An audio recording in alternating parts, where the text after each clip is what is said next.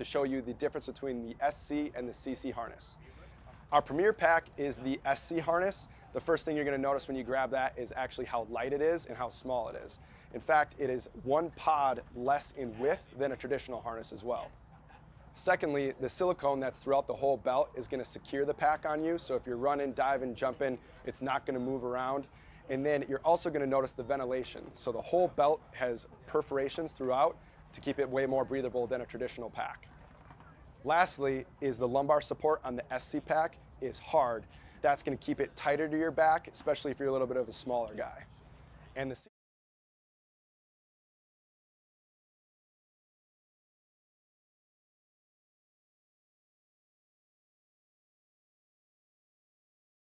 Go, boys and girls. We're live? Yep. Oh.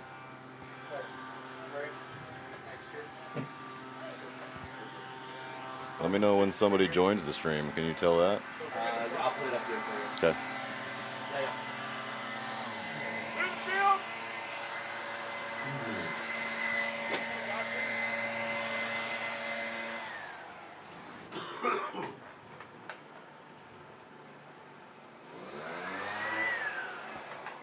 Let me get you your drone view also. Yeah, the nets just need to be like wiped out. Yeah. You can actually see it. I mean, you're gonna have this view though. Yeah. But if I can get.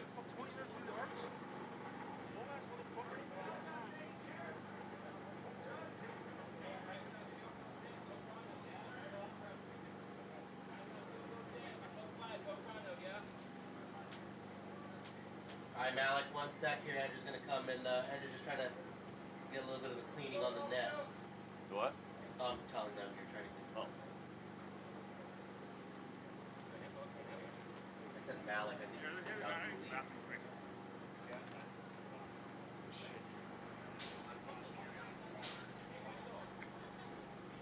You need a rag or something? I need to get on the inside. Oh. You got another rug? Just use one of these.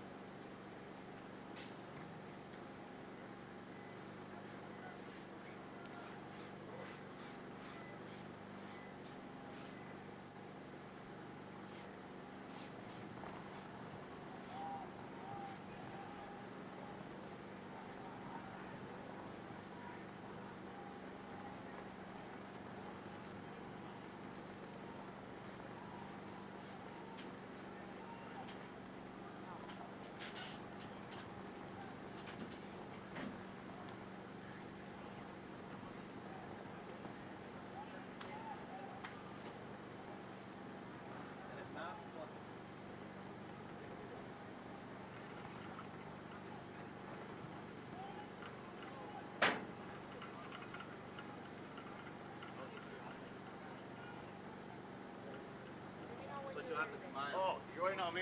You don't smile. I'm sorry.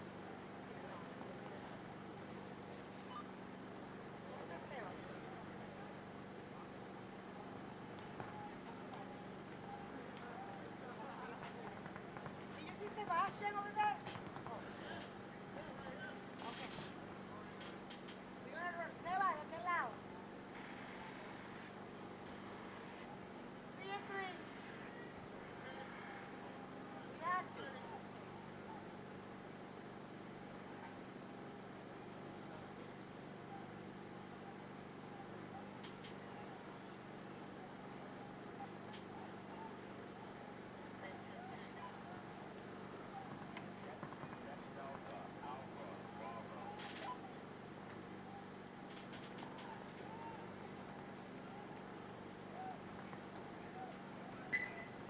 2 minutes.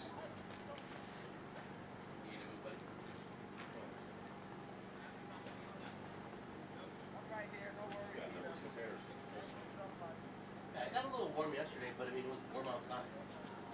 People's air conditioning. It needs a split AC on it. Mike thinks.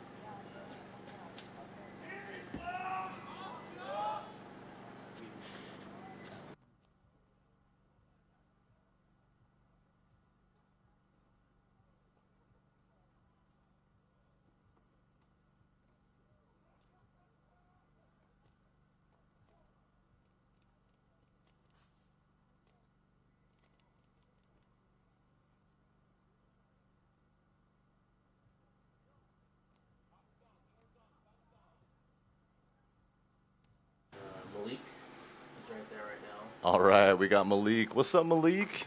It's just you and me, buddy. Right now. My name is Andrew. You might know me from previous events. I have been your commentator for both the WCPPL and the USXBL.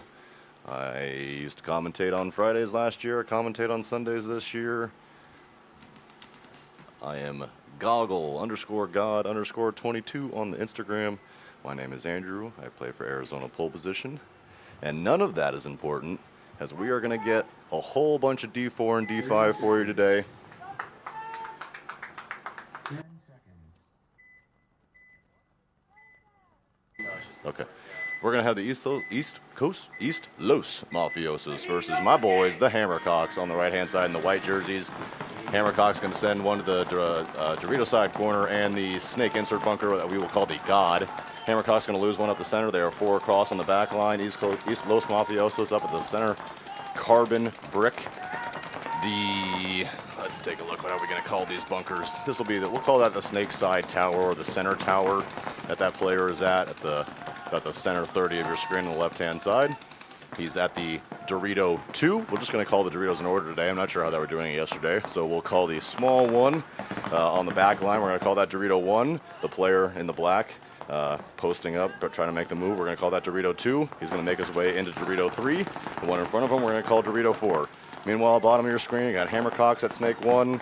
East Los Mafiosos also at Snake 1, mirrored up.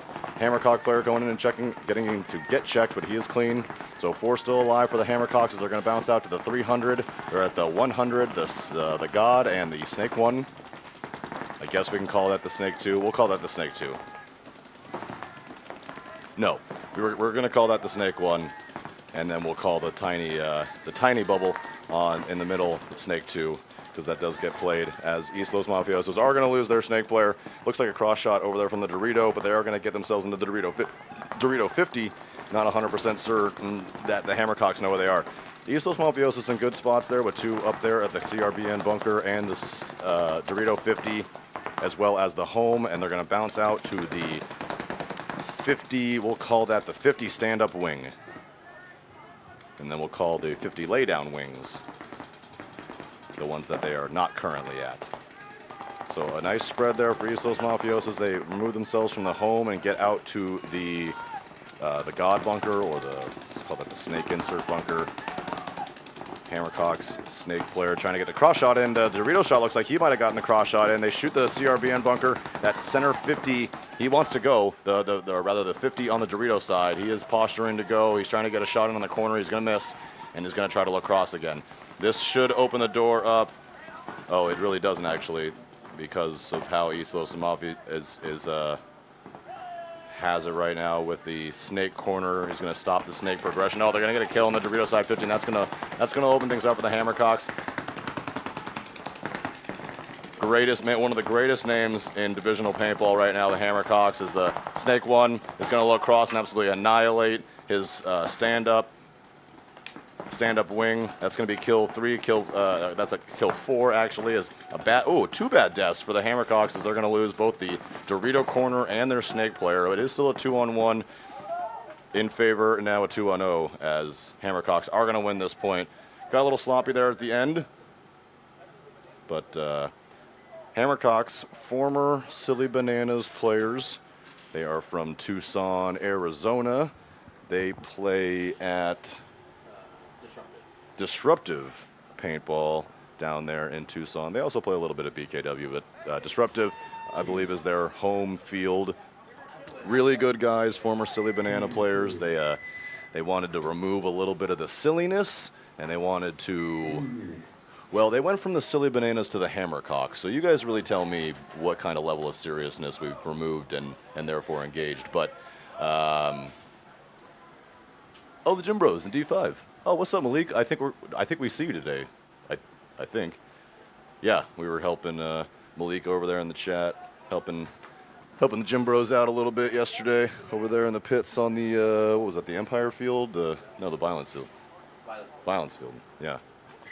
We were talking about the Gym Bros last night. Cool program. I don't know much about them, but I do know that they were a D6 team, a 3-man D6 team that I think played for a year or two, and now have graduated themselves into the D5 division, which is exactly what the D6 division is for. You start play paintball, you get in the 3v3, you decide you like it, you want to move up, you get a couple more players, get into the D5 division, and off on their merry way. I think it's great. So congrats to the Gym Bros. If we play you guys today, not congrats though. So you have to lose. You hear me? All right. Utah Tropics on the right, Heatwave on the left. My guys, Heatwave, also from Tucson, Arizona, playing out of BKW mostly. They are going to lose their center player. I don't think that's Bobby Joe. Oh, now they're going to lose that center brick player. Bailey down here at the bottom of your snake is in the snake too for Heatwave. He is dynamic down there for sure. He can get a lot done. His voice is huge. He is not afraid of laying down the pain and putting on the punishment, as he's going to put his head down, get into the snake 50. He won't be able to look. Yeah, so he's going to immediately look down the tape. He's going to recognize that nobody's there. He's going to try to get what he thought was a poison and just clear out that poison. That was a smart move there. Unfortunately, they just filled out. Oh, and two bad moves from Heatwave, in my opinion, here. They're going to leave the snake corner, and they're going to fill out now up into the middle. Oh, and they're going to try to go get that middle player. They're going to lose. Oh, so this is tricky. So look here in the bottom of your screen. Bailey over here trying to shoot the cross on the Dorito 2. Their player up there, like right in the center of that hot tub there. Yeah, he's going to stand up and he's going to light Bailey's pack up, and he does. And to get himself into the CRBN bunker of Heatwave. Heatwave just down to 1 now. Here they come. Here comes the pain, and the player for Heatwave does get shot. And Tropics are going to walk this one in and go up 1-0. This is Islos Mafioso roster. The next team. I don't know much about the Utah Tropics. I'm going to go ahead and assume that they're from Utah, though. What fields they got up there in Utah, Ryan, you know? You find out. That's where that premier team, right, plays out of their own little custom field, right? Do they have like a real name? Utah Tropics. Yeah. Let's see. Yeah, I can find out. Trying to tell you guys a little bit more about the Utah Tropics, as frankly I know nothing, unfortunately. Vendetta Paintball. Oh, Vendetta. Okay, so that's where they're going to host that big thing, right, with the Dynasty Aftershock thing. Okay. In I don't know how do you say Lel? Lehigh. Is it really? Okay, I'm an idiot. Yeah, I knew. Lehigh, Utah. Utah Tropics out of Lehigh, Utah. But less important, as the Hammercocks and the Islos Mafiosos back themselves on the box. Mafiosos in the purple and yeah, it's really purple and black and white over here under Hammercocks. Hammercocks going to double out the home, take the corner, take the snake 1. Islos Mafiosos getting a good push into the center 50 wing, but they are going to lose their Dorito side attacker. Here comes 3 big moves all around the field. Islos Mafiosos into the snake 2, getting themselves a check into the CRBN bunker and into the right side 50 wing. Hammercocks into the 200, the 100, the home, the snake insert bunker, and the snake corner. So a nice spread from both teams here. Hammercocks going to get themselves even further outside, take the Dorito corner. Dorito 200 on the wrap, looking to push. That Dorito side is pretty blown open. If he can shoot, oh, and he does. Yes, he does shoot him. So I think that's probably a Hoffmeister. He's getting, ooh. I'm not sure if that's a Hoffmeister over there taking. Oh, and he's going to take the walk out of the 300 here. So a good attack to dig the center attacker player out of the right wing. for Hammercocks, but then a bad death as he's going to get picked off. But Mafioso's losing everybody in the meantime as they just have that CRBN player over there at the, or he's the one player at the CRBN bunker rather, and there is the concession as Hammercocks are going to keep 4 alive.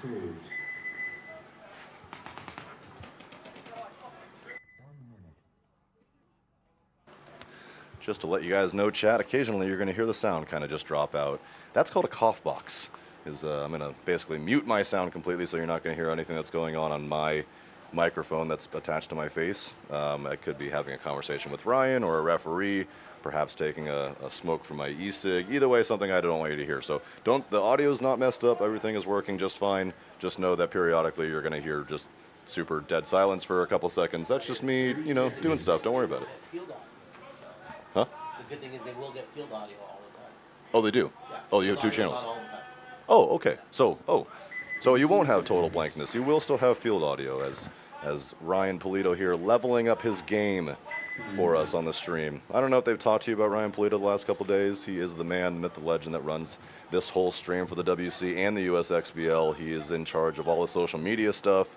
I help him make some of the social media content, and Ryan's really the one that puts it all together, all the graphic stuff, everything that you see on the stream, the drone stuff for both leagues. It is incredibly impressive what he does and how he's able to try to help this league. And if you want to contribute to making this stream better and all the things, hit up Ryan or info@play whatever it is, and he'll get you.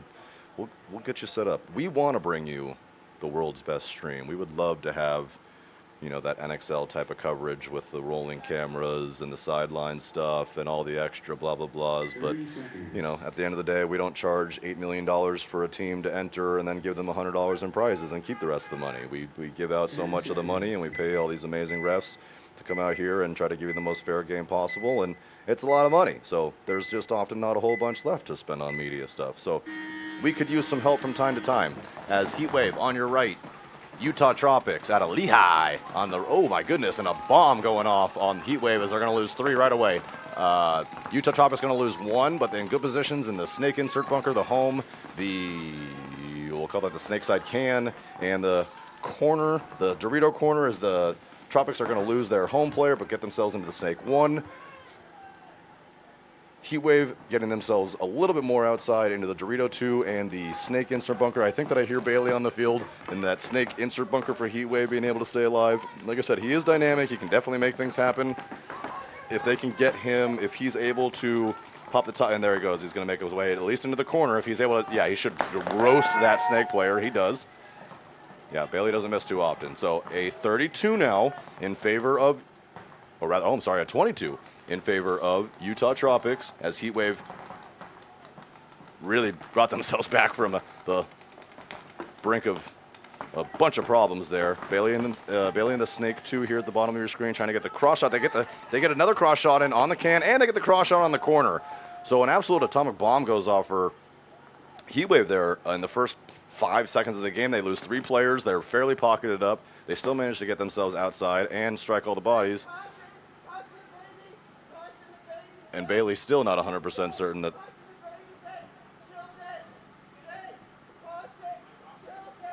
Yeah, he's telling him caution, caution. He didn't see all 5 bodies go off. Bailey, good job leading that team, shooting at nothing.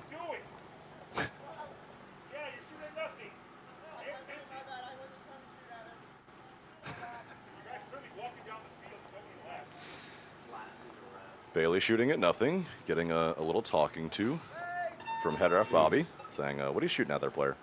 Let's keep your eyes open. Oh, he shot the ref? Oh, he actually shot a ref. Well, that would be why he gets talking to, yeah.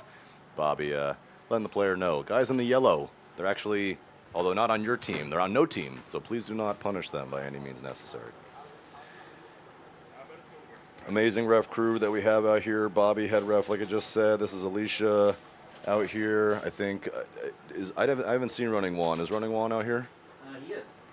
So it'll be you will definitely hear me at some point today make a Running Juan comment where we're going to see one of our amazing running referees think that a player gets hit and slide, as well as any premier player out here to find out whether or not that player is hit. If Running Juan calls you out, it is likely followed by a penalty and a stern upset parent type of look. Like, you know, when your father looks at you like you just like he can't even be mad. He's just like, he's that disappointed look. That is the look that the running Juan will give you if he comes and pulls you out and throws a penalty on you. So we will talk about that when the time arises. But for now, East Los Mafiosos, Hammercocks on your right. Hammercocks taking ground in the center. That's Naughton up there, getting himself into the center brick of East Los Mafiosos is on their side of the field. Let's see what side he decides that he wants to just absolutely clean up.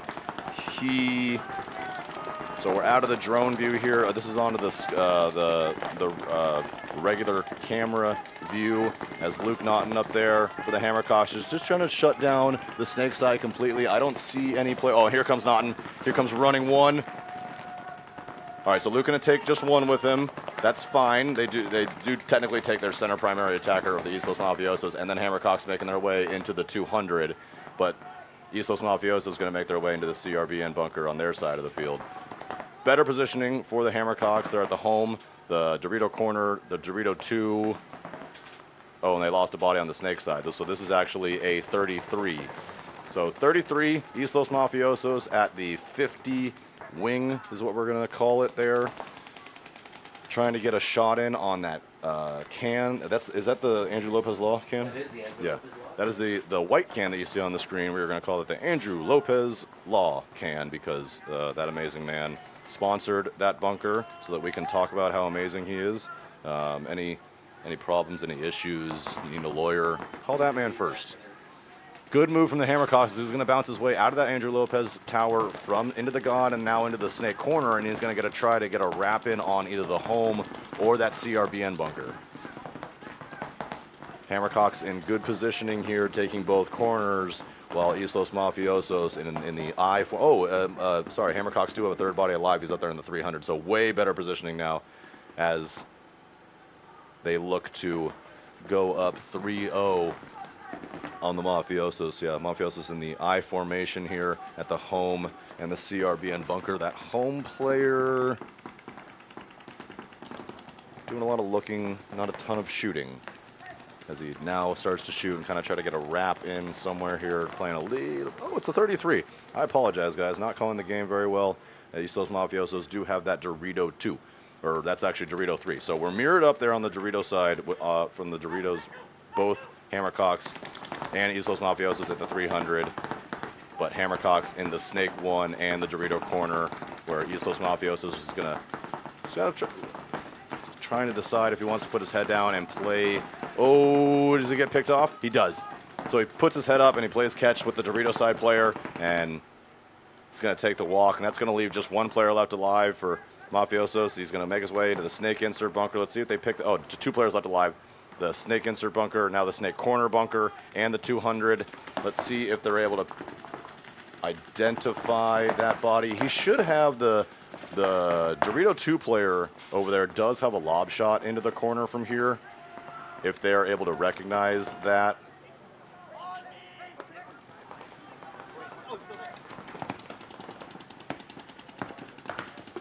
And we definitely have a Hoffmeister at the bottom of your screen as he gets the shot in on the snake player, and that's going to leave nobody's left alive. Hammercock's going to take a 3-0 lead. So well done from my guys, my boys out of Tucson. Congratulations to them. Going up, I shouldn't say congratulations. It's far too early for that. Let me take a look, I guess, before we talk about that, and maybe we look at some scores, see how these teams are doing. D4 is what you're watching right now. These this set, all D4. That's what you're going to see all day today is D4 and D5. At the end of the day, we're going to crown ourselves 2 champions from the D4 and the D5 division. Can't wait to see. Hopefully it is my team, the D5 division, or yeah, hopefully both. Hopefully both my guys. Oh,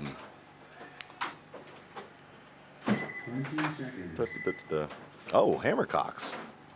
Hammercocks are 2-0, looking to improve to 3-0.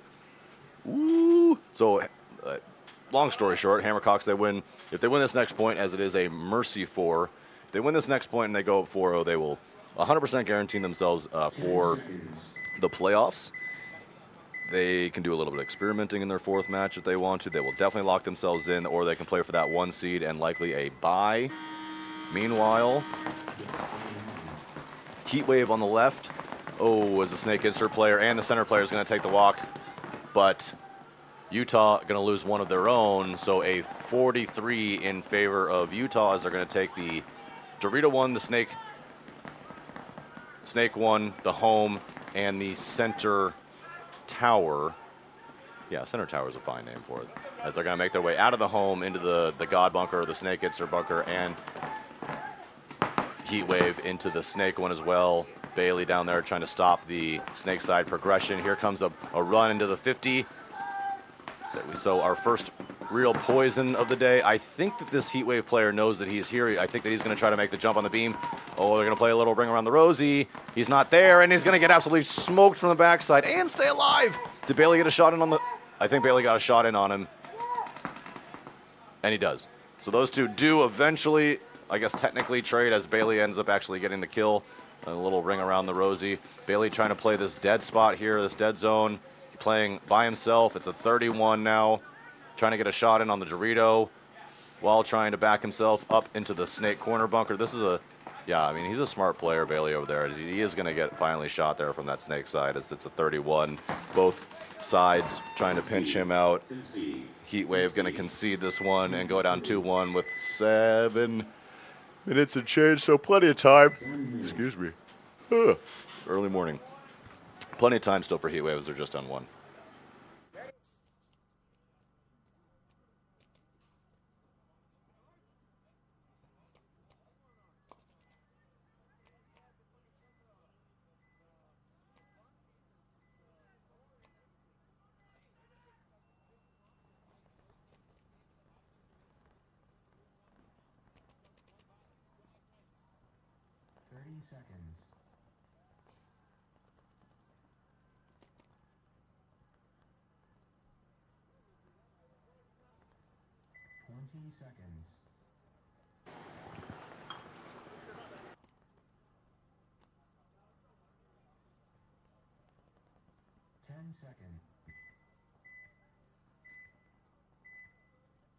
All right, Hammercocks on your left, looking to go and end this one, trying to go up 4-0, punch their way into the playoffs. They stay 5 alive. They take 4 back bunkers, and they take the Dorito side pin.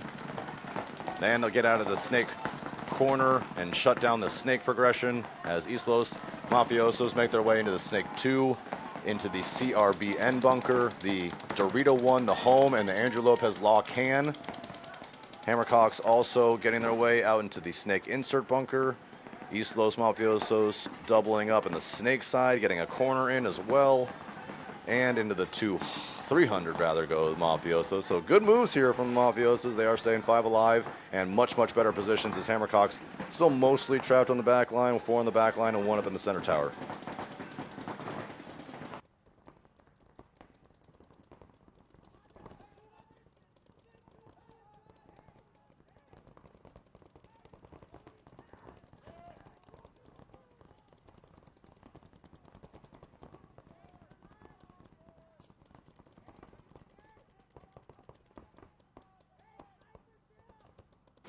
Big move over there for Mafiosos. This is in Hammercock's side of the field, in Hammercock's 400 here. They're definitely going to pick this up if they're able.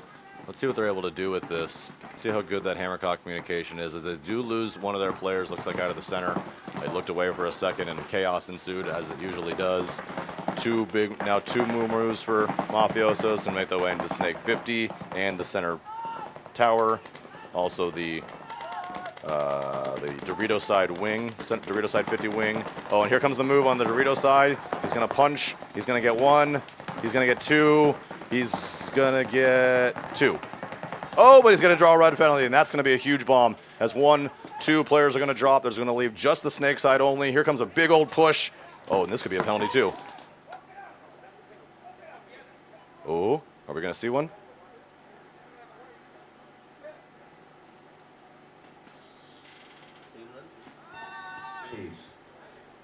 Okay. So chaos ensuing there as the East Los Mafiosos make their way down the Dorito side, run him down. He runs one down, runs the second one down. Unfortunately, it looks like he was tagged somewhere as he keeps running, takes another one with him. That's going to be a red penalty. That's going to draw 2 more out. That's going to leave just the snake side open. Hammercock's picking that up immediately, rushing down the snake side, definitely getting that first kill. Looked like that second call was a little sketchy there, and whether or not that might have been a penalty on the Hammercocks, but refs say there are 3, 4 refs there right there on the sideline watching that whole thing. They say we are good to go, no worries, don't worry. So my player gets a major. This player spins on the second player in the snake and then plays on. So if you're listening, He got 30 seconds. I threw the penalty with your question. Guy in the Dorito. Okay. Picked up a shot on the left side of his body. By my 20 seconds. so I'm just trying to be quiet. It's the East Los Mafiosos coach complaining about basically what I was just talking about there. 10 seconds. So they're debating why the penalty on the Dorito side, why not the penalty on the snake side. He's going to get an explanation from the ref. He was kind of yapping at Bobby up there in the tower. Bobby says, my corner ref, go handle my light work, please. Go talk to that. Go talk to that ref, the coach, and let him know. Utah Tropics on your left, Heat Wave on your right. Heat Wave down 1, 7 minutes to go in this game time. These guys are going to be in X ball, so you're going to see these two teams play for the next 7 minutes of game time, or until one of them mercies the other one. And we'll explain a little bit more of that in a second. Utah Tropics making just 2 moves as their snake player does get shot. Heat Wave losing one of their own. Heat Wave in the Dorito 2, the Dorito corner, now into the center tower and the snake corner. That's Bailey up there at the center. And the CRBN now making their way into the 200 as well. Utah Tropics up there as ooh. Are they going to shoot each other at the 50? Oh, and he shoots Bailey.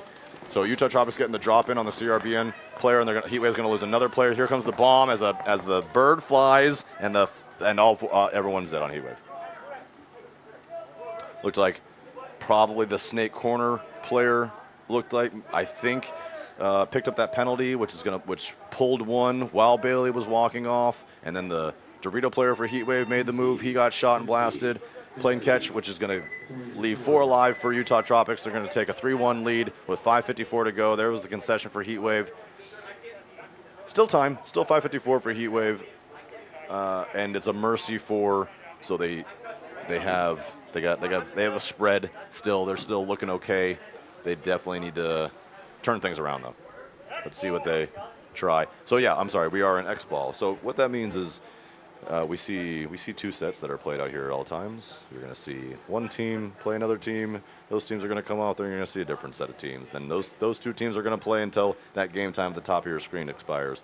If one of those sets of teams beats the hell out of the other one too quickly, then that's going to leave just this set of teams, just this Heat Wave and Utah Tropics that have stuff to play for because the other match is over, which means we are going to see just these 2 teams and only these 2 teams for the next 5 minutes and 54 seconds of game time, or until one of them mercies the other. So what that means is when the game ends, like it just did here about a minute ago, a 2-minute timer will start. Every single one of those players on the Tropics and the Heat Wave need to get themselves off the field, need to get themselves air, paint, a new game plan, wipe down, water, all the stuff and things that they need, and back out to the box in that 2-minute time. So it does make things more difficult as you don't have that other game to essentially watch and wait. Things go a little bit quicker. That's why we award teams with a timeout. Each team is awarded a timeout. They are... Roderick is going to beat me up. I'm fairly certain that they're 1 minute, but they might be 90 seconds. I'm second-guessing myself. Either way, it gives the team an extra 60 to 90 seconds of break time to collect their thoughts, collect their breath, get more paint on their back, get their game plan from their coach, decide what they want to do, what their lineup's going to be, et cetera, et cetera. So I think that we did have one of those timeouts called because we still have a minute left here. Definitely somebody took a timeout. I don't know which one. Heat Wave making themselves onto the box, which is likely to mean that Utah Tropics took the timeout. They're saying, we're chilling. We're big chilling. We don't need to rush out there. We're up 3-1. We need to run our guns, stay in our zones. Heat Wave now knowing they need to push a little bit harder. Time, not necessarily the issue, more just the spread. They got to put up points, and they got 6 minutes to do it.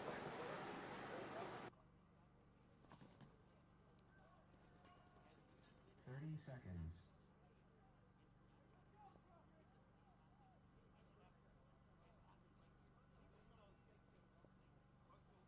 20 seconds.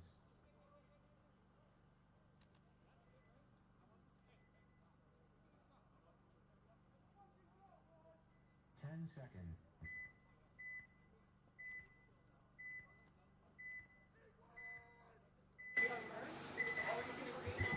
So here we go. Tropics, Cuddle Puddle at the home, doubling that. Trying to run those lanes. Heatwave doing a good job of getting themselves into the 50 wing and getting a shot in on the home player. So, and into the Snake 50 goes Heatwave as well. Bailey making themselves available, and he's going to get a cross shot on the center tower. And a 53 in favor of Heatwave as they're trying to close this one in. Still a home, a Snake insert bunker, and a Dorito 2 player for Utah Tropics. But here comes 1, 2, 3 more moves from Heatwave as here comes Bailey coming streaming all his way down the field. He's going to get one player move. He's going to absolutely light up the home player and give the Dorito 2 player a large back massage. And here comes his Heatwave friends to come tap the buzzer and get themselves in less than a minute. They're going to score this point. Well, less than a minute-ish, depending on when they hit this buzzer here. Like I said, no problems in terms of time. 5 alive for Heatwave and a point in less than a minute.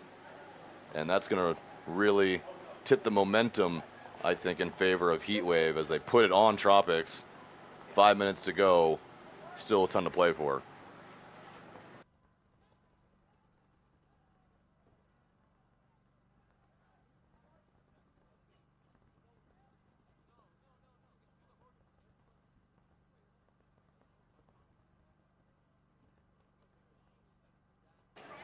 Heatwave also not having the world's best day yesterday, going 0-4 and 2-4, losing both games. So they definitely, their bracket, as I'm looking at it now, is a nightmare. They're just nothing but ties. Every Utah Tropics has 2 ties. Tension has a tie and a win. Exodus has a tie and a win. Velocity Gold has 2 ties, and Heatwave has 2 losses. So Heatwave technically not out of it. They need 2 wins for sure, and then they need a little bit of help. But they could definitely, I mean, technically, they could not win this bracket as Tropics. Well, no, they can't win the bracket, but they can definitely get into playoffs with a little bit of help. We will take some, how many? Oh, we're just taking 20 teams. Just kidding. So the way the brackets shake out, it looks like we're not going to have any wild card teams. That being said, Heatwave needs a little bit of extra help here. They definitely need to win these games. And they're going to need a little bit of help, it looks like, probably from Tension. As Tension with a little bit better of a second place position in this particular bracket. Yeah, Utah Tropics, on the other hand, with 2 ties. They went 2-2 in the first one. They went 2-2 in the second one. And leading here, a win here likely puts them in. Tough position, not a position they love to be in. My D3 team was in this position on Friday with 2 ties, and it's not fun as Tropics are going to lose their snake side player, and here comes a bird. Yep, Tropics bomb is going to explode. They're going to lose 3 players in the first 14 seconds. Oh, they just lose 2 players. I'm sorry, I didn't see him at the bottom of your screen there. So a much smaller bomb as Heatwave also going to have a mini bomb go off on their side of the field, and immediately we have a 33 in the first 35 seconds of the game.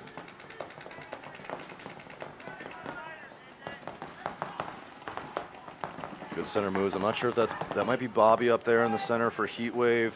Bobby Joe making magic happen. Is that Bobby? Look at me, Bobby.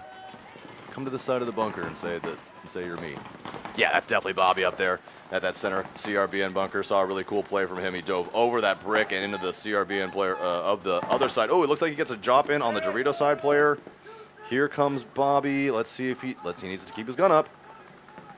He definitely knows he's in the CRBN bunker. Bobby is not afraid of some pain. He will definitely come and lay that.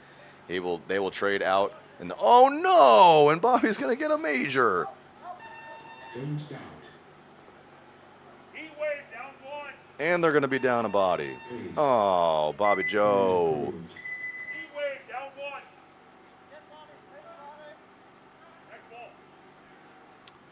Oh, so my guess would be, it's just tough to see from just physically how far the angle is, that Bobby would have gotten shot as he initially engaged that CRBN player. And because he was already shot, then when he went streaking down the field and traded, that is a red flag penalty. That's going to pull out Bobby and 2 of his friends. Unfortunately, they didn't have two friends. Bobby only had one friend left, which means that Heatwave is going to start down a player on the next point because they owe that body. So not only are Utah Tropics now in a better position, up 4-2 with 3 minutes 47 seconds to go, but they're going to be playing a 5-on-4 to start the game. Like I said, we are in X Bowl, so you're going to see these two teams play right away here in the next minute 12.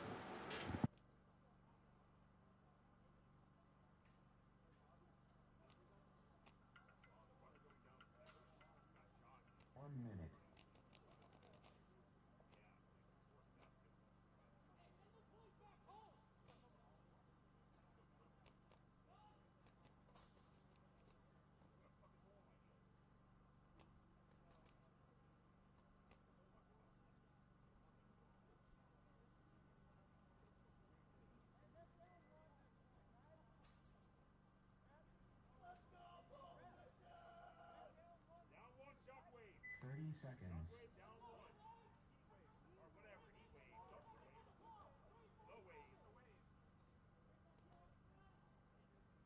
20 seconds.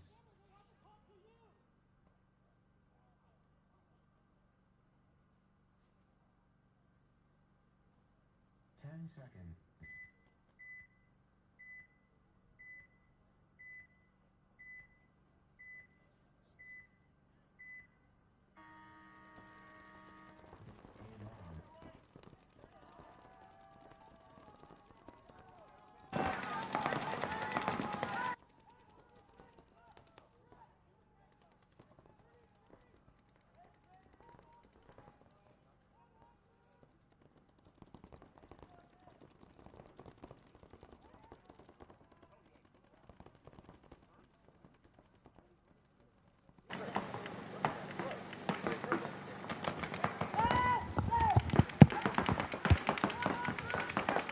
Heatwave on the left, 2 bodies left alive versus 3 bodies left alive for Tropics. So Heatwave doing a decent job trying to get themselves a little bit wide. They are definitely wide now at the 300 and the snake corner. And the snake player is not taking any pressure. He needs to put his head down and needs to get to their side of the field, and he can change this game up and he can put Heatwave back in the game. Come on, players. Trying to identify the bodies here. Maybe he thinks that there's something in the snake. There's definitely not. He has absolutely nothing to worry about as Tropics. That Tropic center player makes his way into the 50 wing from the CRBN player. Oh, and they get a shot in on Heatwave's Dorito player. Just going to leave the snake corner left alive. Now pretty unlikely that that player is going to move. Unfortunately, now is really the time where he should. Oh, and he gets shot in the dome. Plays catch with Tropics, as Tropics is going to win this one too. Go up 5-2. Take a 3-game lead with just 2 minutes and 11 seconds to go. So Heatwave in a bit of a trouble here. Good news we just saw from Heatwave, they are able to win a point in under a minute. They are going to need to do that 3 times in the next 2 minutes 11 seconds. But they're quick. I know that they operate well, and they're going to give it their merry all, that's for certain.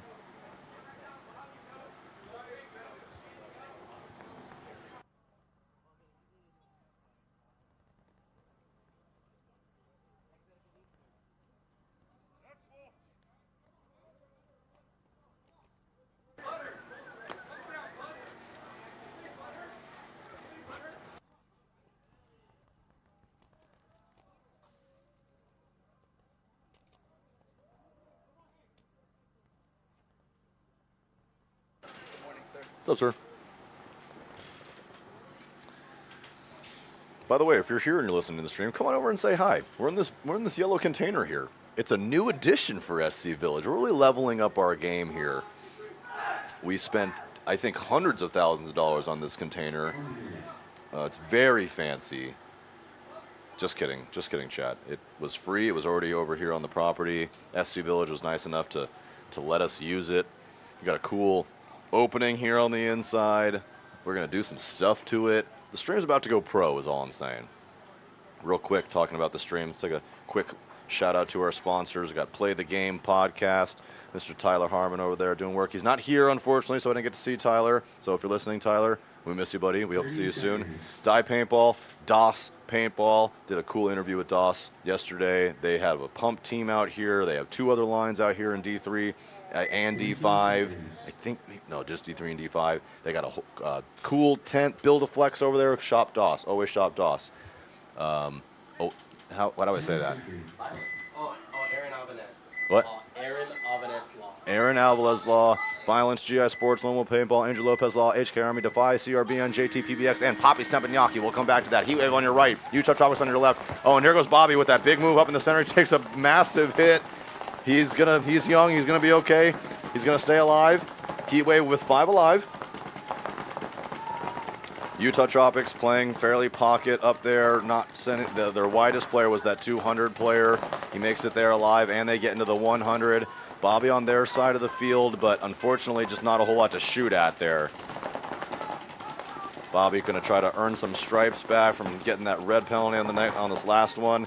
I don't know if he knows that there's a 200. If he doesn't, oh, and here comes your poison. So I don't know if Utah knows that there's a poison, but he's about to find out. So he's going to put his head down here. He definitely does not know there's a poison, as he would have already gotten his absolute head ripped off. He's going to look inside and give Bobby a back massage. No, Bobby's going to get on him first.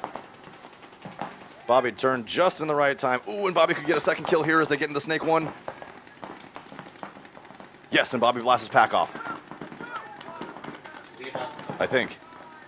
60 seconds. Bounce off the bunker. I see the refs on the other side saying he's good. Oh, here he comes. He's going to try to check the corner player. So Heatwave just trying to keep pushing. They need to push harder as they do get another elimination. But they still have 2 bodies left. Ooh, and that Dorito 1 player going to take the walk. Still a Dorito 2 player. Bobby definitely doesn't have any idea. Now he does. Bobby going to roast him. He is going to stay alive. He's going to hit the buzzer. Nice job, Bobby. So Bobby getting himself, I think, a 3-pack there, making his way into the CRBN bunker on the other team's side of the field, doing work, making up a little bit from that red flag on the last one. Awesome.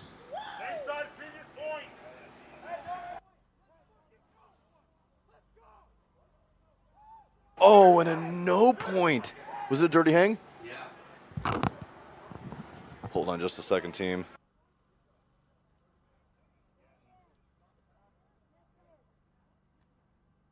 And unfortunately, Bobby was hitting the pack, and he was the one that hit the buzzer. That's going to be a major. Heatwave had enough bodies to pull, but unfortunately, they're not going to get the point. So all of that work over the last minute or so for naught, as they are going to stay down 5-2 now with just 30 seconds remaining.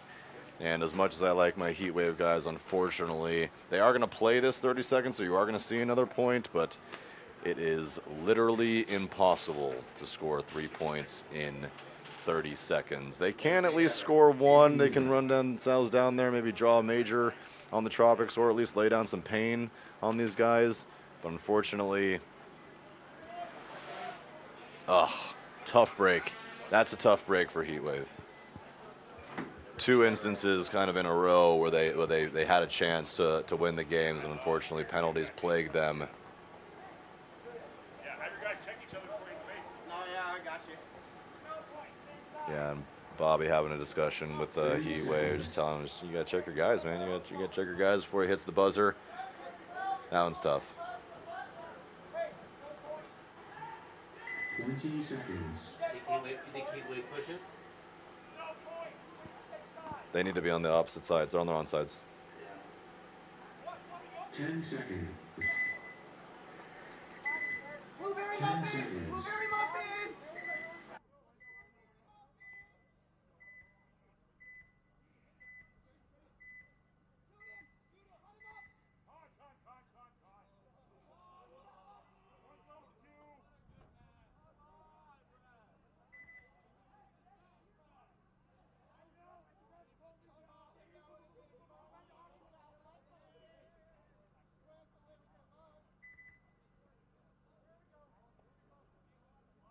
So I muted my mic there. We're just having a little bit of discussion. I thought the teams were on the wrong side. Thank you. Is that for Andrew or for me?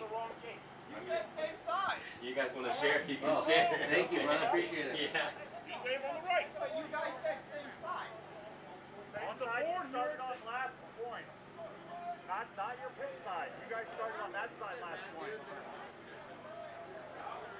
So we're just having a discussion, trying to figure out what side of the field these guys are supposed to be starting on. I am fairly certain that because it's no point that Heat Wave should be on the right. I think that it should be how it is on your screen, where Heat Wave should be on your right and Utah Tropics should be on your left. Currently, they're set to the other side, but I am fairly certain that they should be switched.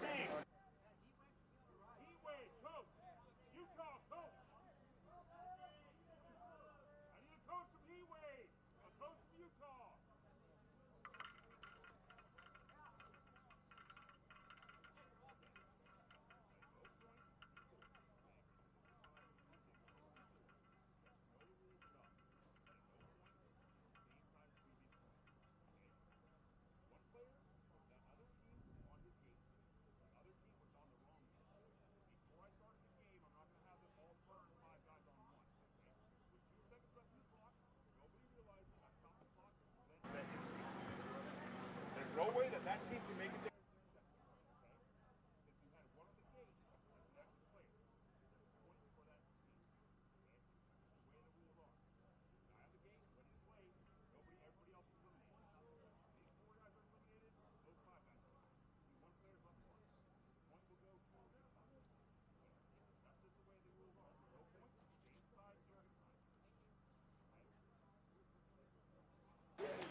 So this was a really interesting play here. They're done. This is Mercy 4. Yep. Tell them, because they're about to play it. Yeah.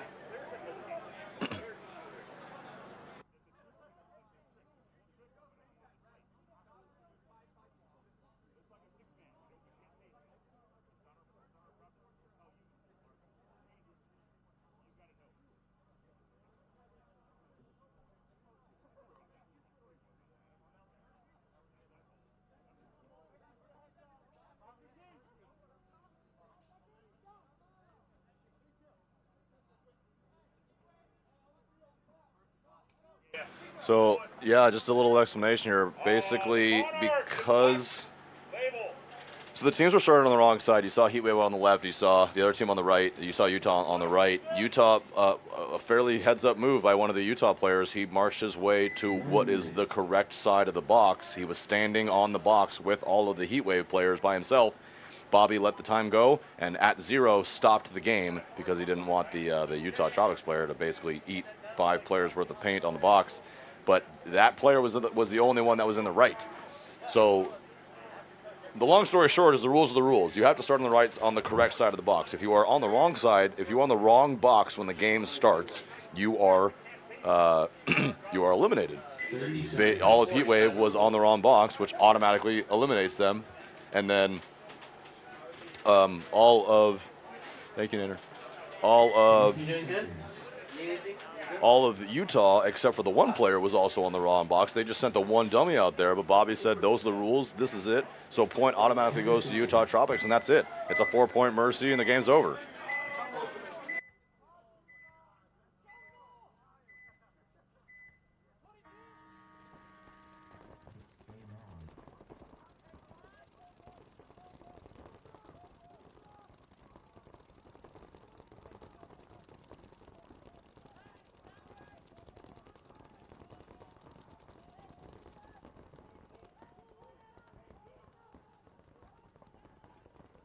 Trying to get a score in on my own, guys. Sorry about that. We got Monarchs and we got my boys Black Label on your right-hand side of the screen. They are from Phoenix, Arizona. They play out of AZ Battle Zone and APC, the indoor field, one of the only indoor field in Arizona. As Black Label is going to lose their center tower player,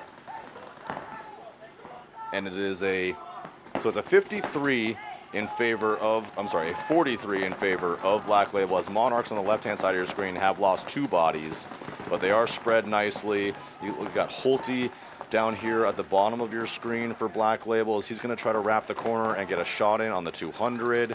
Let's see if he puts himself and goes, as Monarchs are going to lose another player, and just 2 bodies left alive, a 42 now in favor. Oh, and Holty's going to have a bad death over there in the snake corner. Bad death from Holty. You got to get yourself into the snake. Put your head down, go to the other side of the field.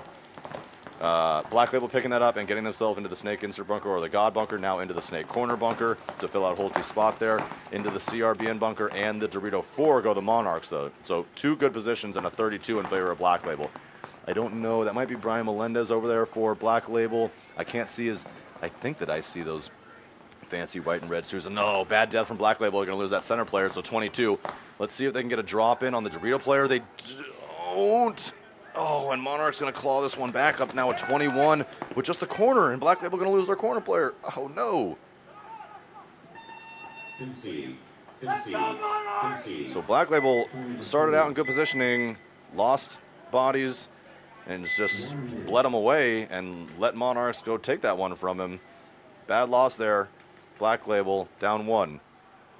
Now Exodus and Team Velocity Gold. I'm fairly certain that these are both California teams. I don't know much about either. Fairly certain that we played Exodus. My team played Exodus, was it at the ASG series? Oh, we don't talk about that. I don't know. It doesn't matter. Exodus is going to be on your left. Team Velocity is going to be on your right. This is more D4 stuff, so this is going to be a Mercy 4. When I say Mercy 4, by the way, at the scoreboard at the top of your screen there has to be a difference of 4 points. It is not a race to 4 games. It is a difference of 4 games. So you need to be ahead of your opponent by 4 games in order for the game to stop, or you need those 12 minutes of game time to expire. Whichever one comes first. 10 seconds.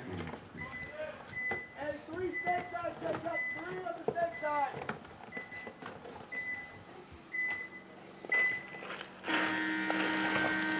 It's game on. Exodus on the left.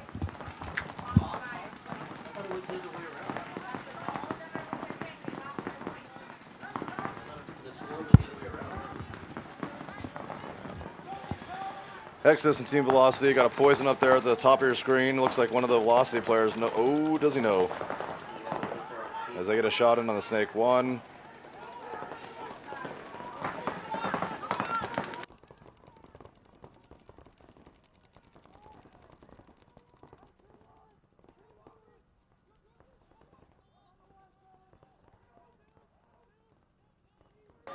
Those center players are going to make the trade for Velocity and Exodus, as Exodus just with 3 bodies left alive. That Dorito 300, the home, and the Snake insert or the God bunker there at the, oh, and they do have a Snake 1. The turf is a little bit dark in some of those sliding spots, and those with the black jerseys, it is sometimes difficult to pick them up. Oh, look at that, leveling up again as we got a, throw that bird. There he goes. There goes the yellow flag as they're going to lose those back positioned players, does Exodus, just now in the 300 and the Snake 1, as Brian over here doing some work with the iPad, letting you know where the players are. He can do really cool stuff with this. Actually, he can tell you like kind of like where they're shooting and like highlights and stuff and this and that. This whole like yeah, see that? That's the lane that he's shooting. Oh, and as he gets smoked up, he should have drawn an arrow the other way. As that play is going to get an X arrow. And there goes another elimination. Oh, and another penalty. So 2 penalties for Exodus. So they're going to lose 4 bodies for free from penalties, and Team Velocity Gold on a crazy little game there is going to win that point, go up 1-0 with 10 minutes to go. Actually, the exact same amount of time, 10 minutes 9 seconds, I think, on both games. As we're going to see Black Label and Monarchs back up here. Let's give you a little bit of score breakdown on these teams. I know Black Label struggled yesterday. I was helping them in the pits a little bit. I did design them a play that worked. They still owe me $400 for that game plan. As I told them, it is $400 per game for my coaching abilities. They haven't paid me though, unfortunately. So I have to, yeah, I have to figure that out with my boys at the Black Label. More importantly though, their score, they are 0-2. Going 2-4 and 2-3 yesterday against the Hammercocks and High Rollers. So they've got the Monarchs and I think East Los Mafiosos. So they definitely need both wins, and I think they're going to need a little bit of help from the High Rollers that they're trying to make it in. Bye, DRP. Ryan will get that off your screen in a second. There it is. And Monarchs on your right, Black Label on your left, as Monarchs going to lose their Snake side attacker, but bounce out strong to the Dorito side, take the Dorito 2 and the Dorito home, I'm sorry, the Dorito corner, and make their way from that Andrew Lopez Law Tower now all the way into the Snake corner. So Monarchs recognizing that they were a little bit thin on that snake side, bouncing out correctly. Meanwhile, Black Label at an interesting kind of stagnant position. Oh, they lose their first side attacker there. Snake side, oh no, they do have one. Black Label does. That's going to be, yeah, that's Holty down there at the bottom of your screen for Black Label, trying to get some work in on the snake. Snake one now matching him for the Monarchs. And I hear a Kyle, so Kyle Clayton out there for Black Label. I think that'll mean that Kyle is playing the Dorito side, and I think that means that, so that could be Davo up there in the center playing the wing. That could be Curtis. Curtis is real tall. A little tough to see which of my Black Label boys are up there, but taking 2 good positions, 3 good positions. Here comes a run from the Black Label. I believe that's Brian Melendez over there, as he is going to take that Dorito player with him, and just the Dorito 1, or Dorito 2, I'm sorry, the Snake 2 is going to retreat back to the Snake 1 kind of wing there. I think, yeah, it looks like, yeah, Black Label has that shot on him. They are going to shoot him up, and Black Label going to even this one up 1-0. Nice job.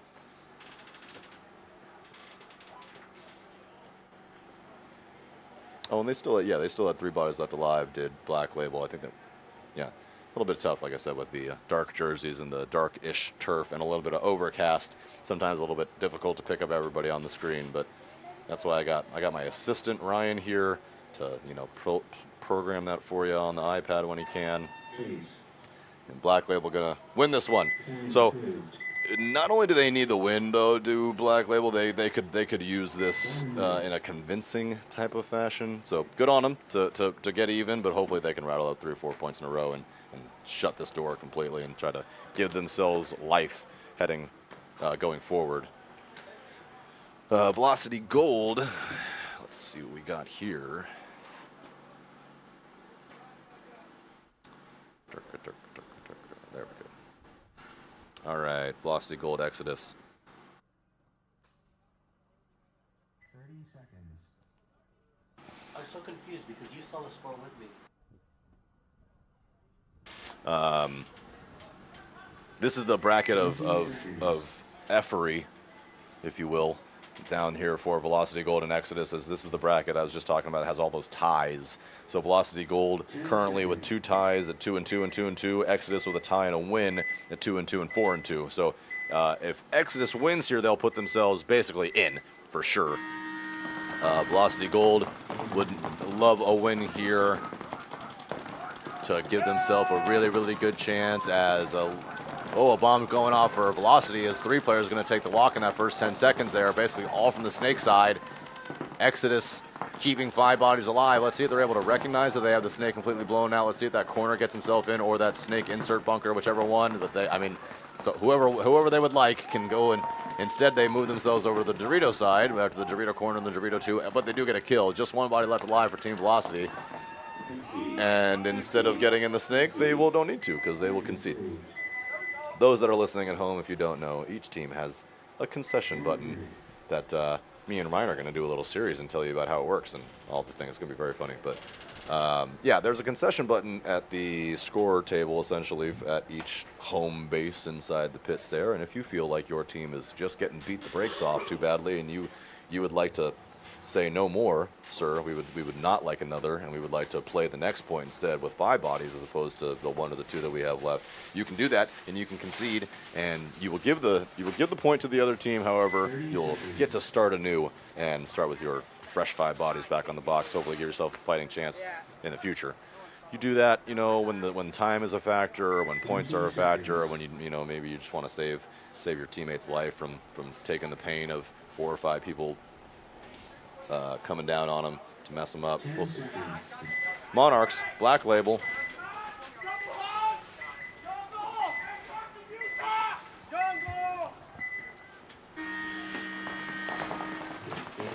Black Label getting into the Dorito corner, being matched, but they do shoot that Dorito corner player.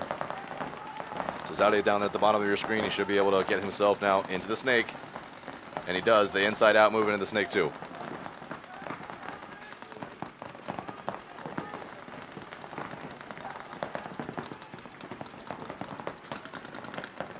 That's definitely Curtis up there at the CRBN bunker for Black Label. I think that I see Brian Melendez's fancy white shoes over there in the Dorito corner. Maybe that Dorito side pin. And then I think that's Davo down there towards the bottom of your screen at the what would be the snake insert bunker.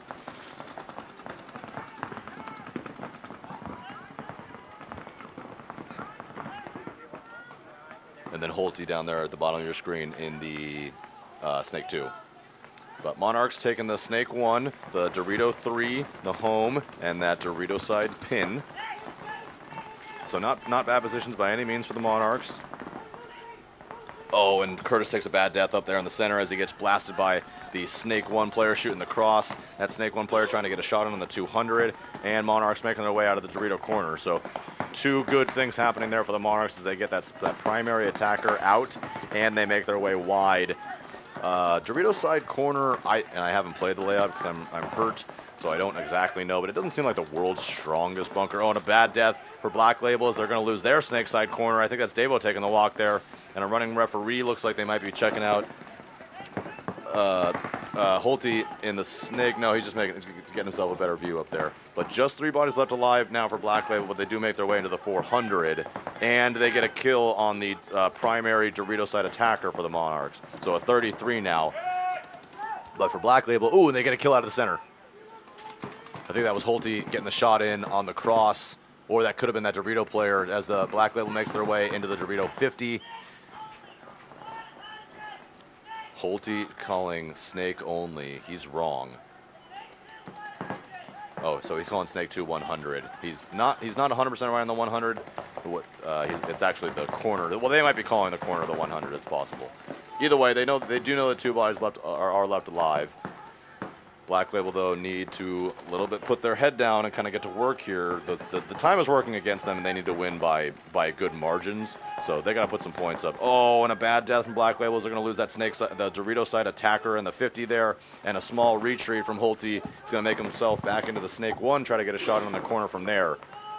Unfortunately, he's going to give up the tape for the snake of the Monarchs. So now the Monarchs player having the snake. Oh, and a one-on-one as we get a trade. Snake 1 player and the Black Label player on the Dorito side are going to both take the walk.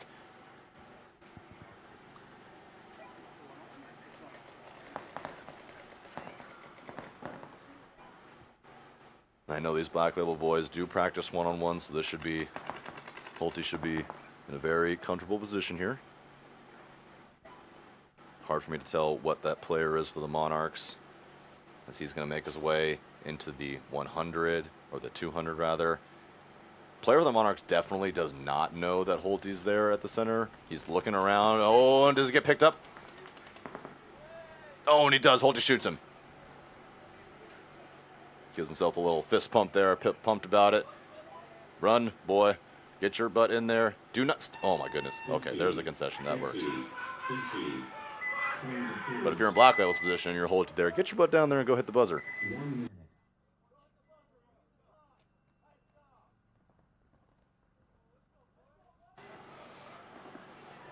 That was me yelling at Holty, telling him to go hit the buzzer quicker. How you doing, man?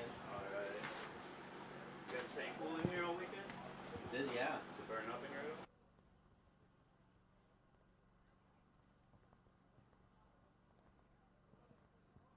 Chilling. So Velocity, No. Gold, and Exodus again 1-1. Let's see if Exodus can stop the penalty bug, as they got 2 in that last one there. That was tough. See that reel I posted the other day? Of Alliance and shit? That dude got his mask knocked. Oh, yeah, the ref took on him, right? Yeah. 10 seconds. The Sandy. He's gonna be the Sandy. The ref did it. No, yeah. And like I said, all that happened. Here we go. Exodus on the left, Velocity on the right. Playing a little bit of a blind spot there is Exodus, as they kind of triple the home, but not really. Plays a little bit of a dead zone, then makes its way out to the Dorito side, or the Snake side. God bunker, and they do get a kill. So a 54 in favor of Exodus. Little cuddle puddle in the center home. Robert Jordan, I don't know if you're listening. It's a shout out to him and his cuddle puddle. That's how he describes when you double up the home bunker there. Full pocket for Exodus as their widest body is that snake insert bunker, that God bunker. Meanwhile, Velocity into the 300, but Exodus making their way into the Dorito corner now as I said that.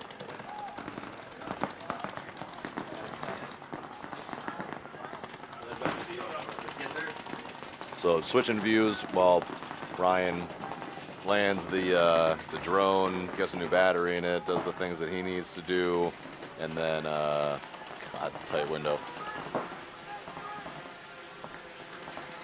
Watching him land this drone. Yeah, drone obviously doesn't last forever, so you gotta take it down periodically so we can pop a new battery in it. Ryan needs to do his things as he has 4 fields to run and keep the stream going alive and stuff like that. So normally when you see, oh, and here's gonna come a bird. Yep. Yeah, there goes a bird. As a running referee, gonna pull that center attacker player for Velocity as he was shot. He's gonna pull that Dorito player, and I think it's just gonna leave either 1 or 2 bodies left alive for Velocity, as Exodus in much better positions in the 300, the Dorito pin, the center tower, and there is definitely, oh, and 2 more bodies on the snake side. So all 5 bodies still left alive for Exodus as they're gonna look to shut this door on the 1 or 2 players left alive for Velocity.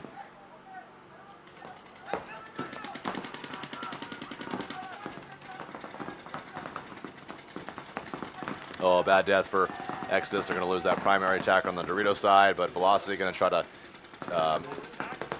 make some forward forward movement rather, but he's going to get caught on his way up. Definitely just 1 body left alive for Velocity. He's going to be out of your picture at either the God bunker or the snake corner. I'm not 100% certain which one he's at. I just can't. They doubled up the nets at SC Village on the snake side and put an extra layer of netting here, and then the nets got really, really dirty with a dust storm, and they just haven't been cleaned off, and so it is. I physically can't see through the 2 layers in the places where it hasn't been cleared off. That's why better that the drone will pop up and give you that better angle.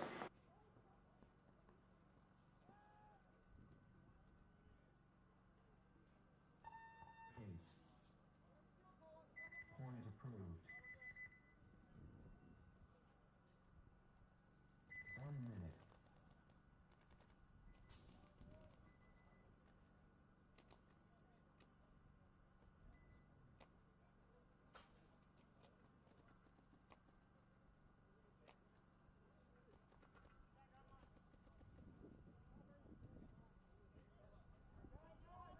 Give him my gun. Give him my gun.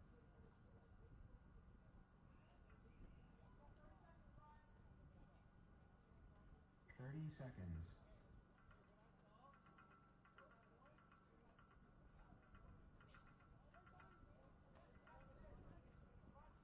20 seconds.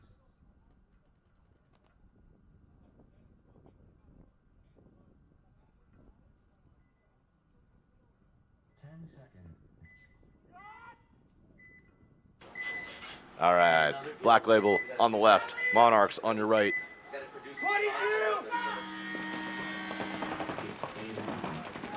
Greg Olson making his way up to that center tower, now trying to make his way into the CRBN bunker. He does make it there and makes it there alive.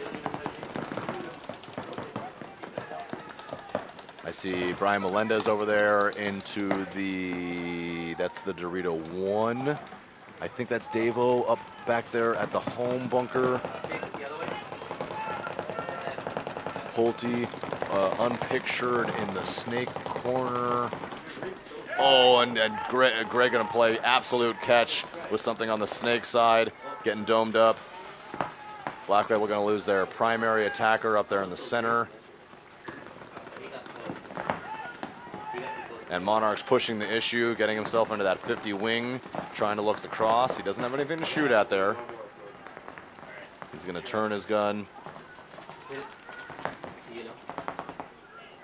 And there's your up view for you as the Monarchs with 4 alive and in good positioning over there at the 300, the 200, that 50 wing, and the snake corner. That snake corner trying to stop Pulte from getting himself into the snake down there at the bottom of your screen for Black Label. Brian Melendez making his way into the 200 though for Black Labels. They're going to try to get, I think Brian can get a shot in on the Snake 1 from there, or the Snake 2 rather from there.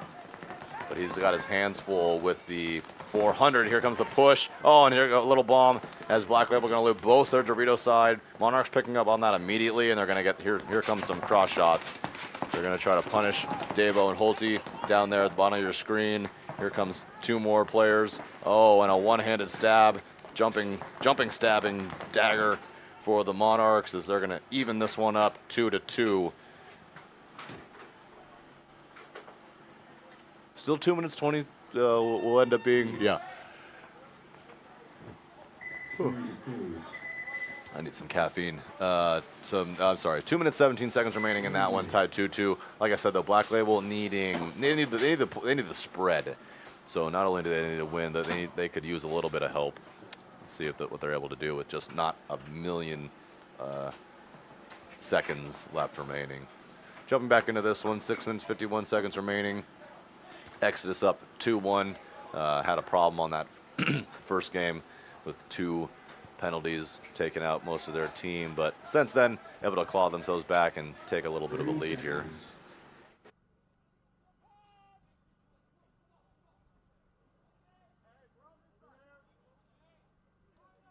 20 seconds.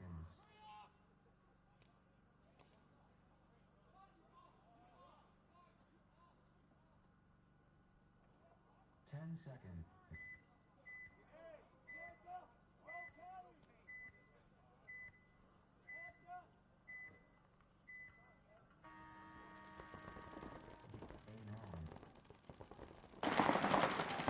Oh, and a big move from Exodus, making his way into the 400 on the rip on that inside-out move. I haven't quite seen that. We tried that, the inside-out into that Dorito side brick, which was effective, but he took the extra step and got to the 400. Let's see what he's able to do with it. He's safe from the corner, from that Dorito corner from there, so he can choose to wrap that and try to get a shot. Oh, and instead he's going to shoot the CRBN player. He knows he's there. CRBN player for Team Velocity shoots him, and out goes that primary attacker for Exodus. And Velocity makes their way into the 300 on the Dorito side as well. Still 5 alive for Velocity as they're going to make their way into that 50 wing, now into the 400.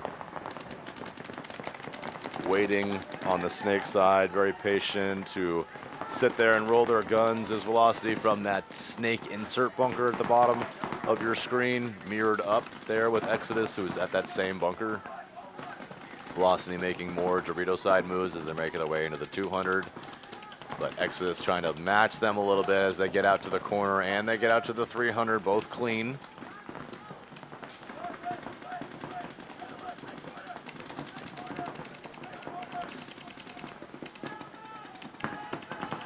Another free move for Exodus as he makes his way into the Snake corner. That's something I've definitely been seeing a lot from this layout, is a lot of like very free secondary moves from players from bunker to bunker with basically no resistance. Exodus player going to make a small tactical retreat from that center tower over there into the Snake insert bunker. Apparently not liking maybe the pinch that he was starting to receive as yeah, I mean, that center tower with Velocity being in the 400, the wing and the Snake corner definitely probably could land a shot in on that Exodus center player. So probably a good tactical retreat there at the same time. Exodus losing again their primary attacker on the Dorito side. So just 3 bodies left alive for Exodus. And here's a run from Exodus, but he's definitely going to take the walk. That was never going to work.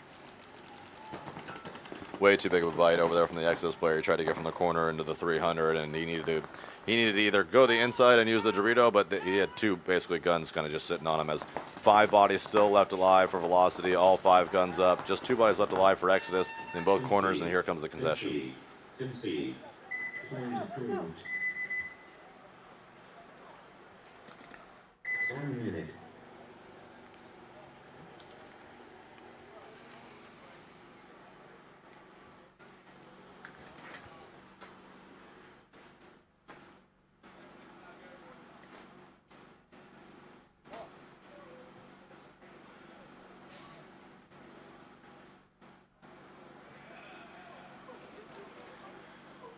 Meanwhile, getting the bad news about my own D4 team. It's going to lose again. 30 seconds.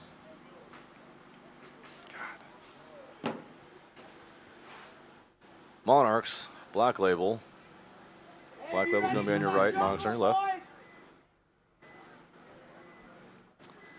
Monarchs 0-2 as well, so very important for both these teams. Both these teams needing, 10 seconds. not only needing wins, but needing more dominant wins. Monarchs with a .25 better margin, or no, actually it's the exact same margin. Yeah, both these teams, they're kind of canceling each other out, unfortunately. It's a good match that we're seeing here, as Black Label is going to lose their home player, but it's just unfortunate. They're kind of without two whoa, and 3-4 moves all at the same time for Monarchs as they take the Snake one, the center tower, the Dorito corner, but he gets shot. Now they take the CRBN bunker, and now they bounce all the way out to the Snake side corner. So yeah, like 4 moves all there in a row for the Monarchs as they do lose 2 bodies. Black Label with 3 alive. I'm trying to count the players. I'm just trying to see if anyone's hiding in that 200 or 300. Yeah, that's a person. Yeah, 1, 2. Oh, is this going to be a penalty? No penalty. Nope, there's the penalty. Yep. Yeah, so it looked like that Black Label corner player. I'm not sure who that was. Looked like he got shot. Oh, and just there goes everybody. Black Label with just 1 remaining. Greg up there. Oh, that's Zach. That's Zach Dowdy up there doing some absolute work. He is a monster in the center, and he will punish you. But unfortunately, he can't do it himself. He did give that 50 player a little back massage, asking the ref about some things, but not enough, unfortunately, for Black Label on that one, as they're going to go down 3-2.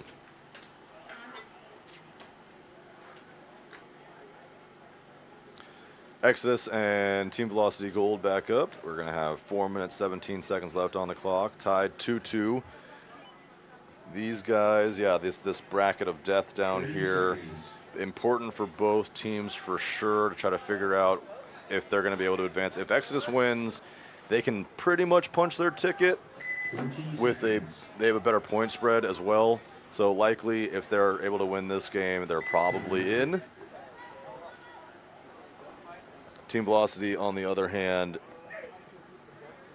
I mean, they're certainly not out by any means. If they win the next 2, they certainly have a fighting shot. This is a weird bracket with all those ties. It's something what Arizona pole position our D3 line was in on Friday. We had a win, we had 2 ties, and by our 4th game, we knew if we won our bracket, and if we lost, we were out.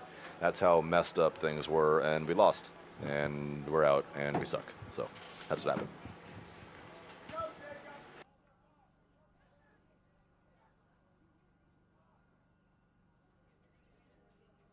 Seconds.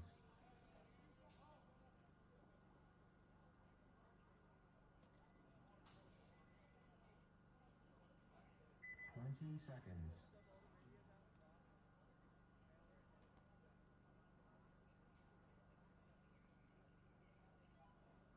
10 seconds.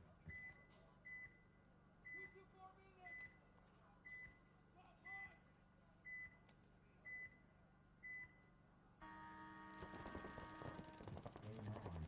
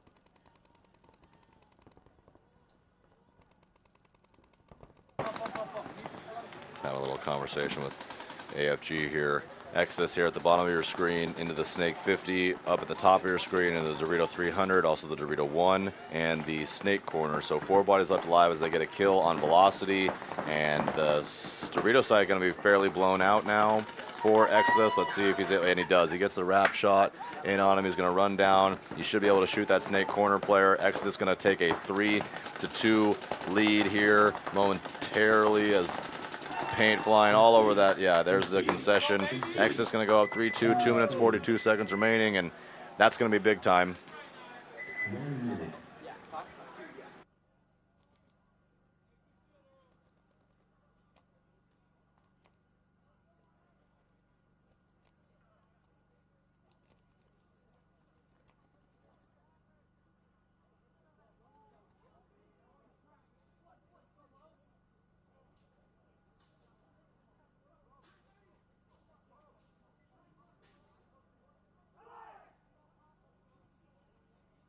30 seconds.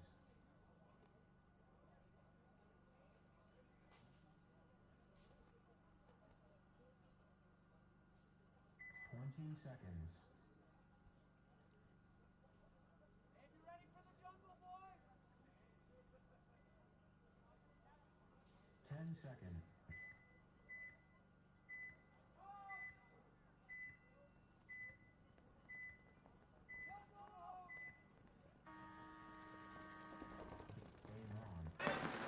Oh, Black Label taking big bites. They're oh, here, woo, a little spinzaroo for Black Labels. They do get themselves into the CRBN bunker of the Monarchs with little extra trickery there, a little extra flair.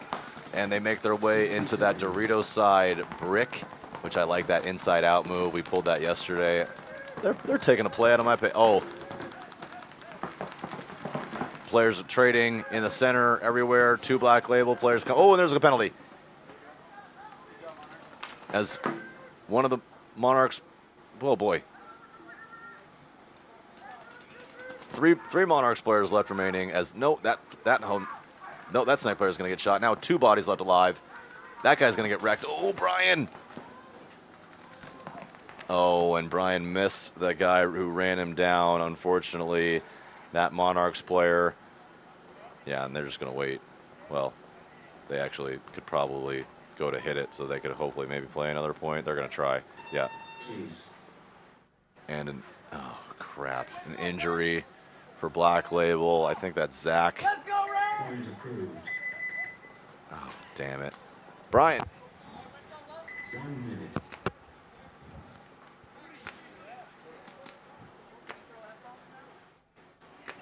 And we got a player down for Black Label. I think it's a knee.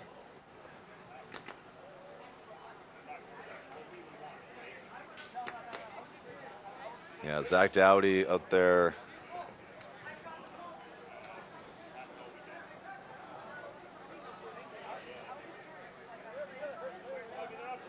He's going to get carried off, 30 seconds. Hey, boys! Hey, tell them, Earl! I think, by Brian and one of the refs there. Yeah, Zach Dowdy, really good guy. Plays the center and the home. One of the centerpieces for that Black Label team. Might not see him the rest of the year anyway, due to some things going on. Oh, man. And that's a bummer. Yeah, so the Black Label boys walking out kind of arm in arm, helping Zach get himself off the field after what looks like a non-contact knee injury, which, if you're into sportings and know all of those things, one of the more not fun injuries are the non-contact knee injuries. I hope, Zach, I know you'll watch and listen to this later. I hope you're okay, buddy. I'll come check on you later. Hopefully it's nothing too serious and you're okay. Velocity on your left, Exodus on your right. Exodus looking to, they got the nail on top of the coffin and the hammer in their hand, but haven't struck anything yet. And there goes attack of that hammer as they're going to eliminate 2 of the Velocity players. Oh, and 3 Velocity players. There's that. Yeah, that's a true bomb. A full pocket really for Exodus. Just the Dorito side wide. Oh boy, that was cool. So Exodus finally do get wide on both corners after smoking 2 bodies on the rip. Oh, and this is interesting. Exodus doing a small mistake there, getting themselves into the 300 and the 400, but nearly doubling up the 300 as the corner bunker kind of just passes them by into the 400 now, into the snake 2, and there's a quick concession. Yeah, the Velocity, they lost too many bodies way too quickly. Everything kind of blown up completely on the black line, and they know that they need the win and the points, so they're not. The likelihood of them winning that game was slim to none. So they decided to pull the plug on that one, and they're gonna try it again.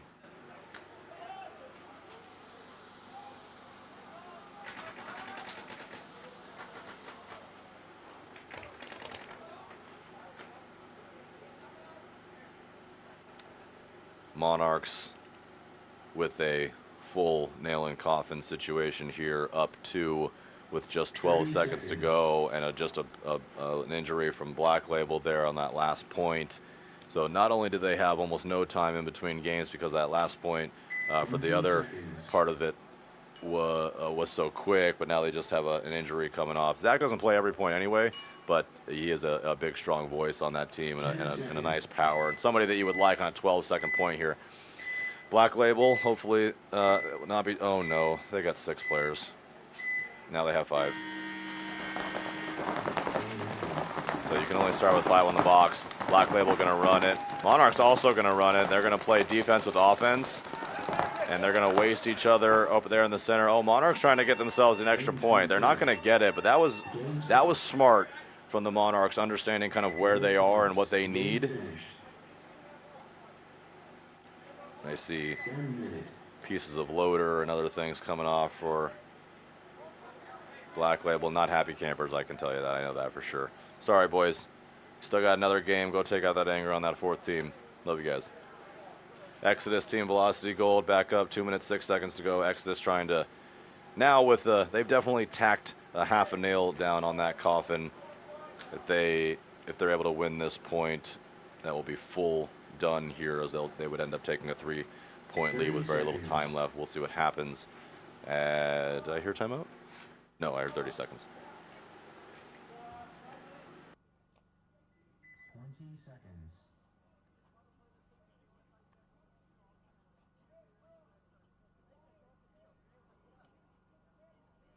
10 seconds.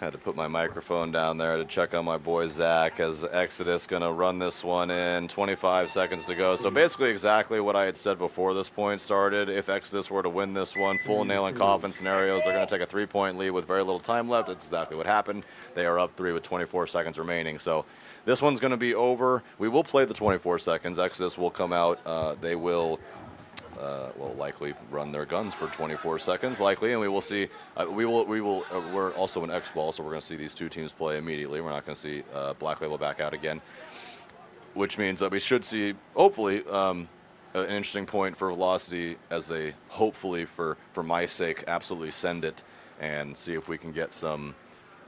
This is where all the cool video comes from and everything. So if we have some, the cool videographers and stuff that we have on the field, this is where they get some of the really cool shots on some of these really quick, fast, fun points where people just get absolutely blown up. And then I can take that stuff later and make them into reels for you guys to watch it endlessly. Speaking of which, I'm sitting next to Mr. AFG, who is the man, the myth, the legend that gets me all of that footage that I use to make those event videos and all those little reels for the league. So if you are ever in need of media, on the field, off the field, I actually don't know if Adon does anything off the field or, oh, he's shaking his head, yes. Anyway, hire AFG. If you're ever thinking you're coming to these events and you just, I don't know, you want some pictures, he'll do that. You want some videos, he'll do that. You want some videos, he might do that. I might do that for you. He might pass that job off to me. But either way, we got your back. So hire AFG. He'll always help you out. He is from Texas too, by the way. So he comes out here for every WC just to take pictures and videos of you and your pretty, beautiful faces. So please help him out. Give him a follow. Do all this stuff. Not sure what's happening on the field as we have 3 Velocity players and no Exodus players. Exodus maybe deciding they don't even want to play the 24 seconds. Here they come, just kidding. We'll do one more shout out to the sponsors while we're here. We got Play the Game podcast. Mr. Tyler Harmon taking things to the next level. Die, paintball, DOS, always shop DOS. Got Build-A-Flex. They're here. They're doing awesome work over there. Ivanez Law. I'm sorry. I'm going to have to ask Ryan to pronounce that better. I apologize. Ivanez Law. Violence. I saw Paul walking around getting some good video. Sorry? Did they get a penalty? No, here's one more. 30 seconds. I don't believe. Okay. They just don't want it.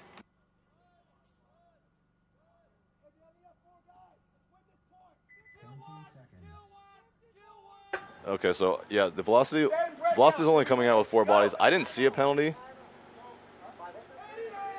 10 seconds. Yeah, there's only 4 on the box. 54. So for no reason at all, Team Velocity only has 4 players. So Exodus, understanding the situation here, I can hear their pit saying, go get the point.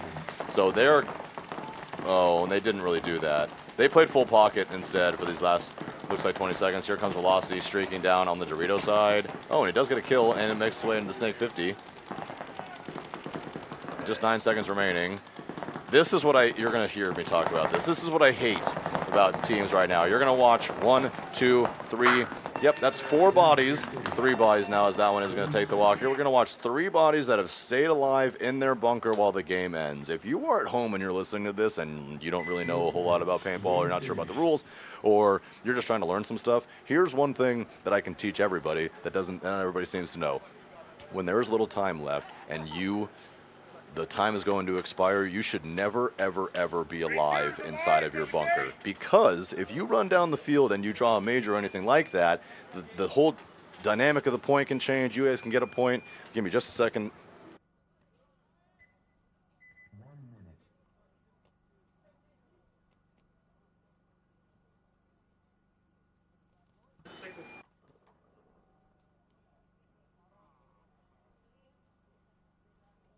Sorry, I had to put it on mute. Quick mute. Had to talk to Tracy real quick, and we're going to land this drone. Mr. AFG is going to help me out. Thank you. But yeah, please don't be alive in your bunker. If your team is down and you need a point, go run the field. Try to draw a penalty. That's the best case scenario. Is you draw a major under 60 seconds and you get an automatic swing point. But at the end of the day, like if you're not looking to administer some pain or take some pain, I just think that you're in the wrong sport. I asked Chris Lasoya this exact question in Texas at event. I think it was event 1 this. It was event 1 this year. It's either event 1 this year or event 4 last year. But he said, if you're not down to give and take some pain, which is always going to happen up here in the good divisions, then go play golf. Shooters, Alliance, we got new squads out here. Shooters, winners of the first event. They are going to get a shot on Alliance. 2 shots in an Alliance, as Alliance is going to lose that. Andrew Lopez Law, Tower, as well as the Dorito corner, and just 3 bodies left alive for Alliance. As Shooters taking 5 alive and keeping good comms and keeping guns rolling, as we're just going to We're gonna work on trying to get the drone back up for you. Got AFG, professional drone pilot as well, Mr. AFG. Gonna hopefully pop a new battery and see if we can get that up for you. Ryan Polito out there running around, getting some things done on some other fields and some interviews and stuff like that, so that we can provide you with all of that amazing content. Shooter's making a move. Oh, no, I think he got shot in the God bunker. Yes, he did. I see at least one shooter coming out. Oh, there's another shooter coming out from the home. I think just 2 shooter bodies left alive as they're in that center wing, as well as the 300. I think, yeah, the snake side appears to be blown out, but they do have a shot in on that snake. Yeah, this snake is going to put his head down, and he's going to get to the 50, and he's going to block himself out from actually both these guys. So shooters in some interesting positions here at the 50 wing and the 50 Dorito W, and he's going to try to shoot over the top and get a shot on the home, but he's not there. Oh, and he's going to get shot in the head too. And we got that drone view up there for you. As that, now you can see there that one shooter's player at the CRBN bunker.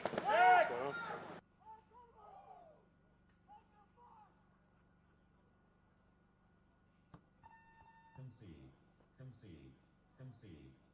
Point approved. 1 minute.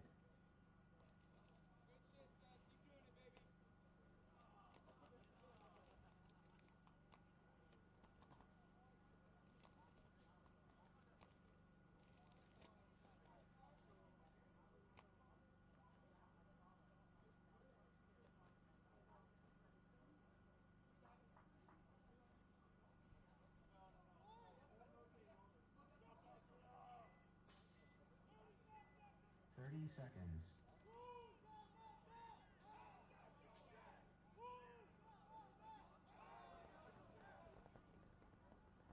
20 seconds.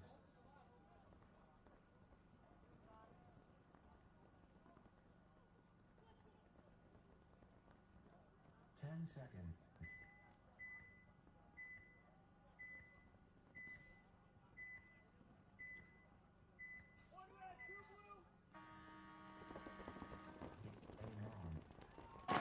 California Patriarchs and all mixed up gold now on the field. Both teams in white jerseys. That's going to make things super fun for me. California Patriarchs taking second in the event, last event. Cool guys. I got to do an interview with them as well. Super fun. They play well. They beat the hell out of my D4 team yesterday morning as well. So good dudes playing good paintball, staying 5 alive, and getting a kill on all mixed up gold.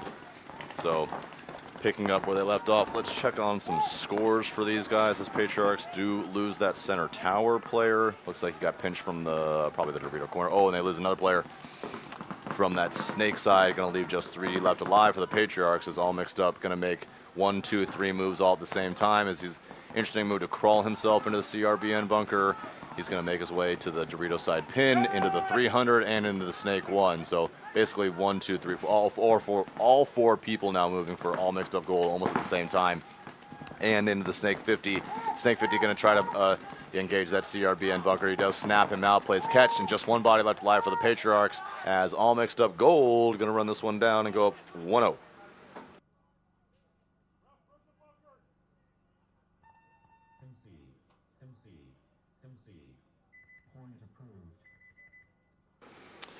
Looking at scores here, Patriarchs Patriarchs are 2-0, and all mixed up gold is 0-2. So it would be very good if all mixed up is able to. Well, all mixed up definitely needs to win their next 2 to have any shot at all in making the playoffs. Meanwhile, California Patriarchs just basically need to win 1 of their next 2 in order to guarantee themselves the playoffs. They'll be playing for seeding if they can get a win here, but they are going to start. They are down a point to begin with here. Let's see if they're able to put themselves back. Meanwhile, Alliance and Shooters. Let's check on scores for these guys.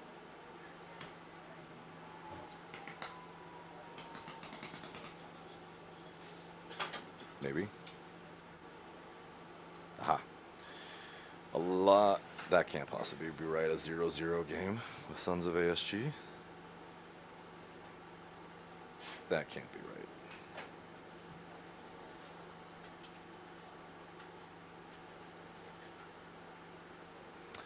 I think I'm looking. I think we might have a little bit of some APA effery.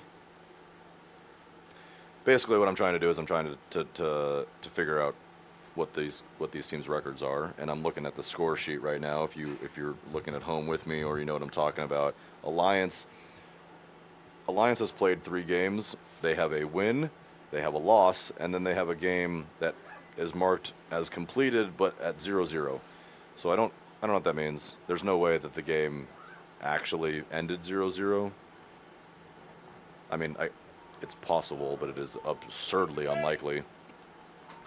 I've never seen it in my life. Either way, I mean, it definitely depends. It definitely matters as to how these teams progress from now on. What I do know is I can tell you that the shooters are 1-1. Not the position that they would like to be. So I can tell you, ooh, and a player leaving early looks like from Alliance as he's going to get pulled. That's going to leave the pocket only for Alliance. They are true pocket. They're in that Andrew Lopez Law bunker. They're also in the Dorito side pin, the home, and the Snake 1. Shooters playing the exact same thing, except for they have the Snake 2 as well as the tower in the center. So shooters looking to see if they can get themselves back into winning ways here, looking to continue that streak.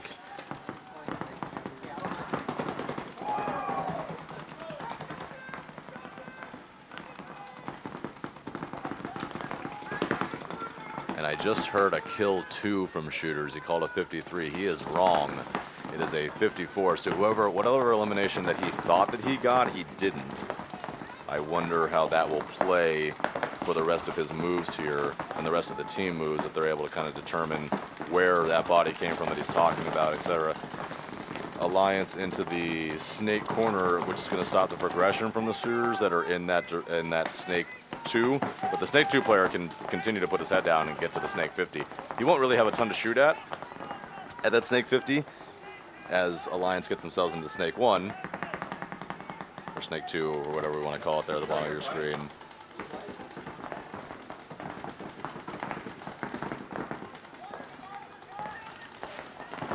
Shooters losing a body out of the center, that center pin, but getting their way into the 50 wing. Now shooters making their way over the Dorito side, getting their way into the Dorito 2. Tactical retreat from the Andrew Lopez Law bunker back to the home. And Alliance making their way into both the 300 and the Dorito side wedge. No, not wedge. That's a brick. Small brick. Running referee going to check that center 50 player of the shooters. I think that Snake 1 was trying to get a shot in on his pack, but another referee. So this is running Juan there at the bottom of your screen, looking over that Snake player. And he's just giving that advisory look there. Shooters there at the bottom of your screen in that 50 trying to stop that progression. He's just waiting for a rundown, though. He just thinks that player is just going to come get him. That player, though, posturing, sitting solely on the inside.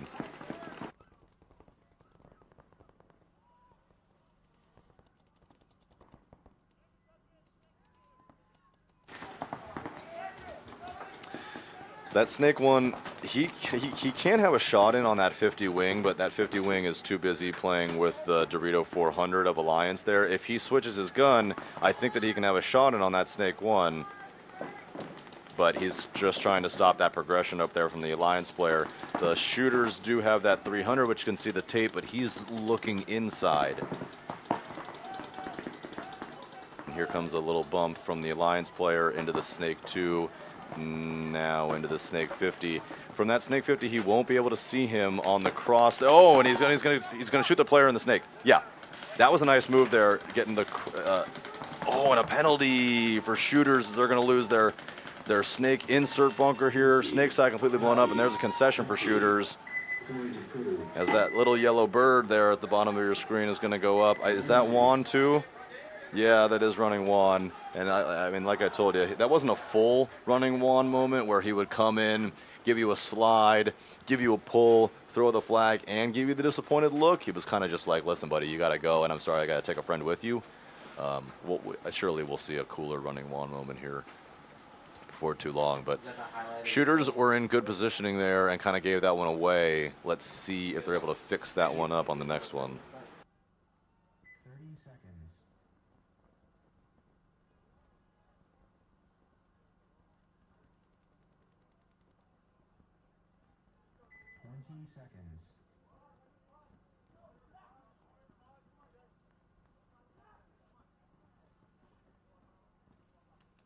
20 seconds. 10 seconds.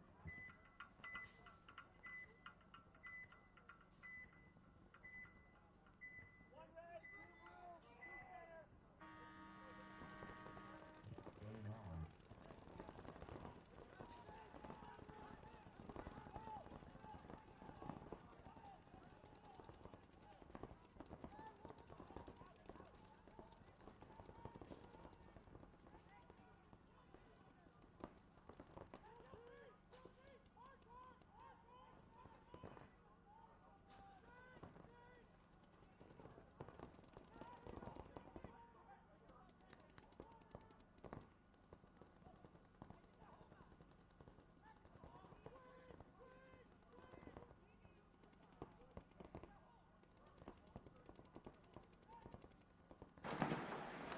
All mixed up goal to California Patriarchs here.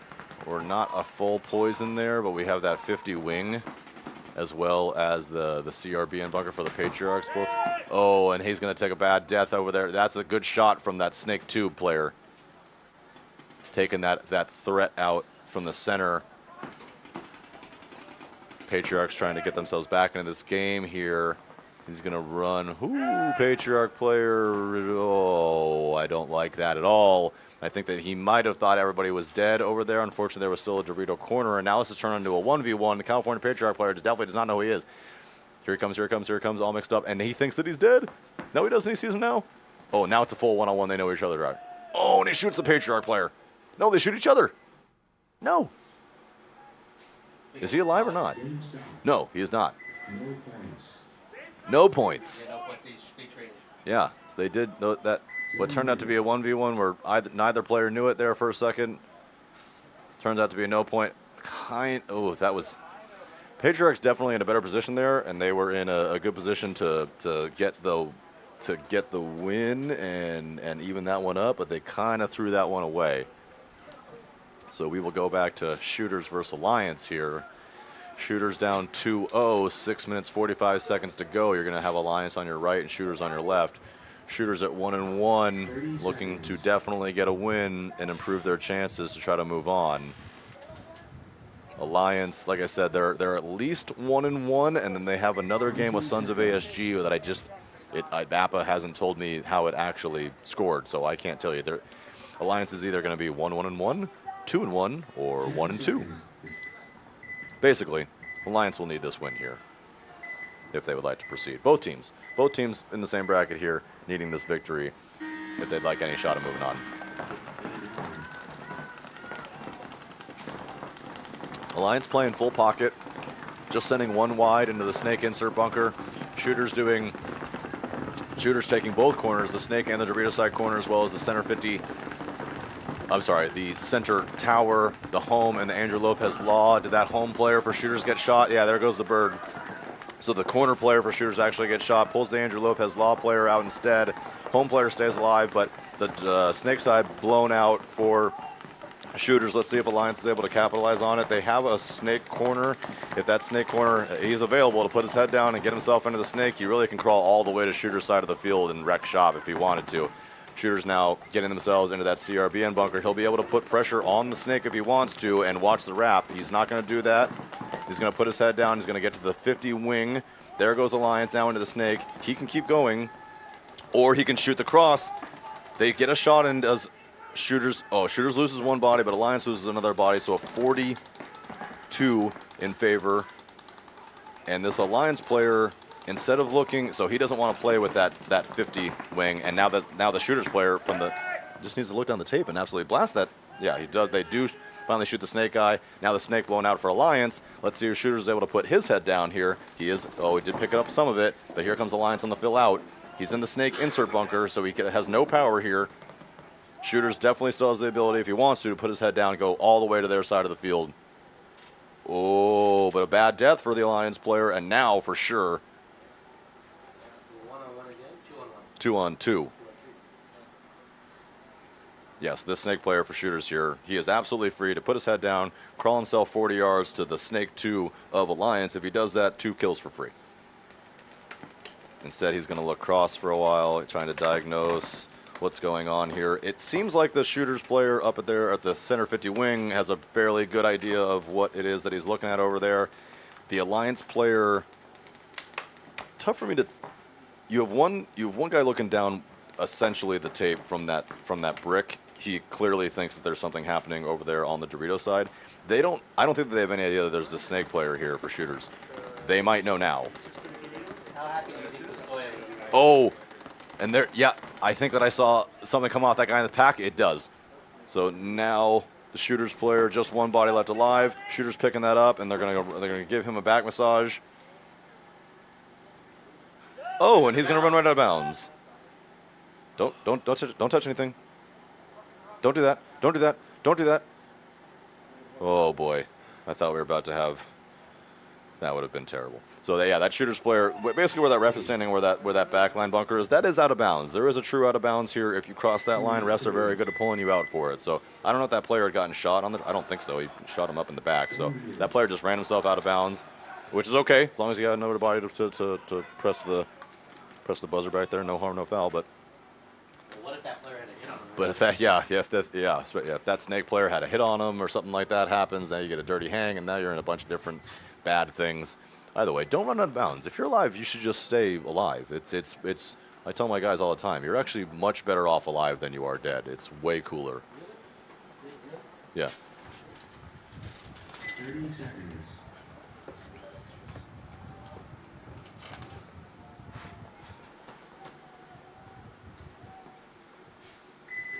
Seconds.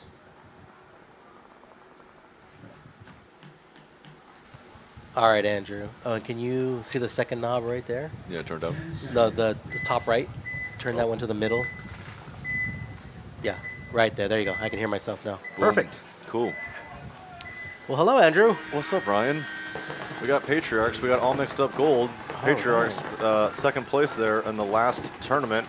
All mixed up gold. Cuddle Puddle at the center, at the home, but breaking out. Both teams breaking out.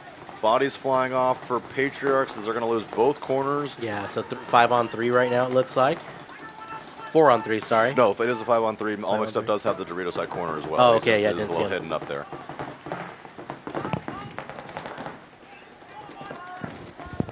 Well, shout out to Chemo on Patriarchs. Did a good interview with him. He loved all the carbon gear that I Yeah, showed I him. was just gonna. Oh, you did an interview with him? Yeah, with Chemo. Yep. Oh, I did with event one. That's what I was There you saying. I go, said I yeah. like these Patriarch guys. I did an interview with them as they're going to lose another body. Just 2 left alive for Patriarchs. This one's not going their way. Yeah, 4-on-2 right now, Andrew.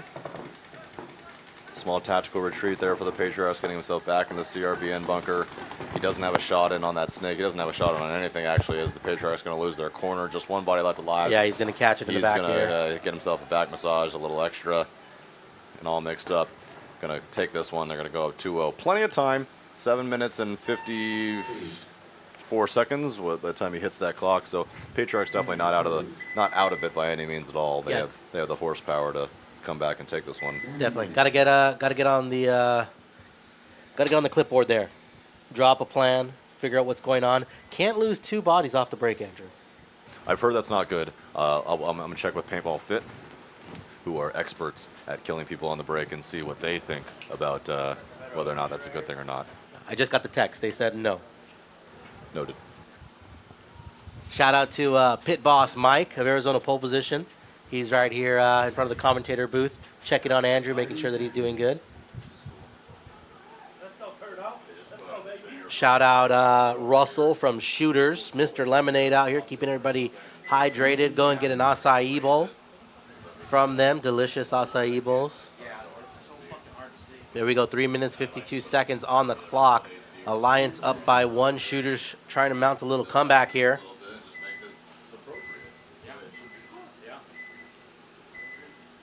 All right, here we go. Alliance on your left, shooters on your right, 3 minutes, 52 seconds. Shooters going wide on the Dorito side, taking the corner. Alliance playing pocket, getting one into the snake insert bunker or the God bunker. Yeah, pretty even breakout, except for the fact that They do shooters take got the something on the corner. Dorito corner. Alliance does take the corner first, though, on the snake side. Now, Andrew, reviewing this layout here, would you prefer that you get out wide on the Dorito side or on the snake side first? I am of actually, and I didn't play it, and so I don't know, but it looks like to me the center is the play here.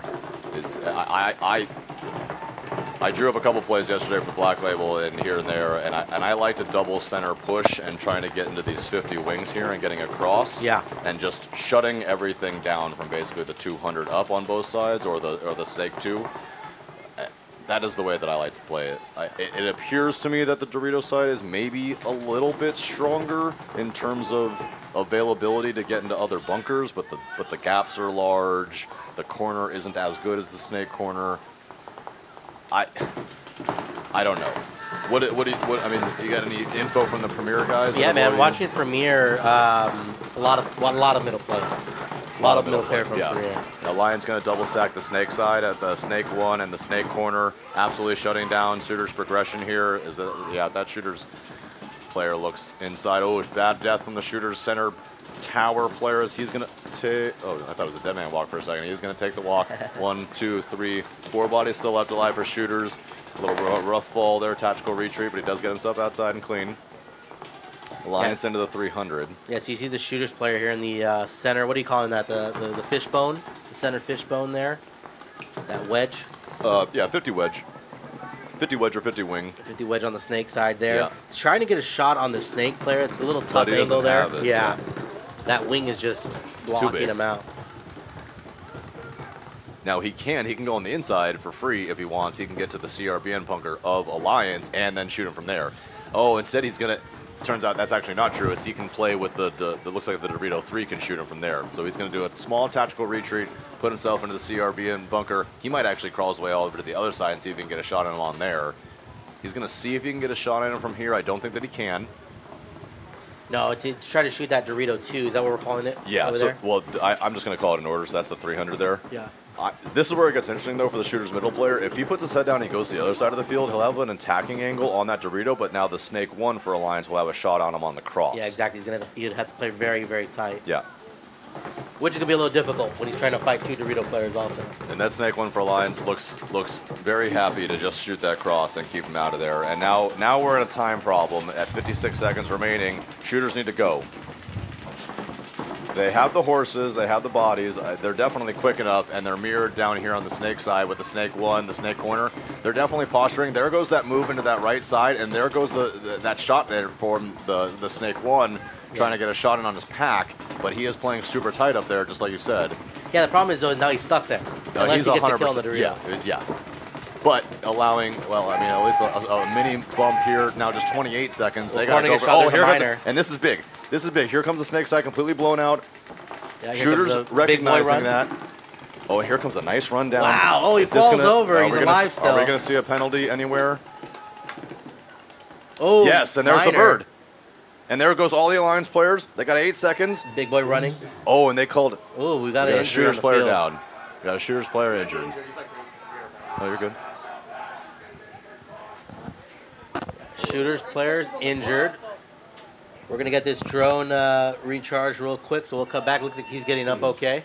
Is that your coach? He looks pissed. What's he mad about?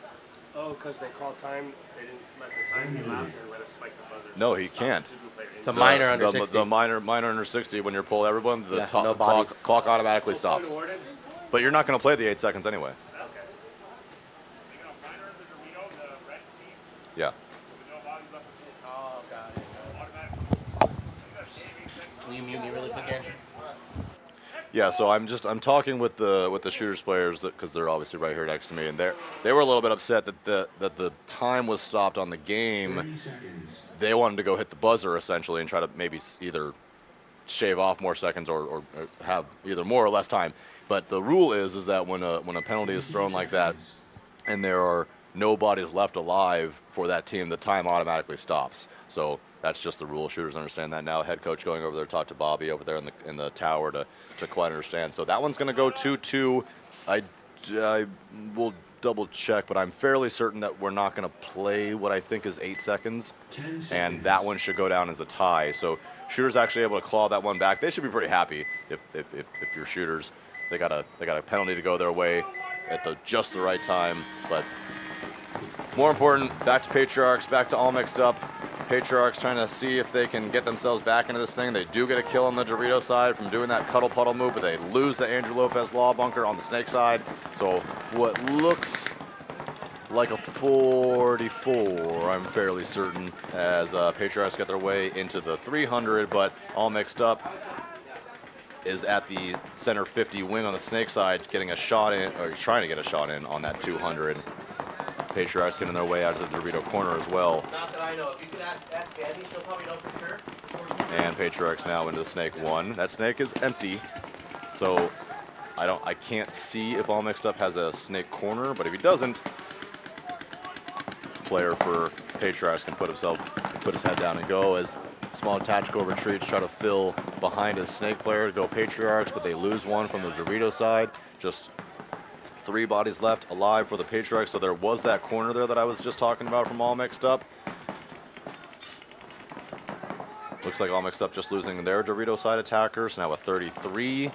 All Mixed Up making their way out to the Dorito corner to stop the Dorito progression.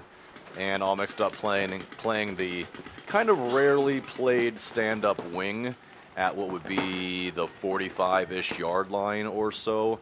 Now, oh, this Patriarch player, oh, he just had a shot to absolutely rail him. This Patriarch player trying to get a shot in what is essentially on the home or a little bit of a wrap, but there's nothing for him to shoot at. They do get the kill out of the center, does Patriarchs, and we're going to have our poison right here at the bottom of your screen. There we go. And He's I've just seen crawling. this from the Patriarchs before, and he's going to one-hand Oh, get right him in the and give him a butt. little back massage. He's going to make his way down the field. 6 minutes remaining, and get out of his way, man. Patriarch player going to look to cross, and he's going to shoot the corner, and he's going to run this one in. I don't know if that's Make sure he doesn't chemo run or out of not. bounds. Oh my No, God, that was no. so close.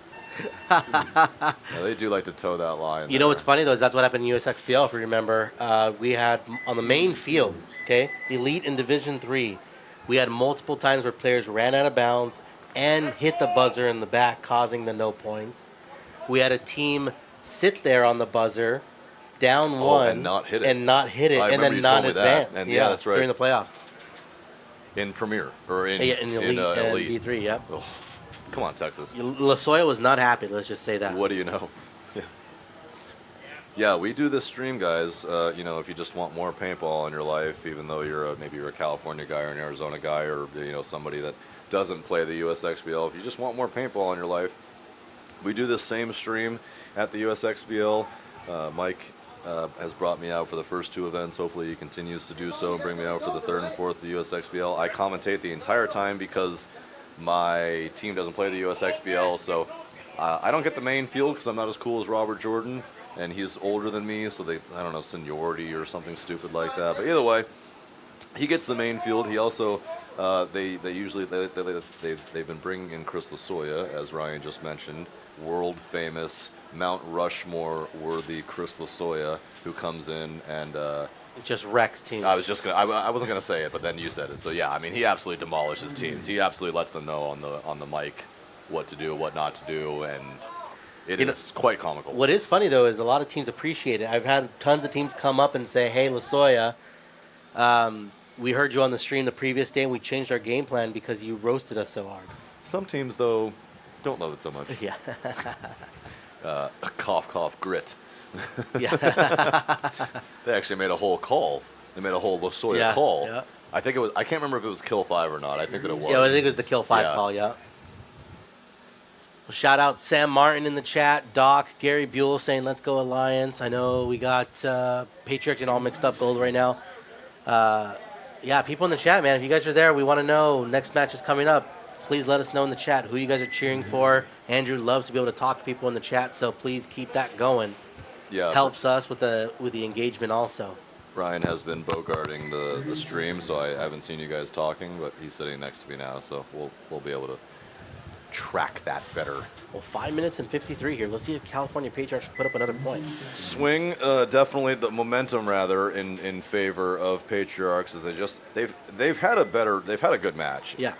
They had some stupid mistakes and some bad moves here and there, but as we know from event 1, they're a great team, and they definitely have the skills here, all mixed up. Not having a great event, but having a really nice showing here, seeing if they can more or less play spoiler. They are 1 and 2 is all mixed up gold, so they definitely need the win to give themselves any sort of shot. Correct.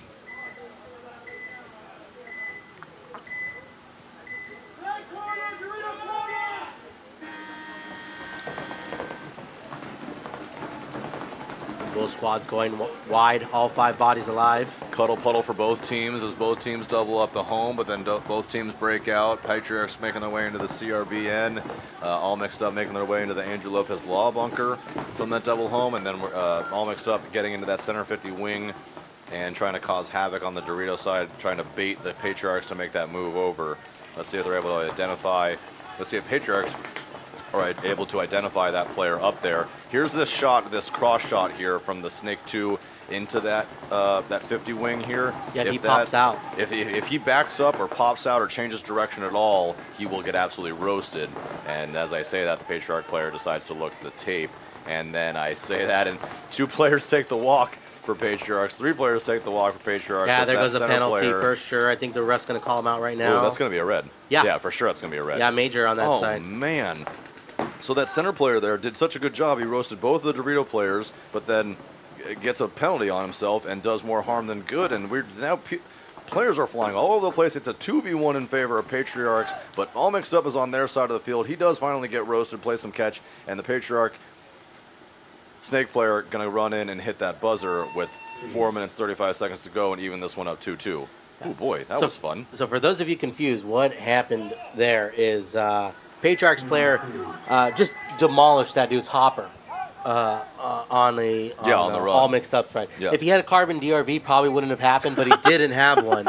And because he didn't have the DRV, got shot and then continued to play on, shot the other player, which caused the major. Shoot carbon. Yeah, shoot carbon. that Shoot carbon, wear violence, wear HK. That was very funny. Let it fly with Defy. Wear JT.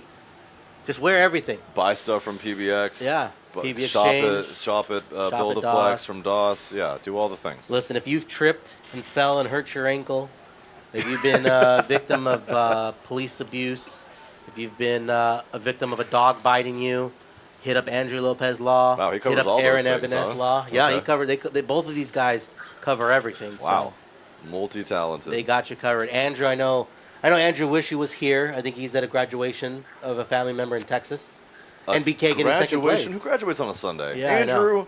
Andrew's joined me in the booth before. I think it was last year. Yeah. For a little bit. That was fun. Yeah. He was. I don't know. When I see like a law firm sponsor, I just assume that it's like some old man who just I don't know likes paint or whatever the case is. But it's in fact not the case. He's kind of like you and me. Both He's of just these a guys are regular young old guys, guy. man, in their 30s, just laying down the law. Yeah, give me the other name Yeah, again. Aaron Evanes. Evanes. Law. Yeah, and he's usually here with a booth doing giveaways. Oh, okay. Supporting the community, giving out some cool gear. Just couldn't be here this event. Haven't I think met he had Aaron. a prior against. Yeah. Well, he definitely needs to be up here, too. Catch him He'll be next coming time. up here. Speaking of which, I asked 9volt if he was going to join me. He said no. He's playing. Oh, he's on Exodus. Yeah, he's on Exodus. Yeah. Okay.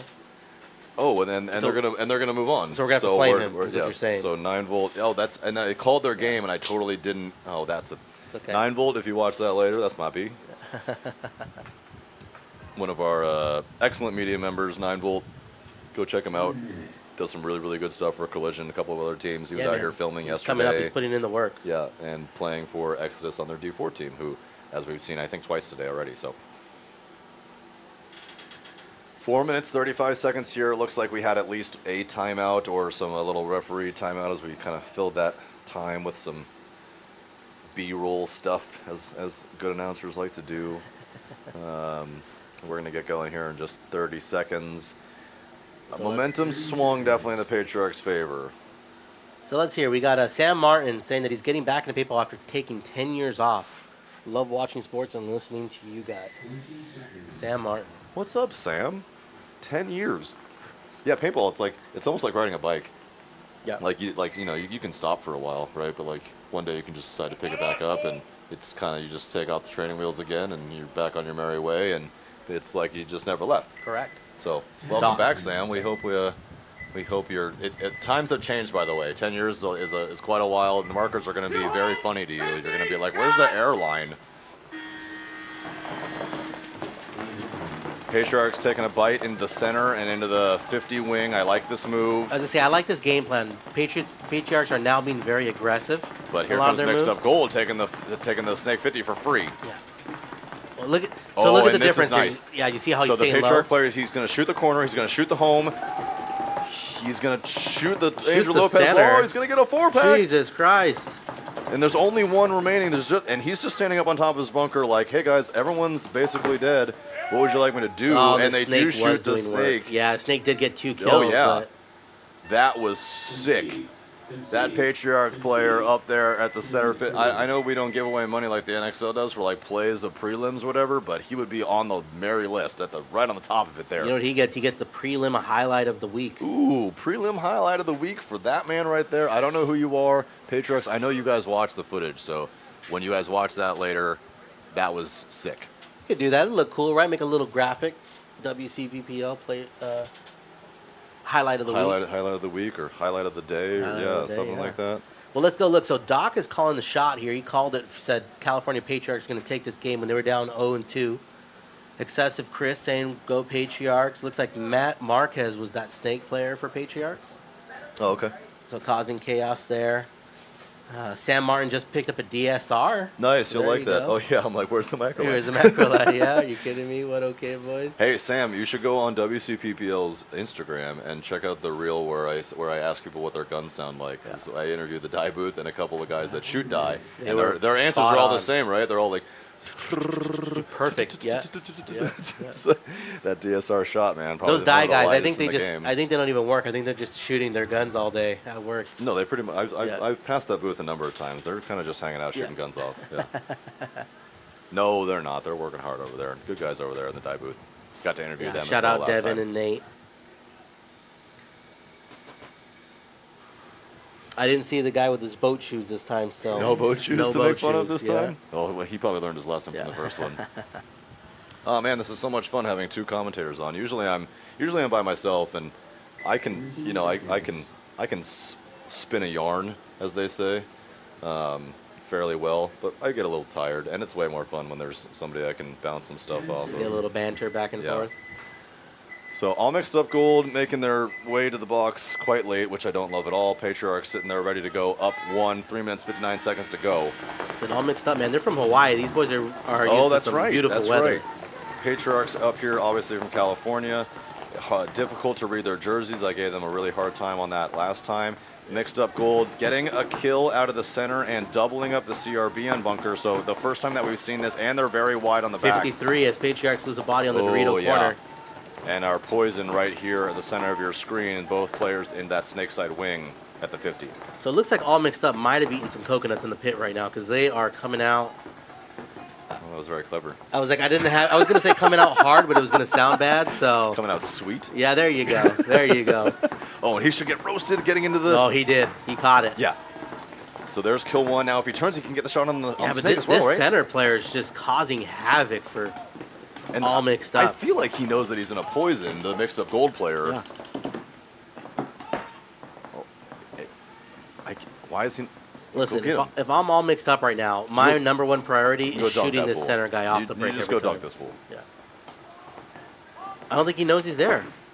Okay, now he should. Well, now he should shoot it. Now he saw him. Now he tried to shoot him over the top of the bunker, and I don't know if he got him. There's no way he doesn't see him. He doesn't see him. There you go. He's got to see him now. That's there impossible. you go. Shoots him. Oh, he Nice does shot. shoot him. Okay, and he does make the move. Here comes 3 moves at the same time from all. Oh, mixed snake gold. player gets shot in the pack. He's out. So just home player left Just alive the for home player Patriot. left alive. It's not going to be enough as Oh. as mixed up definitely Gets that shot. drinking that sweet coconut milk. No, yeah, exactly. What I will say that I did not like is I did not like the snake player running up the field with his gun down. Even though I that never home liked player that. was shot, is I never liked that ever. if you're moving on a paintball field and you're not behind a bunker, keep your gun up. Yeah. Because I promise you can't shoot anybody if you're not looking, if your gun's not looking their direction. All right, well, point approved. So we're all tied up. This is a match, Andrew. Great match.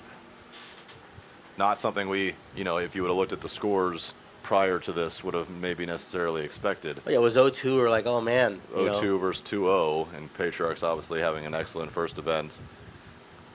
Even expanded their roster. I think they have a D5 line as well. Shout out Samantha April. Thank you, Samantha. Yeah, we appreciate it. Yeah, look, we want to talk about paintball, but we also want to keep it fun, and we also know that there's a lot of new people watching, so we try to keep it as light and family friendly as possible. Yeah, none of that effery on here. You don't want us to be, saying technical names all the time, right? No, and I don't know how many people are in the chat or what's going on there. But if you're in the chat and you have questions, just ask. Ryan's on it. He's keeping a good eye. Between all channels, Andrew, we're at about 102 right now. Oh boy! So we got people. We have it's basically the the entire paintball you know world what I mean? with ears and eyes on us now. But yeah, if you guys have questions, please feel free to ask. We're pretty knowledgeable up here. I think between the two of us, we'll probably guide you to the right answer. Oh, David Serralde is in the chat. Oh, what's up, David? Missing David and Raina not here. Yeah, David and Raina making their way back to Mexico. Moved there. They gave all their gear to Axel, who's just holding on to it. I think something like that. I saw him playing with it. Oh, okay. He was wearing Raina's jersey. He was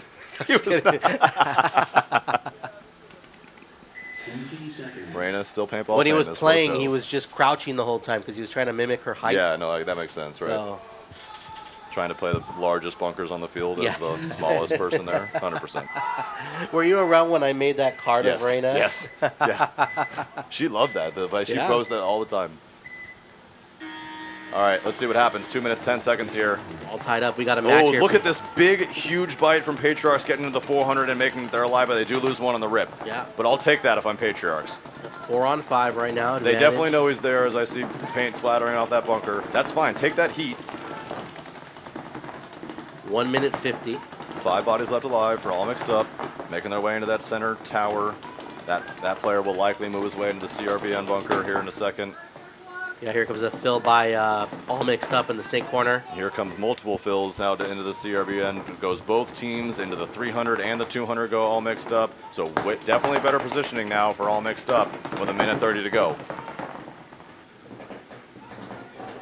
So right now the problem for all mixed up is he's at that CRBN bunker, but that Dorito player is just watching that lane. And here's where it gets real tricky for, they're going to get a shot on him. Yep. Great move by mixed up there. And a great job of checking the inside on that. Ooh, he might have bounced the Dorito player there. So a 400 versus 400 battle at the top of your screen. And he's going to be the linchpin really for the Patriarchs. If he goes down, they're going to absolutely rush down the field. They do shoot one, but they're going to mixed up gold, going to get one, and the trade he's going to get shot on the cross. So a 20, now just a 22 23. Because the snake died for all mixed up. 23.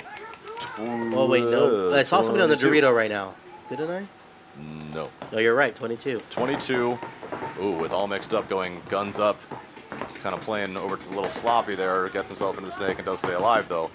22, 33 seconds to go. Boy, I wonder what you're thinking. If you're all mixed up gold, you need the W for sure. If you're Patriarchs, you're a happy camper right now. Just roll your gun for the next 20 seconds and you should be okay. Patriarchs need to keep the communication. One needs to look one way, one needs to look another. 54.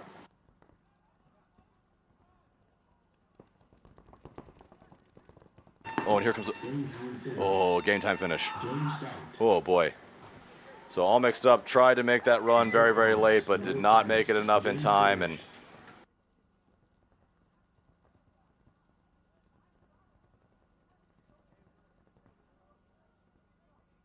wait a second.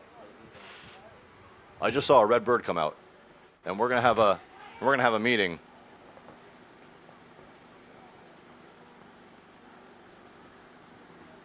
And I'm gonna. You gonna go check? You gonna find out? Ryan is going to go over to the net here and get a call from the ref here and try to find out what's going on. We're having a talk about it.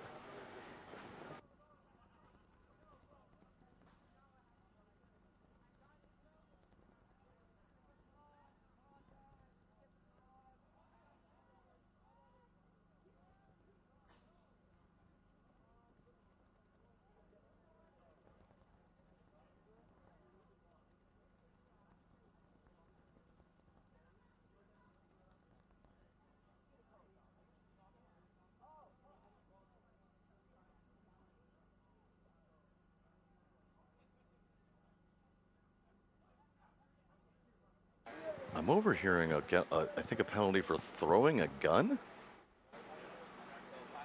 Yeah, it looked like maybe one of the all mixed up players not happy that he didn't run him down quickly enough.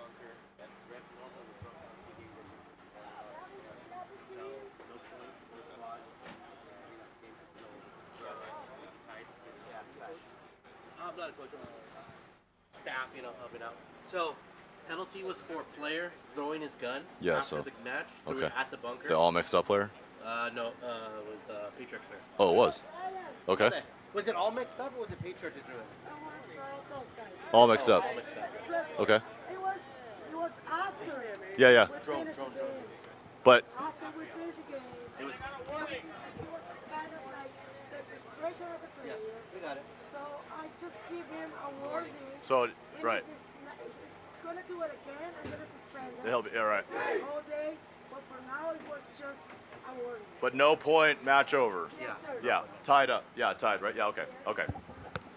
Okay, so yeah, the play. Huh? Cut. Yeah, so a Patriarch player threw his gun after the match. I didn't see what happened or who it was, but he drew a major after the game was over, essentially, which still counts as a major, but the time was expired. So technically a no harm, no foul for the Patriarchs. They're not going to lose any bodies because they don't have another game to play. It doesn't get pushed into the next game that they play against another team. They won't owe bodies for that. But the player himself will actually get a warning for that. So they will mark down who that player was. And he'll be told not to do it again. He'll be issued a warning. If he does something like that again, they will suspend him for the rest of the tournament. Really, it's just a safety concern more than anything. The guns are not particularly light. They hit somebody, that would hurt a lot. If you throw the gun and it goes off, it could shoot somebody. Just all the things. So that's just one of those no-nos that you just can't do. You got to have your equipment in your hand, and you can't throw it at anybody. You can't use your weapon as a weapon, if that makes sense. So 30 seconds. little something new for those watching at home. That's a penalty I've never seen before. I've never seen a player throw their gun and or get a penalty for it. So a little interesting thing there. But Patriarchs are going to escape with a tie, which that's going to leave them 2-0-1, which should put them through based on their bracket, I think. We'll know more in a little bit. We're going to jump into the next one. It's going to be LA Deadshots versus Sons of ASG, and then you're going to see my team after that in point 2.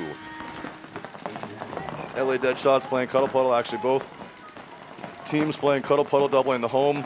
LA Deadshots definitely getting wider into the 300, the Snake 2, and the CRBN bunker in the center. Sons of ASG playing the Andrew Lopez Law bunker, the Snake insert brick, now into the Snake 1. Good move. And doubling the home and into the 100. At one of the home players for Sons of ASG's posturing. He definitely wants to move out, and he's going to change his mind. Running referee checking the Dorito player. He says, you're a good player. And there goes that Sons of ASG player who makes that move on the outside. And then, whoa, I don't like that, not one bit. I think there was a little bit of miscommunication there. Sons of ASG, the Dorito 1 player tried to make himself into the Dorito corner player, but there was already a player there. So he kind of changed his mind there, made himself into the Dorito 2. No harm, no foul as he stays alive, and 5 alive for Sons of ASG. 5 alive for LA Deadshots as well. Oh, 4 alive for LA Deadshots as I commentate, curse the Dorito player,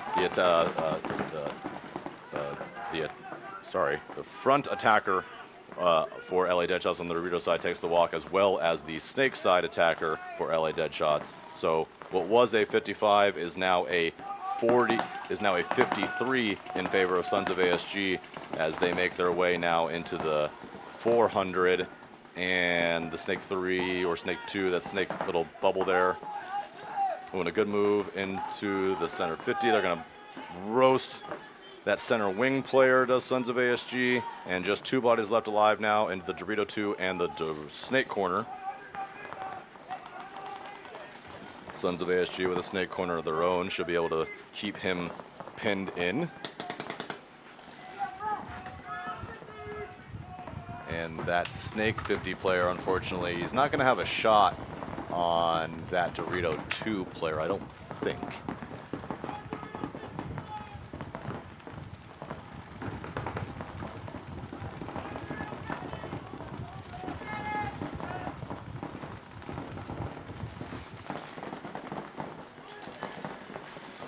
Nice patience here from Sons of ASG, just kind of, oh, and then there's 2 bumps immediately as they go into the 400 of LA Deadshots. They're trying to get a shot in on that 200, and he does shoot him and stays alive. Just the corner left for LA Deadshots, and we might see a concession. Nope, LA Deadshots say, you go ahead and take the pain. Oh, there's the concession. Something I don't... Interesting. Normally, if you would concede, I would expect to concede before you let your player in the corner get absolutely blasted by somebody, but if you want to let them get shot first, that's fine. All right, Team Velocity against my boys, Arizona Pole Position. As I've mentioned, I am the team owner of Arizona Pole Position. I play on the D3 line. These are my D4 boys. They've had a rough tournament. It has not gone very well for us. We are 0-3. Our tournament in terms of playoffs is over. However, still things to learn, still things to gain from these important games here. Team Velocity, let's see how they're doing. They are 2-1. So this will actually be big for Velocity, because this is the California Patriarchs bracket as well. Basically, my team Pole Position can play the spoiler and knock Velocity out. If they put them at 2-2, that'll leave them a lot of problems.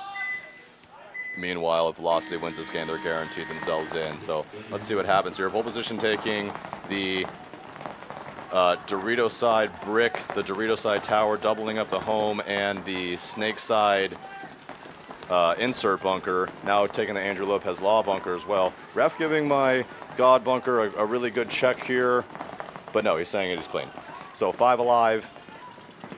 Cuddle puddle for Team Velocity as they doubled up that home. They're in that center tower as well. And even my own guys, I cannot tell who's who out here.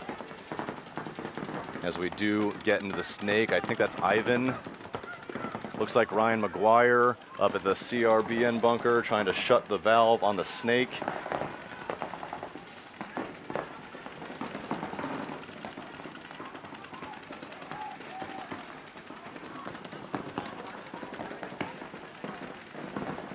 Team Velocity at that CRBN bunker trying to shut off the Dorito, as both CRBN bunkers, as I mentioned, that change positions and shoot the opposite side. So that Team Velocity player trying to shut off the Snake for pole position. Ryan McGuire getting himself into that 50 wing on the Dorito side, taking some shots, but staying alive, it looks like.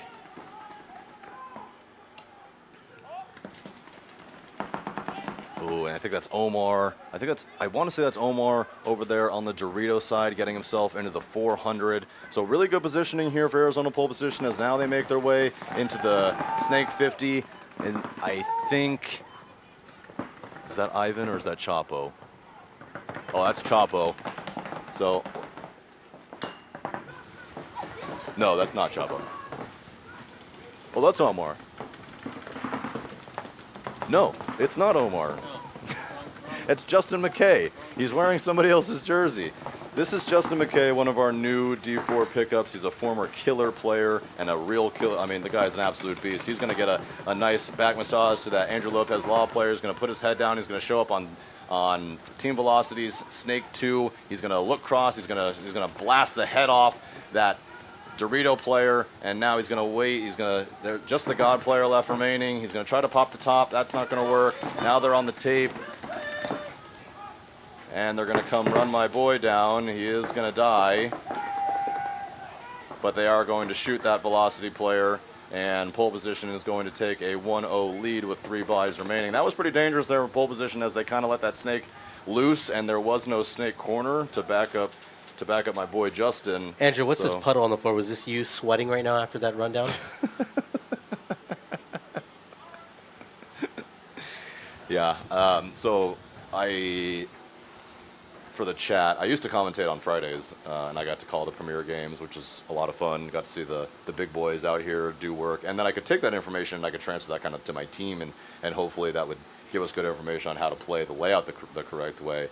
Now that we play D3, we play the same day, so I don't get to commentate on Fridays. I get to commentate on Sundays. So when I initially found that out, I got excited because I was like, cool, I could potentially call my own guys. My goal will be to call my own teams, and hopefully in the prelims and in the finals and in the playoffs and stuff like that. And I got to do that last time.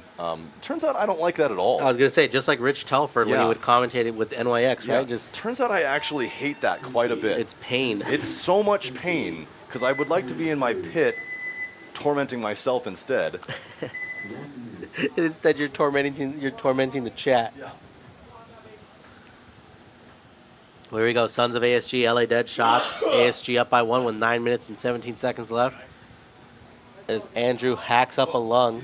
I like that sneeze. I didn't do it. No, you're good. You're good. I didn't sneeze like you make fun of me though. No. Oh yeah, you did it. So Andrew's commenting in the back, guys. So Andrew does this weird thing, and maybe you'll catch him on the stream one of these days. When he sneezes, he over-exaggerates it. Guys, I sneeze like a regular human. No, when he sneezes, he goes, achoo. He goes, achoo. That's how he sounds. I'm not exaggerating. That is literally his sneeze. I don't know if you guys can tell. Me and Ryan spend a lot of time together, so it's, yeah. All right, Sons of ASG, LA Dead shots. ASG on your left, LA Dead shots on your right. Let's get some scores. I'm not 100% sure how these teams are doing. I know that I got you. LA Dead shots 1-1-1. Sons of ASG have that weird game that's a 0-0 right now. I don't know how to call that. Yeah, I'm not sure what that is yet. Either way, really important to both teams. I can tell you that for certain. As LA Dead shots losing both. Yeah, Samantha, that's right. Andrew, that is the dad sneeze from Andrew. Is it what? A dad sneeze, as Samantha said in the chat. I am a dad. I did have a dad, and I will say my dad sneezed very exaggerationally. Is that a word? Yeah. I don't think it's a word. Yeah. Somewhat a word. So it could be, maybe, perhaps I do. We'll see. But Sons of LA Dead shots losing everybody. Sons of ASG have 5 alive.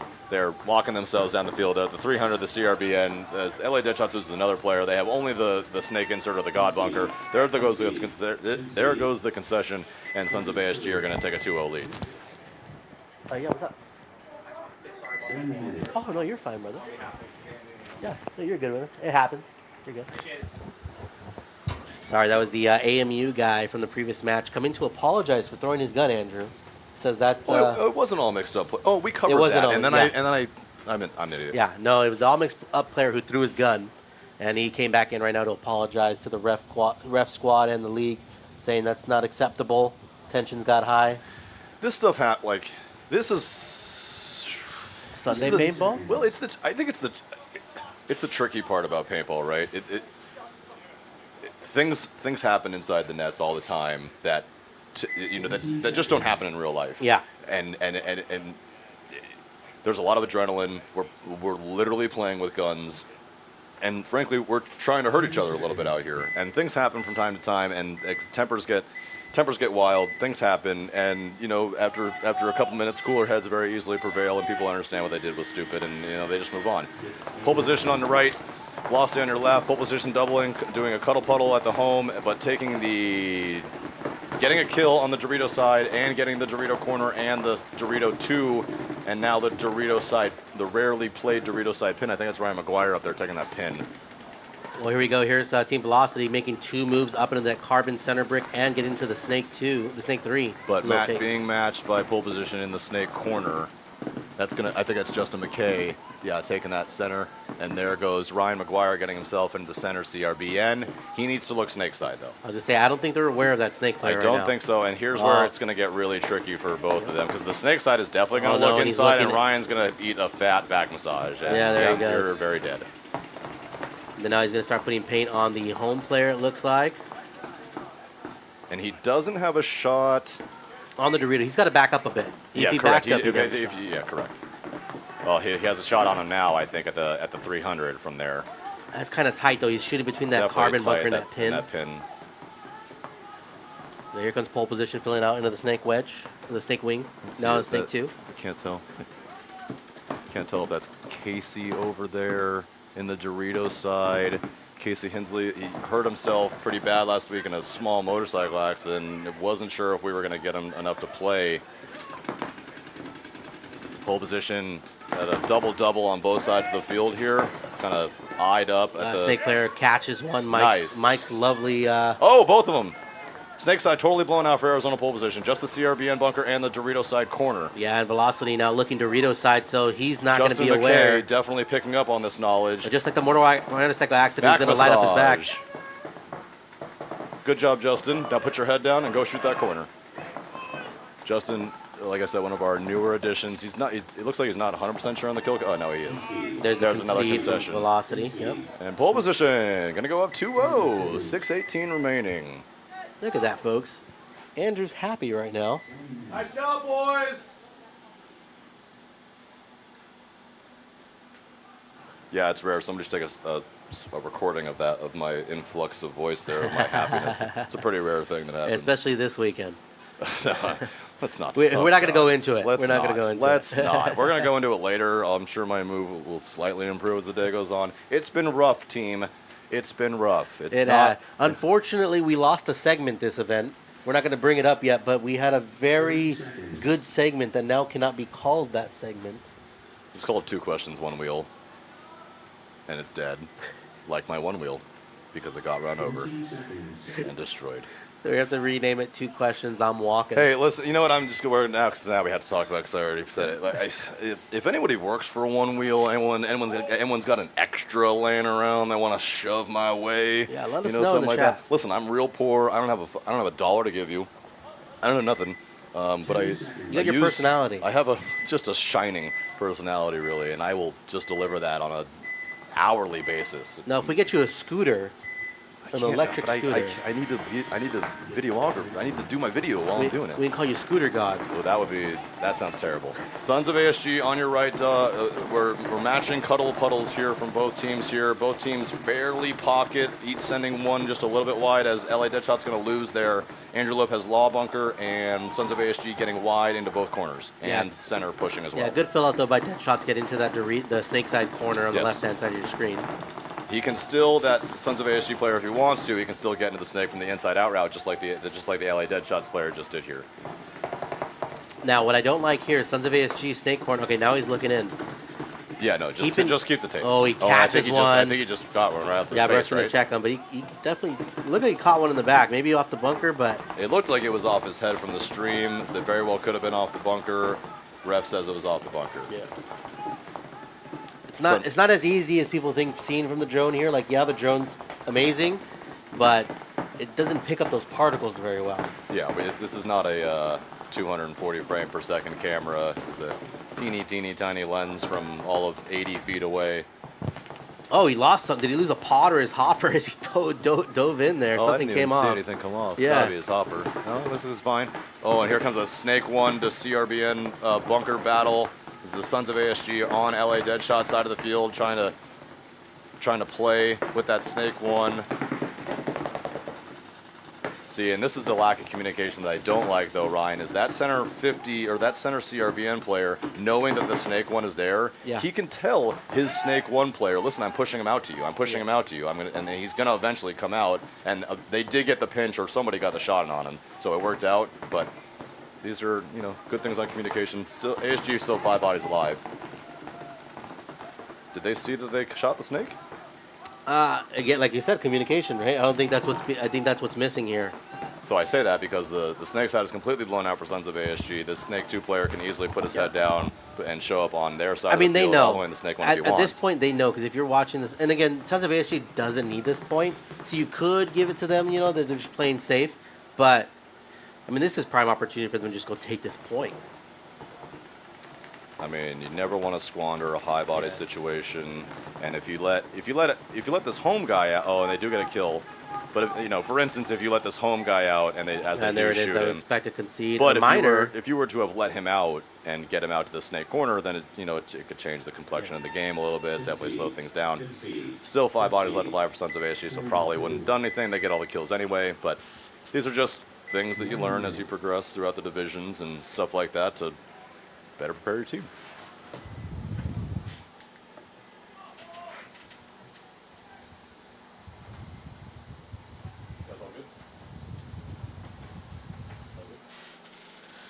I'm talking about being prepared. Are you guys prepared for summer? If you're not, make sure to stop by the WCPPL registration and get yourselves a hat. Yes. Yeah, let me check right now.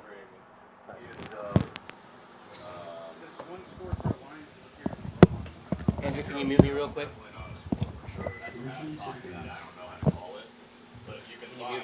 Just ask them when they're done, ask them what happened with it, they'll know. Andrew, mute me, please. Oh, yeah. 10 seconds.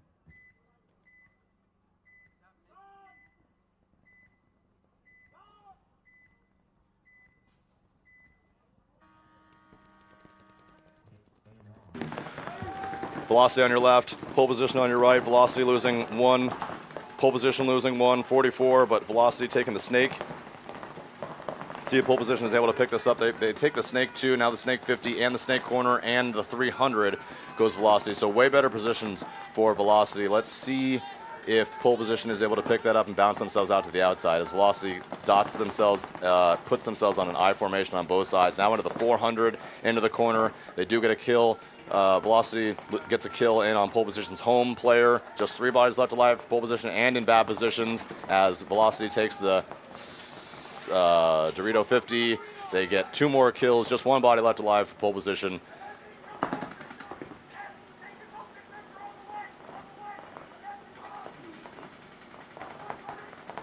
And I think that's Macon over there trying to hold him off to the best of his ability. He's going to get blasted up.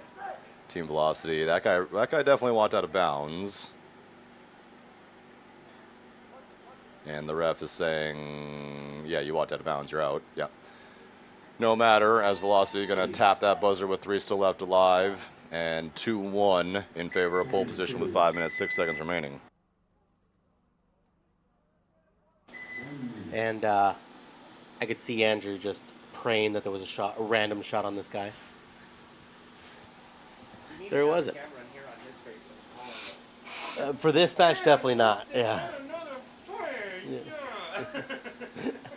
was just talking the stream. I was like, yeah, I used to come on Fridays. It was fun, this and that. When I transferred to Sundays, I was like, sweet.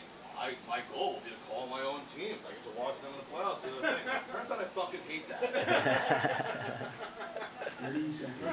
that. All right, 30 seconds here. 5 minutes 51 as Sons of ASG very close to causing a mercy win here at LA Deadshots.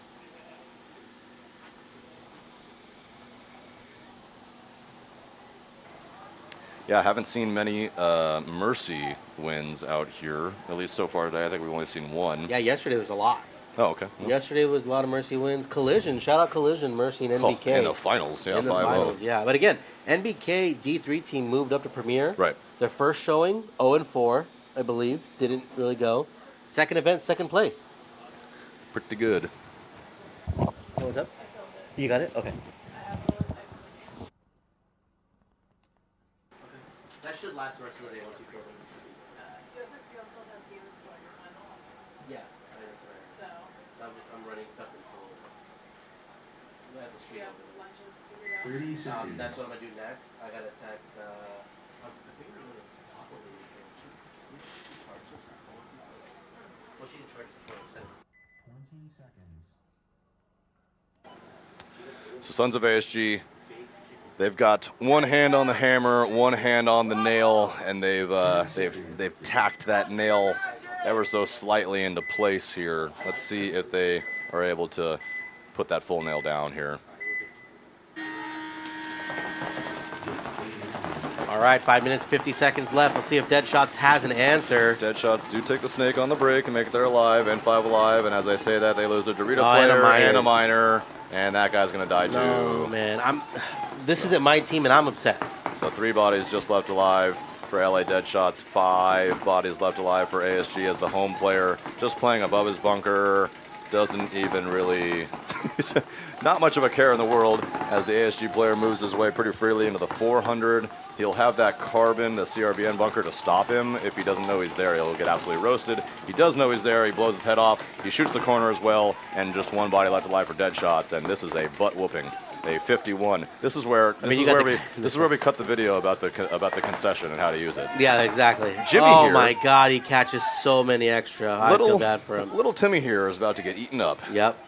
It's recording. We got it. Yeah. So typically, we would say that would be a good place to use a concession, but given that you're down 3-0, if you concede, you quite literally just go home. You don't get to play anymore. So you kind of just got to eat it if you're that last player alive, and just hope that you can just take care of 5-on-1, or maybe you can not eat 35 balls one way or the other. Yeah. Now here's what I will say though. I think Deadshots is in your team moving up from D5 to D4. Yes, they are. I don't think people realize that there still is a big difference, right? Like you think it's small, right? Because there's a huge jump from D5 to D3. But even moving up to D4, like a lot of the times it's communication and just gelling with a team. And especially in the D4, when you can have some of those upper level guys that have maybe just not played in some time, that you can have rostered, some guys with an experience level that is just, you can have a guy on your roster that's been playing for 10 years and still playing D4. Yeah. And just has like all the knowledge in the world. So. Yeah, I think the other thing too is the Sons of ASG. I mean, they practice at ASG, so they're practicing with. Maybe they're not practicing with Aftermath, but they get that kind of. They're just there, right? So they're kind of capturing some of that energy. They get to see those guys playing out there. Yeah, Sons of ASG also, they play that ASG series. They've been around for a couple of years. We played them a little bit, both in this series and in that series. You're being a little bit modest, right, Andrew? You've beat them every time, right? Who, what? You're being a little bit modest. Haven't you guys beat them every time? Oh, 100% we beat them every time, but I, just saying. Still mad respect for the ASG program and on everything they're doing over there. Let's see if my boys can rack this one up. We go a little bit heavy on the Dorito side. We get the 200, the 100, the home, the center tower, and we get a kill. We get 2 kills. Yeah, Ryan Snake Player McGuire. gets kill 2. Nice. Kill 3. Yeah. Little bomb going off. Ryan McGuire making his way into what we call the Seattle, which is the standing up wing. Yeah, that is the left fish fin. The left fish fin. What? How did? The LFF. Oh, you know what? I see. Okay, I see what you're right. It is a fish fin. What? Did you not notice that it's a fish? It's my first time commentating. But you didn't notice it was a fish at all? No, I didn't notice it was a fish, but you guys are God. right. I'm sorry. Hey, listen, I don't know if we're not watching the chat at this current moment. Chat, did you guys think that the center 50 was a fish? Jesus fish. A Jesus fish. I mean, you're totally right, but no, I didn't see it. That was one of the calls. When there was somebody lost in there, you would say Jesus Christ. It might be because I'm an atheist, and so, I don't know if that's stream appropriate. I won't say that again, but pole position and commanding positions here. It's a 52. Let's see if Ryan is able to get this kill in gotta on be the careful corner. though, right? He definitely knows That there's a there's the concede. concession. Okay. So pole position going to take a 3-1 lead with 3:57. Plenty of time. Yes, Andrew like just way a took lot of time. Andrew just took a cloth to his head and wiped all the sweat off right now. Commentating my own team. I swear I thought this was going to be so much fun. I swear they really did. I think it's worse because I'm here. Yeah, well, definitely. Yeah, you don't help. Doc said I'll lie and say yes, so he also did not know that it was a fish. Yeah. That's what I'm talking about, my guy. Yeah, I'm not alone. I knew I wasn't the only one. I actually came to finally help tell Brian out, and then I was like, Andrew's already beat me to it. Chilling, So we got Jesse from the runners here. on a flight. peeking into the commentator booth. You've been running all weekend? Oh, wait, Jesse's CEO now, so Jesse doesn't run. So Jesse has an army of runners. These guys, I think, booked half the league already in pod running. Jesse's just been walking around with tacos all weekend, not doing anything, like a true CEO. That's true. And every time we interview Jesse, he's like, wait, we gotta do it again. Yeah, He's like, yeah. Every time he's like, no, that wasn't very good. I wasn't ready. Yeah. Jesse, how many runners you got out here? 16. Shut up. Yeah. How many teams you got? Half of the league. Oh, you're not kidding. Yeah. Guys, if you're listening, there's one option. Watch out, Jesse, behind it. It's coming down.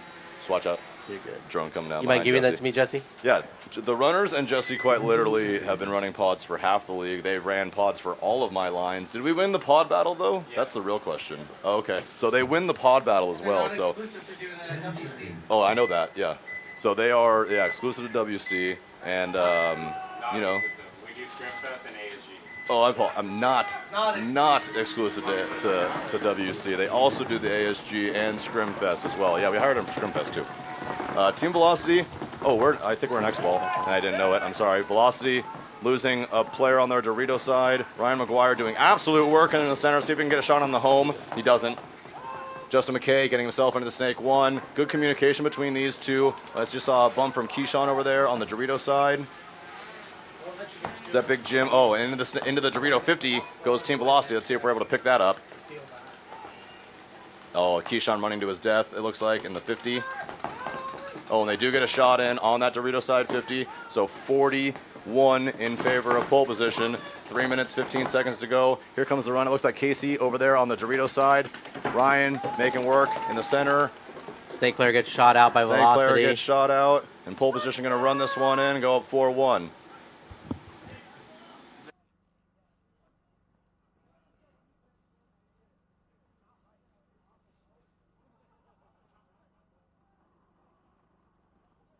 So the reason the audio went out is Andrew tried to cheer for the team before the point was over, almost got a penalty.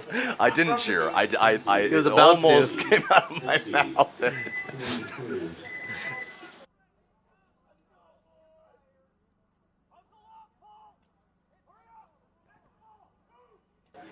All right, I muted you all again Samantha so that I April actually could. Samantha April says she knew that was a fish and you should have known too, Andrew. Damn it, Samantha, I'm sorry. I mean, listen, you guys are totally right. The real question is does Mike Hinman know, and did he do that on purpose? Yeah. Or maybe this is a Thomas Taylor thing, and he was doing the get it. I don't think Thomas works on the layouts for this event because he's got iconic. Oh, I apologize. Yes, Yeah. I don't think he does. we have talked about that before. Yeah. Thomas. So in the past, I'm sure a lot of you on the stream would know Thomas Taylor is probably also on that Mount Rushmore, or pretty damn close to it. He, for a long time, helped design the layouts for the WC. Him and Mike would get together, and I think Thomas would have designed 3 or 4 of them, and I think Mike maybe 1 or 2, and they would all kind of get together, and they would kind of pick their 1 or 2 best. Then they would actually pick their favorite. They would choose it. They would sit on it for 24 hours. They would go back and look at it, decide if that is the one that they liked, or if they wanted to move a bunker around here and there, this and that, or if they wanted to go with it. And that's how they were able to do the layouts for a long, long time. But now that Thomas is in charge of Iconic, because he has 97 children and some of them are teenagers now, they can play. He can actually run 4 teams, all with just Taylors. He'd just be no, Tom. You know, Thomas, I love you. I'm just giving you a hard time. He does have a couple kids. His Keith Taylor, I think it's his oldest son, plays D3. He's an absolute assassin out there. Team Taylor, all wearing Keith shirts this weekend, which I like to see. Very look cool. great. A really, really cool program. Iconic. Started in D5 last year. Now they're in D3. They also have a D4 and a D5. They're everywhere from Seattle. Good guys. Shout out to Thomas, shout out to the whole Taylor family at Iconic. Team Velocity on your right, pole position on your left. They're going to lose their Dorito side attacker. They are going to get into the snake corner. 4 bodies left alive for pole position. And there goes a bird. As we're going to lose, Velocity is going to lose 2, and their snake side completely blown open. Ryan recognizing that, making his way into the CRBN bunker. Let's see if Justin McKay is able to recognize that on the short side, the snake side of your screen. Able to get himself in there, put his head down, and get to work. Meanwhile, Velocity making their, whoa, lots of big moves over there on the Dorito side, taking the 400, the 300, and now just the tower. So Justin McKay is all alone. He got Jim back there at the home. It looks like Jim's going to get shot in the head. 3 middle bumps again now into the Dorito side 50, and Ryan just needs to look that way and he'll blast people alive. No, Ryan's going to get shot out. 1 minute, 52 seconds to go. Justin McKay looking to take the right. Yes, shoots the first runner. Now it's a 2-on-2. I think that's Mr. McCone over there, former Dark Horse player. Yeah, here comes a move by Team Velocity. Here comes He's the going move to by give it to him. Velocity. He's going to one-handed. one-hand get him, and then McCone is going to get destroyed by the other guy as well. Velocity is going to knock this one in, and pending a check. I hope he's dirty. He's clean. Damn it. So, Velocity going to Well, run good job, in. Velocity here. 1:30. They got time to come back, Andrew. They do got time to come back. 100%. They quite literally, unfortunately, my guys just did this. We're up 2 points with 1:30 and lost it. My D3 team in event 1 had the same thing happen with Sicarios. We were up 2 points with 1:30 and gave it back. So I wasn't going to bring up Velocity Sicarios. definitely- You brought up Sicarios. Yeah, Velocity definitely having an opportunity here. This door is not closed. Pole position with their hand on the hammer and the nail. They haven't been able to tack anything quite into place yet. Let's see. With the 1:30 though, this one will be big. If pole position can play good enough defense, knock out at least a massive chunk of this time, should be in decent shape. Now, speaking of Sicarios, Andrew, and speaking about the pod battle, do you want to tell everybody about the pod battle against Sicarios at Scrimfest? We kicked Sicario's ass in the pod battle. I was the pod runner, and Sicarios didn't have one because I don't know what happened, but Sicarios didn't have one match, and so I just stayed out there and I abused the hell out of that. So for the Sicario guys that are listening, I stayed out there. I stole them all. And I don't feel bad. RT, all you guys out there, Mikol, I don't care. They're mine. I hope they have Sicario patches on them, and I'm gonna keep them on there and show them to you guys. But yeah, that was the highlight of our Scrimfest. Unfortunately, we lost Scrimfest again to the Sicarios, but we did win the pod battle. Those guys are really great, by the way. I love the Sicario guys. Love playing against them. They are phenomenal. It's great having that rivalry. That's one of the fun rivalries at the league right now. I do wish that they would win though when they beat us, and they twice now they've beaten us and then gone on to just either podium or not podium, but be right up there. I would prefer to lose to the victor. So if Sicarios, you're listening at home, next time you guys play us, and if you beat us, win the damn thing, so we can say that we lost to the winners. You know what I mean? So there's some confusion going on right now. Pole position's walking out. Pole position's walking to the box. Velocity walked off the box. Oh, because there was a timeout called. Now they're walking back. I'm sure Andrew would just hope that they just all walk off the field.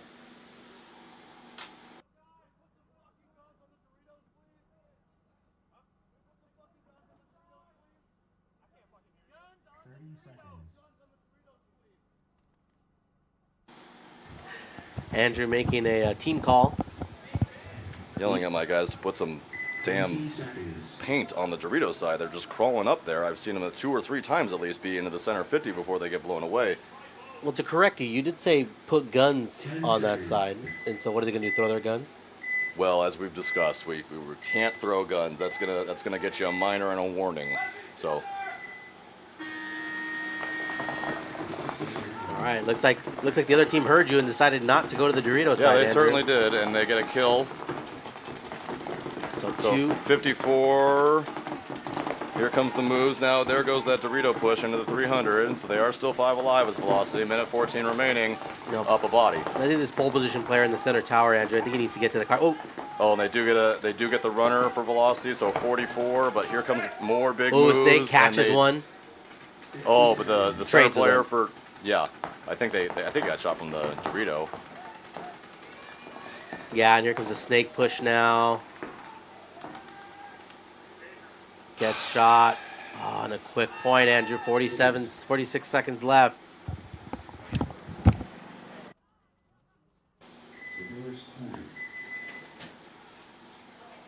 And we were in X ball, so these teams will get 2 minutes. They'll go back to the pits and get cleaned up. He can't handle it, man. No. Poor Andrew. We're not gonna. Oh, hold on though. There's a penalty going on. Give me 1 second. Let me see what this penalty's for, guys.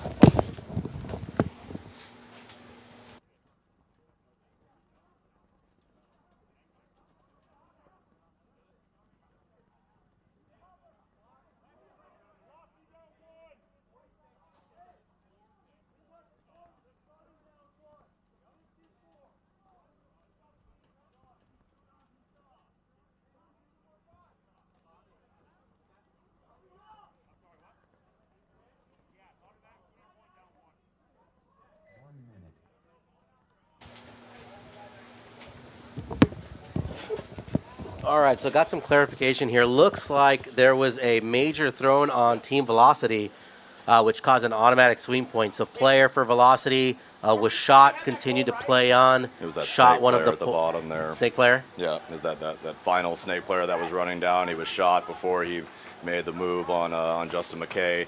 Justin lit him up before and then after, so he drew that major. So automatic swing point in favor of pole position, and Velocity is going to start down a body. So a big swing there, as definitely pole position going to put a little bit of attack on that nail in the coffin. Man, that's a little scary for pole position right there. I mean, It's that's not great, man. It's not great. It's not great at all.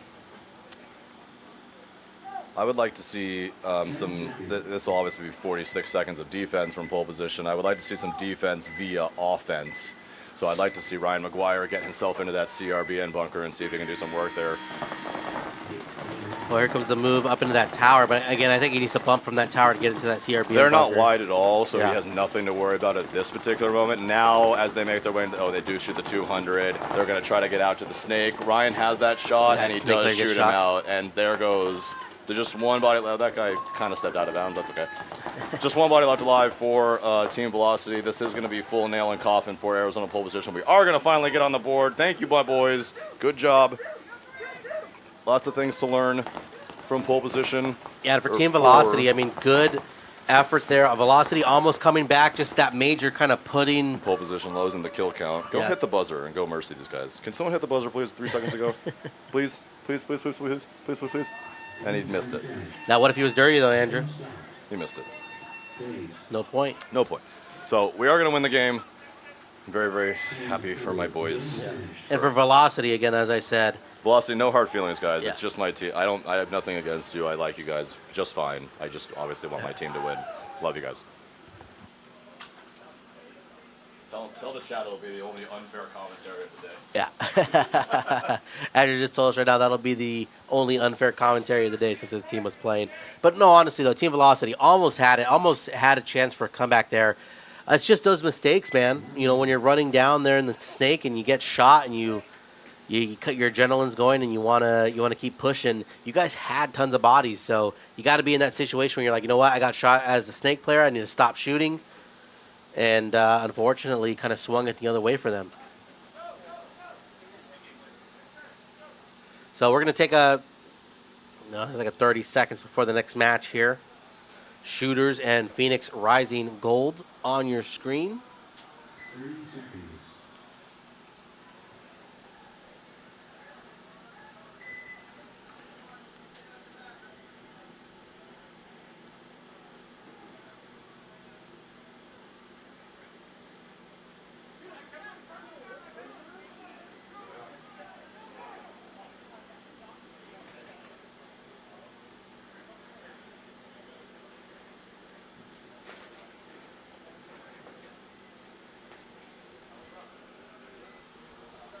What you got there?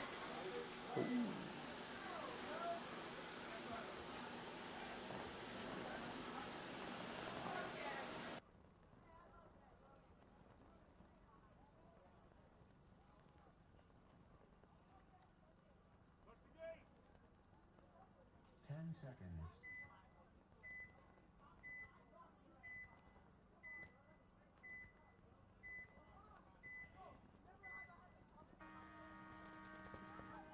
Game on.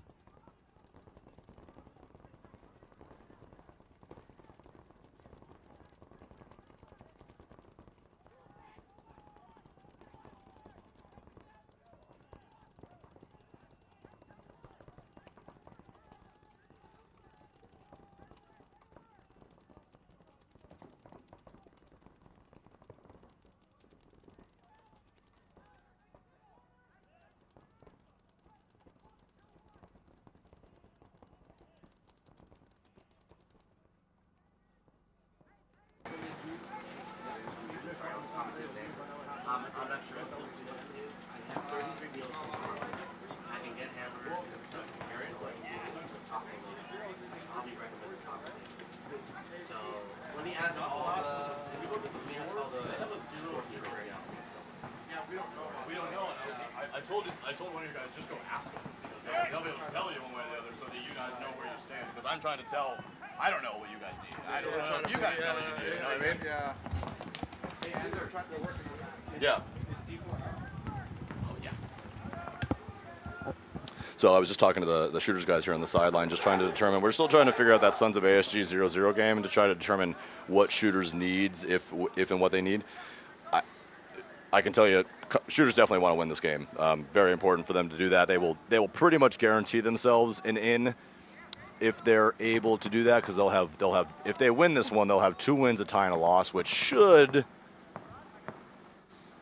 maybe it's gonna be tough. Phoenix Rising Gold, on the other hand, they are 1-0-2, so 1 loss. I'm sorry, they are 0-1-2, so 1 loss and 2 ties. Kind of a similar position to where our D3 line was in, as that Rising Gold player tries to take too much of a chunk and gets his back ripped off by what looked like the Dorito 2 player, but they do shoot the home player for shooter. So this is a 21 now in favor of Rising Gold. So Rising Gold, based on the points here, they have absolutely no shot. Their tournament is definitely over. So Rising Gold, they can definitely play the spoiler here.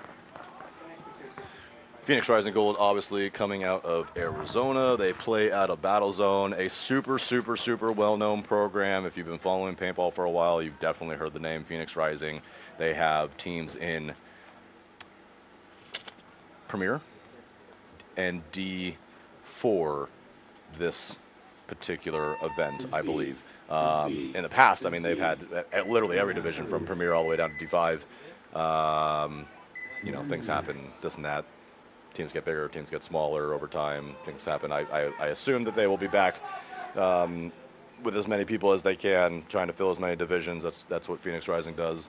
They're a program that Arizona Pole Position looked up to, especially when we first started, as kind of the standard for what a good paintball organization looks like in terms of teamwork and camaraderie and being out there, being with your teammates, getting the practice in, getting the work in, keeping each other accountable, so that hopefully good things happen at tournaments. Because to be honest, these tournaments aren't exactly incredibly cheap, and it's not fun to come out here and lose. It's not fun to not make the playoffs. It's not fun to get beat. And we spend, we more or less work all year around for what can amount to 16 prelim games or, 4 tournaments. And so every one of these games counts. Every one of these spins matters. California Patriarchs and SRK. California Patriarchs have already stamped their ticket in. SRK needing this win to get in. SRK, another team out of Arizona, playing out of AZ Battle Zone. Good guys. Kyle McKenzie up there playing the CRBN bunker as one of the SRK players take the walk from the Dorito 1. Let's see if we can identify some of these players. I'm interested to see how the Patriarchs are playing it. They look as determined as ever to get a win here. I don't think that they'll be doing too much experimenting as they take that 50 wing on the Dorito side.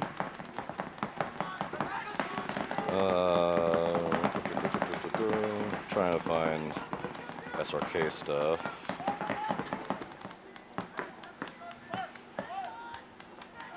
I think that's Josh Merritt back there in the home. And then over in the corner is probably Johnny. Probably John Anderson down there at the bottom of your screen.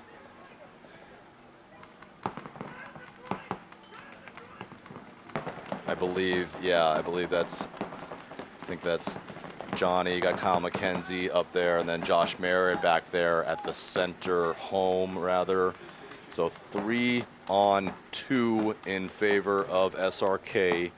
And like I said, SRK at 2-1. They have the California Patriarchs and Team Velocity in their bracket. So if they win, they are definitely in. If SRK wins, they are 100% in. California Patriarchs 100% in as well, no matter win, lose, or draw. They're playing for seeding. But SRK with 2, if they go 2-2, depending on the point spread, they might still be in. They have a better point spread over Velocity, who just took that butt whooping from from pole position, which really helped, which is actually really going to help SRK's case. So we'll see what happens here. The score is very important here. We have a 32 in favor of SRK. We have this tower here who, yeah, just ripped up Johnny Anderson as soon as he turned that corner there. That was Johnny. So Patriarch's here. He's going to be able to turn this corner here with the snake kind of blown out. I think that he needs to be able to wrap this. He can't shoot Kyle from here because Kyle is too far ducked looking Dorito side.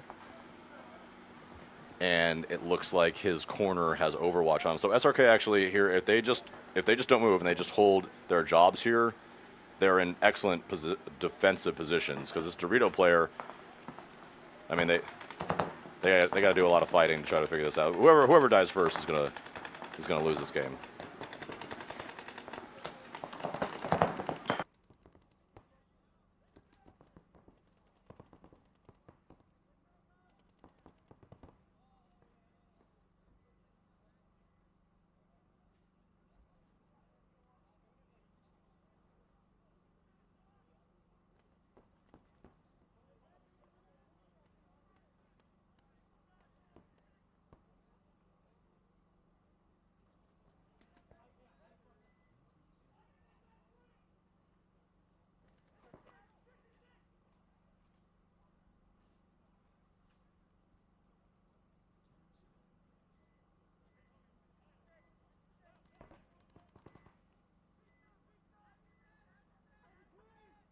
SRK making a move down the Dorito side. So this is now a 21. They did get that kill. I was just talking to the Patriarchs players in the pit. I was just confirming with them. I was asking them if they were doing experimenting or if they were trying to figure things out or if they were just going to go for the dub here. They are. He looked at me. I said, "Are you guys going for the dub?" And he said, "Always." So although they are going to lose this point, SRK is going to go up one. Patriarchs are definitely not going out with the fight. They're going to give it their 100% all here. They're not looking to mess around here. So we're going to have a good battle for the rest of this one here. SRK playing well. They practice well. They practice a lot. They got good guys, strong guns. Josh Merritt is like a premier cheater. He is, I mean, just A+. I had to say that because I said it last time and he gave me a hard time. So I just have to shout out Josh Merritt again. just kidding, Josh. I love you, buddy. Battery swap. We do battery swap. Gotcha. Yeah. So we're going to do a little battery swap on the drones here. So we're going to go back to the technical field angle here. And we're going to have shooters and Rising Gold out here again. Like I said, important, very important for shooters here. They definitely need the dub. Well, actually, their coach is right here. Hey, coach. Hey, coach. 20 seconds. 10 seconds.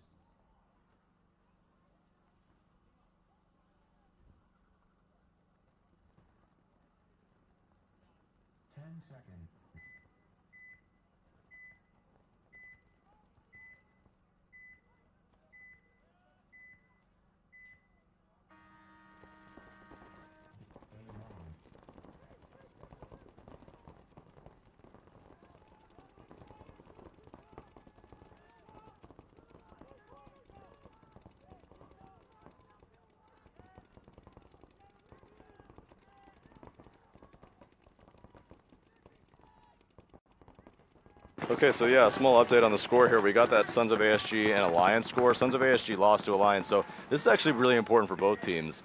As Phoenix Rising Gold, I was looking. I had this incorrect when I was mentioning the tournaments here. I think I was accidentally looking at the wrong team. That's my mistake. Phoenix Rising Gold at 0, 1, and 2, and because of the way their bracket works out. Oh, you know what? That's not true. I lied. They're definitely out. Rising Gold definitely out. Shooters can win, or they can get in. They need a big win. That, I think, is what's going to stop them. So we'll see what happens here. As one of the shooters tries to streak down the Dorito side and get shot up. And just one body left for that shooters team as Rising Gold with 4 bodies left alive. So not a very good start for the shooters as they're, not only do they need to win, but they need to win big. And they are going to go down 0-2 to start. Point approved. 1 minute.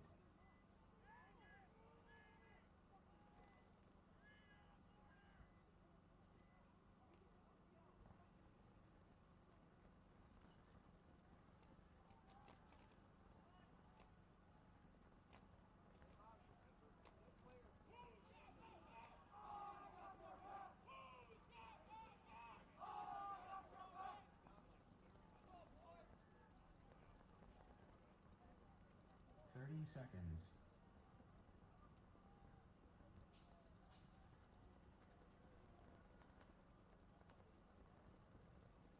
20 seconds.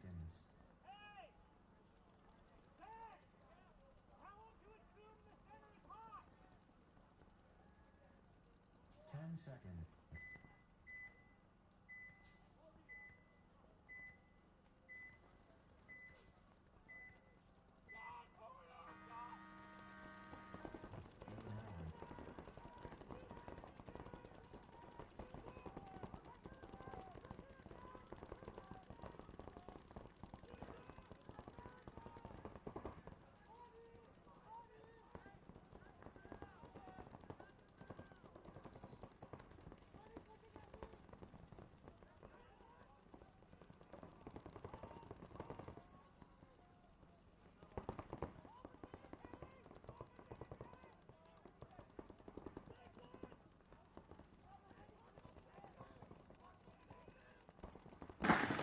All right, back was just talking with one of the Heat Wave players. He was just looking for some guidance from the the up above shot, seeing what we're seeing from up above and seeing if there's anything that can be different. We're back here with SRK and California Patriarchs. Patriarchs with 5 alive, SRK with just 4 alive. I'm not sure where they lost that body, and they are pretty pocketed up here. That Angel Lopez Law bunker, the CRBN bunker, the home, and the Dorito 1.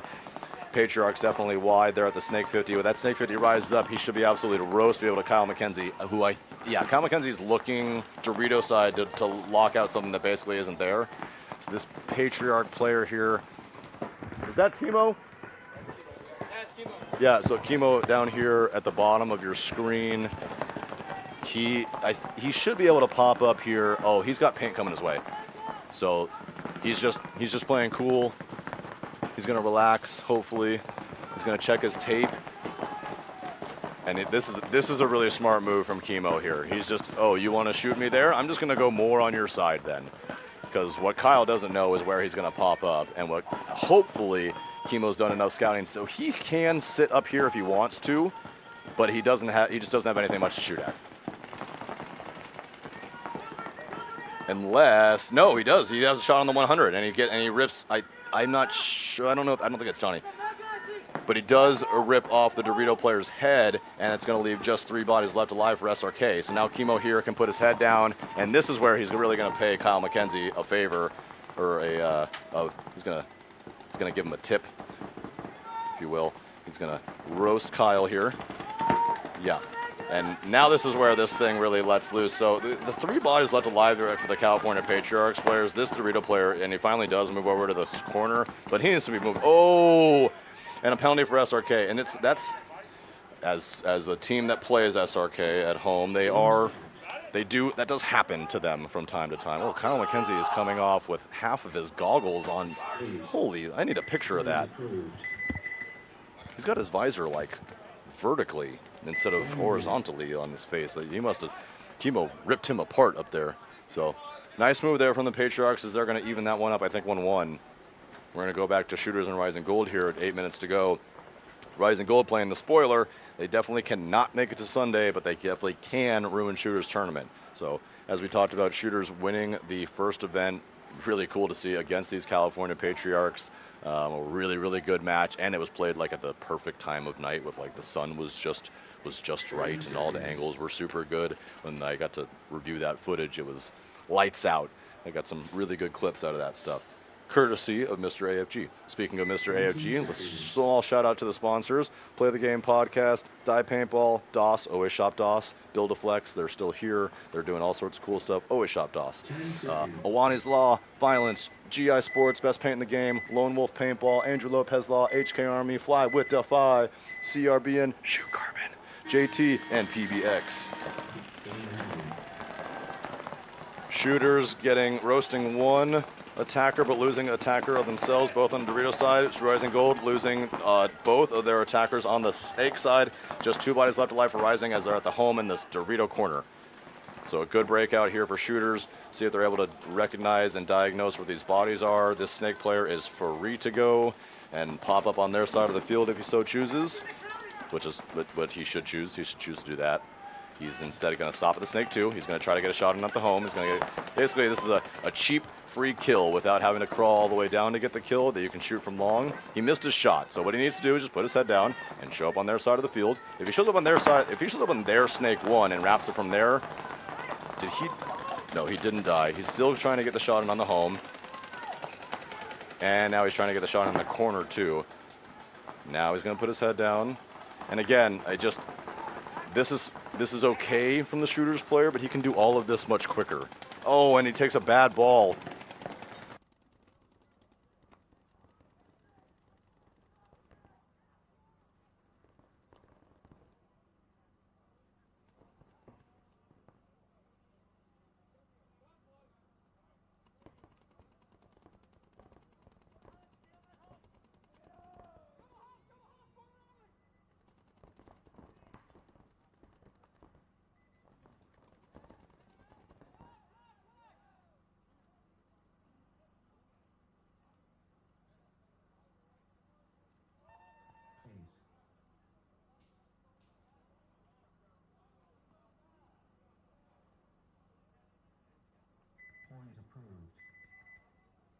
Point approved. Just again, talking with the shooter's player, just telling his buddy here, someone's got to tell your snake guy, just put your head down and go. So he took a bad death here. Shooters still get the win, or they get the point on that particular one, but they could have done it 45 seconds earlier, more than likely, which is going to save them more time because, like we said, shooters needs the points and the spread, and all that stuff matters. So still get the point. Hopefully, just a little learning lesson from the shooters. They're able to tell their snake player to, go ahead, put their head down, get to work. 30 seconds.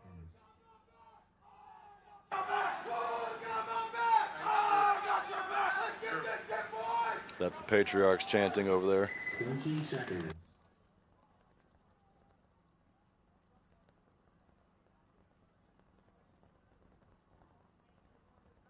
10 seconds.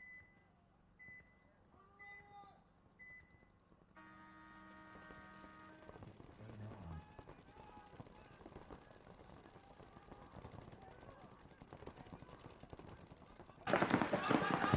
California Patriarchs losing their home player, but they are taking the Dorito 4 and the Snake 2. So good positioning, better positioning in my opinion for the Patriarchs with just 5 minutes remaining here. SRK, making their way into the Andrew Lopez lob arc, are getting shot, but they do make their way into the 300.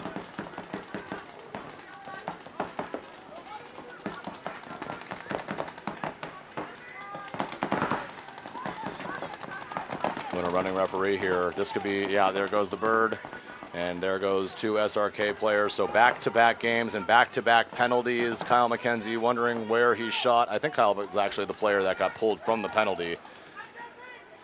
Refs don't like that player talking.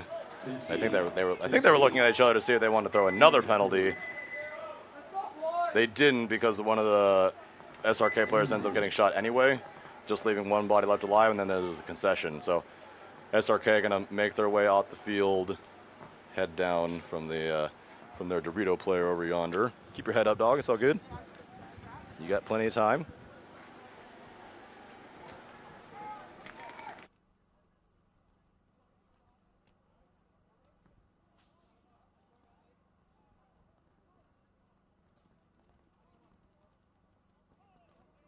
Seconds.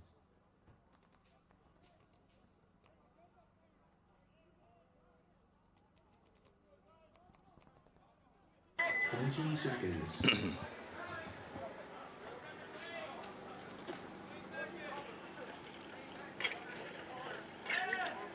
10 seconds.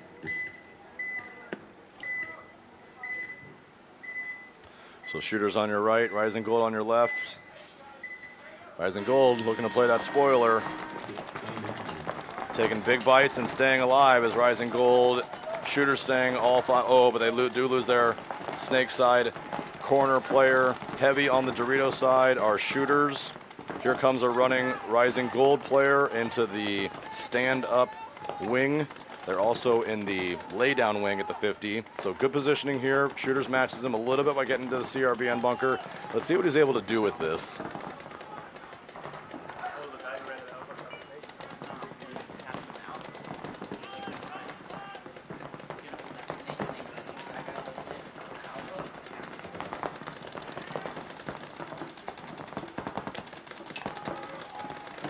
Rising Gold making their way out to the 100. So the 100, the 100, the 200, the snake corner, the center 50 lay down wing, and the center, I guess, 40 stand up wing. Shooters losing another body on the Dorito side, just 3 bodies left alive.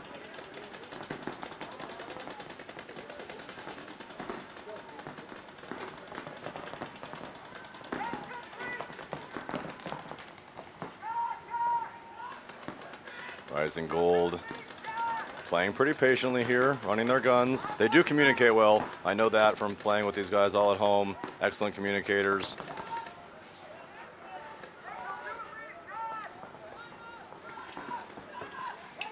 Shooters, excellent communicators as well. They get a kill out of that CRBN bunker, or rather out of that stand-up. Gosh, out of that stand-up wing, but then they have bad death and lose their Dorito side player. It looked like, I'm not sure if that was, yeah, that would have been the Dorito player, but then they lose another one. Rising Gold does, throwing their body away, running into a lane, so a 2-on-2. And whoever wins this center battle, likely, is going to win this game. Shooters definitely need this one. He just needs to take the, oh God! Keep your gun up, keep your gun up! Murdered. Shooter player. Need to keep his gun up. Unfortunately, did not. They're going to lose their 5th body as well. And Rising Gold going to walk this one in with a, will turn out to be a little bit under 4 minutes to go in this match. Take a 3-1 lead. Shooters got to put in that work. They're standing right in front of me, so.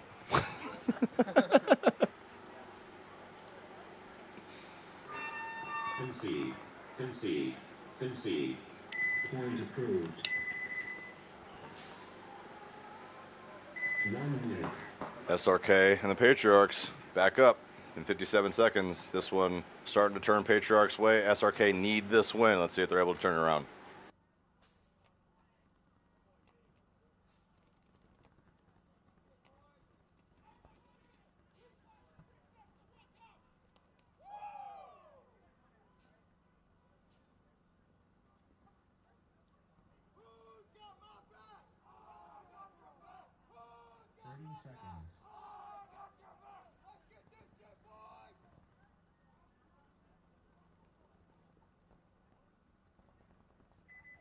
Seconds.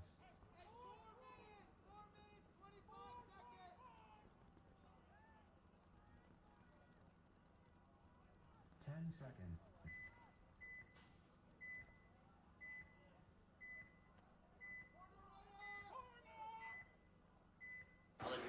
All right, buddy.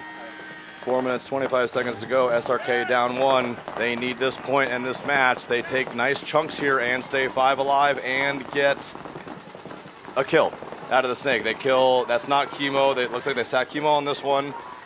Patriarchs in decent defending positions. But 4 minutes is going to be way too long. I know these SRK guys are definitely going to play this much faster. I expect Kyle McKenzie to make his move into the CRBN here in a second. Johnny, I think that's Johnny Anderson there at the bottom of your screen at the Dorito side corner. He will likely put his guy in and play the inside out and try to get in, or they'll try to throw Josh, I think that's Josh Merritt at the snake insert. They might have him go in instead and have Johnny play the oversight. Meanwhile, SRK also getting into the Dorito 300. And getting 2 more kills does SRK. Just 2 bodies left alive for the Patriarchs in the Dorito 2 and the snake corner. Making their way into the snake corner.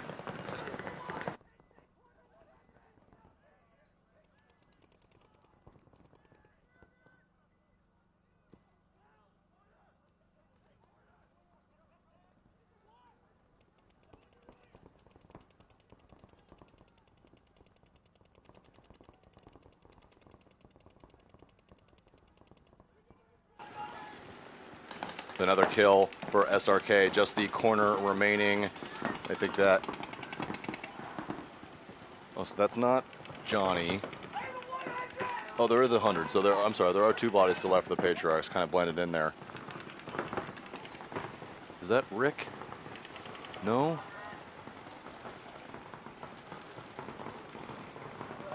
Oh, that is Kimmo, yeah. Scott. Oh, it's okay. So that's Brett Scott at the bottom of your screen here in the Snake 50. Trying to shoot the cross on the 100. Kyle McKenzie playing the CRBN. Did he just get shot? No. Oh, I thought that he did.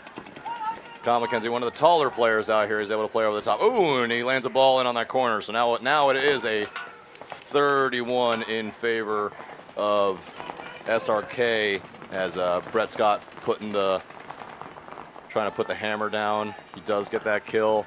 Yeah, there goes Merritt behind him to clean it up, and McKenzie up there in the center. And SRK, they are going to even this one up, pending we're going to hold, how would ref just go in and check to make sure, but pending a good review here from the ref, SRK going to even this one up 2-2, minute 51.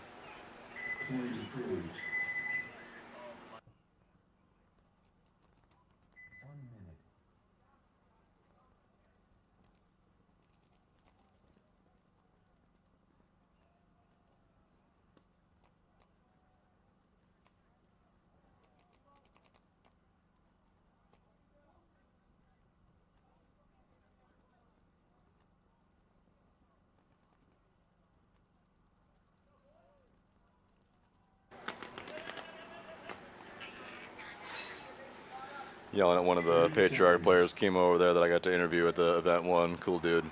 Like these Patriarch guys. We'll see. Rising Gold and Shooters back here. Hey, Shooters, where are you guys from? More part.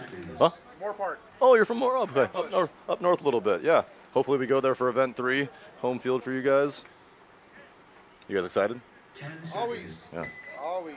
We gotta get back and fucking restructure and get some grinding. Well, you guys looking okay out there. Need this dub though, real bad.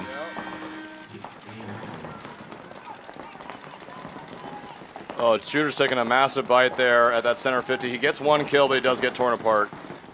So it is a 44. Oh, now it's a 43 in favor of Rising Gold. Rising Gold is all on the back line. They have decided it looks like they just want to play some lockdown defense here. Shooter's not all about that life. They're going to play that offense. They're going to bump out of the Andrew Lopez tower into the Snake insert side, but they need to put their head down here. Solace here needs to put his head down here for Shooters. He does have a corner, but he just needs to put his corner in real quick and just turn the corner, and he can get to the 50 for free. He's just trying to shoot that tape, trying to invite that Snake corner out to go fight him. But 3 minutes left to go, down 2. You are running desperately low on time as Shooters bump out to the Snake side corner. So now the Snake player with a real 2 behind him should tell his 2, hey, put him in, and I'm going. And they make their way into the center CRBN bunker. But yeah, Rising Gold not posturing to move. They look very content to just sit back and play defense. There goes that move from the Snake player as he does make it into the 2. Now he needs to keep going. He doesn't have a shot from here. He actually can have a shot from the corner from right there, but he's going to pass it.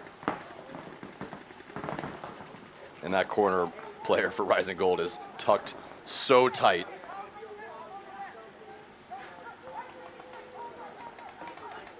And I think they just saw the Andrew Lopez Law Rising player. I think just saw movement at the Snake 50, saw the bunker move, and it caught his attention for sure.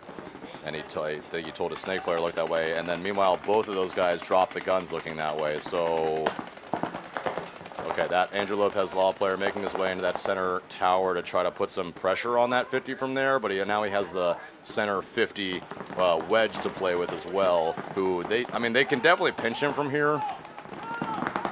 Oh, and here goes the penalty. See ya. Shooter's gonna lose 2. That's gonna be a 41 in favor of Rising Gold, and unfortunately, as I've said a couple times today, that's gonna be a nail in the coffin stuff. As Shooter's middle player gonna get a back massage, and Rising gonna go in.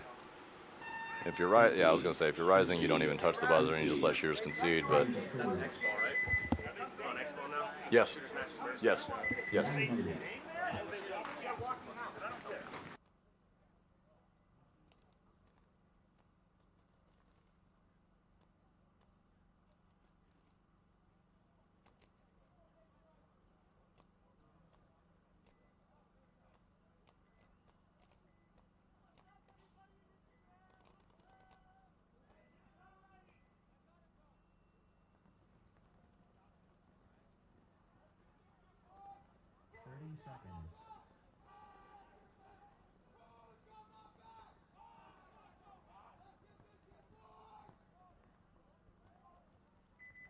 seconds.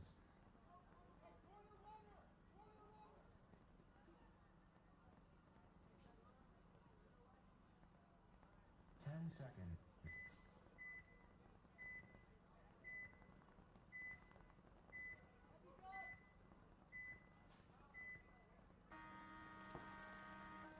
Game on.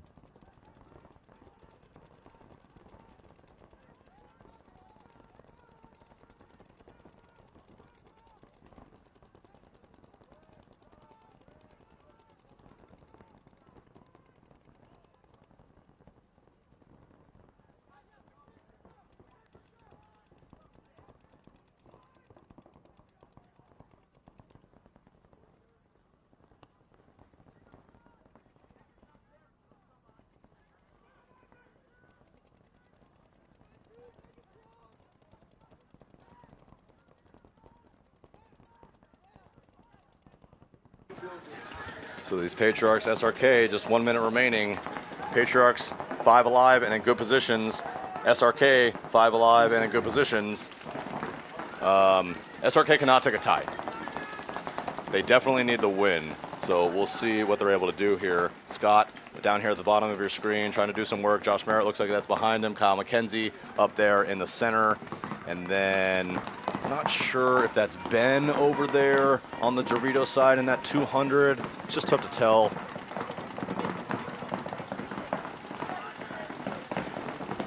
California Patriarchs in good positioning here. If you're the Patriarchs, though, you don't need the win. A tie is just fine. They're likely going to just run their guns to the next 25, but SRK needs to go. This is bad. If you're SRK, I don't like this at all.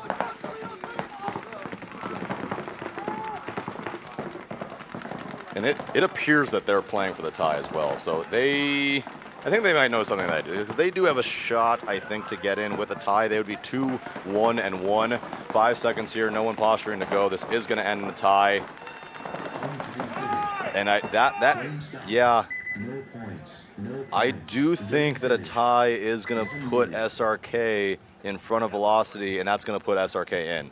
I'm not 100% certain because I'm an idiot and don't know how to do math and scores and stuff. I'm pretty certain, though.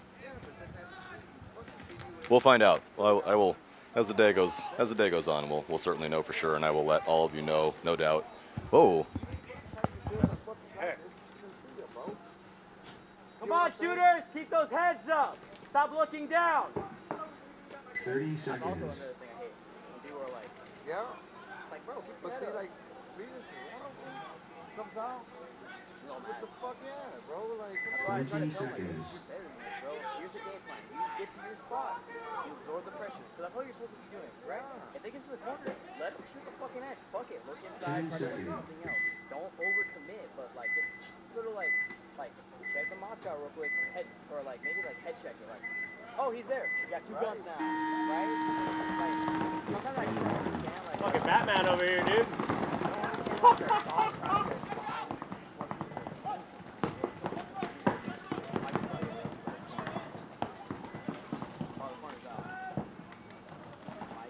60 seconds. Please.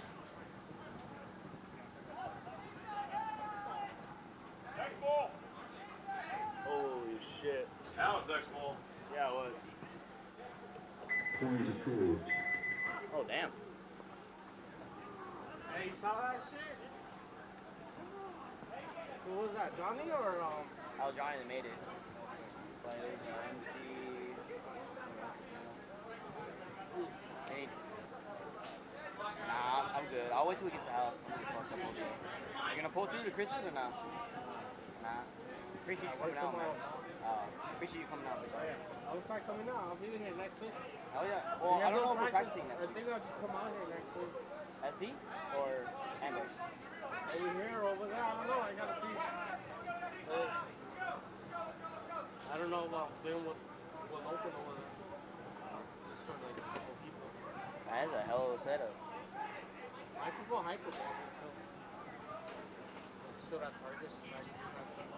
Come on, shooters! Dude, we should 1 minute. 1 minute left. They gotta get 2 30-second points, if that. Or they, I mean, they just did that one in like 15.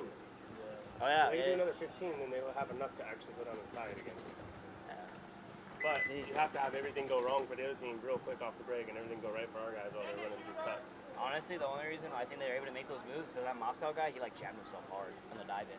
Oh, so the other team is playing down with a fucking basically 4 on 5 off the break.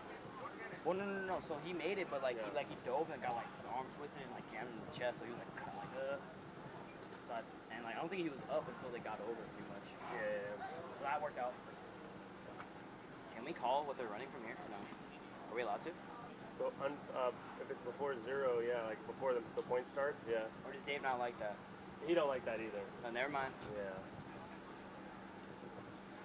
Because if we give him a wrong call, then he'll be like, what the fuck? Why are you fucking yelling shit? It's his favorite thing.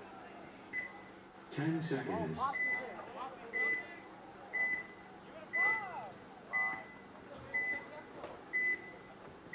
Snake runner!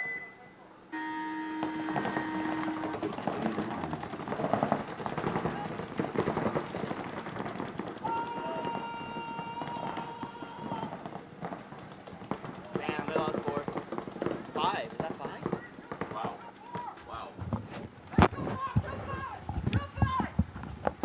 Wow, I was trying to get the drone back up for you guys. I had a little bit of a battery issue. Meanwhile, Shooters does the coolest thing that I wanted to see that I can commentate and send everybody to their absolute death. Bodies flying all over the place. Shooters still standing in front of me. I know that was not super pleasant, but it is fun to watch, at least for me. That was awesome. At least you sent it. You know how many times I say on the stream, please don't die in your bunkers when the time expires? It's the most annoying, egregious, obnoxious thing that I watch. But I know you got a good coach here. I know you got a good coach here that'll absolutely send you guys to your death. I appreciate that. So, sorry, Shooters. What are you sorry for, bro? You guys doing really good of it. Nothing to be sorry about, dude. My whole life don't revolve around the hobby. That's You know what good. I'm saying? I try to have That's a good. happy life. We got good Shooters guys in front of us here. Oh, you come join me? Hello there. What's up, buddy? Hey. Now you're live. Hey, everyone. How are you? Good. After that match, that tie actually put us in. So Who are you? Tell the people who you are. I'm Andrew Pangan. I help run the Arizona Paintball, all of that stuff. I'm here with Spectrum in D3, and I'm helping out my old team SRK, who we just saw on the field, take the tie. Runs PBAZ. PBAZ, RIP. It's in the works. I say RIP. Everyone else will say RIP, but Hey, so you were with Eventually. SRK. Did they know ahead of time a tie was going to put them in? we knew we had to win. We came in that match fully intended Because that's what I thought. When I saw the scores, I was like, pretty sure they need the dub. because we lost to Velocity first match of the day, Right. and they were second in our bracket. So we knew coming in the Patriarchs was going to be do or die. But you know what happened? Arizona Yes, pole position yes. came in and saved the day. Yes, thank you, Arizona pole position. You guys actually helped us out a lot. 100% with the because, spread there. Yeah, had Velocity gone 3-1, Yeah. and Patriarchs had It was got over. that tie, Yep. we'd be packing up right now. But Yeah. yeah, looks like I thought as the time as I was watching that last point, I'm like, well, it certainly looks like SRK is playing for the tie. Maybe they know something I don't. And I'm just looking at it here, and I'm like, oh, that makes sense. No, At we- 2-1-1 now, you can get in. until that match was over and we saw that was a tie, we thought we were out until I actually looked at the scoreboard. And I was like, then I saw, excuse me. Well, someone I needs saw to an tell app of- SRK to get on your damn horse then with Yeah. no time remaining and go not die in your bunkers. You know, kind of a common problem with my guys over there.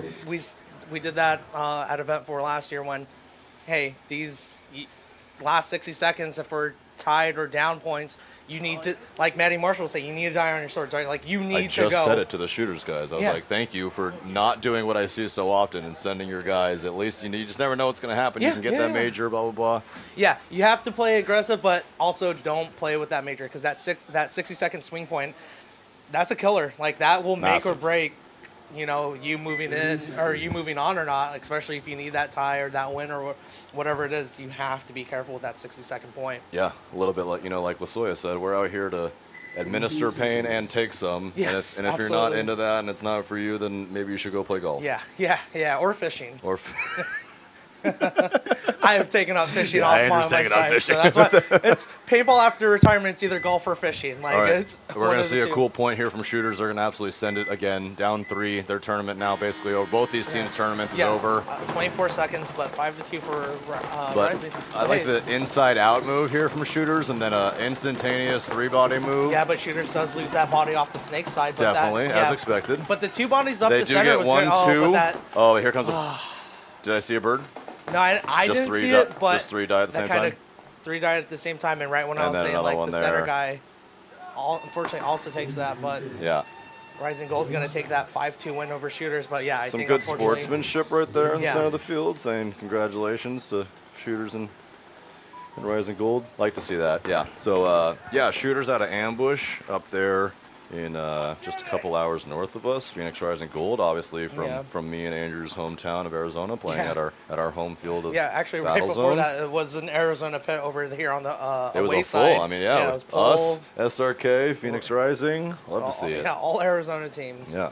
But yeah, unfortunately, it looks like that match is kind of moot. Rising Gold's not going to be moving on. Shooters, unfortunately, is also not going to be moving on. Which is a big deal because shooters won the last event. Did they really? Yeah, they took first against the California Patriarchs here. So That's a tough one. And hey, as we just saw, Patriarchs is a tough team to beat. they are man. no joke. I told Yeah. them I saw them yesterday before, or I saw them Friday before they played because they played our D4 guys. I said, I love you guys. I interviewed you guys. You guys are good peoples, but you're gonna have to take the L.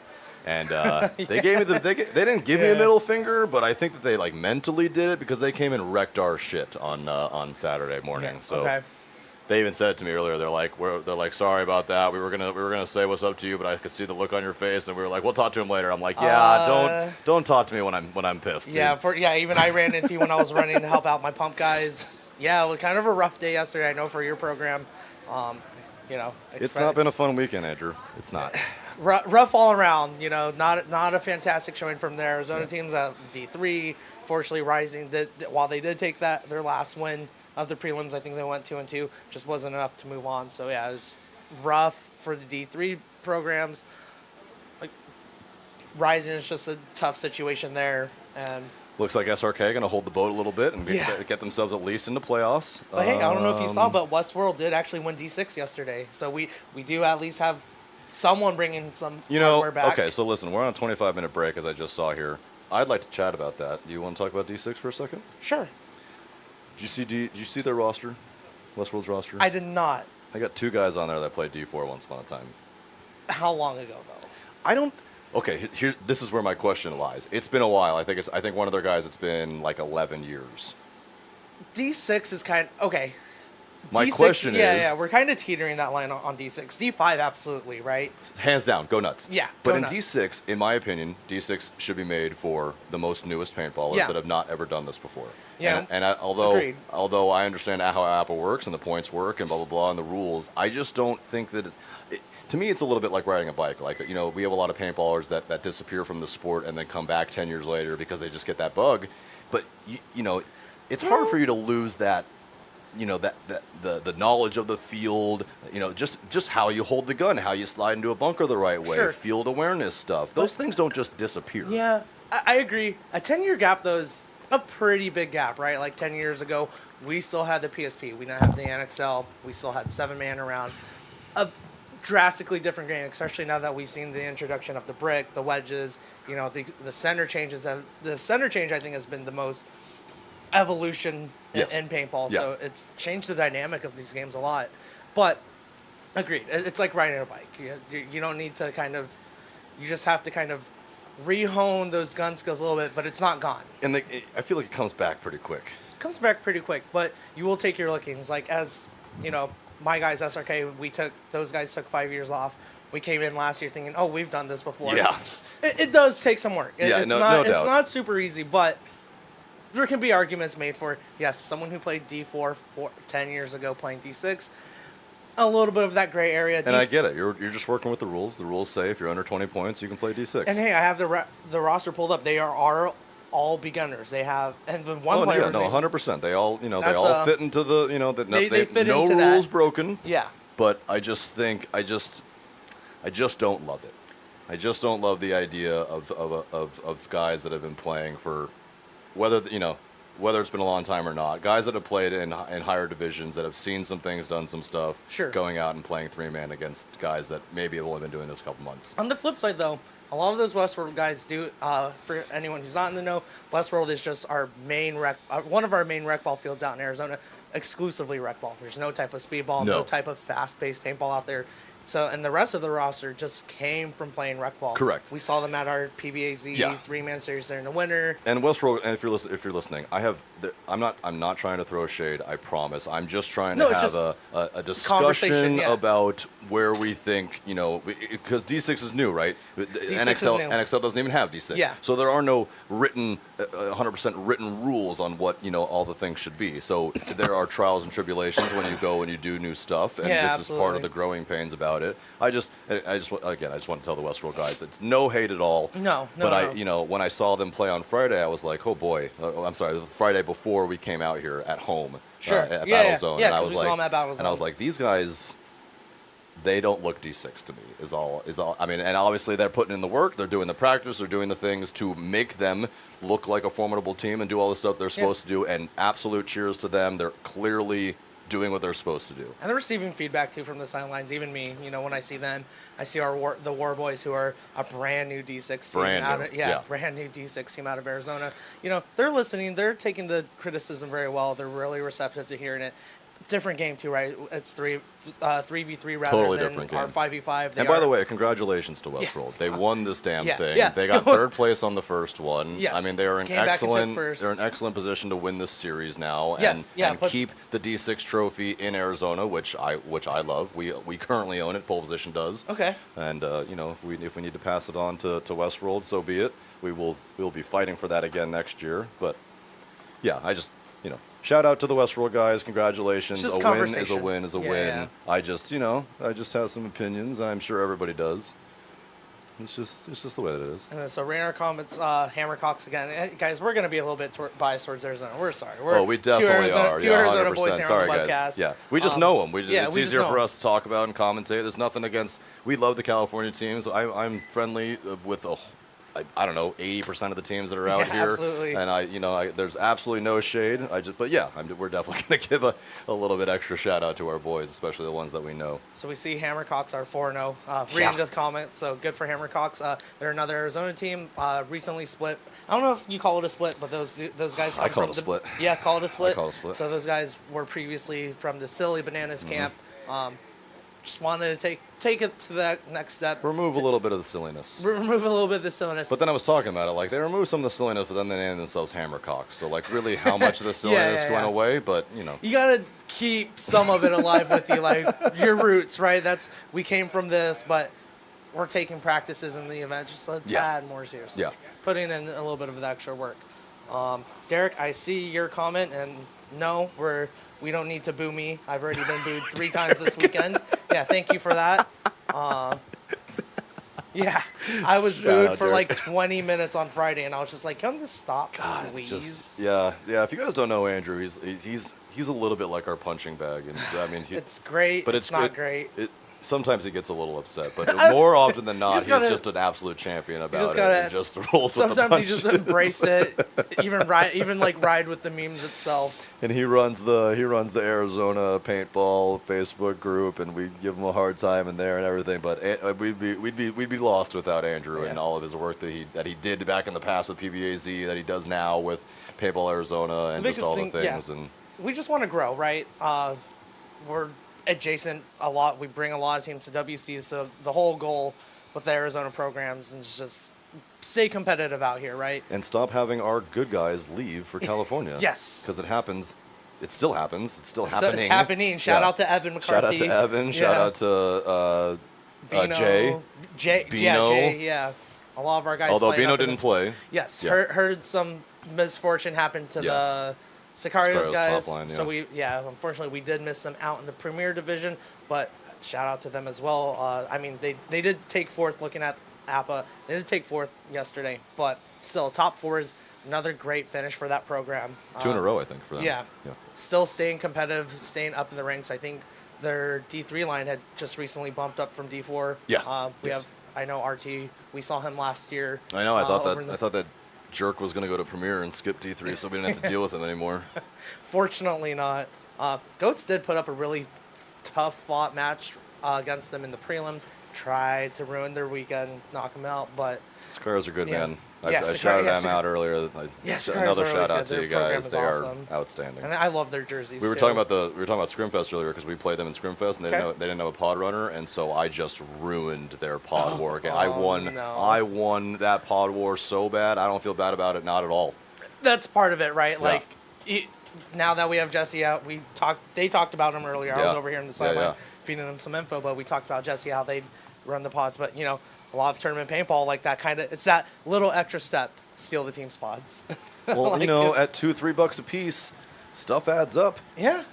All of a sudden, you come with 2 pod bags for the event, and now you have 1. That is... You just lost, $100.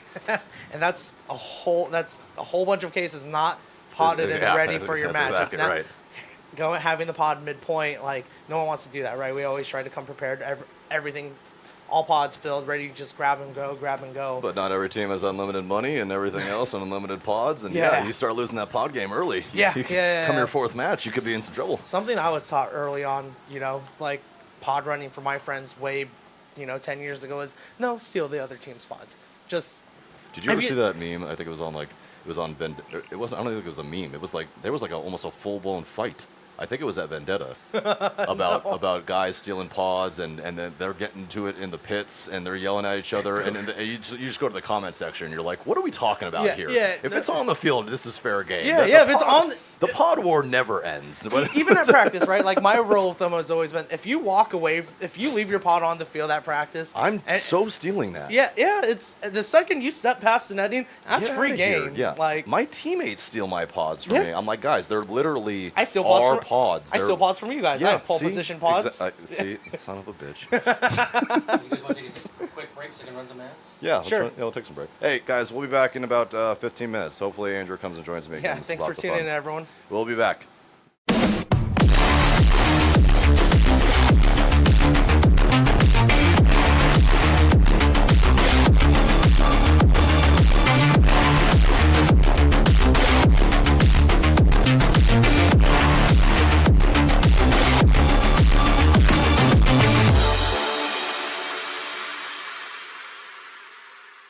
Hey, it's BRNT with CRBN, and I have our new IC PWR Nano Barrel System here. This kit includes our famous ultra lightweight injected carbon fiber back with our new Nano Tip, which features over 700 microports.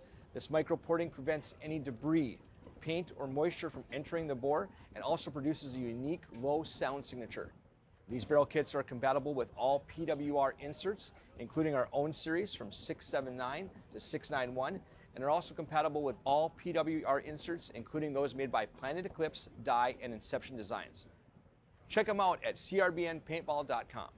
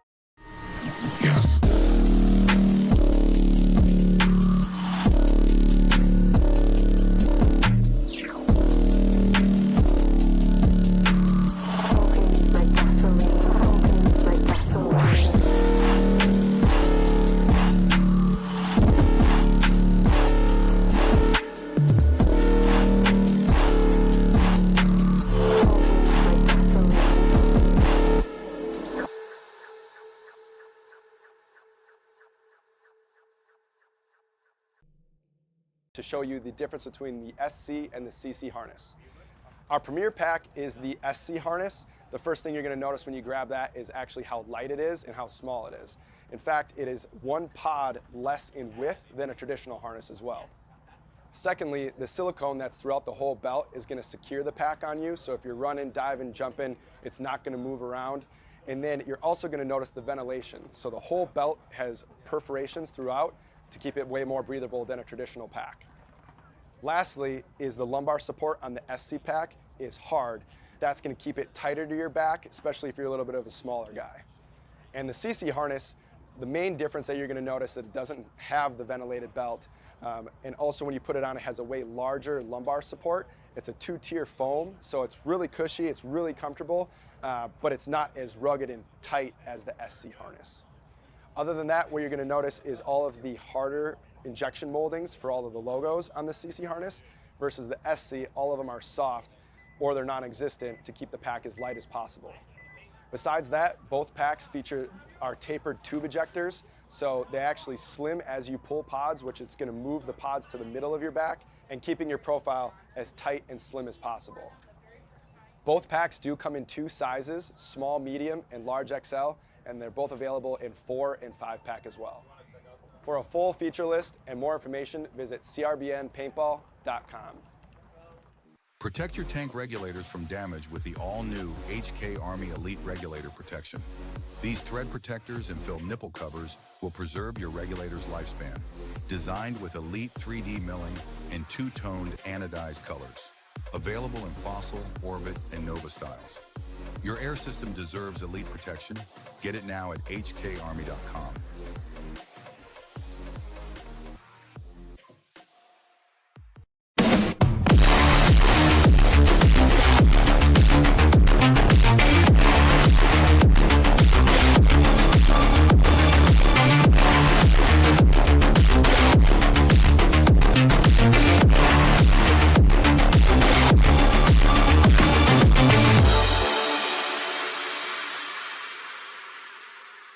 Hey, it's BRNT with CRBN, and I have our new IC PWR Nano Barrel System here. This kit includes our famous ultra lightweight injected carbon fiber back with our new Nano Tip, which features over 700 microports. This microporting prevents any debris, paint, or moisture from entering the bore and also produces a unique low sound signature. These barrel kits are compatible with all PWR inserts, including our own series from 679 to 691, and are also compatible with all PWR inserts, including those made by Planet Eclipse, Dye, and Inception Designs. Check them out at crbnpaintball.com.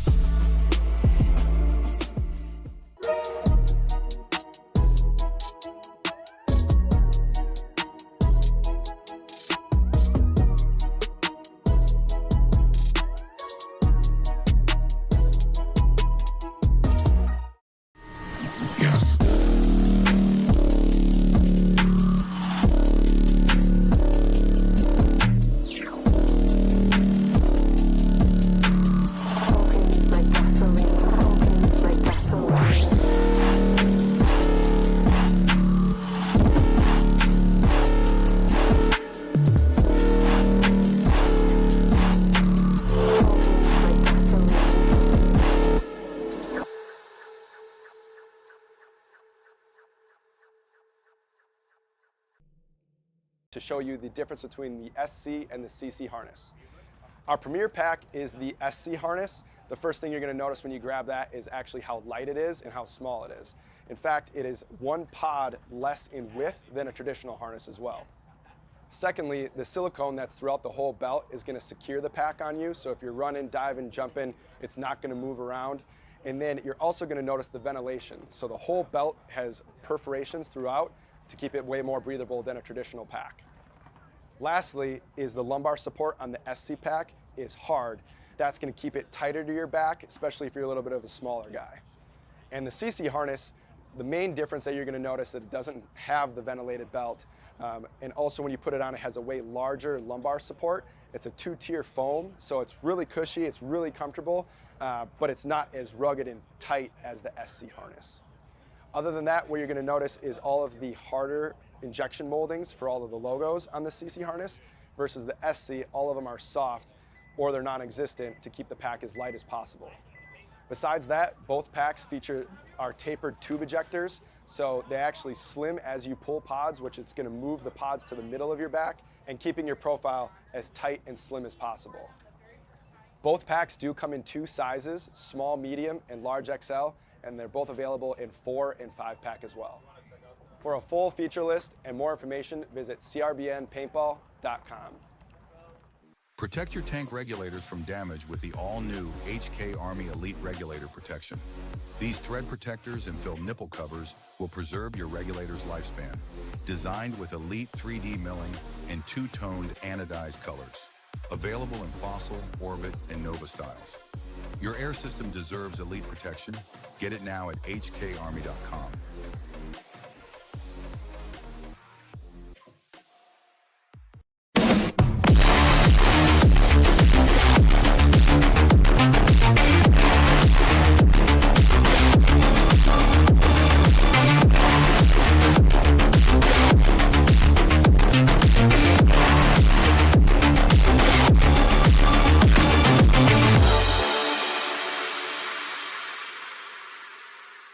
Hey, it's BRNT with CRBN, and I have our new IC PWR Nano Barrel System here.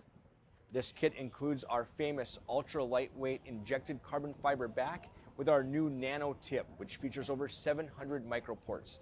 This microporting prevents any debris, paint, or moisture from entering the bore and also produces a unique low sound signature. These barrel kits are compatible with all PWR inserts, including our own series from 679 to 691, and are also compatible with all PWR inserts, including those made by Planet Eclipse, Dye, and Inception Designs. Check them out at crbnpaintball.com.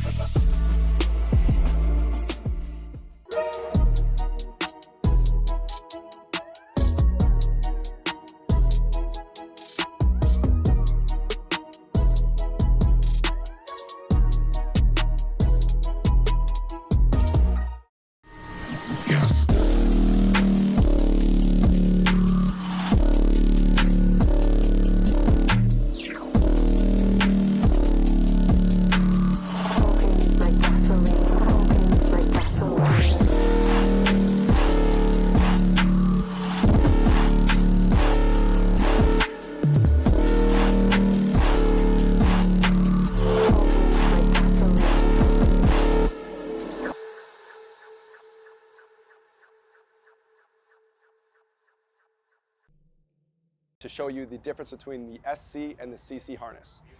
Our premier pack is the SC harness. The first thing you're going to notice when you grab that is actually how light it is and how small it is. In fact, it is 1 pod less in width than a traditional harness as well. Secondly, the silicone that's throughout the whole belt is going to secure the pack on you, so if you're running, diving, jumping, it's not going to move around. And then you're also going to notice the ventilation. So the whole belt has perforations throughout to keep it way more breathable than a traditional pack. Lastly is the lumbar support on the SC pack is hard. That's going to keep it tighter to your back, especially if you're a little bit of a smaller guy.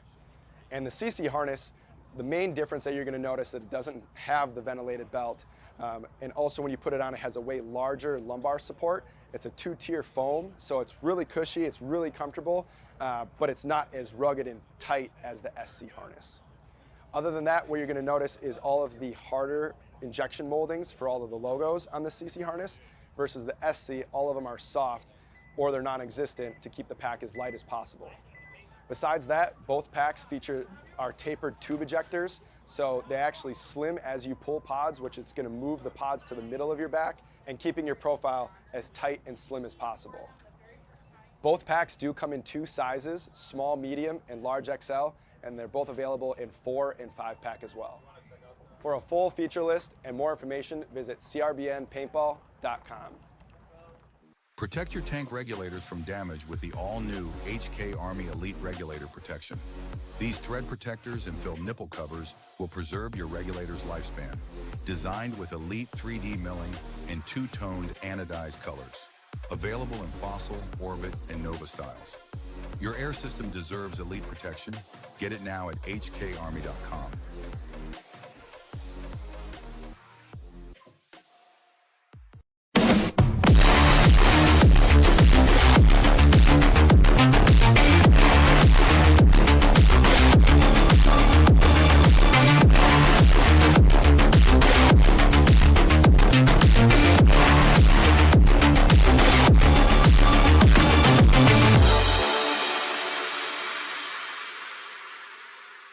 Hey, it's BRNT with CRBN, and I have our new IC PWR Nano Barrel System here.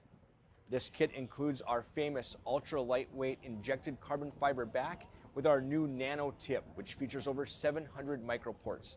This microporting prevents any debris, paint, or moisture from entering the bore and also produces a unique low sound signature. These barrel kits are compatible with all PWR inserts, including our own series from 679 to 691, and are also compatible with all PWR inserts, including those made by Planet Eclipse, Dye, and Inception Designs. Check them out at crbnpaintball.com.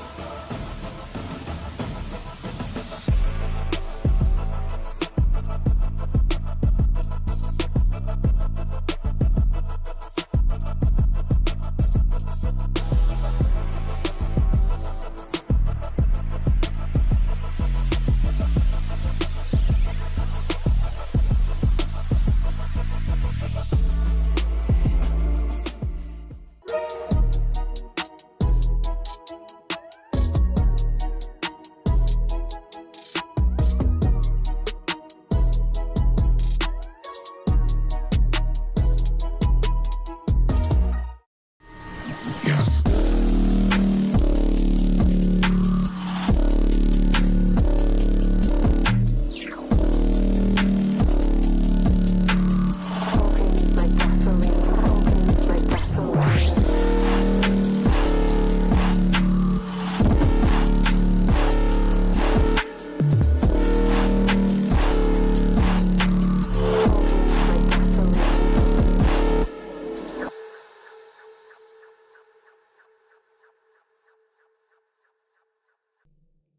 to show you the difference between the SC and the CC harness. Our premier pack is the SC harness. The first thing you're going to notice when you grab that is actually how light it is and how small it is. In fact, it is 1 pod less in width than a traditional harness as well.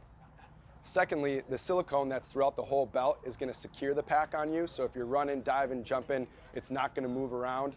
And then you're also going to notice the ventilation. So the whole belt has perforations throughout to keep it way more breathable than a traditional pack. Lastly is the lumbar support on the SC pack is hard. That's going to keep it tighter to your back, especially if you're a little bit of a smaller guy. And the CC harness, the main difference that you're going to notice is that it doesn't have the ventilated belt. And also when you put it on, it has a way larger lumbar support. It's a 2-tier foam, so it's really cushy, it's really comfortable, but it's not as rugged and tight as the SC harness. Other than that, what you're going to notice is all of the harder injection moldings for all of the logos on the CC harness versus the SC, all of them are soft or they're non-existent to keep the pack as light as possible. Besides that, both packs feature our tapered tube ejectors, so they actually slim as you pull pods, which is going to move the pods to the middle of your back and keeping your profile as tight and slim as possible. Both packs do come in 2 sizes, small, medium, and large XL, and they're both available in 4 and 5 pack as well. For a full feature list and more information, visit crbnpaintball.com. Protect your tank regulators from damage with the all-new HK Army Elite Regulator Protection. These thread protectors and fill nipple covers will preserve your regulator's lifespan. Designed with elite 3D milling and 2-toned anodized colors. Available in Fossil, Orbit, and Nova styles. Your air system deserves elite protection. Get it now at hkarmy.com.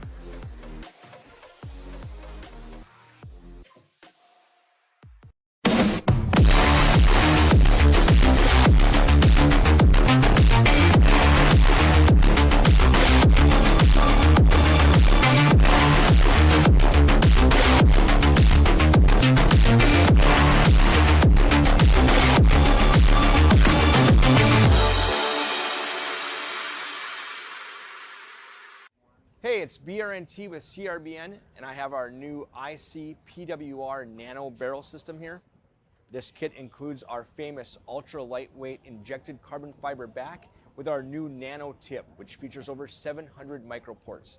This microporting prevents any debris, paint, or moisture from entering the bore and also produces a unique low sound signature. These barrel kits are compatible with all PWR inserts, including our own series from 679 to 691, and are also compatible with all PWR inserts, including those made by Planet Eclipse, Dye, and Inception Designs. Check them out at crbnpaintball.com.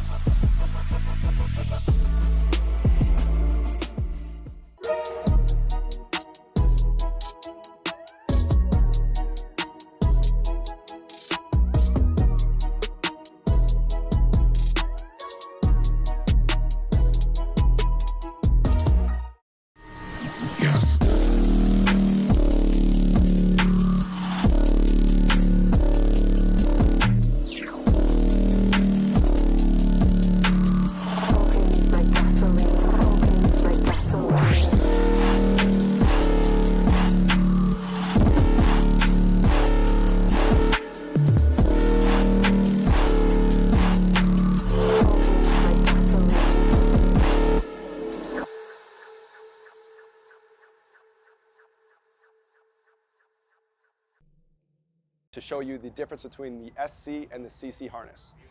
Our premier pack is the SC harness. The first thing you're going to notice when you grab that is actually how light it is and how small it is. In fact, it is 1 pod less in width than a traditional harness as well.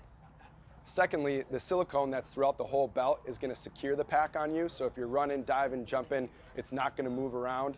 And then you're also going to notice the ventilation. So the whole belt has perforations throughout to keep it way more breathable than a traditional pack. Lastly is the lumbar support on the SC pack is hard. That's going to keep it tighter to your back, especially if you're a little bit of a smaller guy. And the CC harness, the main difference that you're going to notice is that it doesn't have the ventilated belt. And also when you put it on, it has a way larger lumbar support. It's a 2-tier foam, so it's really cushy, it's really comfortable, but it's not as rugged and tight as the SC harness. Other than that, what you're going to notice is all of the harder injection moldings for all of the logos on the CC harness versus the SC, all of them are soft or they're non-existent to keep the pack as light as possible.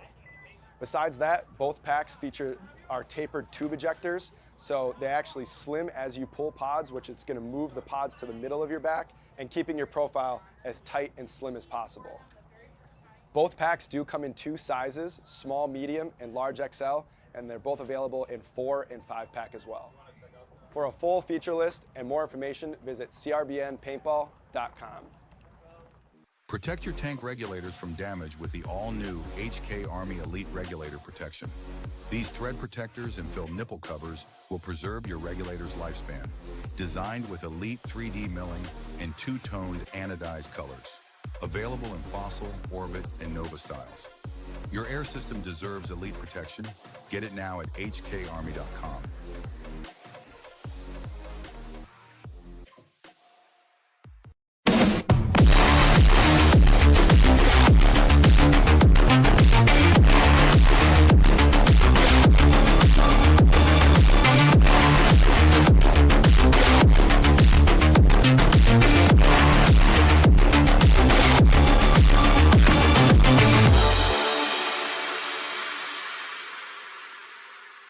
Hey, it's BRNT with CRBN, and I have our new IC PWR Nano Barrel System here. This kit includes our famous ultra lightweight injected carbon fiber back with our new Nano Tip, which features over 700 microports. This microporting prevents any debris, paint, or moisture from entering the bore and also produces a unique low sound signature. These barrel kits are compatible with all PWR inserts, including our own series from 679 to 691, and are also compatible with all PWR inserts, including those made by Planet Eclipse, Dye, and Inception Designs. Check them out at crbnpaintball.com.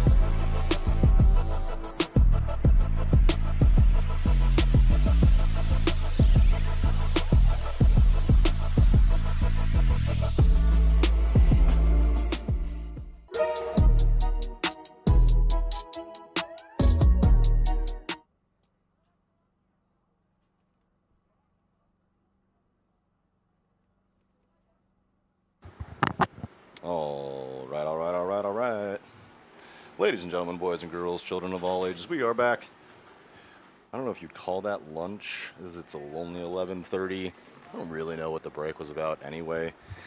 And I don't really know why it was that long, but here we are. We are back. We have the Silly Bananas and we have the High Rollers, and we have entered the playoffs. So, winners move on, losers go home.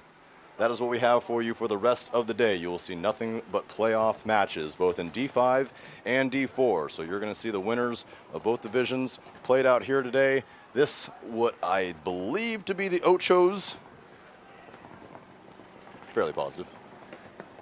And we are going to see the Silly Bananas, against the High Rollers. So Silly Bananas, as we talked about, maybe just a little bit. They are from Tucson. They play... Oh boy. They are led by team owner Paul, who is an excellent human. Oh boy. They are led by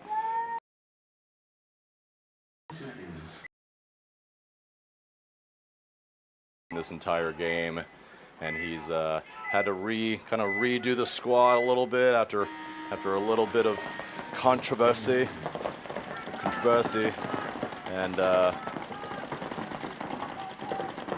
showing no signs of slowing down of the Bananas as they make their way into the playoffs again. So we're going to see 5 alive from the Bananas, the not pictured snake corner, and the not pictured snake insert bunker, as Bananas do get themselves into the the snake 1. High Rollers looks like they're playing the Dorito corner, the home, the Andrew Lopez tower. They also have at least a snake insert bunker. I cannot see the corner from here, so I'm not totally positive. I'm going to work on getting the drone up here in just a minute.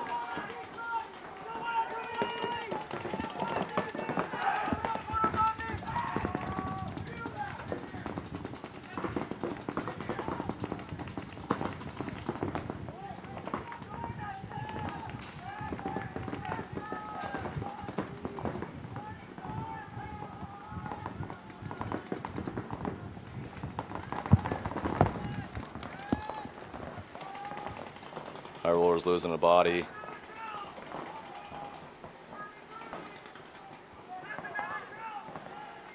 Bananas also losing a body, but getting themselves back into snake 1 from the snake insert.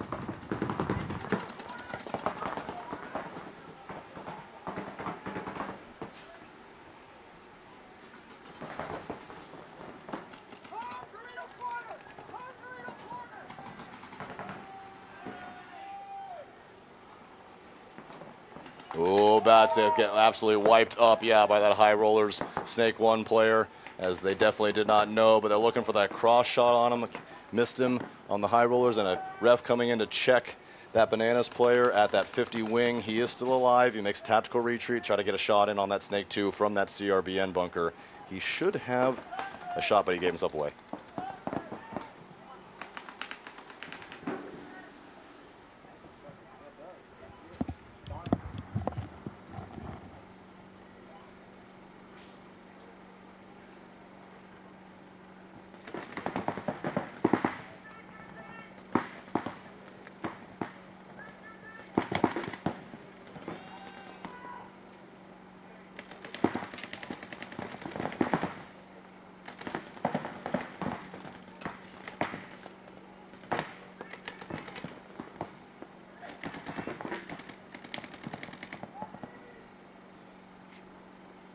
This is a 1-on-1. 2-on-1. Here comes Paul trying to lay the hammer. Paul getting on the backside of him. Should be able to blast that pod pack or blast him in the head here in a second. Oh, now it's a 1-on-1 for real. Oh, and he shot him. Oh, and the High Rollers player going to win a 2v1 and walk himself down. He is happy about that. Concede. Point approved. 1 minute.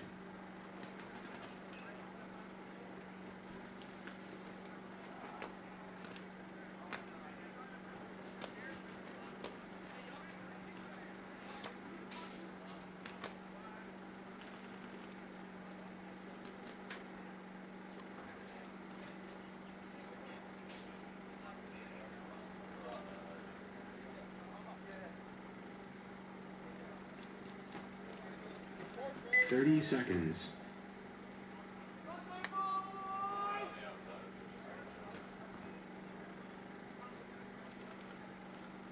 20 seconds.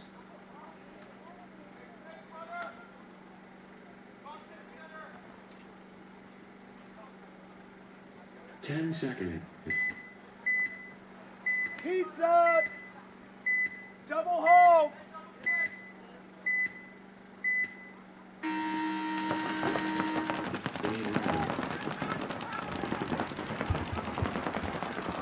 Sorry guys, just trying to get this drone up for you. Having some technical issues over here. I got Sons of ASG versus Exodus, .1 playoffs.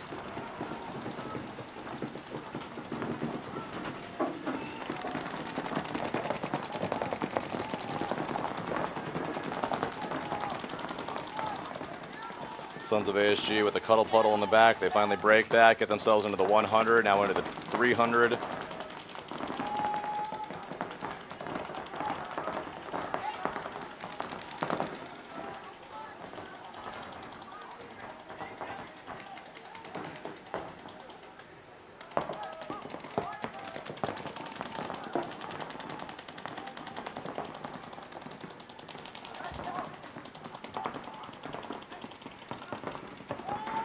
Oh, Exodus center player getting rocked up. Exodus having the snake corner as well as the Dorito corner. I do not see any other bodies alive. Sons of ASG, and yeah, there's a concession. 50. Points approved. 1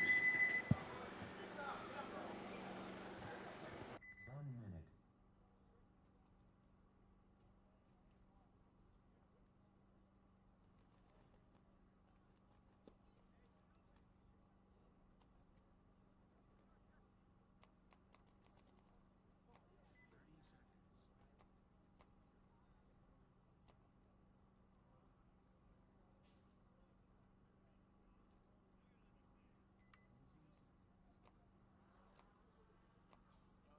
30 seconds.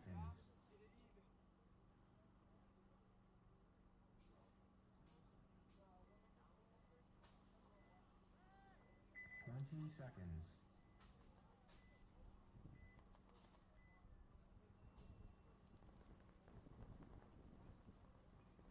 10 seconds.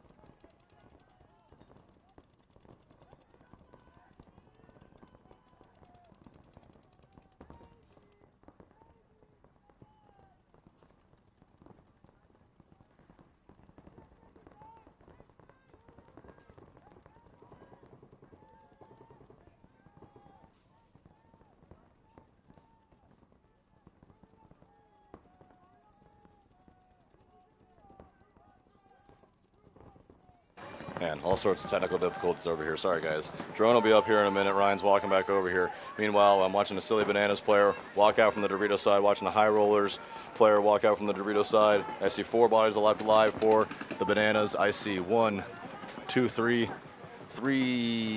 bodies left alive for the High Rollers as they have a Dorito 2. Not, now he's taking the walk. Oh, no, he's not.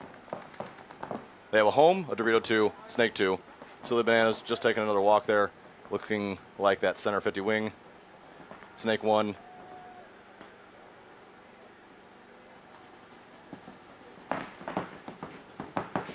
Here comes a potential poison. The Bananas player is going to try to look in on the cross. Nobody looking at this Snake 50 player. Let's see who gets the drop on each other here. Look at the bottom of your screen, and he's going to dice him up.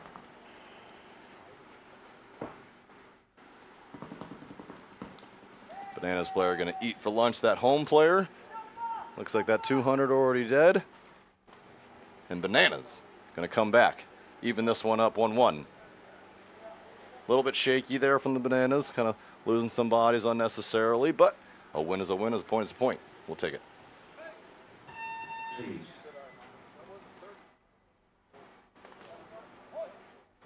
Point approved. 1 minute.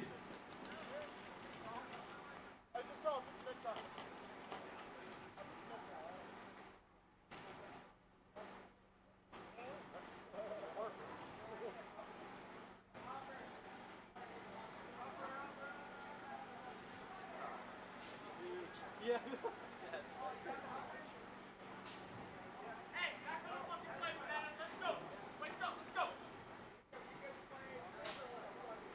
30 seconds.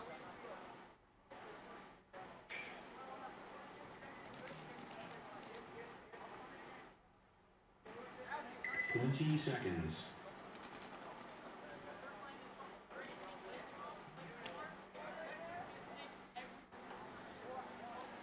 10 seconds.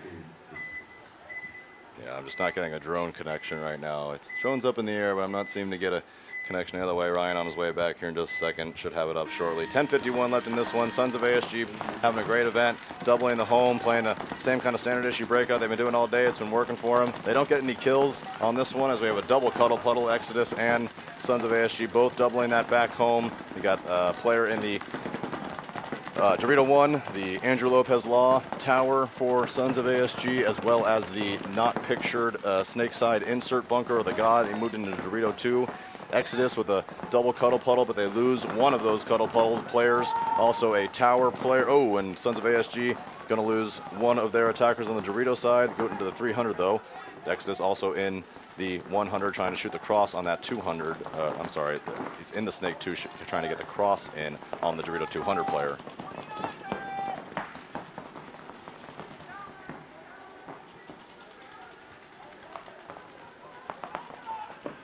Tactical retreat from Sons of ASG as they get themselves, they're trying to double up that Snake side, get themselves into the Snake insert bunker. He moves himself into the Snake corner and stays alive. So now the Snake 1 that you can see does have a tape behind him to keep him more protected as he will look to point that gun down the Snake. But Exodus making their way into the Dorito 50. And he's going to look cross and should have a shot in on that 400. Did he bring him up? He did. And he's going to get a shot on that tower. So really good job from the Exodus Snake player here. Oh, and I think that's 9-volt. I'll know when he stands up and turns his jersey. He's in a Violence jersey, and I don't know if that's the same guy.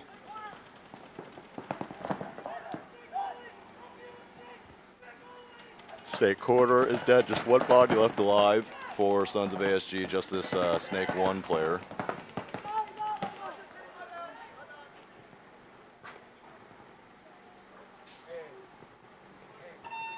Oh, and that is 9-volt there at the bottom of your screen playing the Snake. We talked a little bit about 9-volt media earlier. Really good media guy, does a lot of good stuff for Collision and others. Was trying to get him in the booth with me today because he commentated with me at event 1, but he said, sorry dog, I'm playing. Yes, that's him out there with Exodus ruining people's lives from the Snake. Doing a good job over there. Good job, 9-volt.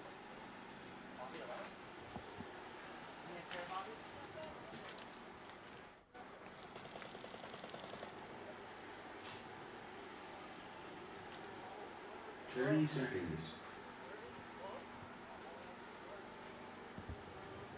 6 minutes, 48 seconds remaining in this one. 1-1, Silly Bananas and High Rollers. 10 seconds.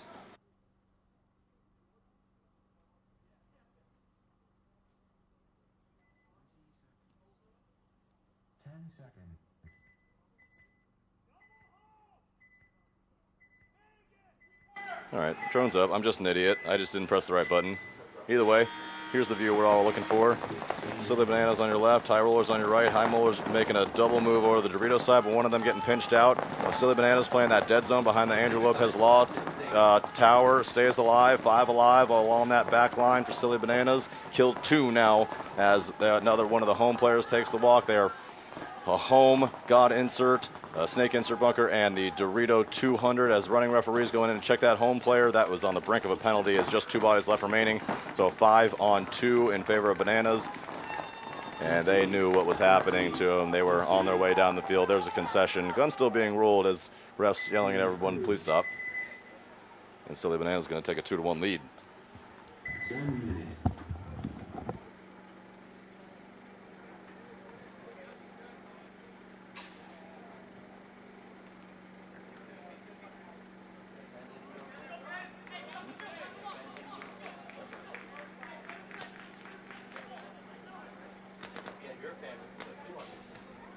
have it.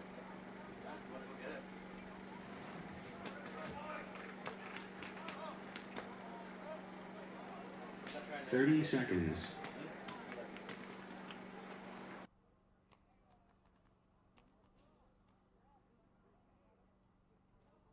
20 seconds.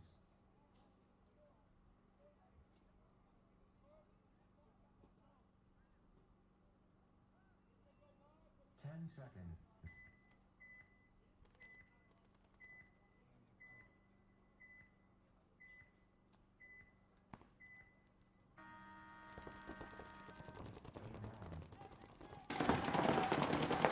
Exodus on your left, Sons of ASG on the right. So, yeah, Sons of ASG tried to play a little dead zone. Everybody got caught out, and little bomb goes off as Sons of ASG lose 3. Still in the Andrew Lopez Law Tower, as well as the Dorito corner, but in trouble here with 4 bodies left alive for Exodus.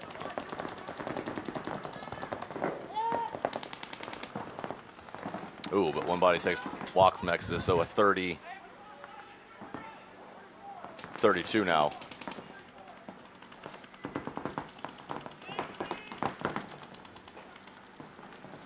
Sons of ASG getting themselves into the snake insert bunker. Exodus matching with a snake corner bunker. Now Sons of ASG matching with a corner for themselves.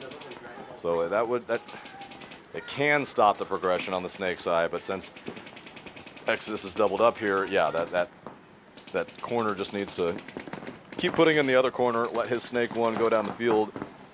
He needs to actually get past this snake 50 so that he can get to there.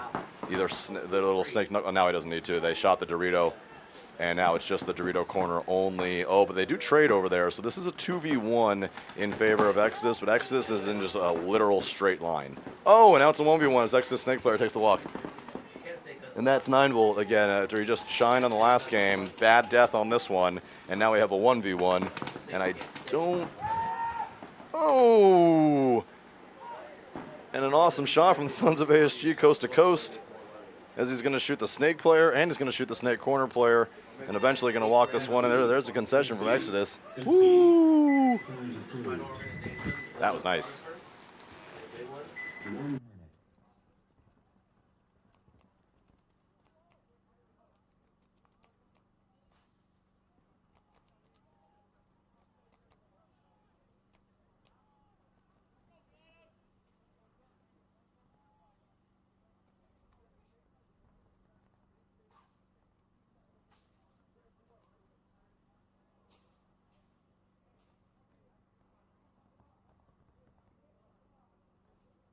30 seconds.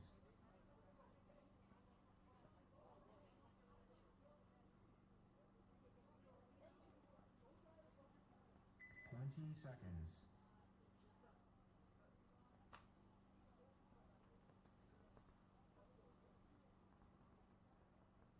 10 seconds.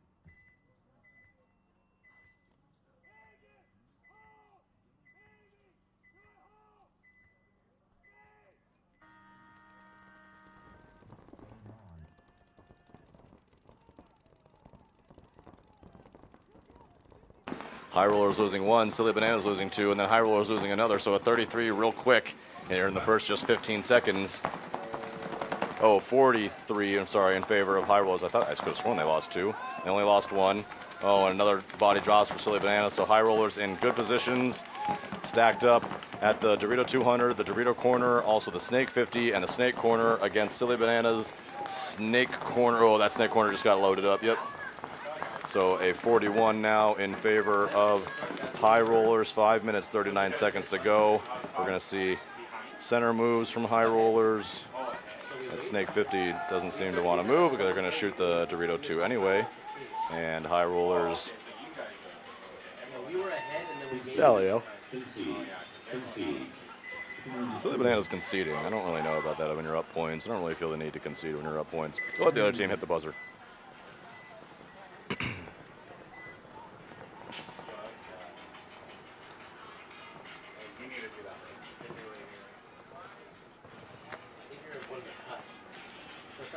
You don't see that much of it.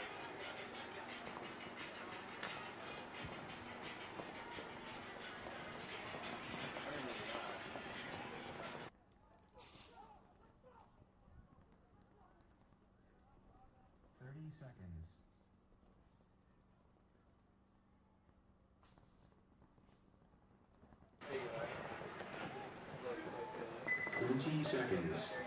So things heading in Sons of ASG's direction, in my opinion, as they've looked, every game that I've seen from them, they've looked very strong out here. I think they got new jerseys as well for this event, which red, white, and blue, which I like. Looking strong here, 2-1 over Exodus. 7 minutes, 5 seconds remaining. Sons of ASG plays pretty pocket.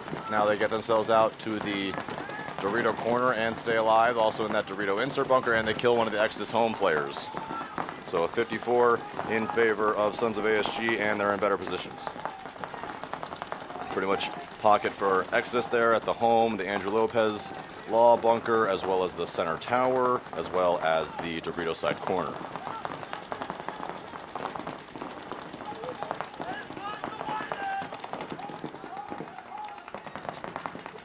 Sons of ASG just kind of hanging out mostly. Not, oh, there's the posture to move into the carbon. So a matching move from CRBN to CRBN. Oh, and here's another move from Exodus as they get themselves into the 50 wing on the Dorito side, and another 50 wing move from both sides. He's going to give him a nice back massage. That's going to be another kill. That's going to be a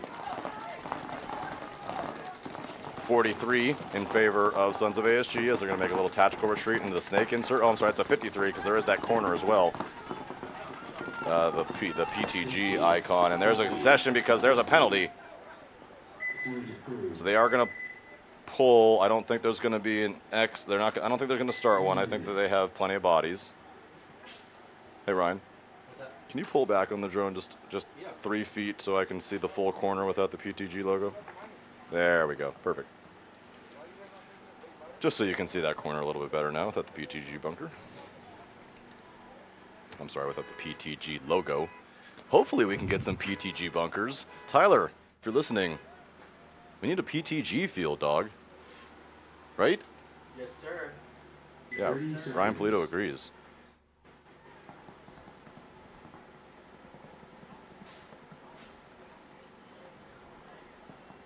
Twenty seconds.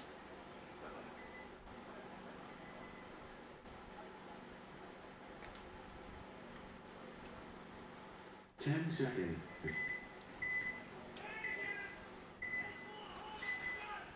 So this one very important for both teams. We are in the playoffs, as I mentioned. 5 minutes, 25 seconds remaining. Score 2-2.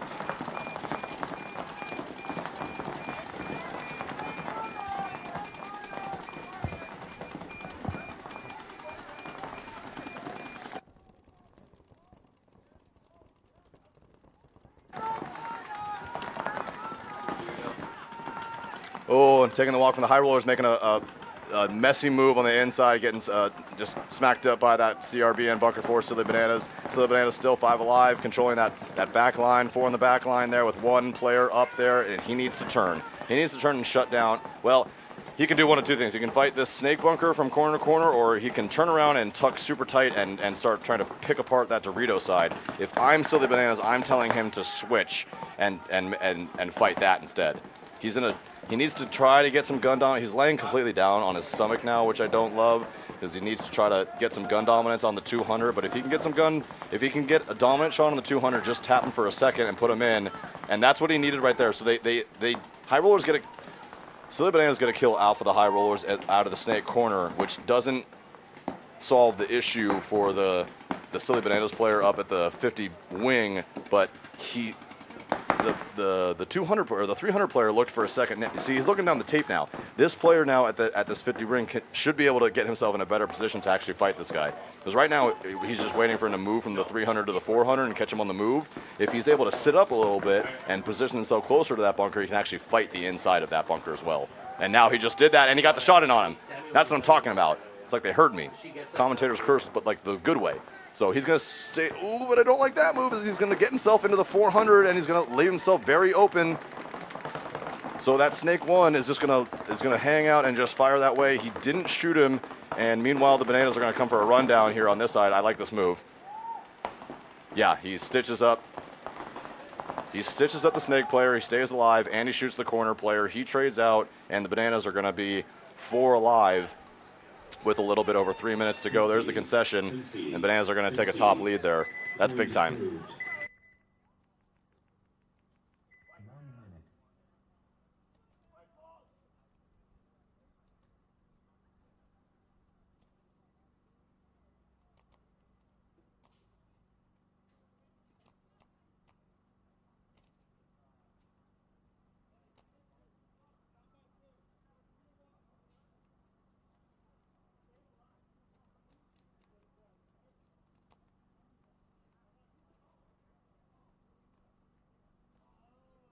20 seconds.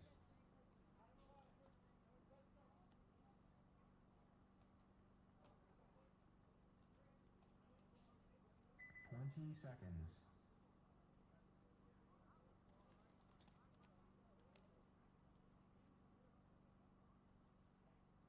10 seconds.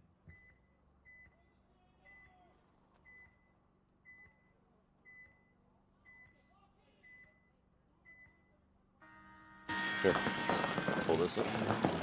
Open the whole thing. There you go. All right, Exodus on your left, Sons of ASG on the right. Sons of ASG looking to take out Exodus here. 4-1 would be a deep hole to try to climb themselves out of. Not impossible by any means, but this one definitely important for Exodus. 5 minutes, 30 seconds remaining. Sons of ASG, 5 alive, playing that mostly the same breakout they've been doing. I think they lacked the cuddle puddle, the double home there at the center. Meanwhile, Exodus still doing that cuddle puddle. They are 5 alive as well, but Exodus needs to get on their horsey a little bit.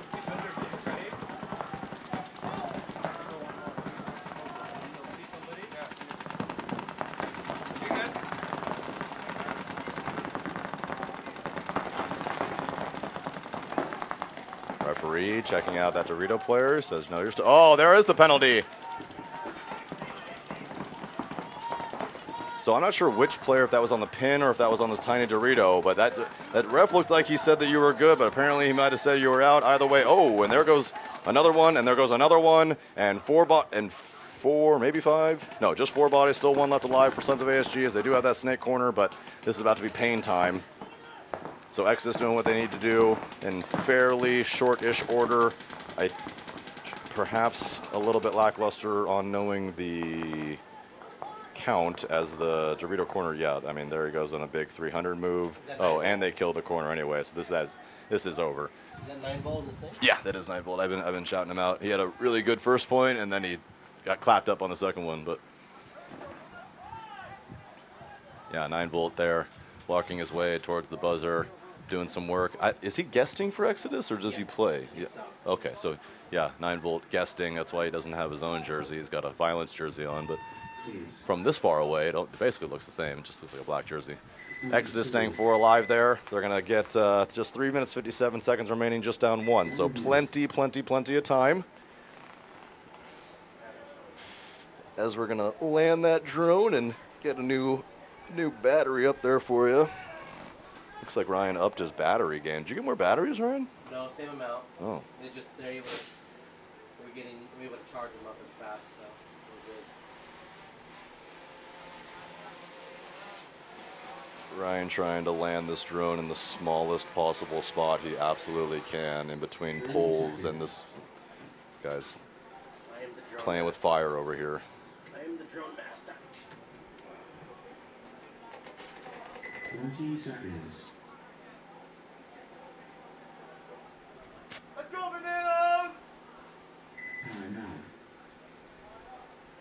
There's a timeout called by, actually I have no idea who, as all the teams were already out there, probably by High Rollers. They were a little slightly late getting to the box.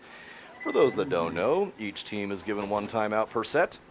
It is for, every time I do this, Roderick is going to kill me. It's either 60 or 90 seconds. You know, Ryan? 90 seconds. 90. I said 60, I think, earlier, and then I second guessed myself, so it might be 90. Turns out it's 90. Anyway, get a 90-second extra break for, you're not sure what the game plan is. Maybe you need a little bit more paint. Maybe you just need maybe you need an extra breath, some more water, whatever the case was. Oh, look at this nice view. This is what we got going on here, folks. In the background there, we got the 3 fields. Furthest one out there is the USXBL. On top of that is the Violence. Past that is what's the other white one? Empire Field. Empire Field. Lone Wolf, or the USXBL. Yeah, Lone Wolf Field over there on your right-hand side, and right up here the WCPPL, the Premier Field. And this is beautiful. I mean, look, this is SC Village right here. Look at how big this place is, how much space we got, how much stuff we got going on. We're going to get this really cool incoming drone shot here for the Silly Bananas and High Rollers. 3-2 in favor of Silly Bananas. Silly Bananas 5 alive there, keeping that standard 4-back line with the center Center tag. Oh, did that banana player get locked up? Yeah, he did. Yeah, he overslid his corner, and that corner shot him out instead. So kill one in favor of High Roller. Sloppy death. High Rollers getting themselves into the Snake 1. The rarely played actual Snake 1, that actual first little beam there, makes his way finally into the, I guess what would you call the Snake 2, or that first mini W on the Snake side that you can actually see the tape. Oh, and just like the Bananas player had an opportunity to catch that Snake player as he was coming out, dropped that lane, looked on the inside instead. Meanwhile, this is what I don't like. He dropped the lane on the outside. Now the High Rollers are now into Snake, that Snake button there, trying to make their way into Snake 50 in better positions and with more bodies alive as High Rollers with 2 minutes to go. Here comes a dunk. Oh no. Player lost his mask.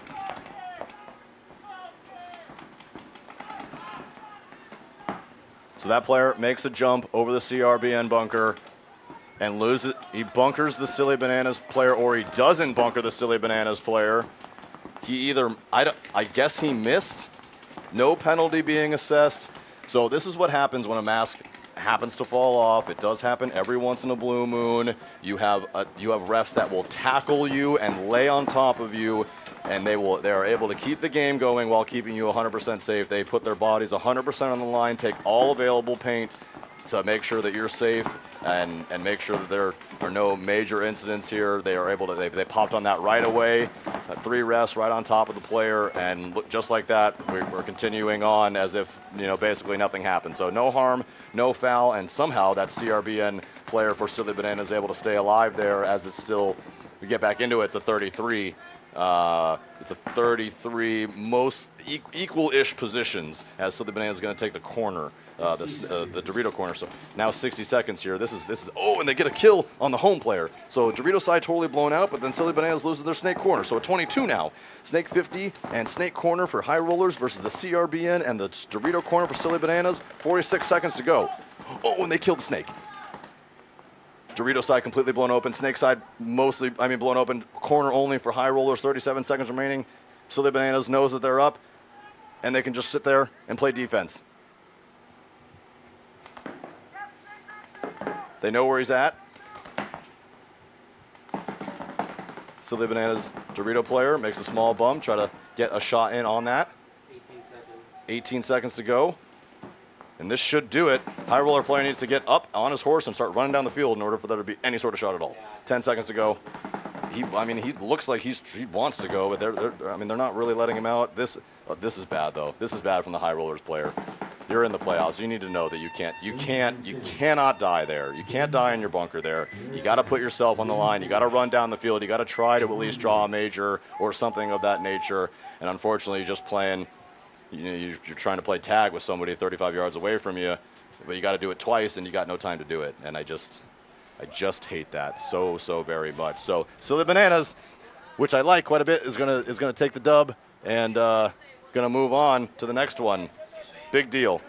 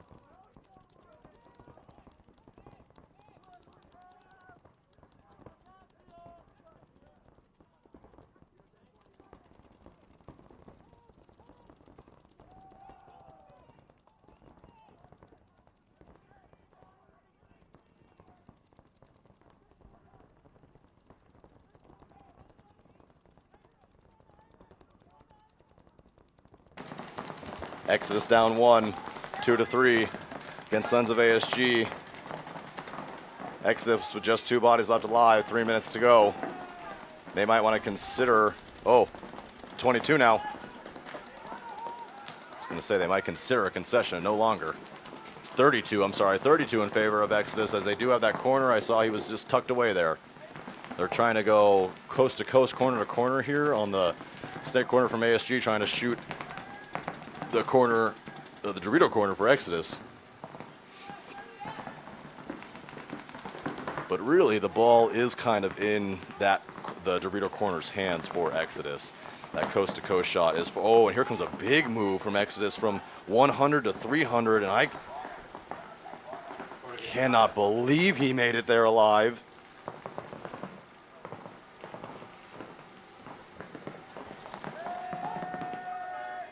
They're going to get another kill out of the center, and they killed the snake corner as well. And Exodus is going to win this one, and they're going to even this one up with a little bit under 2 minutes to go by the time they hit the buzzer. Whew. I went from nearly suggesting a concession to Exodus winning the point. Don't listen to me.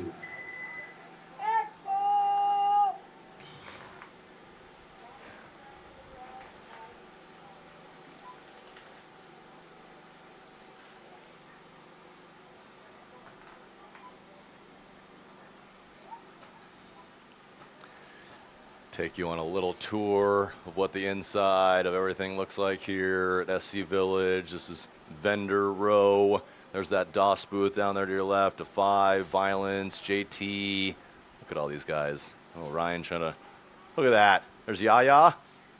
Give us a dance, Yaya. He can't hear me, but yeah. That's the opening helicopter. Going to check out the Violence field. Over here, we got, I know D5 is playing over here.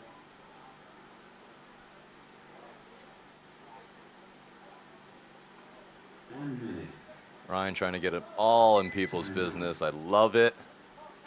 The guys love it too.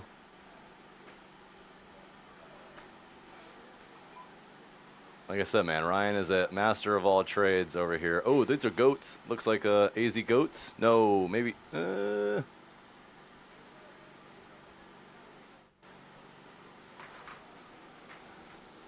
can't tell. Can't tell who exactly we're looking at over here, but might have an interesting play right here as these guys are posturing to go here. Oh, go get him. Stay here, Ryan.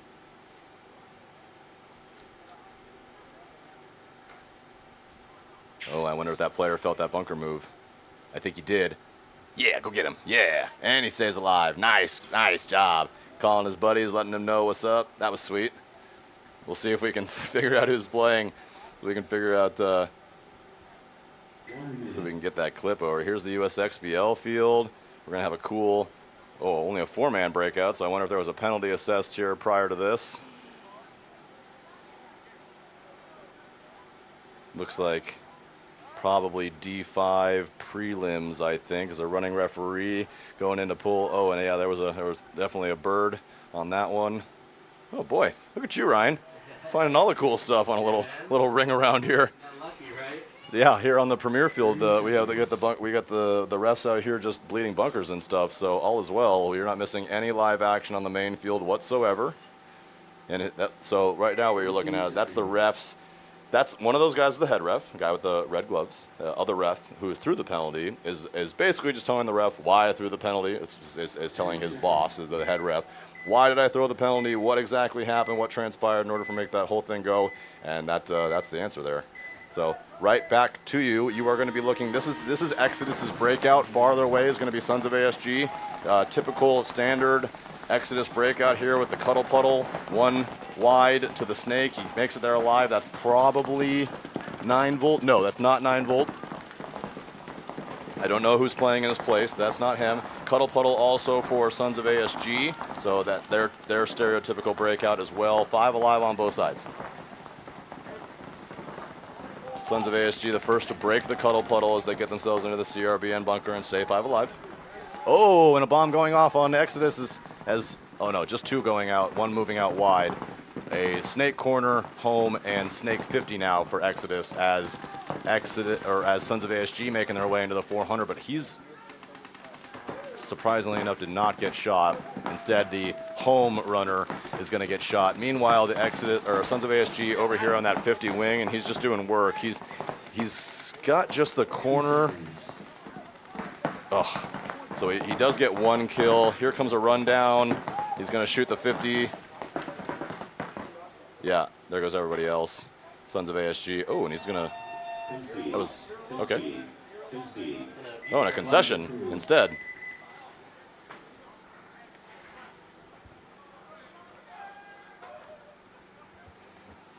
So as the Sons of ASG player going and hit that buzzer, a concession quickly from Exodus basically at the same time. So although the player got checked, he didn't necessarily need to be checked even if he was hit, because Exodus said, no mas, we would like the extra second or two, because they are now down one with 48 seconds to play. So they absolutely need to score in the next 48 seconds or Exodus is going home.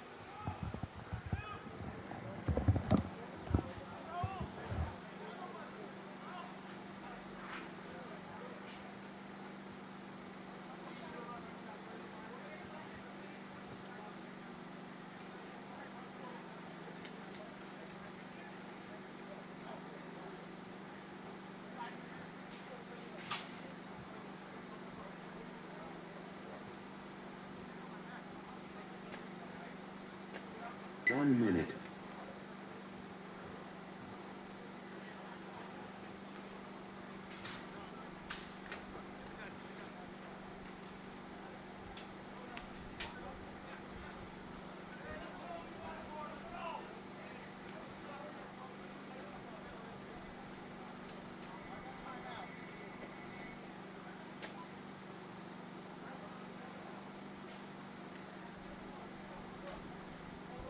Thirty seconds.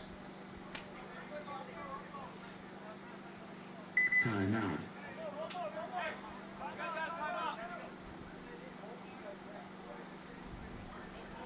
Koa! They need you. They need you. Listen, I don't know. They just.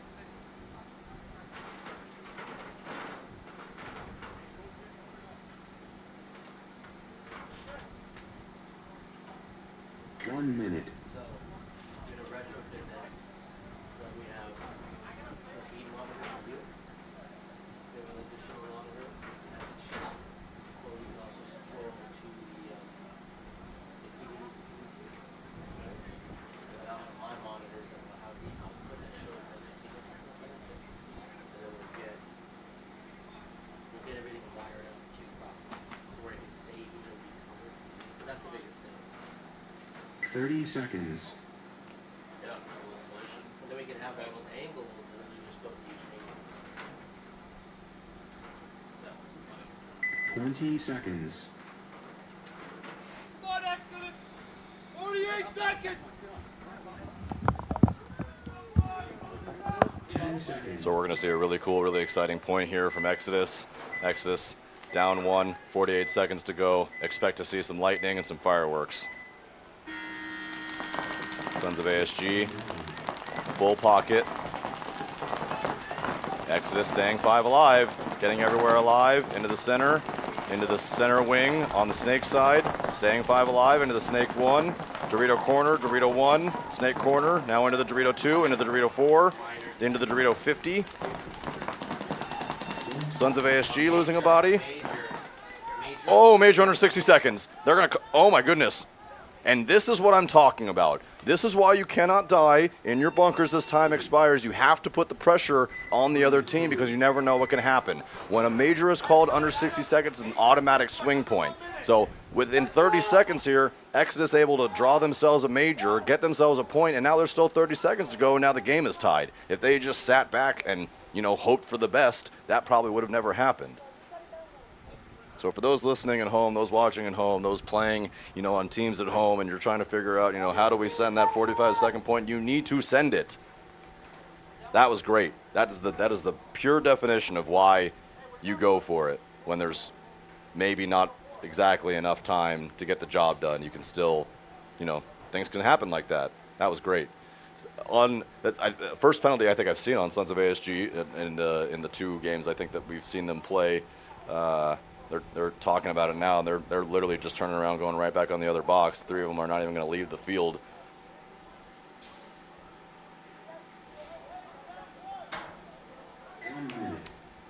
We will have overtime because this is the playoffs. One of these teams does need to move on. We do not do overtime in the prelims in Division 4, Division 5, or Division 3. But we do it in the playoffs, and we do it in Premier. So barring this 28 seconds, if we see these 28 seconds run off the field, we are going to reset the time. We're going to reset the score. I mean, not really. It's still going to be 4-4, but we're going to reset the time to 5 minutes, and whoever wins that point will win the match and move on. Loser goes home. If we have no winner at the end of a 5-minute overtime, we go to 1v1s, which I heard we had a little bit of yesterday. Yeah. All right, chat. Let us know who's taking it here. You got 10 seconds. I want to see it in the chat right now. Who's taking it? Yeah, I probably should have asked that before. Didn't give the chat much chance. So you kept talking. Oh, and Sons of ASG starting down to body. So not only is this a 54 in favor of Exodus, but Sons of ASG... Yeah, Exodus getting checked on the tower right now. I don't think there's enough time anyway. It's just 18 seconds. Oh, Exodus player getting chopped up in the center there. All of them getting Here comes chopped Sons up of ASG going down the Doritos side. No one's looking that way. No one's looking that way. He just no one's shot looking that way. 4 5, bodies. 4, 3, 2, no way. Wow. There is the play of the day. Now hold on, barring a check. Can we get a replay, Ryan? Is that possible? Let's see. That was cool. And it does get the, oh my goodness, wow. And the pit going mad for Sons of ASG. That was lights out. That was awesome. They just left that Dorito player completely unchecked. And he just walked down. He smoked 1, 2. I think he smoked 4 guys. Ryan is going to see if he's able to pull that up real quick and see if we can get a replay so I can show you guys. Because that was epic. That was so sick. I thought, I mean, I literally, 3 seconds before, I said, I don't think there's enough time. And sure enough, Dorito player just comes streaking down. He shoots the one player that was in the 50 wing would have been his biggest stopper, basically. If he just had his gun up at that point, probably just. No one's looking that way. 5, 4, 3, 2, no. Try to get this up. You should see it on your screen now. Is this far enough? Yeah, this should be. Yeah. Go back. No one's looking that way. 20 seconds. No one's looking that way. 5, 4. I mean, it's going right there. I just don't have the full. I don't have the full 20 seconds. Oh, you don't have it. Yeah. So if you look farthest on your screen here, that Dorito 2, he's already racing down. He's already shot the guy. No one's looking that way. 5, 4. He's going to shoot 3, the home. He's going to walk in. No he even has enough time to look at the clock. Wow. Make sure that there's enough time. Blah, blah, there blah. is the play of the day. Now hold on. Barring a check. He's going to go get it, and that's going to do it. Can we get a replay? Sons of ASG. That is. And if you're Exodus, that is heartbreaking. Oh yeah. For being able to draw the major with only 45 seconds to play, they drew it so fast that that whole point before with the major was only 17 seconds. Had they just an extra literally 3 seconds before they drew the major, and he stays alive, and that what we just saw doesn't even happen. Well, we're gonna take a quick break, but before we go, I'm gonna show you guys a little video that Andrew made for us. Oh.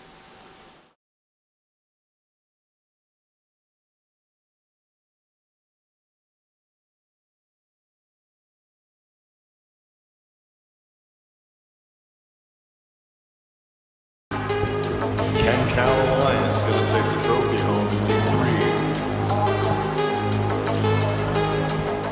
3. Shooters are going to go hit the buzzer and win this tournament.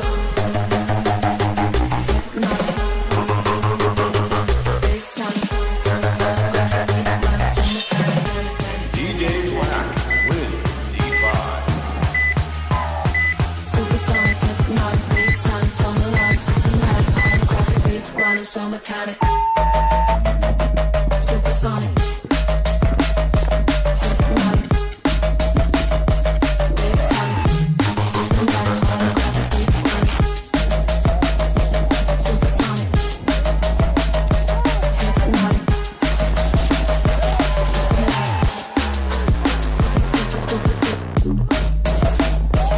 supersonic, hypnotic.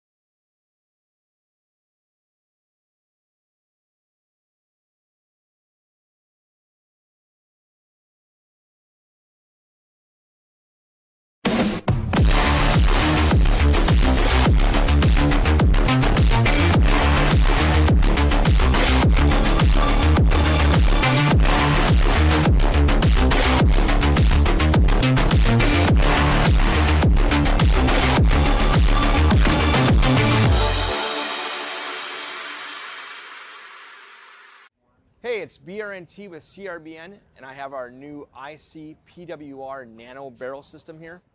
This kit includes our famous ultra lightweight injected carbon fiber back with our new nano tip, which features over 700 microports. This microporting prevents any debris, paint, or moisture from entering the bore and also produces a unique low sound signature. These barrel kits are compatible with all PWR inserts, including our own series from 679 to 691, and are also compatible with all PWR inserts, including those made by Planet Eclipse, Dye, and Inception Designs. Check them out at crbnpaintball.com.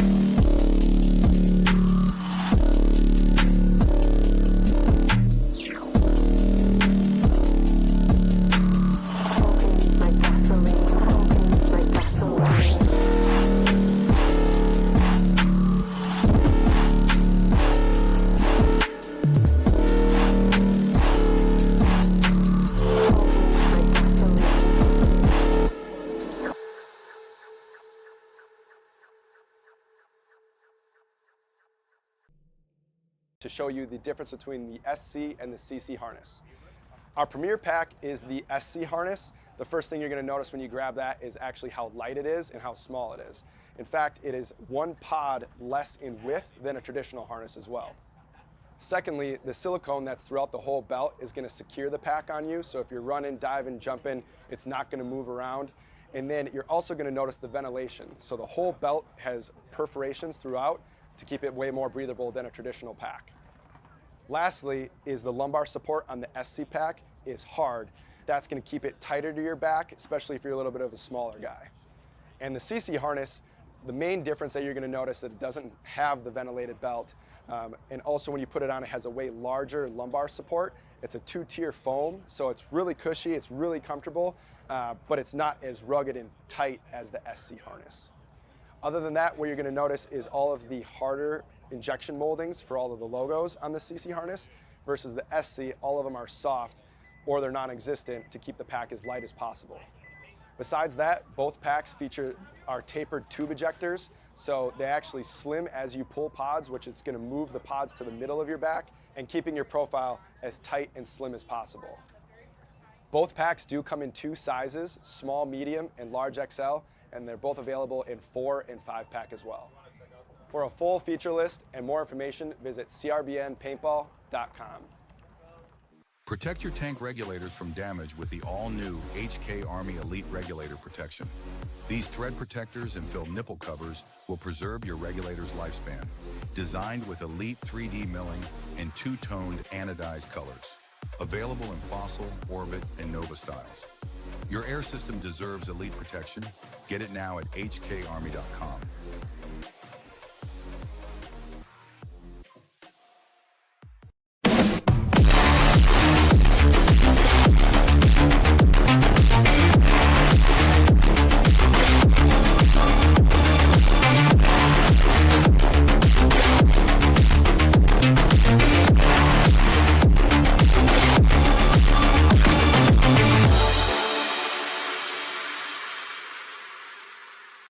Hey, it's BRNT with CRBN, and I have our new IC PWR Nano Barrel System here.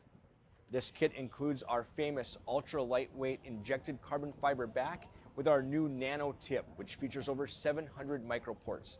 This microporting prevents any debris, paint, or moisture from entering the bore and also produces a unique low sound signature. These barrel kits are compatible with all PWR inserts, including our own series from 679 to 691, and are also compatible with all PWR inserts, including those made by Planet Eclipse, Dye, and Inception Designs. Check them out at crbnpaintball.com.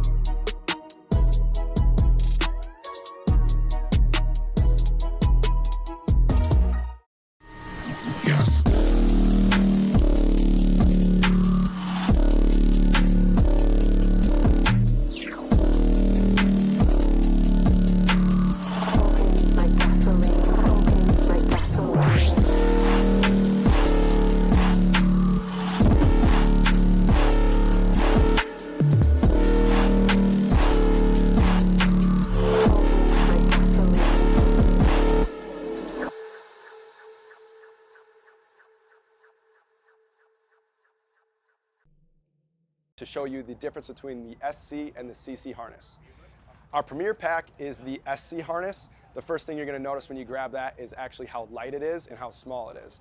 In fact, it is one pod less in width than a traditional harness as well. Secondly, the silicone that's throughout the whole belt is going to secure the pack on you, so if you're running, diving, jumping, it's not going to move around. And then you're also going to notice the ventilation. So the whole belt has perforations throughout to keep it way more breathable than a traditional pack. Lastly is the lumbar support on the SC pack is hard. That's going to keep it tighter to your back, especially if you're a little bit of a smaller guy. And the CC harness, the main difference that you're going to notice that it doesn't have the ventilated belt, and also when you put it on, it has a way larger lumbar support. It's a two-tier foam, so it's really cushy, it's really comfortable, but it's not as rugged and tight as the SC harness. Other than that, what you're going to notice is all of the harder injection moldings for all of the logos on the CC harness versus the SC, all of them are soft or they're non-existent to keep the pack as light as possible. Besides that, both packs feature our tapered tube ejectors, so they actually slim as you pull pods, which is going to move the pods to the middle of your back and keeping your profile as tight and slim as possible. Both packs do come in 2 sizes, small, medium, and large XL, and they're both available in 4 and 5 pack as well. For a full feature list and more information, visit crbnpaintball.com. Protect your tank regulators from damage with the all-new HK Army Elite Regulator Protection. These thread protectors and fill nipple covers will preserve your regulator's lifespan. Designed with elite 3D milling and 2-toned anodized colors. Available in Fossil, Orbit, and Nova styles. Your air system deserves elite protection. Get it now at hkarmy.com.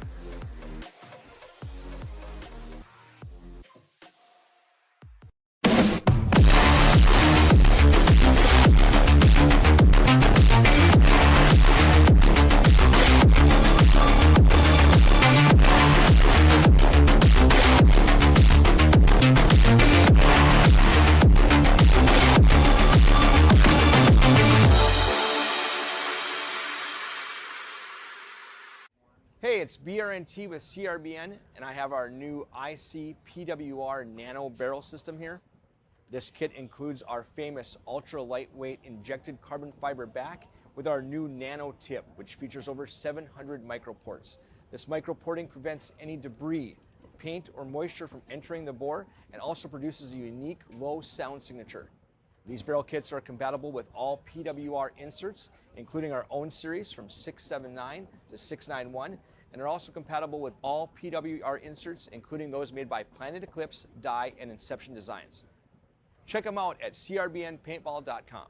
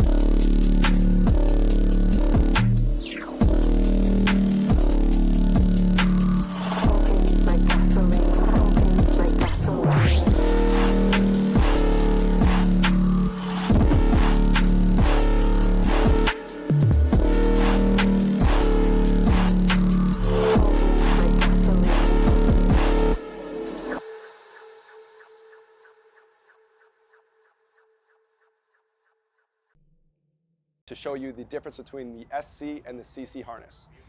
Our premier pack is the SC harness. The first thing you're going to notice when you grab that is actually how light it is and how small it is.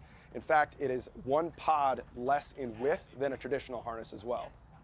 Secondly, the silicone that's throughout the whole belt is going to secure the pack on you, so if you're running, diving, jumping, it's not going to move around. And then you're also going to notice the ventilation. So the whole belt has perforations throughout to keep it way more breathable than a traditional pack. Lastly is the lumbar support on the SC pack is hard. That's going to keep it tighter to your back, especially if you're a little bit of a smaller guy. And the CC harness The main difference that you're going to notice that it doesn't have the ventilated belt, and also when you put it on, it has a way larger lumbar support. It's a 2-tier foam, so it's really cushy, it's really comfortable, but it's not as rugged and tight as the SC harness. Other than that, what you're going to notice is all of the harder injection moldings for all of the logos on the CC harness versus the SC, all of them are soft or they're non-existent to keep the pack as light as possible. Besides that, both packs feature our tapered tube ejectors, so they actually slim as you pull pods, which is going to move the pods to the middle of your back and keeping your profile as tight and slim as possible. Both packs do come in 2 sizes, small, medium, and large XL, and they're both available in 4 and 5 pack as well. For a full feature list and more information, visit crbnpaintball.com. Protect your tank regulators from damage with the all-new HK Army Elite Regulator Protection. These thread protectors and fill nipple covers will preserve your regulator's lifespan. Designed with elite 3D milling and 2-toned anodized colors. Available in Fossil, Orbit, and Nova styles. Your air system deserves elite protection. Get it now at hkarmy.com.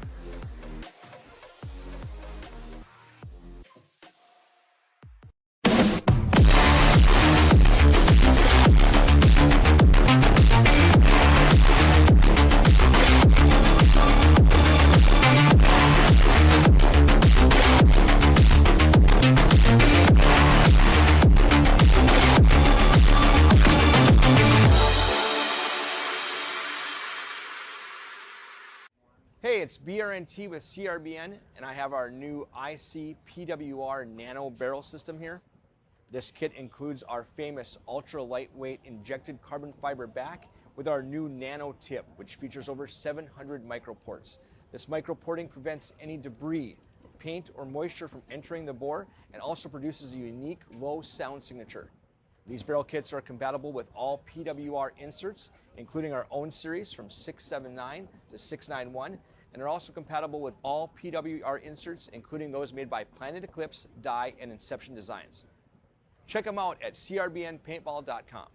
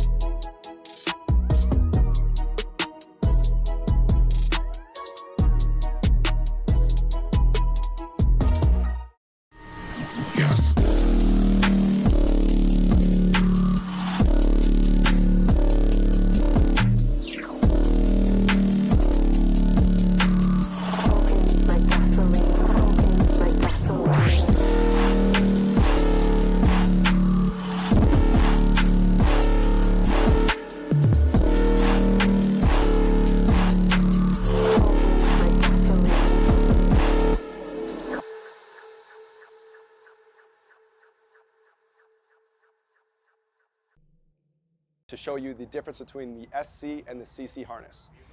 Our premier pack is the SC harness. The first thing you're going to notice when you grab that is actually how light it is and how small it is.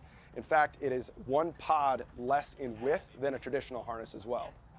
Secondly, the silicone that's throughout the whole belt is going to secure the pack on you, so if you're running, diving, jumping, it's not going to move around. And then you're also going to notice the ventilation. So the whole belt has perforations throughout to keep it way more breathable than a traditional pack. Lastly is the lumbar support on the SC pack is hard.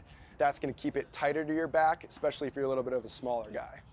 And the CC harness, the main difference that you're going to notice is that it doesn't have the ventilated belt. And also when you put it on, it has a way larger lumbar support. It's a 2-tier foam, so it's really cushy, it's really comfortable, but it's not as rugged and tight as the SC harness. Other than that, what you're going to notice is all of the harder injection moldings for all of the logos on the CC harness versus the SC, all of them are soft or they're non-existent to keep the pack as light as possible. Besides that, both packs feature our tapered tube ejectors, so they actually slim as you pull pods, which is going to move the pods to the middle of your back and keeping your profile as tight and slim as possible.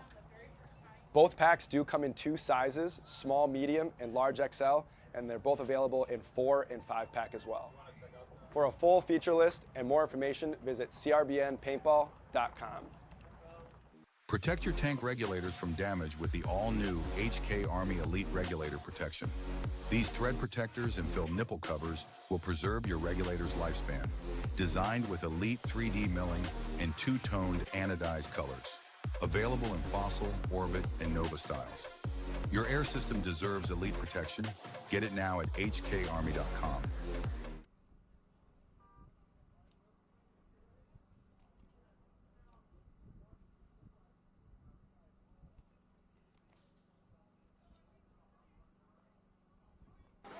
All right, folks, we're about to get ready and going again.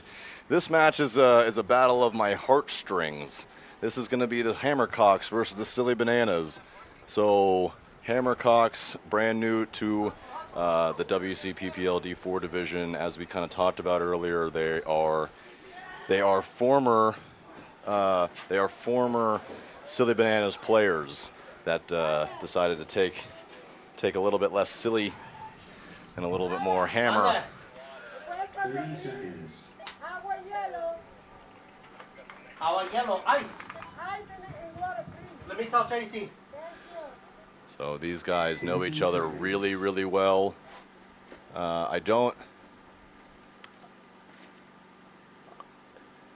I feel like the Bananas are too nice to not like the Hammercocks, and I know the Hammercocks are nice in themselves, but I have a feeling there's a bit of a war to be had here. So this is going to be very interesting. Silly Bananas, Hammercocks, quarterfinals.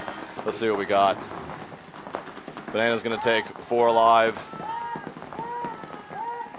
Oh, this could be not a penalty. Hammercocks going to stay okay. It's good. It's going to be a 44 now, as Silly Bananas take the CRBN. Hammercocks into the Dorito 2, the Dorito corner, the Andrew Lopez Law bunker, and then immediately get out of that bunker and into the center tower. They also have they're now into the Snake 1, go the Hammercocks, and directly the Bananas get into the Snake 2. And they're going to try to shoot the CRBN tower, or he's going to miss him. You're good, Brian. You can come inside. Just leave it there.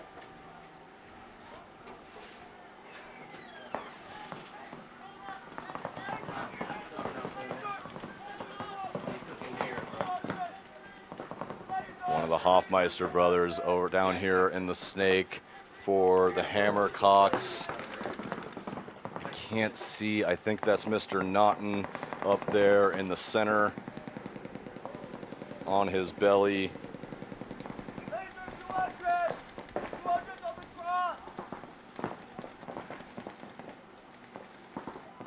you are, Andrew. Ah, yes. So a Snake corner, Dorito 2,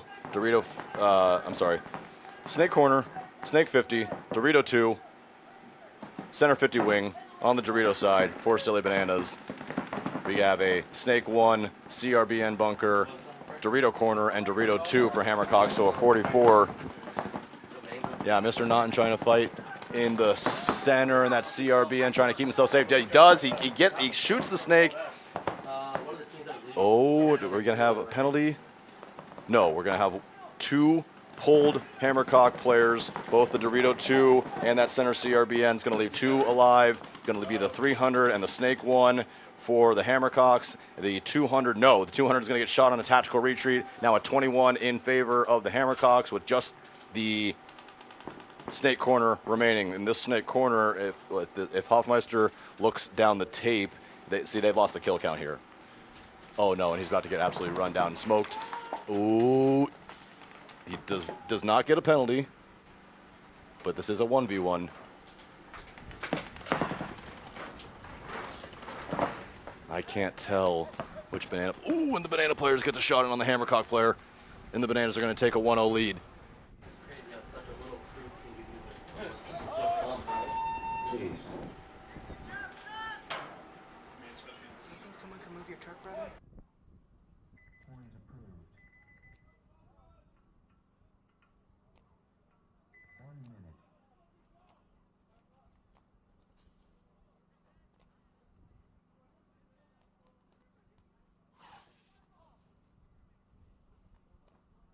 I'm just moving my truck.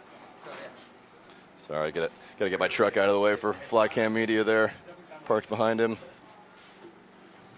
Appreciate him letting me do that. So I can't have a bad parking spot and be an employee of the league. I gotta have that top stuff. Woo. Poppy's Teppanyaki hooking it up on my plate right now. 20 seconds.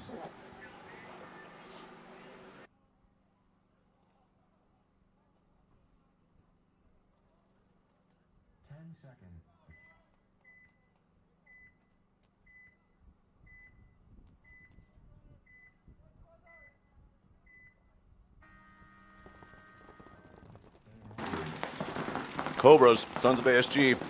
Seen Sons of ASG a couple times today. Have not seen the Cobras. Cobras going to start 5 alive. Sons of ASG going to lose the Andrew Lopez Law Tower. It's 54 in favor of the Cobras. Cobras also at the 200 and the Snake insert bunker and now the Snake corner. So in better positions as they get into the Snake 1 and then fill that Snake insert. So 2 good moves from the Cobras. Sons of ASG pick that up a little bit, get themselves in the Snake 1 as well.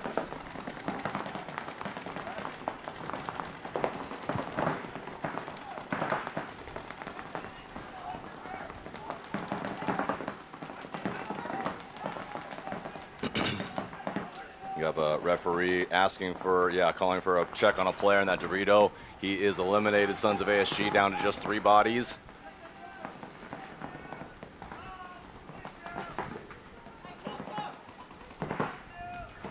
Sons of ASG escape one of their towers, get themselves into the 200, but a runner referee is going to go check his legs, make sure, and he says, "You're out, dude. Can't do that." I just heard the Cobra Snake player very aware. Oh, and look at this inside out move. Oh, he's playing a super dead zone. Now he's, well, this is interesting. Wow, that Snake player went from the Snake 2 all the way back around, kind of ran a half a highway, and then parked himself on that stand-up wing on the Sons of ASG side. I'm not sure if he got the shot in on the home or somebody else did, but he definitely put the pinch on him, allowed them to get that kill, and Cobra's picking that up. Their Snake 2 player, understanding his job, coming and putting paint on that Snake, the remaining Snake 1 player for Sons of ASG, and Cobra's in what's going to end up just a little over 2 minutes of game time, going to go up 1-0 over Sons of ASG here.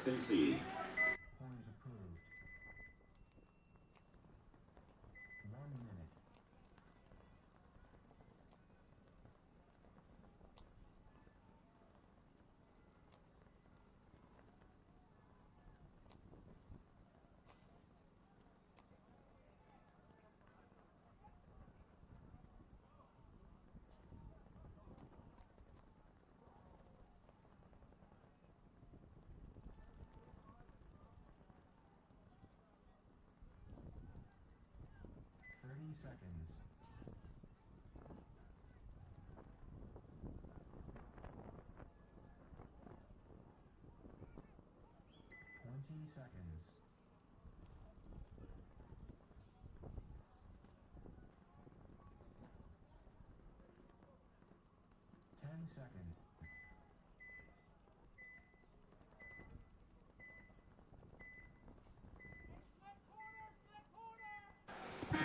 So the Bananas on the left, Hammercock's on the right. Hammercock's getting into that CRBN bunker. That is going to be Naughton getting himself right into the wing. Oh, and he's going to make a little, this is interesting.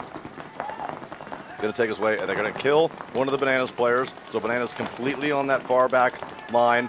Naughton up there, making work. He's definitely posturing to go. He wants to shot in on the home.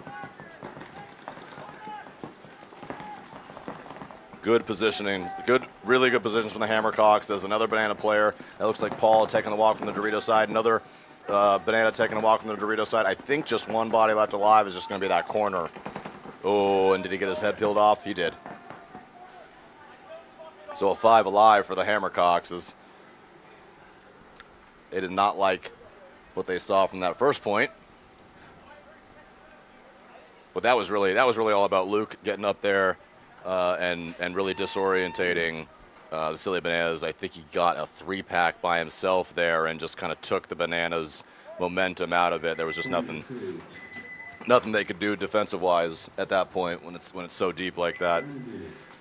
Hammercock's doing a good job of reading Luke up there, reading those kill counts, and pushing the issues on both the Snake and the Dorito side, helping him out and closing that out. So we got a good one, 1-1. Bananas, Hammercocks, back over here to the Cobras, Sons of ASG. Cobras doing a good job dominating that first one. Sons of ASG, a little bit of a different breakout than we've typically seen. They've liked to do the double home and try to get a kill out from that. They didn't do it on the first point. They didn't get a kill on the rip, and they lost the point. So let's see if maybe they go back to that basic play, or if maybe they just didn't. Maybe they made a mistake on the first one. They try something else different. Let's see. 10 seconds.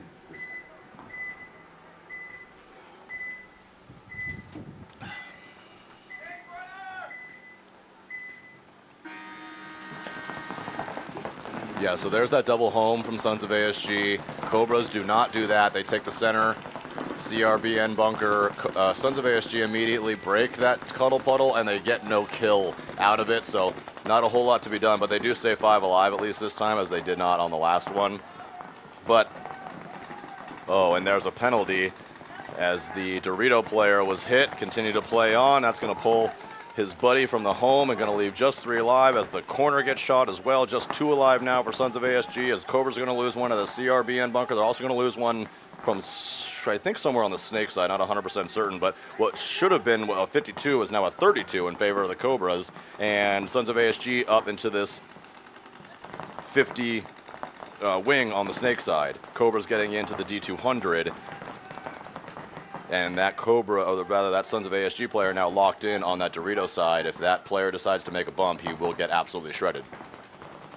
I think that he's trying to get a shot in on the Andrew Lopez Law Tower, but the Lopez Law Tower player for the Sons of ASG playing on the far Snake side, like way, way, way out of his bunker on the far side, where now this corner player for the Cobras should be able to get a shot in on him, and they do. They dice him up, so that's exactly what you're supposed to do. The Dorito player pinched him out of there, and here comes a rundown. He absolutely smothers him. Oh, my goodness. He gives him a little bit of extra there, 1 or 2.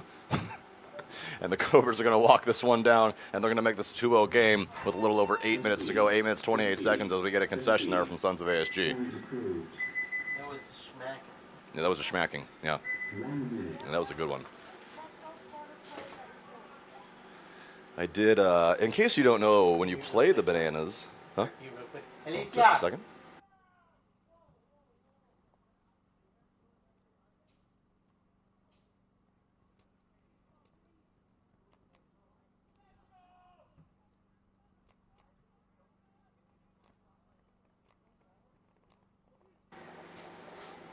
Sorry, for those who don't know, the Silly Bananas, they bring bananas to all the events. Paul dresses like a banana when he shows up. They've had pod runners that dress as bananas to go collect pods, and they bring the potassium. So whether you win, lose, or draw against Silly Bananas, you get a thing of banana. What do you call a thing? A bushel? A bushel of banana. Is it a bushel?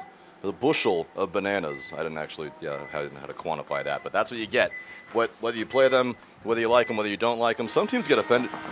I've had people ask me like, are they just being dicks? Like, no, they're not. They're just super fun, having a good time, and they, they like to keep things light. But yeah. However, Hammercocks with 5 alive and just 4 alive for the Silly Bananas as and they caught Luke making this inside out move that he tried it twice in a row. He got away with it on the first game and absolutely wrecked shop. This time they were able to catch him. Not sure how they were able to catch him or who shot him doing that. Looks like one of the Hoffmeisters in right behind him to take his place.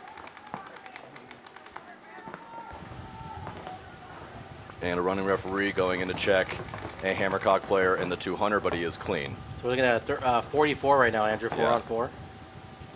As the Hammercocks take the snake 1. And the snake corner for the Silly Bananas, this is what I don't like, is looking cross. Now he does have protection from the CRBN, who, as long as he's going to stay looking the snake side, not a big deal. But if I'm a Silly Bananas snake corner player, if you're a silly nanner, if I'm a silly nanner, one of the nanners just takes a walk from the Dorito side. So just 2 bodies. Oh wait, no, 3 bodies left alive for the Bananas as they get into that 50 wing on the Dorito side. Yeah, he just gave away his position though. Now they know. Yeah, he definitely bumped that bunker. Looks like they know where he's at as they make their way into the snake. Call it the snake 2. I don't really even know what to call it. Well, here comes this shot. He doesn't have it there because he's so far on the Dorito side, and he gets blown up. Just gives away his body, really. Yeah. Oh, and then here comes the dunk. He gets the dunk, and he stays alive. Hammercock's 4 bodies left alive, just 1 body left for the Bananas, and this is one of those concession moments where little Johnny over here in the corner, is about to get messed up. Yeah. I think that's Paul, too. Little one-handed him, right? Socks. Yeah, a little one-hand jam there. So Hammercock's 2 in a row, two pretty dominating points there. I like their game plan of what they're doing here. It seems to be throwing out the Bananas a little bit with that double center push there. Luke making, oh look, yeah, there's the banana. See? Banana running pods. Yeah, but in the past, people have been like, why do they give us bananas? They're just like being mean, like they beat us, and what they're just like making fun of us. Like, nope. Again, they're just being funny. They're just having a good time. You can see all the sliding lanes when Ryan gets super close, all where people are diving, running around, stuff like that. Just big old patches of nicer green, lesser green. Kind of see where the movements that you see where the dead zones are too. Yeah, definitely. So Sons of ASG, Cobras. Let's see if Sons of ASG is able to figure out this riddle. Cobras taking it to them. Like I said, I hadn't seen Cobras play before this. I had seen Sons of ASG play. They've been looking really, really good all day. I think I've only seen 1 penalty, basically, and this match has gotten away from them a little bit, but still 8 minutes, 28 seconds to go, so they still got plenty of time. They're going to keep 5 alive. They're going to cuddle puddle this one in the back again. And Cobra's going to take the first bite and take the CRB and center bunker, and they are going to get a kill out of that Andrew Lopez Law Tower for Sons ASG. Yeah, 5 on 4 right now. Right? Or yeah, 5 on 3? No, 5 on 4. Oh, well. Oh, yeah, double the home. Yep, yeah, double the home. Yeah. Oh, but the commentator curse. Yeah. You guys going to lose that Dorito player. They're going to try to bump out to the Dorito corner while the other home gets shot. So whoa, here they go. 1, 2, 3, 4, 5 on 2, 5 on 1, 5 on none. Blasting everybody. Kia. Dominating fashion from the Cobras. They're going to go up 3 points in less than 5 minutes.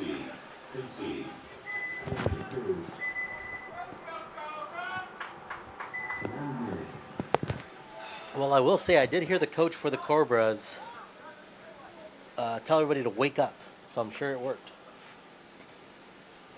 That appears to have been a good strategy, Cotton. Yeah, that seems to have worked.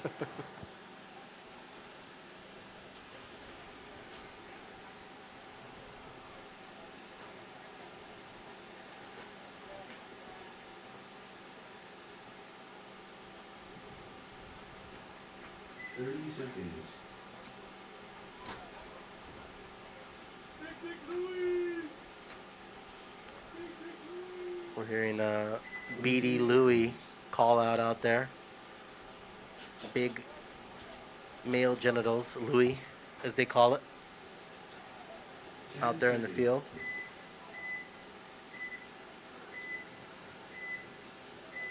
Hey, keep Doritos! Hey, keep Doritos! A lot of genitalia references in paintball. Speaking of which, Hammercocks.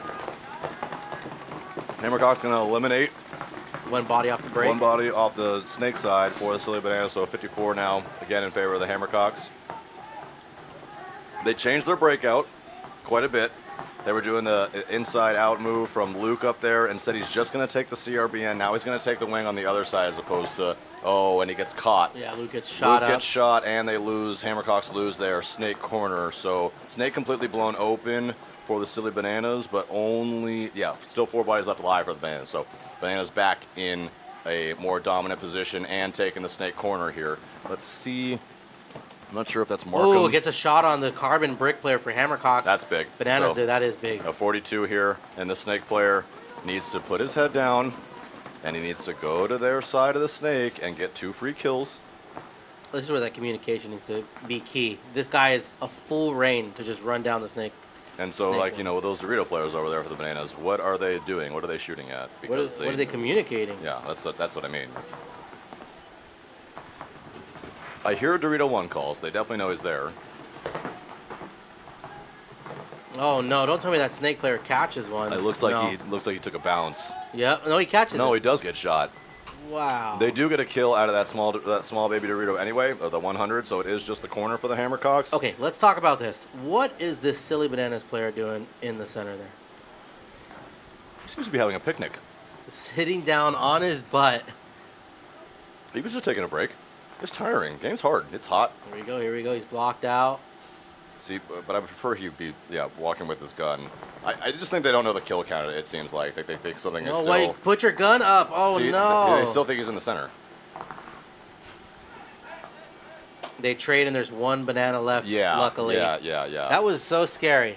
Way As too a- sketchy. If I was in the Bananas pitch right now, I'd be furious. I think it was 42 in Yes. favor of the Bananas there, and this turns out to be a 21, which they just barely got away with. Great job from the Hammercocks on keeping his position, not getting too greedy. Yeah, and it was a 42 with, I think, one of the worst bunkers to be alive in when it's a 4-on-1. Yeah, no doubt. But a point is a point is a point. You will not see a concession from the Hammercocks.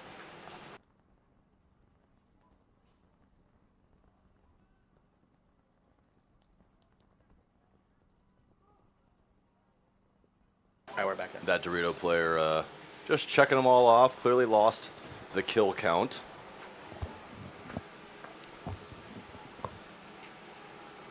Well, we were in X balls. As long as he doesn't run out of bounds.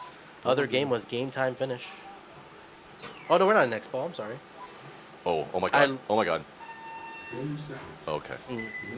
No point. He did step out of bounds. There's no way. I think. Did he step out of bounds? Yep, he's telling them right now he stepped out of bounds. Oh my goodness. Oh, we have seen that way too many times now. We're gonna have to make a video about this, Andrew. We are gonna have to make a video about this, and we are clearly gonna have to make. We're gonna draw the out of bounds line in. We gotta put poles there. What are we doing?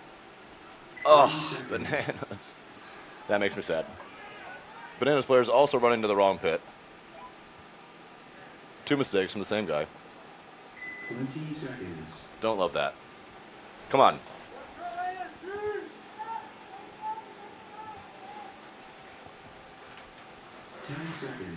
Man, he tiptoed that line. I knew he was close. I didn't think he crossed it. Ooh, that ref was really on it. Oh, 3-0 here from the Cobras on Sons of ASG. 7:42 remaining. Let's see if Sons of ASG can solve part of this riddle as Cobra's going to lose their Dorito attacker, who tries to take the 300 on the rib. That was a little bit too heavy. They are going to keep 4 alive and the CRBN bunker in the center. Pretty pocket for Sons of ASG. I guess they're their whitest guys in the snake insert bunker, and their most primary attacker would be that center.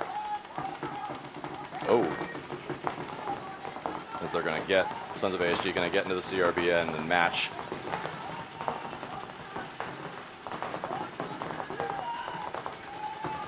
And we are in the Ocho finals right now, Andrew. Ocho.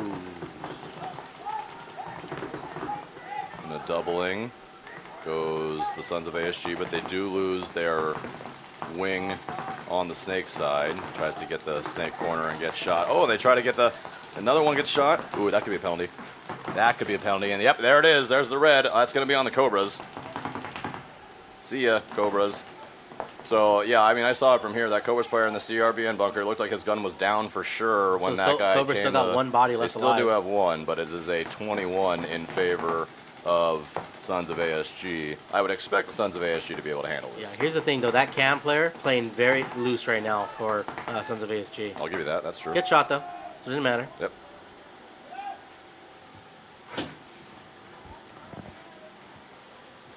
Very, very interesting.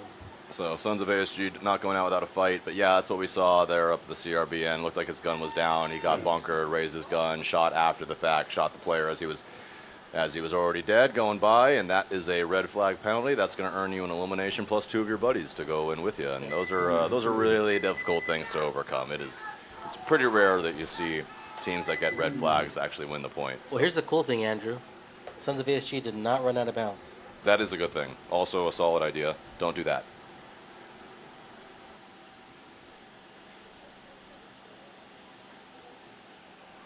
All right, 3 minutes, 21 seconds. Still plenty of time for the Bananas to come back, but just heartbreaking not getting that last point after walking out of bounds.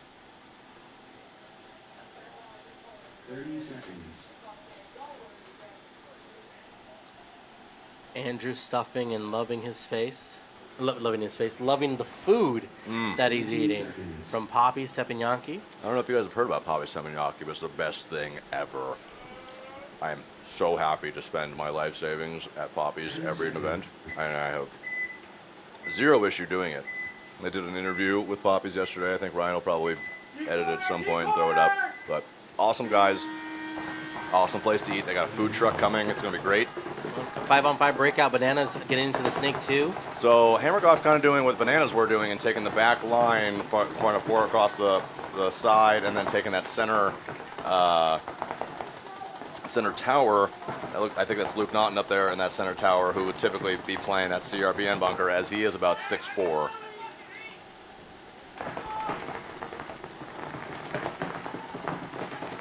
Hammercocks in the Dorito corner, the snake insert, the Dorito 2, the pretty rarely played Dorito pin. I think Luke's playing that tower right. He's trying to get a shot on the snake. He is trying to get this, yeah. Oh, and he's going to take an interesting route.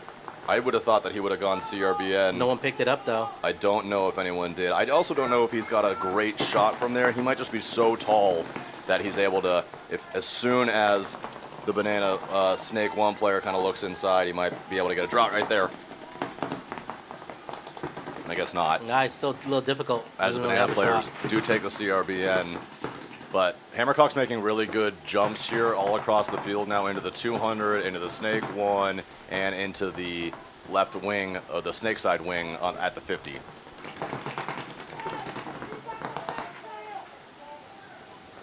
Ooh, Luke trying to play that tall. Oh, and he does. Luke gets a shot in on the Dorito side corner. And a 54 now. Ooh, 53.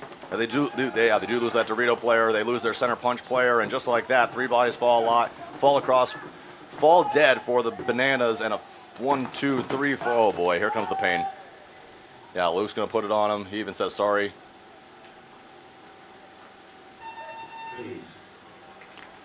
Wow, what a little risky play that paid off there. And what could have been a score of 3-2 is 3-1 in favor of the Hammercocks with just a minute 28 to go. So we're about to see some fireworks as the Bananas need to score at least 2 in a minute 28. We have seen it done multiple times, many times actually. Quick points. We just saw one earlier with the Sons of ASG in their match prior to this. They got owned on a point and then proceeded to do the owning on the following point on a 28-second scuffle. That was awesome to watch. Play of the play of the weekend, I think we dubbed it. Yeah, we're watching some Arizona on Arizona violence, some Tucson on Tucson violence. Yeah, I told the stream, I was like, this match pulls on my heartstrings a little bit. I don't really, I can often choose a side, but I like both of these. I like both of those programs a lot, and obviously they all used to be one, and whole thing's a little weird for me, so I imagine if it's a little weird for them as well. But Cobras, Sons of ASG, 6 minutes 5 seconds. Cobras were on a tear there, winning the first 3 and winning in pretty dominant fashion and pretty quickly. Decided to change the game plan. I think went a little defensive on that last one. Didn't work out for them. See if Sons of ASG, they don't play that cuddle puddle, and they get a lot more aggressive here as each team actually takes the CRBN bunker. No cuddle puddle for ASG pushing the. Oh, but they lose their home and they lose the Andrew Lopez towers. Just 3 bodies left alive. Cobras losing a Cobras body, lose their one on the snake side. Yeah. So 43 in favor of the Cobras. 5 minutes 40 seconds remaining. Cobras up 2. Now this player here for Sons of ASG in the center. I was going to say, wedge. well, he's going to get at least 1 kill, but he might get a back massage here in a second if that Cobra player is able to wrap that 300. I think that he can put it on him. But good job from that Sons of ASG player. He's going to get that 1 center kill, and he's got a shot in on that Snake 1. Yeah, right now he's holding it down. Ooh, but unfortunately Sons of ASG loses their Snake corner player, which is going to allow that Cobra player to escape the Snake 1, get himself into a more protected position in the Snake 50, where that 50 wing can't shoot him anymore. So just like that, as you see the 50 wing, he's going to change positions, and he's going to look to Rito's side. He's going to wait for that guy to go. And this is what I've been looking forward to seeing all day, is somebody taking themselves and putting themselves on the Snake side, or on the complete other side of the field on the Snake, and trying to get some free kills. The guy in the center is a little bit too deep. This is good on the Cobra player. He's wrapping the outside, and now he's going to get a free kill on the corner. Yep, get out. Now he's looking around. He should know that that center is still there because he didn't shoot him earlier. He's going to take a little tour around the blind side of the Sons of ASG's bunkers. He's looking around. Now he's looking backwards. And now a Sons of ASG player is looking at him. He might have gotten a kill on him. Here comes a Cobra player on a rundown. He's going to waste him. That could be a penalty. Looks like he didn't shoot him. And the Cobras are going to win this one with a little bit over, and there's the concession. So 4-1, Cobras back in a dominating position. 1 more win for the Cobras, and that game is over. Back to this one with 1:28. Battle of the Tucson teams. Silly Bananas, Hammercocks. What should be 3-2 is 3-1. 1:28 to go. Silly Bananas need to, more or less without any, they need to score a point, this first point, give or take, within about 45 seconds. Careful, careful, careful.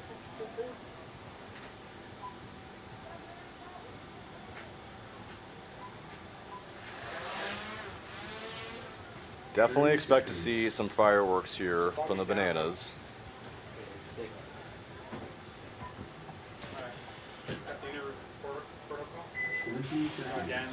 Oh my god. He's fed. Sorry. Get poppies. 10 seconds. That's if we fed you. They went 2-2. Huh? Hammercocks, Silly Bananas, and here comes the big push. Bananas, no bananas on the back line on this one. 5 alive too. All 5 alive for the Hammercocks as well, as they do take that back line. So basically a total switch on breakouts for the teams, as Bananas had to push it. 1:13 to go. Yeah, they really need, and they rip up Luke on his way up and the this center. is what we want to see, though, right? Bananas need to play aggressive. I mean, they play very well. Yeah, and here's the 2 wing pushes. Oh, is that he wing gets going to get shot? He's He's going to gonna ask for a check. It looked. My guess is that he was also shot then. Nope. No. So a bouncer off the head, but his guy behind him is going to take the walk. Still 4 bodies left alive for Hammercocks, though. They just need to run their guns. There's a minor. And that's gonna be detrimental. There's still 2 bodies left. There is still 2 bodies, but Hammercocks are. I mean, they know exactly what to do here. They're gonna play this very smart. They're gonna get another elimination on the Snake. Oh, and they would like to. I guess they would like 1 more point. No, he's gonna get absolutely blasted. I don't like that at all. There's another one getting shot again. Come on. And I don't know what any of that was for.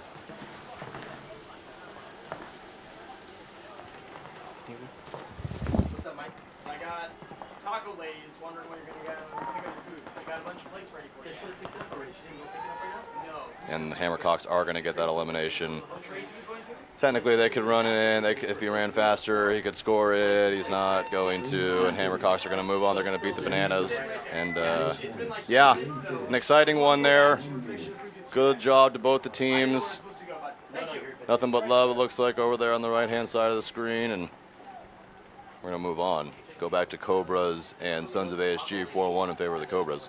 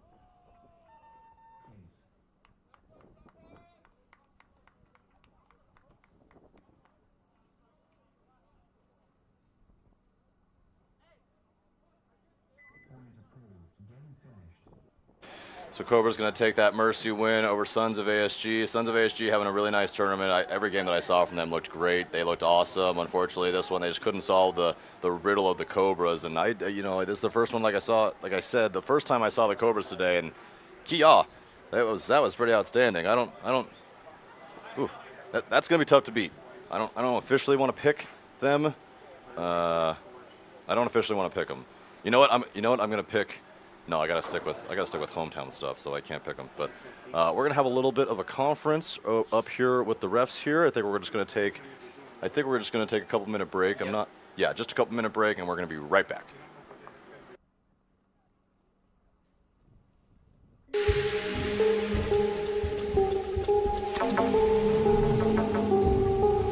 The Vegas Brawlers win event 1.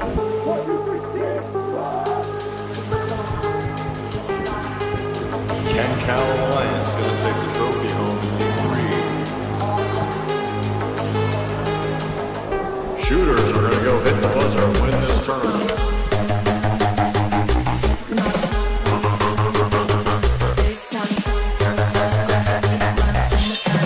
And DJ Black wins D5. Supersonic, hypnotic, baseline, so melodic, systematic, holographic beat, running so mechanic. Supersonic, hypnotic, baseline, systematic, holographic beat, running. Supersonic, hypnotic, supersonic,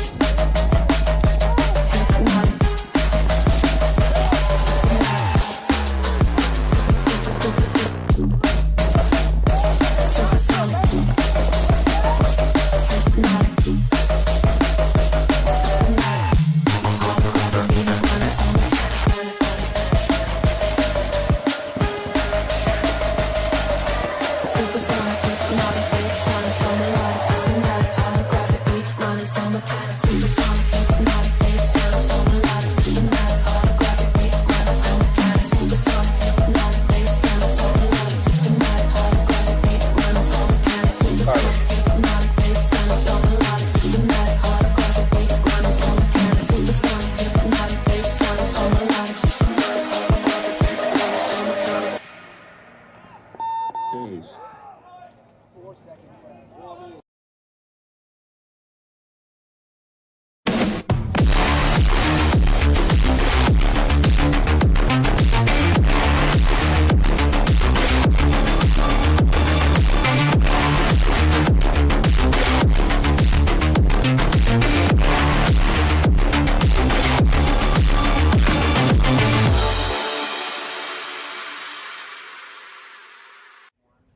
BRNT with CRBN, and I have our new IC PWR Nano Barrel System here. This kit includes our famous ultra lightweight injected carbon fiber back with our new nano tip, which features over 700 microports.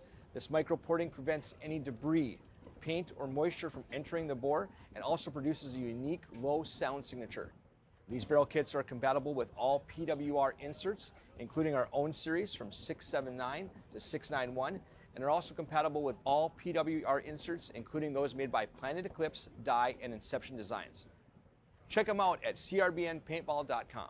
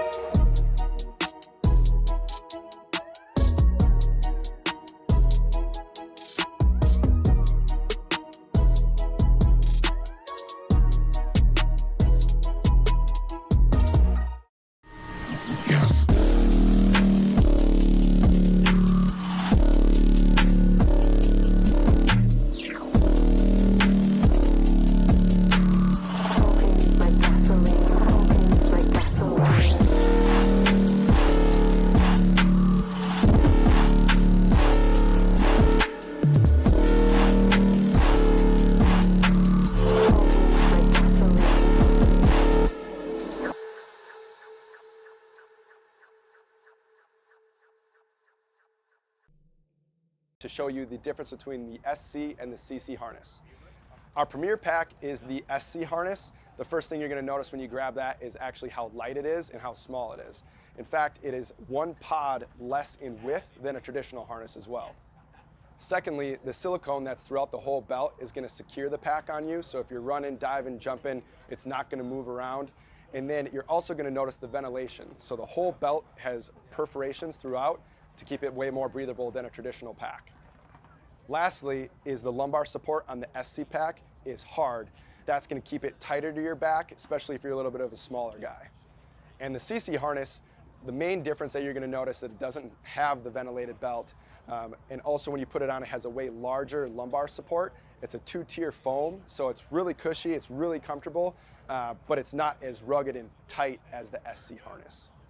Other than that, what you're going to notice is all of the harder injection moldings for all of the logos on the CC harness versus the SC, all of them are soft or they're non-existent to keep the pack as light as possible.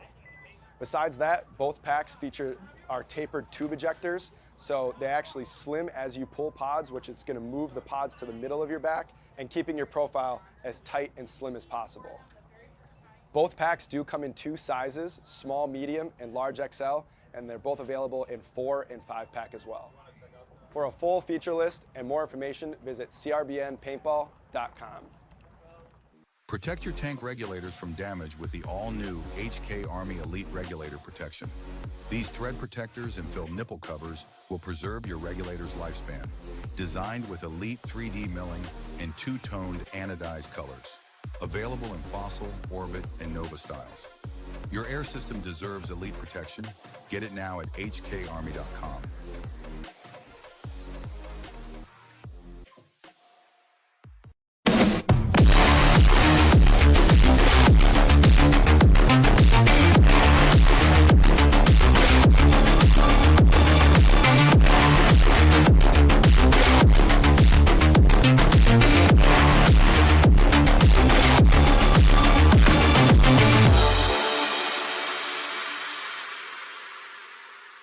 Hey, it's BRNT with CRBN, and I have our new IC PWR Nano Barrel System here. This kit includes our famous ultra lightweight injected carbon fiber back with our new nano tip, which features over 700 microports. This microporting prevents any debris, paint, or moisture from entering the bore and also produces a unique low sound signature.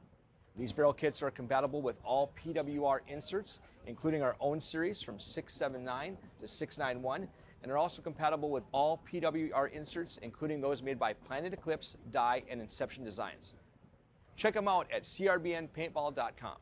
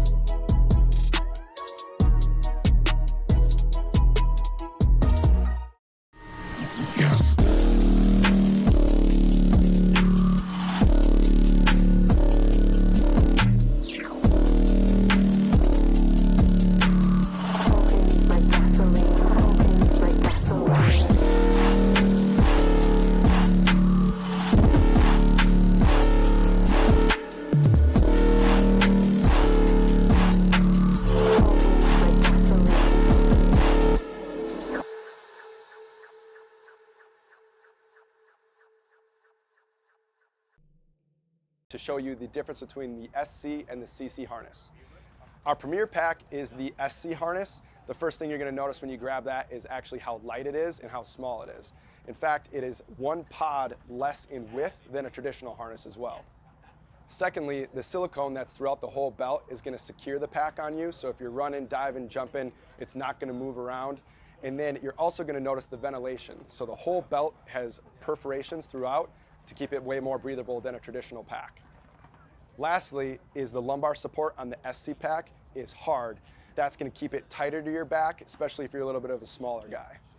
And the CC harness, the main difference that you're going to notice that it doesn't have the ventilated belt, and also when you put it on, it has a way larger lumbar support. It's a two-tier foam, so it's really cushy, it's really comfortable, but it's not as rugged and tight as the SC harness. Other than that, what you're going to notice is all of the harder injection moldings for all of the logos on the CC harness versus the SC, all of them are soft or they're non-existent to keep the pack as light as possible.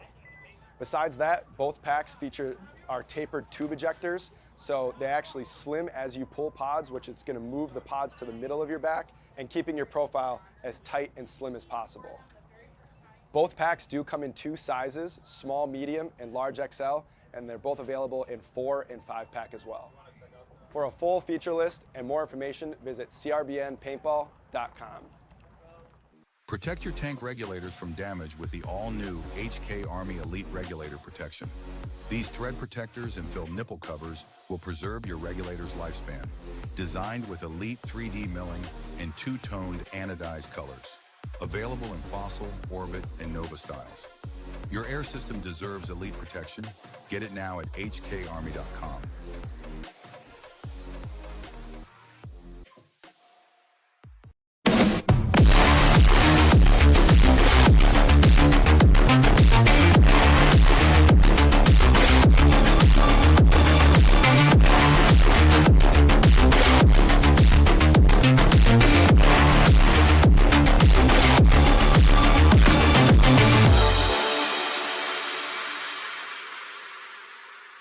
Hey, it's BRNT with CRBN, and I have our new ICPWR Nano Barrel System here.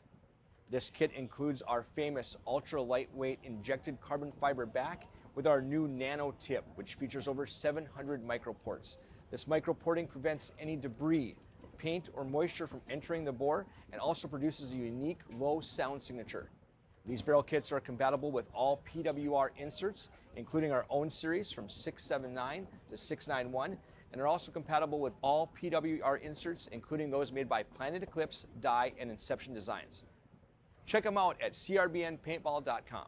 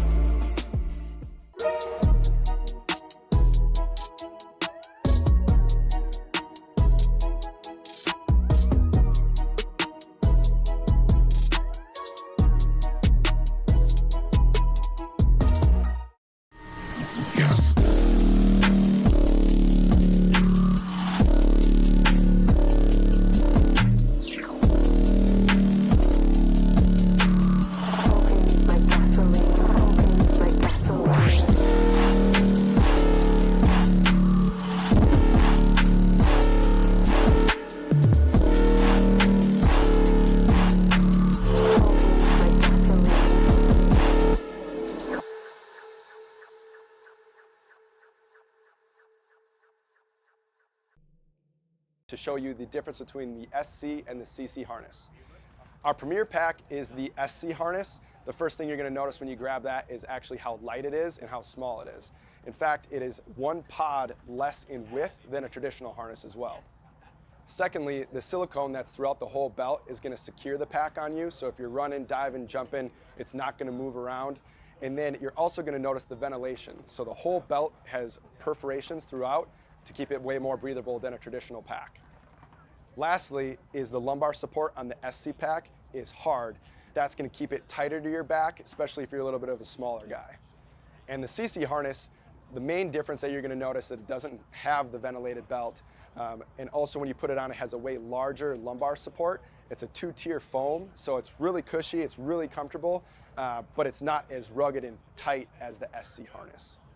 Other than that, what you're going to notice is all of the harder injection moldings for all of the logos on the CC harness versus the SC. All of them are soft or they're non-existent to keep the pack as light as possible.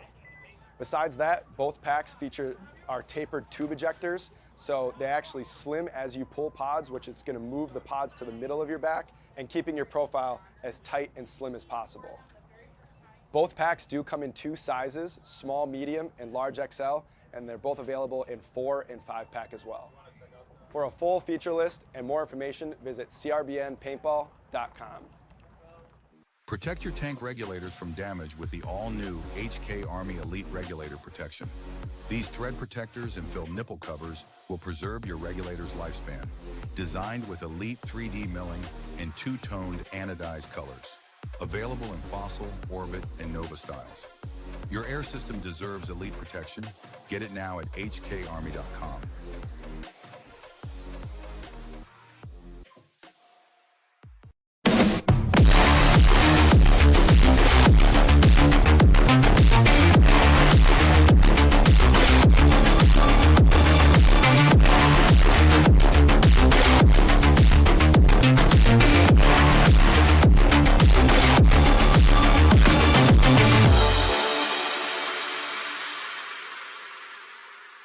Hey, it's BRNT with CRBN, and I have our new ICPWR Nano Barrel System here. This kit includes our famous ultra lightweight injected carbon fiber back with our new nano tip, which features over 700 microports. This microporting prevents any debris, paint, or moisture from entering the bore and also produces a unique low sound signature. These barrel kits are compatible with all PWR inserts, including our own series from 679 to 691, and are also compatible with all PWR inserts, including those made by Planet Eclipse, Dye, and Inception Designs. Check them out at crbnpaintball.com.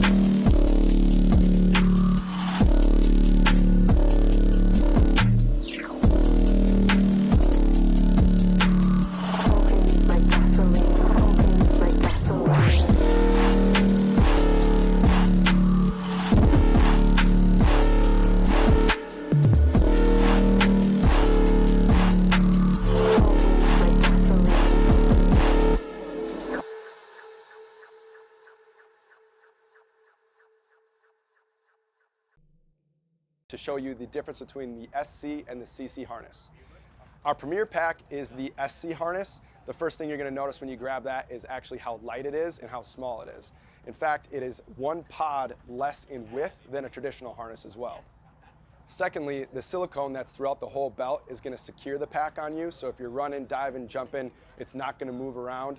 And then you're also going to notice the ventilation. So the whole belt has perforations throughout to keep it way more breathable than a traditional pack.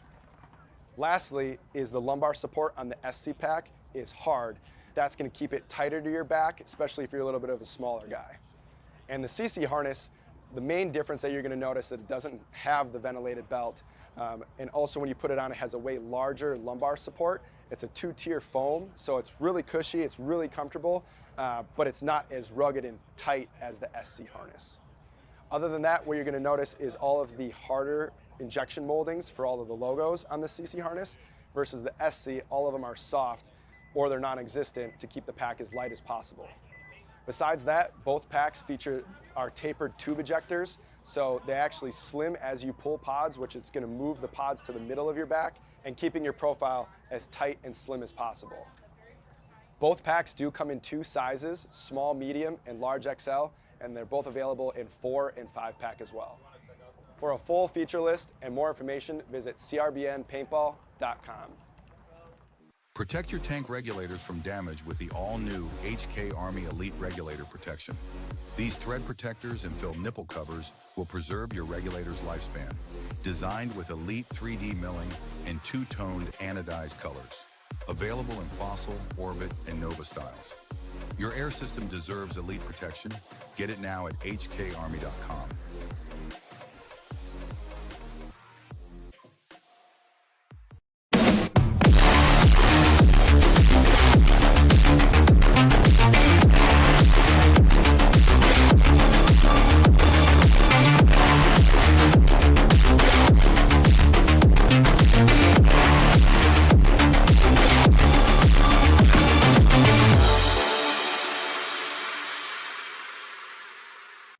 Hey, it's BRNT with CRBN, and I have our new IC PWR Nano Barrel System here.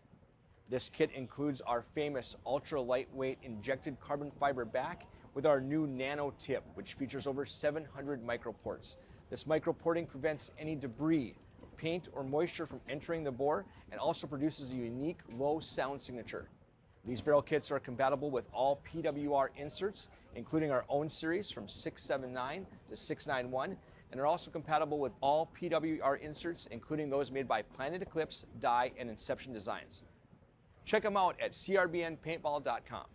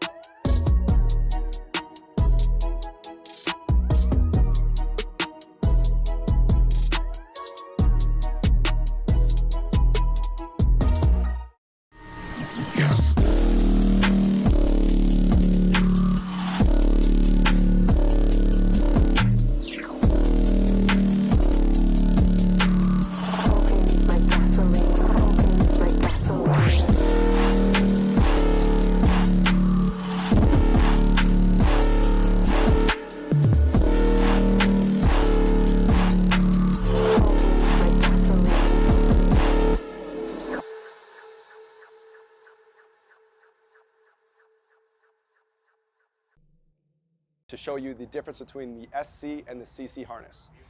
Our premier pack is the SC harness. The first thing you're going to notice when you grab that is actually how light it is and how small it is. In fact, it is 1 pod less in width than a traditional harness as well. Secondly, the silicone that's throughout the whole belt is going to secure the pack on you, so if you're running, diving, jumping, it's not going to move around. And then you're also going to notice the ventilation. So the whole belt has perforations throughout to keep it way more breathable than a traditional pack. Lastly is the lumbar support on the SC pack is hard. That's going to keep it tighter to your back, especially if you're a little bit of a smaller guy. And the CC harness, the main difference that you're going to notice that it doesn't have the ventilated belt, and also when you put it on, it has a way larger lumbar support. It's a 2-tier foam, so it's really cushy, it's really comfortable, but it's not as rugged and tight as the SC harness. Other than that, what you're going to notice is all of the harder injection moldings for all of the logos on the CC harness versus the SC, all of them are soft or they're non-existent to keep the pack as light as possible. Besides that, both packs feature our tapered tube ejectors, so they actually slim as you pull pods, which is going to move the pods to the middle of your back and keeping your profile as tight and slim as possible.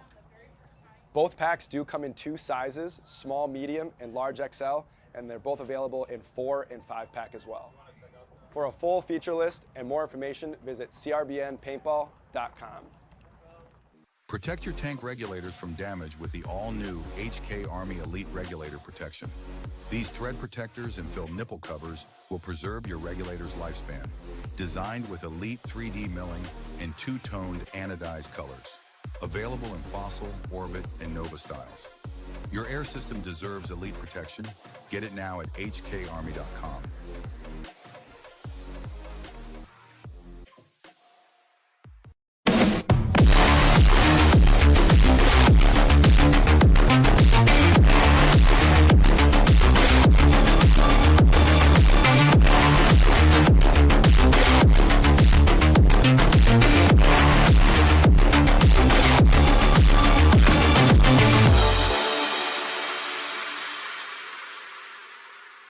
Hey, it's BRNT with CRBN, and I have our new IC PWR Nano Barrel System here. This kit includes our famous ultra lightweight injected carbon fiber back with our new Nano Tip, which features over 700 microports. This microporting prevents any debris, paint, or moisture from entering the bore and also produces a unique low sound signature. These barrel kits are compatible with all PWR inserts, including our own series from 679 to 691, and are also compatible with all PWR inserts, including those made by Planet Eclipse, Dye, and Inception Designs. Check them out at crbnpaintball.com.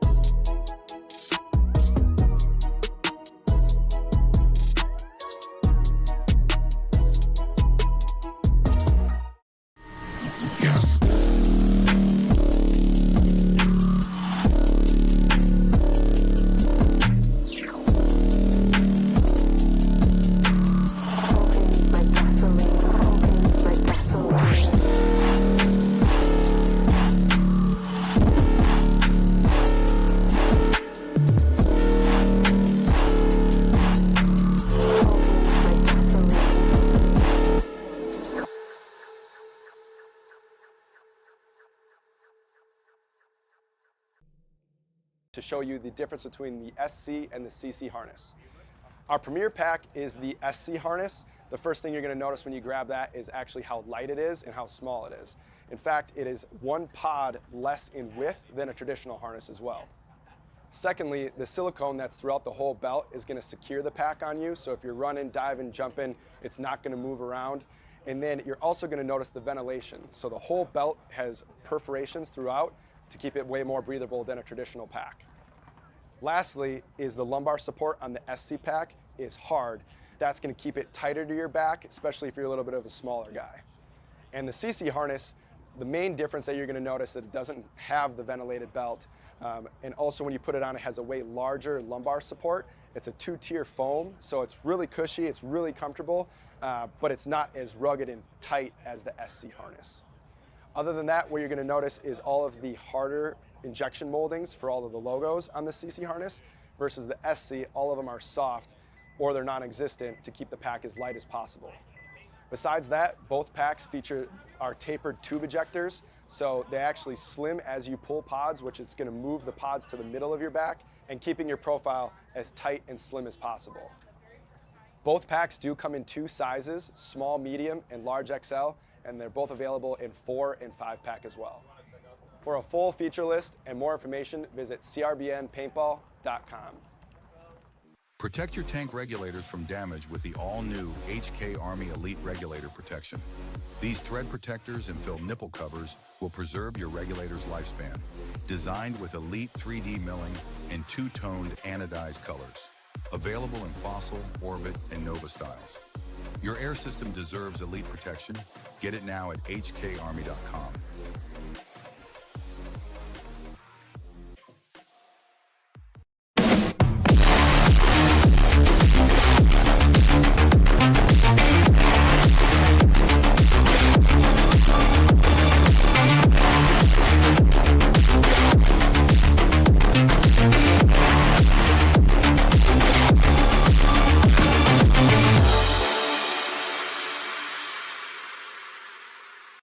Hey, it's BRNT with CRBN, and I have our new ICPWR Nano Barrel System here. This kit includes our famous ultra lightweight injected carbon fiber back with our new Nano Tip, which features over 700 microports. This microporting prevents any debris, paint, or moisture from entering the bore and also produces a unique low sound signature. These barrel kits are compatible with all PWR inserts, including our own series from 679 to 691, and are also compatible with all PWR inserts, including those made by Planet Eclipse, Dye, and Inception Designs. Check them out at crbnpaintball.com.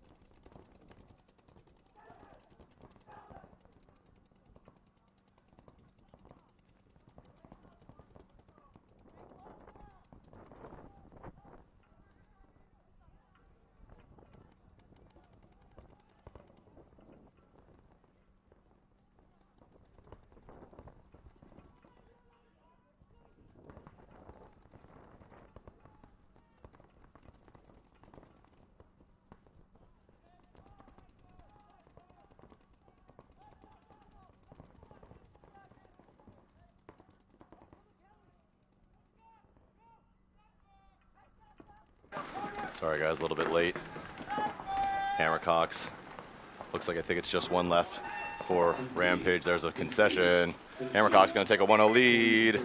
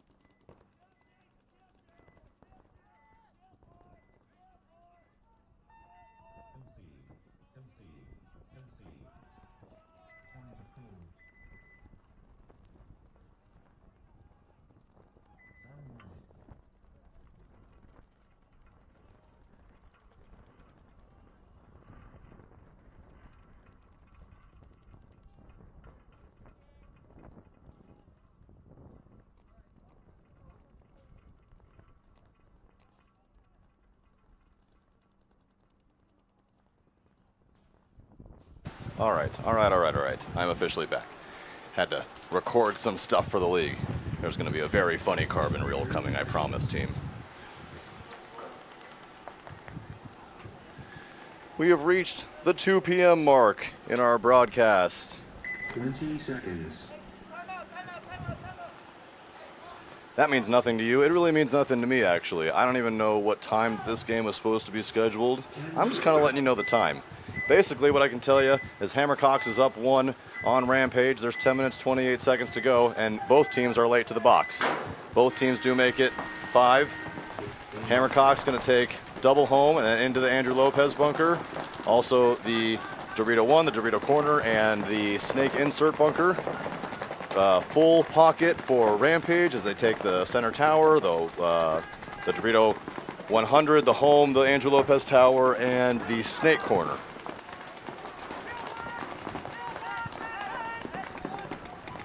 As one of the Hammercocks does die, I think, out of the Andrew Lopez can. Back into the God bunker goes Rampage from the Andrew Lopez, and then into the Snake 1 goes that player.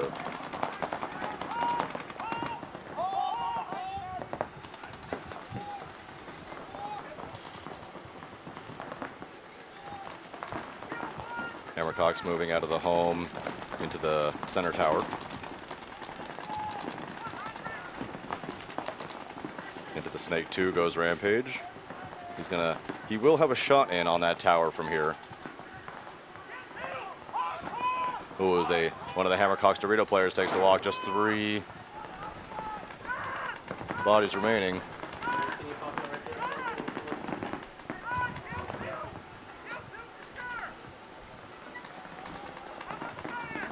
Center move by the Hammercocks into the CRBN bunker. He is taking pressure already from that Snake 2 position in that little Snake knuckle.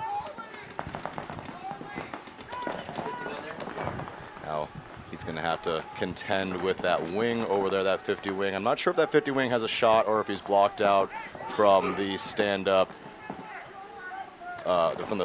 wing. Looks like he's not able to see him. That stand-up wing blocks him out, and he's not going to be able to see him at the 50 either. Open play.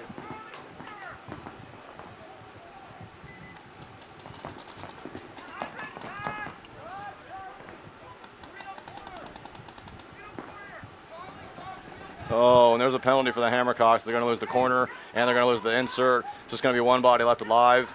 4 bodies left alive for Rampage. Oh, look at this Rampage player. He knows exactly where he's at. Oh, no, he doesn't. He's going to literally walk right by him. He's going to get torn up on the back. Hammercocks player going to shoot another player, and that's the 21. Oh, my goodness. Now it's a one-on-one. There they go. Let's see if Rampage sees him. Oh. Oh, I thought that tower play was already eliminated.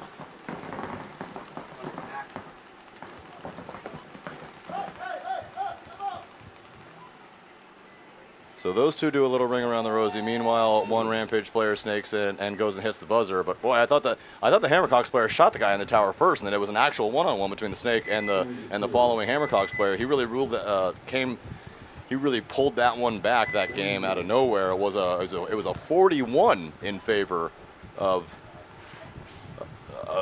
the other team there, and Hammercocks able to pull it back to a 2-on-1 and nearly was able to pull that off. So close but no cigar.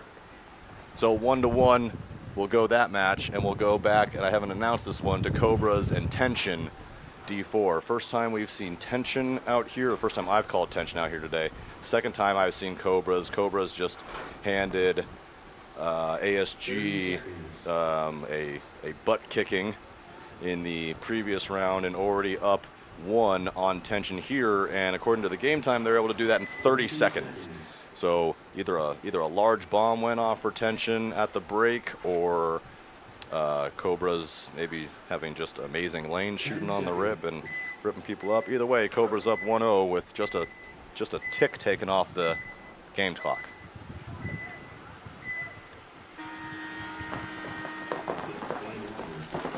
Cobras taking the God insert. They do lose their home bunker, and they also get the Dorito corner.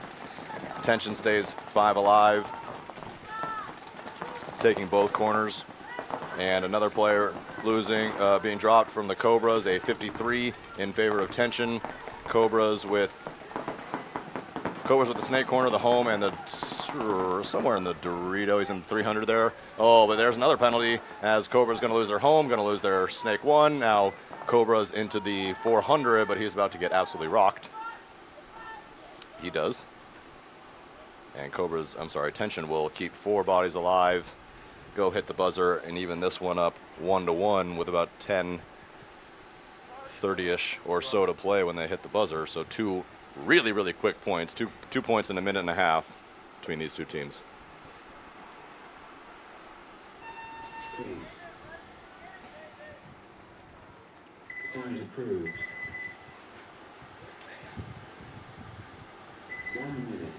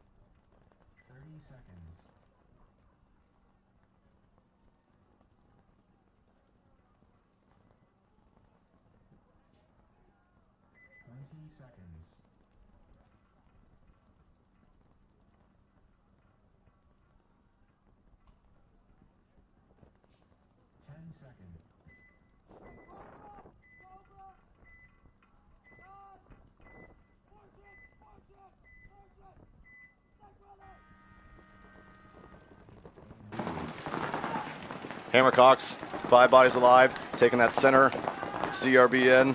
There's Luke Naughton. He's going to try this inside-out move that worked for them really well. On one point, he is going to stay alive, and he is going to get there alive. Let's see what he's able to do with it.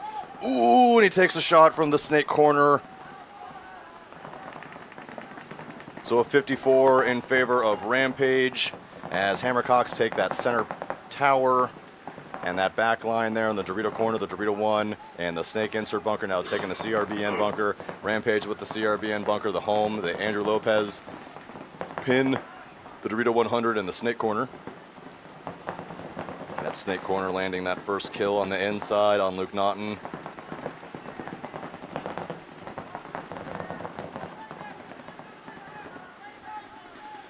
Rampage, getting on his butt, on his stomach, and taking the 50 wing on the Dorito side. Now into the Snake 1 goes Rampage. The real life Snake 1 this time, yeah. Oh, and here comes an inside move from the Hammercocks. He gets the kill, and and he pulls a penalty. So that player would have run his gun but didn't get the kill, and that's going to eliminate the D side pretty much completely. Rampage, that home player, definitely posturing like he wants to get outside. Hammercocks, they're doubled up on that Dorito side, so they should know. They got to trap that home player and push him in, and two players at the same time for the Hammercocks try to occupy the same bunker. That's not going to work, so they do a little switcheroo. They're still in the 200, the 100. Sloppy death out of the center from the Hammercocks. Still 3 bodies left alive, a 30. Oh, now it's a 33. 33. 23. Dorito player died. Oh, Dorito player just got shot, and a small tactical retreat from Hoffmeister from the Hammercocks back to the Snake corner.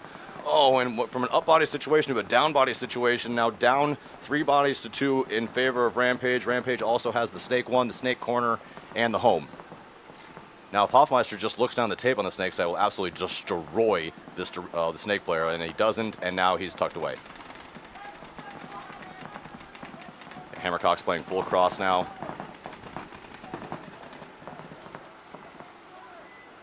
This is full defense mode.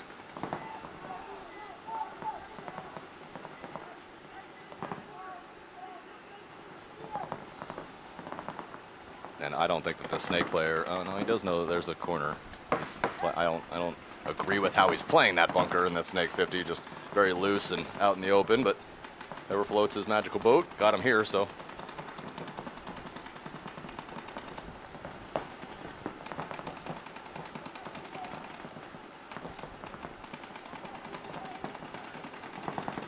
Looks like that Dorito player being pinched pretty good, I think, from both the home and the Snake 50 there. Not being able to accomplish a lot.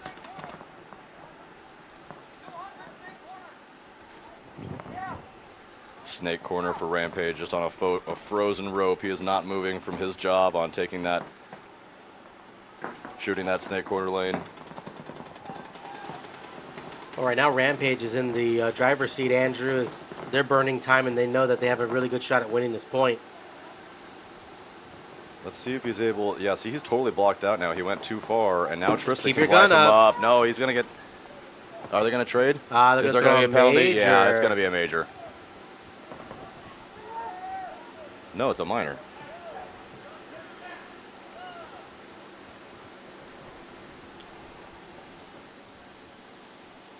Wonder if the minor is for. Alicia.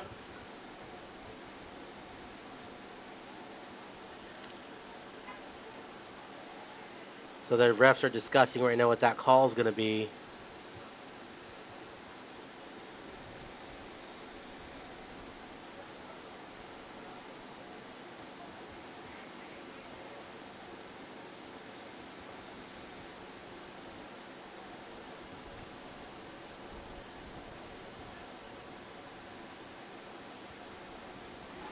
And I wonder if they're discussing if this should be a major or a minor. Yeah, I think, if anything, it would be a major. I would look like. think that it needs to be upgraded to a major. Which is why the game would have stopped also. And I think. Game stop. So we'll have a little ref meeting. I'll walk up there and try to find out exactly what's going on for you guys.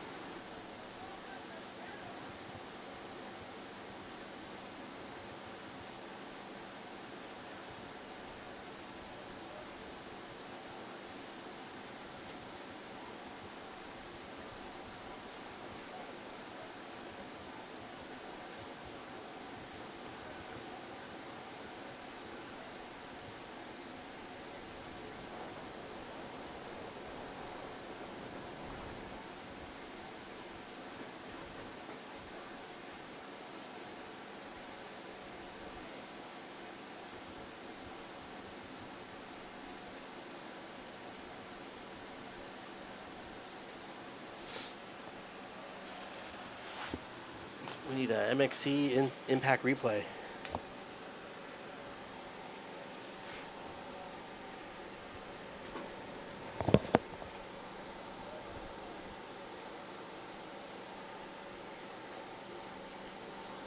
Ref's taking a while. Andrew, can you meet me really quick? I'm gonna go figure out too if I can help them.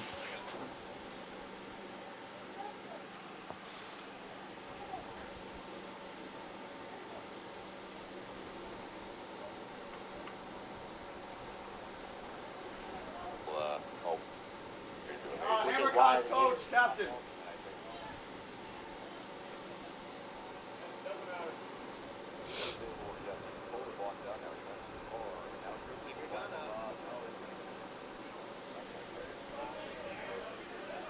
We'll be right back, guys.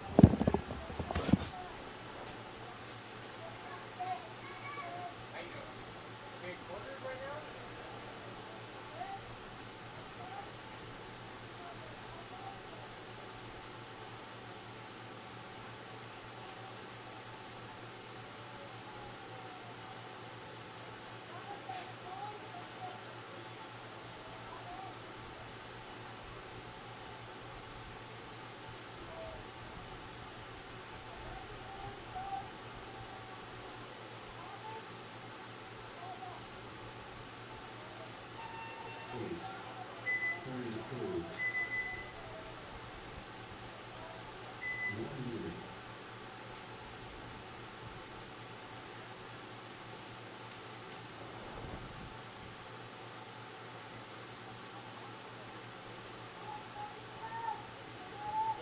So if it's first, right, maybe do. I don't know. I gotta bounce soon, but possibly.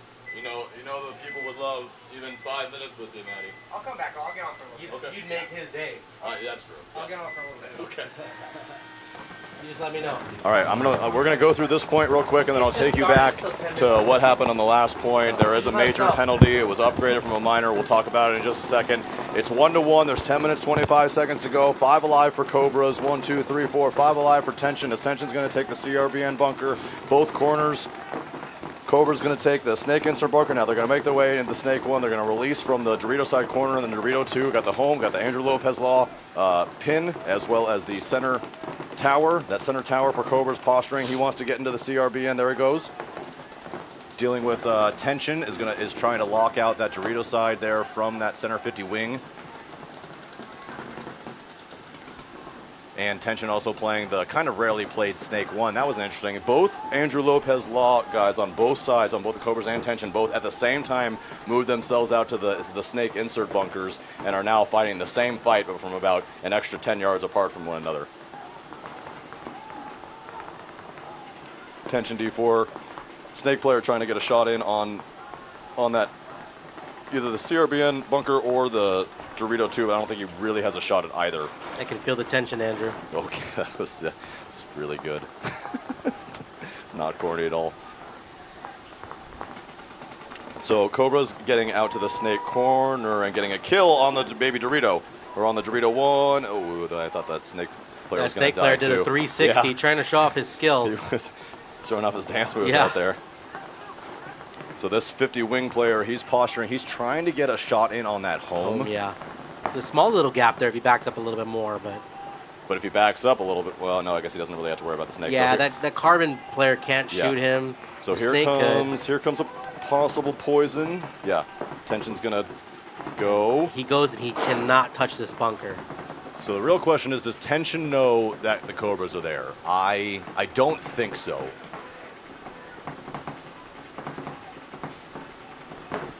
Don't touch that bunker.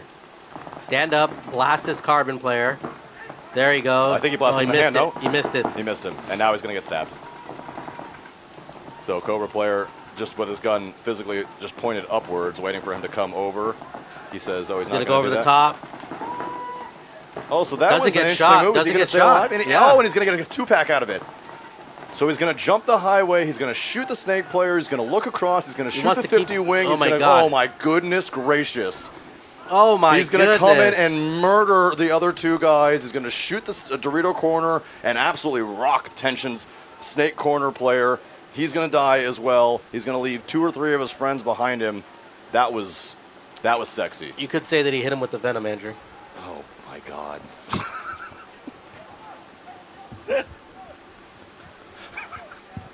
Okay, you're Rich Delford and I'm Matty Marshall. That's just the way that is now.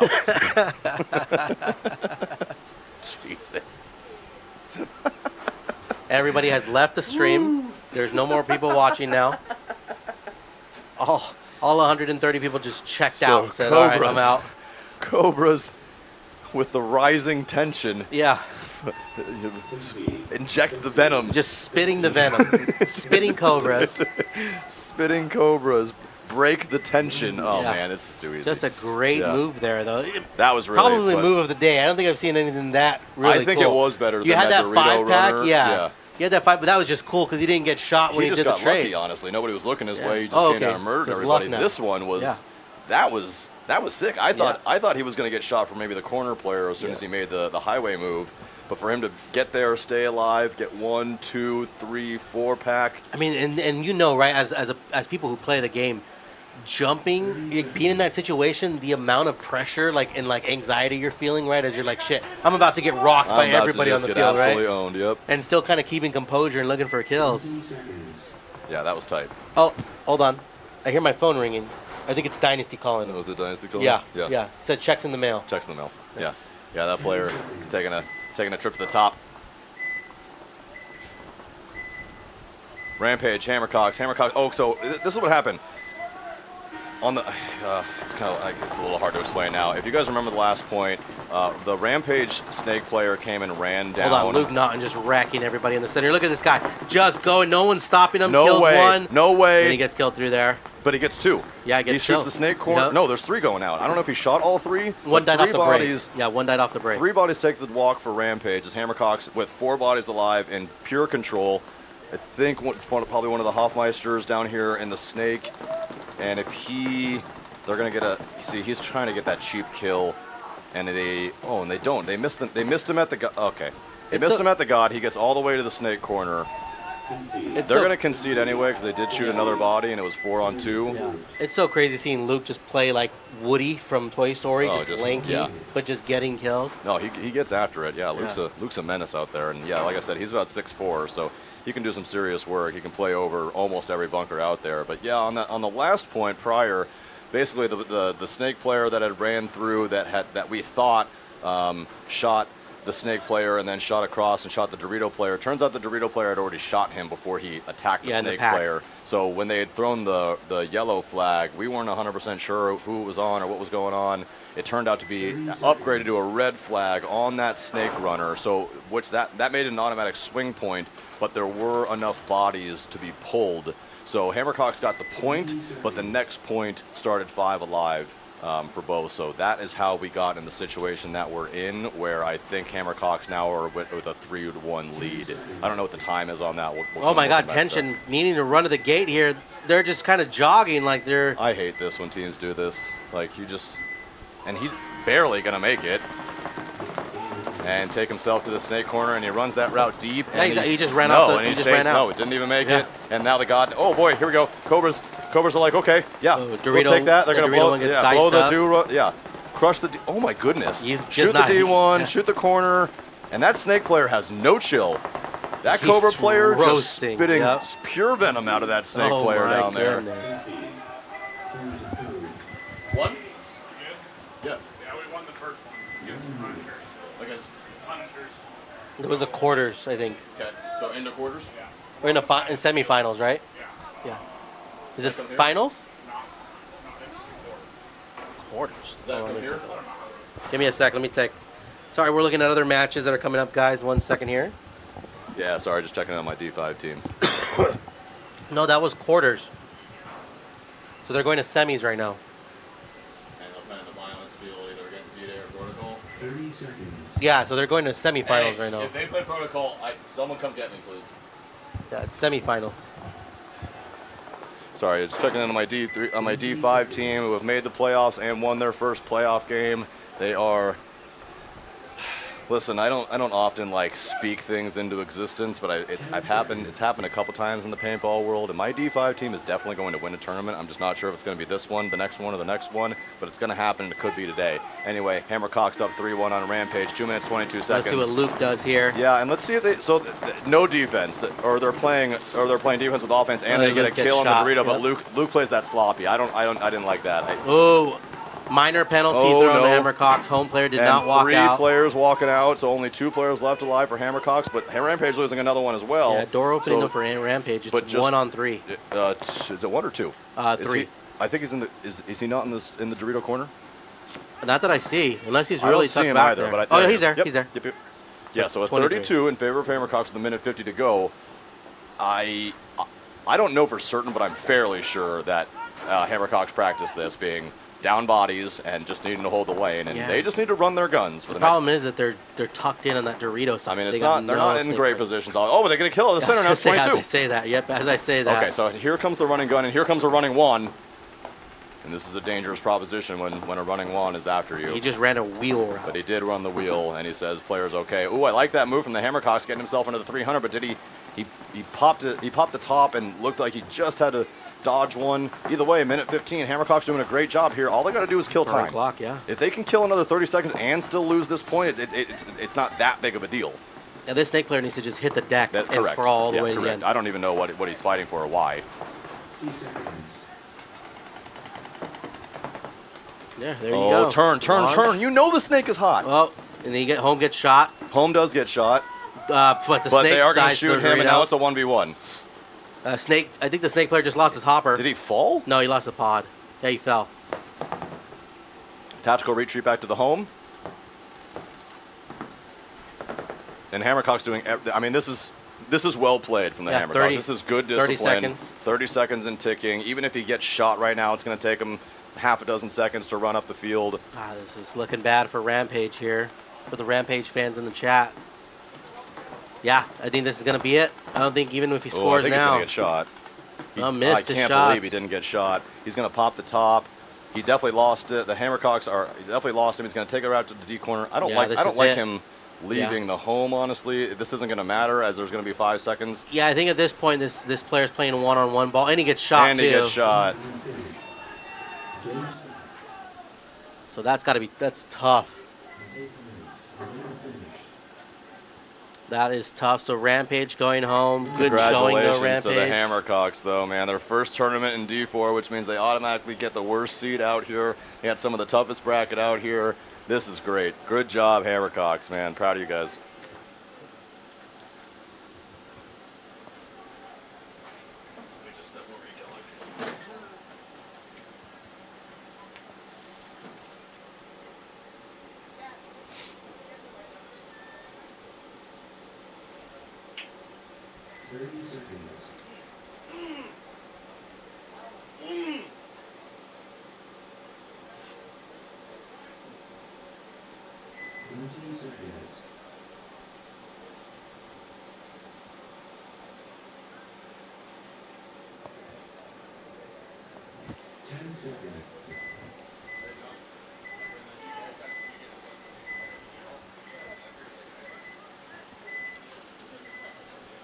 All right, so Cobra's intentions here. Let's see if Tension can put up a point here and dig out of this hole that the Cobras have put them in. 5-on-5 breakup for both squads. Doubled up at the home. Break out into the Dorito 2 and into the little Dorito baby there, the back line. Cobra's playing a little safer here, staying a little bit more pocket though, getting into that Snake 2. Starting to hold down lanes as Tension, losing a body on the Dorito side. Running ref here, checking the Dorito player, and he's going to get a minor. Getting shot and staying in and run his gun for a little bit. So 2 bodies dropping off for Tension. And here come the Cobras. Here comes the Cobra Lanch on Tension. And here's a concede. Now, do we think tensions are rising, in the pit there, Yeah. or how do we? Did you like my Cobra Lanch reference? I heard you. I did hear your Cobra Team Lanch. just crashing in on Tension. It's not great on the Cobra Lanch. I do hope that both teams can still be Cobras after this.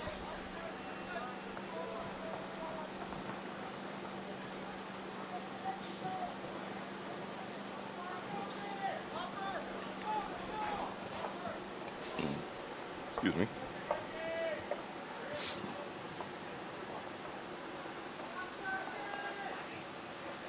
So here's a real question, Andrew. You know how teams have a call out for Cobra, right? Yes. So do you have to say Cobra Cobra? Oh.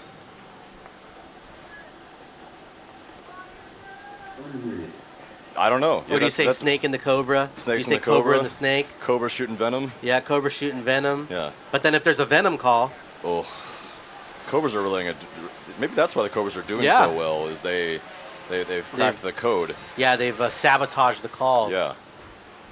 So 6 minutes left in this one. Cobras with a commanding 4-1 lead. One more W for the Cobras here, and that's called a mercy win. Shout out W. Bush. Love ya. 30 seconds.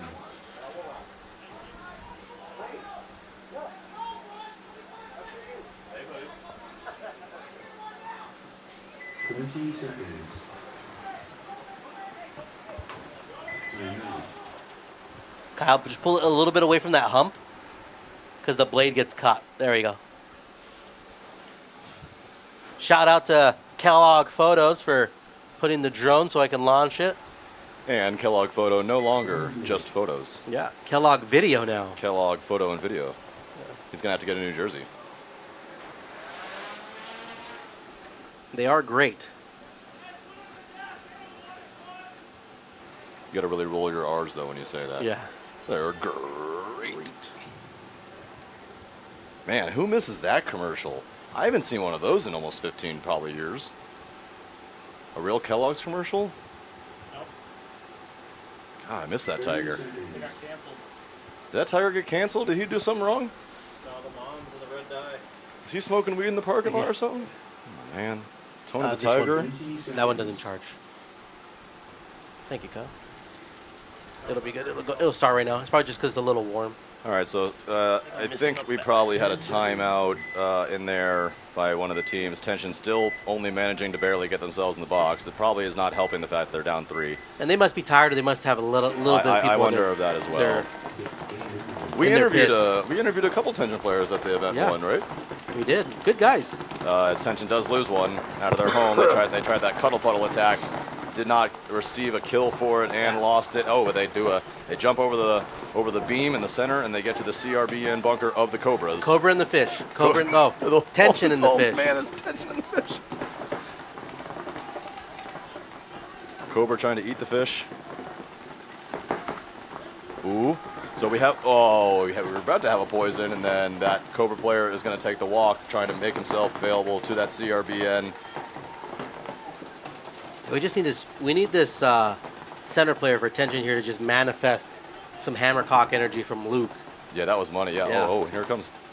So here's the center. Yeah. So here's the question: Does he? Do they know that he's here?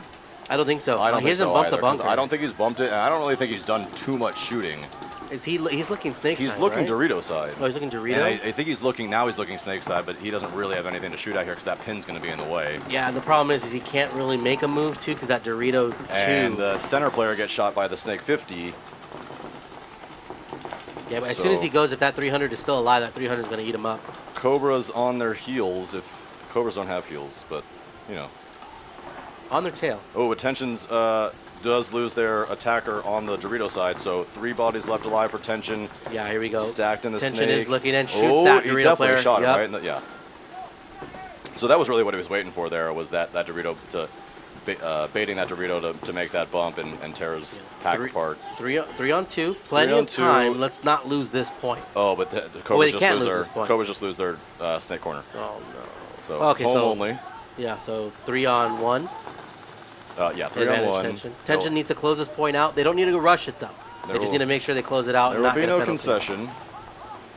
Didn't he get shot in the pack? Stopped in. Nope. I think he got shot now there. He just got shot in the pack. Yeah. Look, here's Erickson bringing free stuff again like he always gets. Erickson, what you got for us? Matee Photography.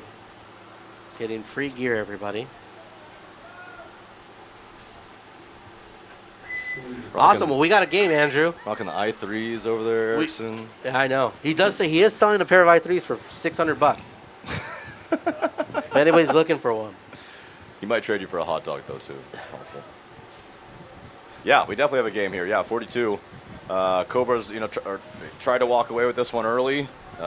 Tension blocked that venom and clawing themselves back into this game. Want me? Sir? Do it. You want me? Get out of here. Everyone out. All right, ladies and gentlemen, boys and girls, we're about to have the coolest thing ever happen to me in this booth. I've had a lot of really, really cool people sit in this booth with me, but this is the coolest one. We can turn that screen for you. Guys, I have for you the man, the myth, the legend, and really the reason that I do this job and the reason that we do this kind of as a stream. I have Matty Marshall here for you guys, who is going to help me commentate a couple of points. I begged him basically for 3 days. I had to pay him thousands of dollars to get him in here. I wish that was the case, my friend. I had some coaching duties to do. But he's here. Yeah, you were all over the place. You were with, who are you with? KenCal? SenCal Alliance. We're still sitting first overall series race. Took fifth. Oh, fifth? Fifth at this event. D3? Yeah. Okay. Had a bad beat in that game. But regardless, so jumping into what we got, Cobra's 4, Tension D4, 2 with 3:47 left on the clock. Yeah. 20 seconds. What are you calling that center structure there? Are we calling it the fishbowl? No, we didn't have. Kind of looks like an octopus from here. To be honest. Octopus. We had the names. chat disagrees. Yeah, we had the chat disagrees. They were saying Jesus fish. The Jesus fish, I love it. All Yeah, right. so 3:47 left to go. See if Tension gets something done here from the right side of the field. They're going to take some ground, take it snake one off the break, and a big move up the middle as he dives over that beam and gets into their brick. Cobra's going to lose their home player, but they do get out wide into the Dorito side corner. So they have that penetration up the middle. And Tension loses their snake player. Yeah, unfortunate death, though, out of the snake, though, for Tension. But they have, so that body's going to be looking D side. He's actually going to switch off, look snake side now. No forward progression here for Cobras, but they're sitting on that 2-point lead with just 3 minutes and 20 seconds left to go. See if then Tension can make something happen. Moves on the D side, getting all the way into D2. And Cobras had a really impressive last match and a really impressive first couple points here as they lose their Dorito side attacker and let Tension kind of come right up the center of the field again, but they're going to shoot their Dorito side attacker. Well, that's a tough death here for Tension. They had outside containment on that D side, and then now they lose that attacker on the D side with a double dose of bodies in the middle, and another tough death here for Tension up and over the top of that brick, and the options dwindling right now for Tension. So a high body situation turned into a low body situation for Tension as Cobra is looking to put the nail in the coffin, really. Hey, we're here on Sunday. Tension really should think about conceding this point. They're going to be going down by 3 potentially here as Tension has this 2-point lead with outside containment on both sides. Snake 1 battling cross field, battling into that middle. Yeah, and you don't want to have to try to score 3 points in under 2 minutes, which is looking like it's going to be the case. Although one of the Cobras is going to take the walk from the Dorito side corner. Oh, but they do trade out of the center, so it's 21. Tough death after tough death out here. Still going to be Cobra's advantage as they get that kill on the back corner bunker. There's the concession. So again, 20 seconds too late. So we were just talking about this, right? If they, 20 seconds, slightly 20 seconds too late. You do want to have faith in your team, but once it gets to a low probability, a drastic low probability, you really need to be thinking about getting that concession to preserve the time. We're here on Sunday, and we're getting to the deeper rounds. I believe first round of the quarterfinals right now? I think so, yeah. Yeah, so first round of the quarterfinals. Spread means nothing. It's all about that win. And now just they're in X-ball as well, too. So minute 35 on the break clock and a big 3-point lead for the Cobras. Tension has to send it. Yeah, what are you telling your team? What are you telling your guys down 3, 2 minutes 13? We need to score 3, obviously, so the first point needs to be done in give or take 45 seconds? Yeah, you are at a point where you're out of options. You have to go staggered attack. You really can't even get any sort of standard game plan. And on this layout, you maybe go heavy guns up to see if you can produce a kill. Because look, if you're Cobras, Tension has to go. They have to ride on that aggressive line. They're going to have to try to very quickly get in the snake, very quickly get up into, we were calling it the monster, that's that brick, and try to get penetration on that D side. So it's coming. So ideally in this moment, take that middle early. It's a very safe run. You can get up into that monster, those bricks right there, those orange carbon bricks. No problem. Should be able to make that run safe. Now, if you're Cobras, though, do you play defense with offense and send somebody to the CRBN bunker to try to kind of take away or at least stall them from being able to just really rush almost both sides and kind of get on your side of the CRBN bunker? Well, that's a great question. The answer is absolutely, because you got 3 points to work with. And if you can throw a punch yourself, so I would go right up into that carbon brick as well too. Definitely don't want to just look. Cobra's at a point with this little time on the clock and the 3-point spread. If they want to go pocket, they can go pocket and just grind it out. They tried to send 6 on the box. No matter what, make sure you have a body in the brick on the snake side, yeah, the God bunker, and then the back corner bunker on that side as well too, if possible, because those are fortresses, man. You can, especially that brick. So they send a body there, Cobras. Oh, and they're gonna run and gun. So they try to present some sort of awesome. Kill a Cobra snake runner. Yeah. So and then there goes that action up in the middle. And that's just too late, right? Yeah, a little off the beat of the action that should have happened, but they get a trade there. And they kill the Cobras. Yeah, well, it looks like Tension's going to get this one. They definitely should. Just one body left alive. For Yeah, the Cobras it's in a 31. 3-on-1 situation right now in favor of Tension, but they're, I wouldn't say wasting precious moments right here with just that last body there, back corner bunker on the D side. They have to get this kill as quick as possible to make this one interesting here. He's going to try to run into guns and then gets chopped up cross field. Get him out of there. Oh, what's happened? Is he hurt? Oh yeah, took a couple extra to the head. He'll be all right. Tension is wasting precious moments right now. What are they doing? They need to run in, and if I was their coach, I'd be losing my mind.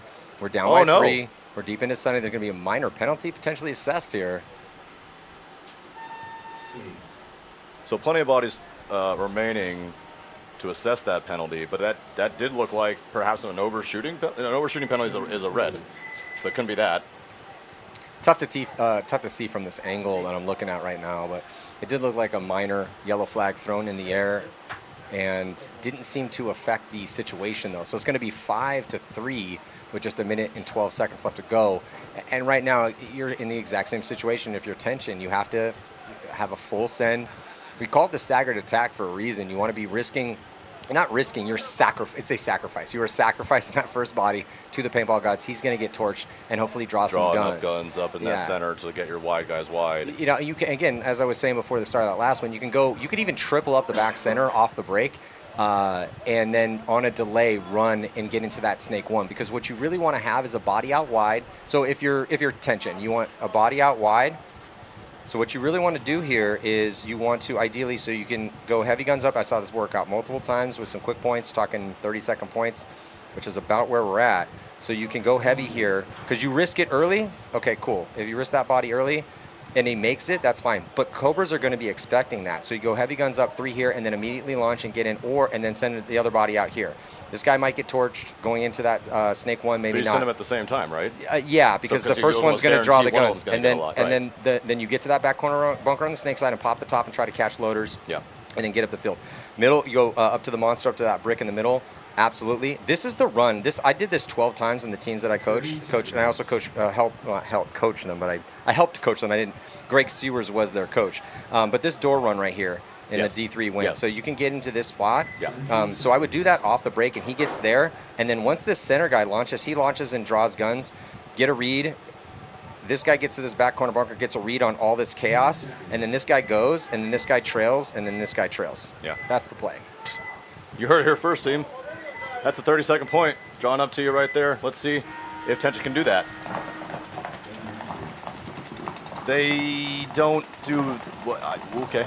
Well, they get into the snake 1, they get into the Dorito 2, they climb over, and they get into the others, the CRBN, other Cobras. This is fine. They have 2 options up the middle, double stacking that, but you got to launch. You got to launch right now. Still 5 alive. So now they've triple stacked. They have a really good situation, but somebody has to launch and draw the guns. They're allowing Cobras time to reassess Tension and also reset. At the 50. Oh, and there goes 3 bodies for Tension. Just 2 bodies left alive at the CRBN. He looks like he's going to peel off the Cobra attacker on the Dorito side. He is, but he's going to have to launch at the center. He's going to get diced as soon as he makes this move, but he's got to go. They had all the positions. They had a triple stack of bodies in the middle, but they're doing it individually. They know he's there now. He's going to give him a back massage, absolutely eat him for lunch, and just 1 body left alive for Tension. 27 seconds remaining.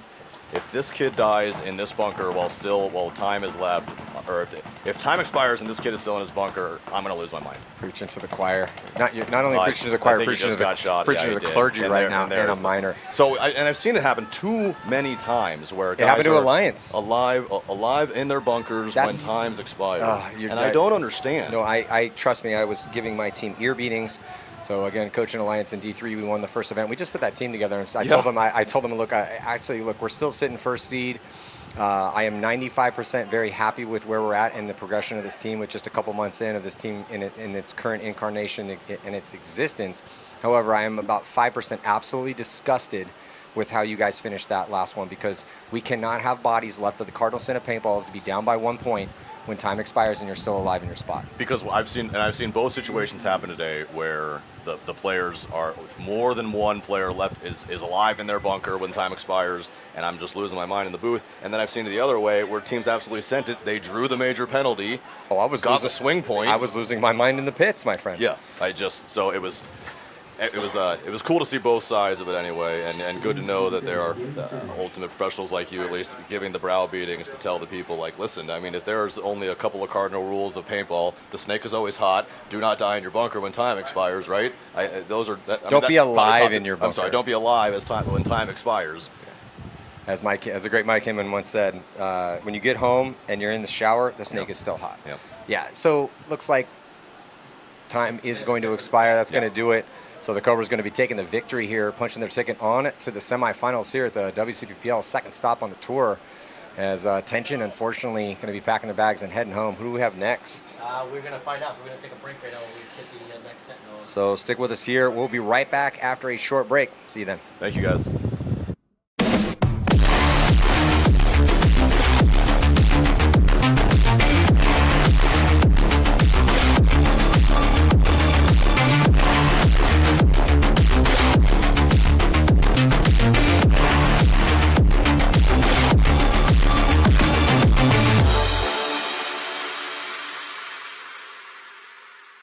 Hey, it's BRNT with CRBN, and I have our new IC PWR Nano Barrel System here. This kit includes our famous ultra lightweight injected carbon fiber back with our new Nano Tip, which features over 700 microports. This microporting prevents any debris, paint, or moisture from entering the bore, and also produces a unique low sound signature. These barrel kits are compatible with all PWR inserts, including our own series from 679 to 691, and are also compatible with all PWR inserts, including those made by Planet Eclipse, Dye, and Inception Designs. Check them out at crbnpaintball.com.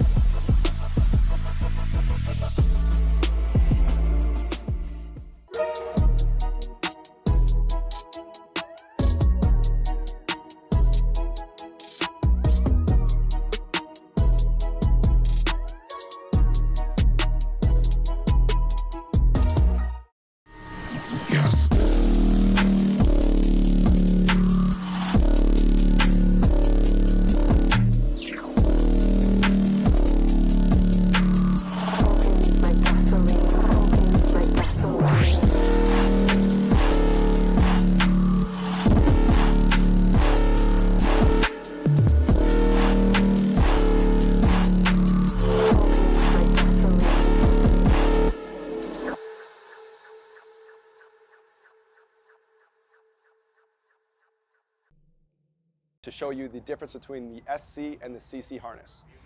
Our premier pack is the SC harness. The first thing you're going to notice when you grab that is actually how light it is and how small it is. In fact, it is one pod less in width than a traditional harness as well. Secondly, the silicone that's throughout the whole belt is going to secure the pack on you. So if you're running, diving, jumping, it's not going to move around. And then you're also going to notice the ventilation. So the whole belt has perforations throughout to keep it way more breathable than a traditional pack. Lastly is the lumbar support on the SC pack is hard. That's going to keep it tighter to your back, especially if you're a little bit of a smaller guy. And the CC harness, the main difference that you're going to notice that it doesn't have the ventilated belt, and also when you put it on, it has a way larger lumbar support. It's a 2-tier foam, so it's really cushy, it's really comfortable, but it's not as rugged and tight as the SC harness. Other than that, what you're going to notice is all of the harder injection moldings for all of the logos on the CC harness versus the SC, all of them are soft or they're non-existent to keep the pack as light as possible. Besides that, both packs feature our tapered tube ejectors, so they actually slim as you pull pods, which is going to move the pods to the middle of your back and keeping your profile as tight and slim as possible. Both packs do come in 2 sizes, small, medium, and large XL, and they're both available in 4 and 5-pack as well. For a full feature list and more information, visit crbnpaintball.com. Protect your tank regulators from damage with the all-new HK Army Elite Regulator Protection. These thread protectors and fill nipple covers will preserve your regulator's lifespan. Designed with elite 3D milling and 2-toned anodized colors. Available in Fossil, Orbit, and Nova styles. Your air system deserves elite protection. Get it now at hkarmy.com.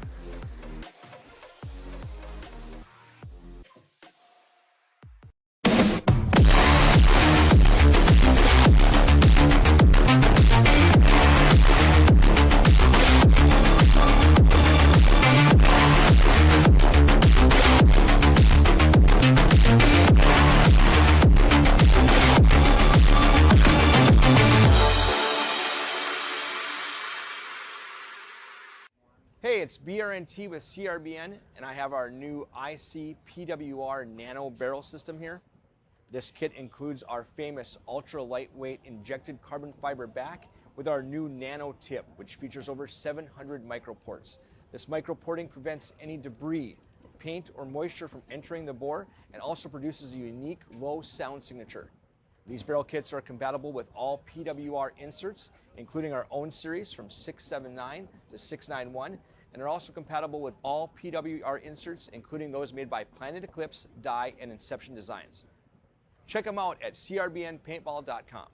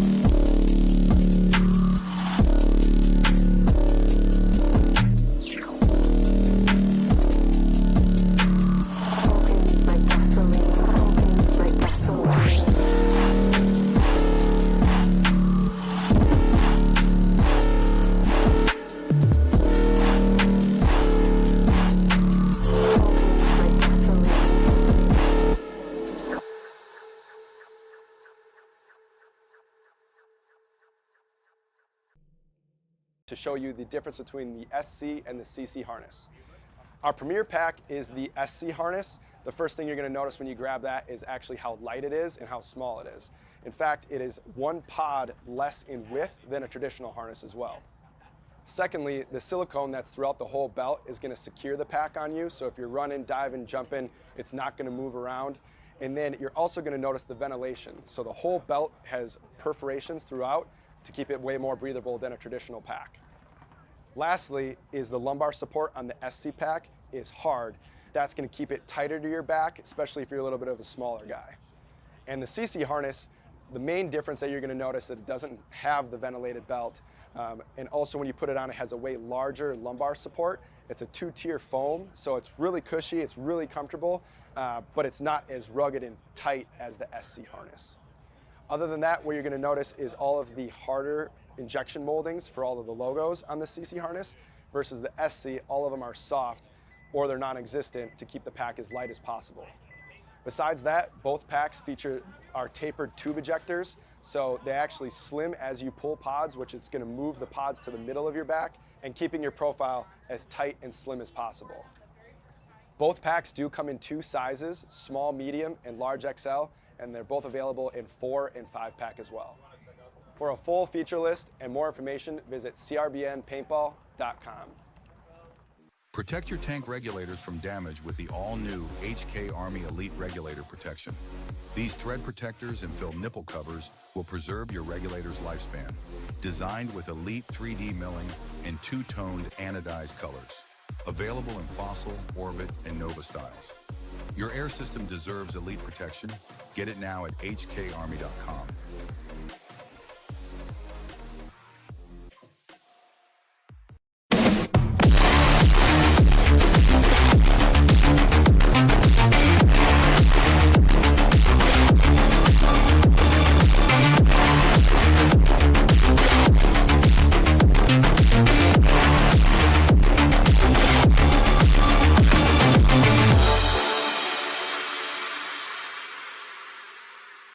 Hey, it's BRNT with CRBN, and I have our new IC PWR Nano Barrel System here. This kit includes our famous ultra lightweight injected carbon fiber back with our new nano tip, which features over 700 microports.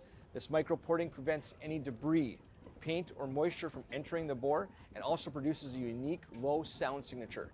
These barrel kits are compatible with all PWR inserts, including our own series from 679 to 691, and are also compatible with all PWR inserts, including those made by Planet Eclipse, Dye, and Inception Designs. Check them out at crbnpaintball.com.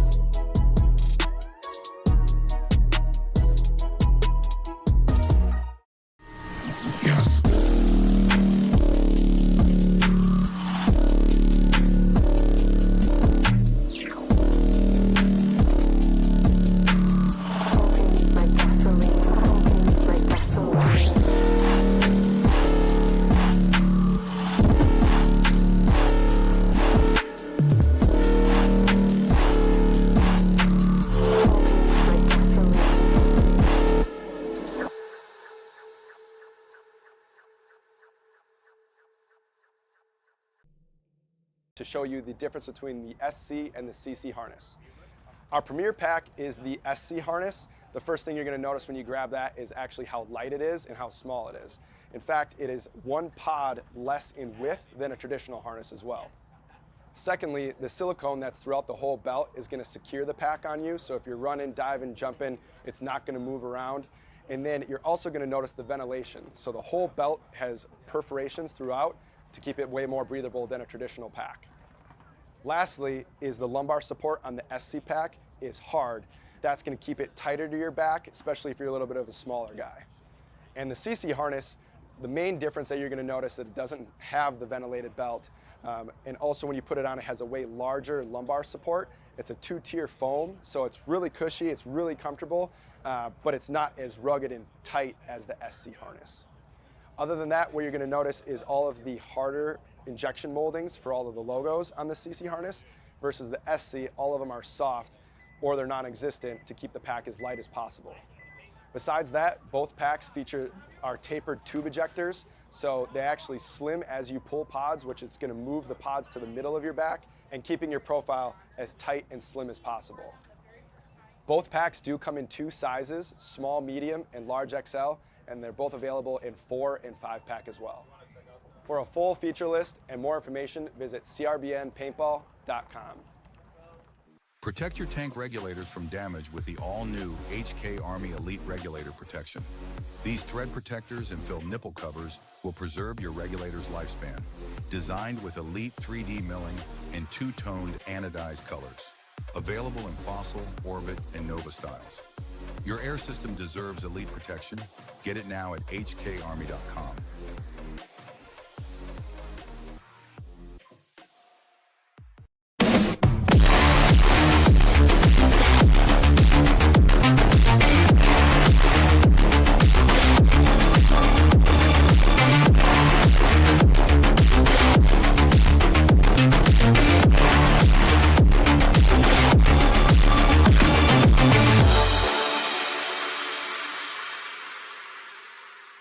Hey, it's BRNT with CRBN, and I have our new IC PWR Nano Barrel System here.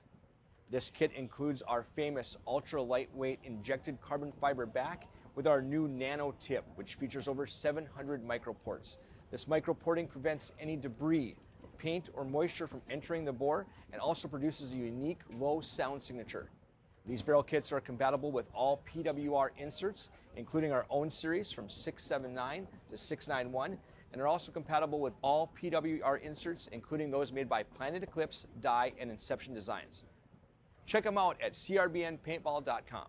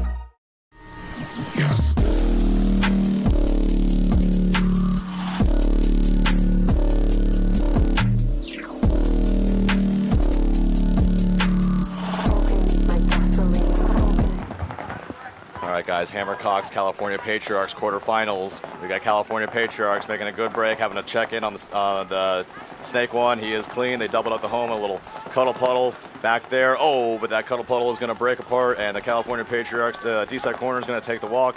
Hammercocks 4 alive on the back line and 1 alive in the center tower. Patriarchs losing both another attacker from the Dorito side. Only 3 bodies left alive. All right, and 2 teams here just been punching hard against the teams that have been playing now in the quarterfinals here. This is going to be a really good match. Oh, too. yeah. These are 2 really good teams. We got the California Patriarchs coming off of a silver medal from the event 1. Hammercocks, a new team to technically D4, but they've been, I know these guys personally. I know where they come from. These guys are winners, and they've definitely been putting in the work. We're going to have a very exciting show on this. They've been here before. They've podiumed. They know what it feels like to podium. Just under a different name, but these guys have been here. Well, here we go. California Patriarch moving up And into the let's see. Snake This 50. is Chemo here, and Chemo is going to take one in the arm. Yeah, he is. Yeah, and so that was perfect from the Hammercock player, knowing exactly what he was going to do. And Chemo, unfortunately, you either got to pop that top of the gun up, or you need to stay low. Either stay low. You're either doing a quick head check and seeing if he's there, or you're coming up with your gun up. But you can't go lazy like that.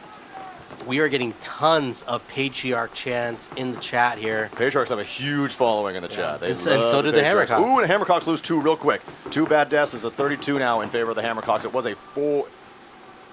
a 52. Now it's a 32. Still really good positioning for the Hammercocks with the Snake Insert bunker, the Dorito corner, and the CRBN bunker.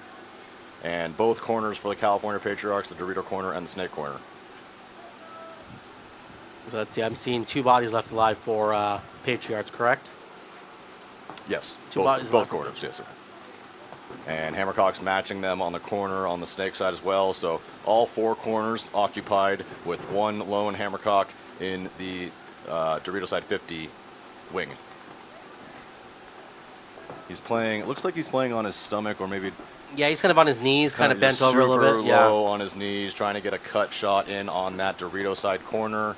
I don't think that he's going to be able to shoot him from there. No, and the problem with that, too, is he's not really in a good position to really do it. He's in a good position to distract them, but he's not there. He can't really do any damage right now. So what he needs to do, in my opinion, will be to go to their go to California Patriarch CRBN bunker, and then use either one of the pins to create a blind shot, or not a blind shot, to block out one of the crossers, so that he can attack one of the crossers instead. Correct. Oh, and this should be, you've got to be kidding. So here he goes. He's going to get a shot. He's trying to shoot that wedge right now. Patriarch's player is. So I thought the Hammercocks would have had the cut from the corner to the 200 covered. It turns out he did not, so he gets to the 200 clean. No. Oh, and then he does get shot in the shoulder. Yep. This is by the Snake player. A 31 now. I would expect a concession here, but they're going to play it out. I also would expect in the session with 8:30 to go, yeah. They're apparently going to let this one play, having a lot of faith in their Patriarch. Oh, he turns away at the wrong time.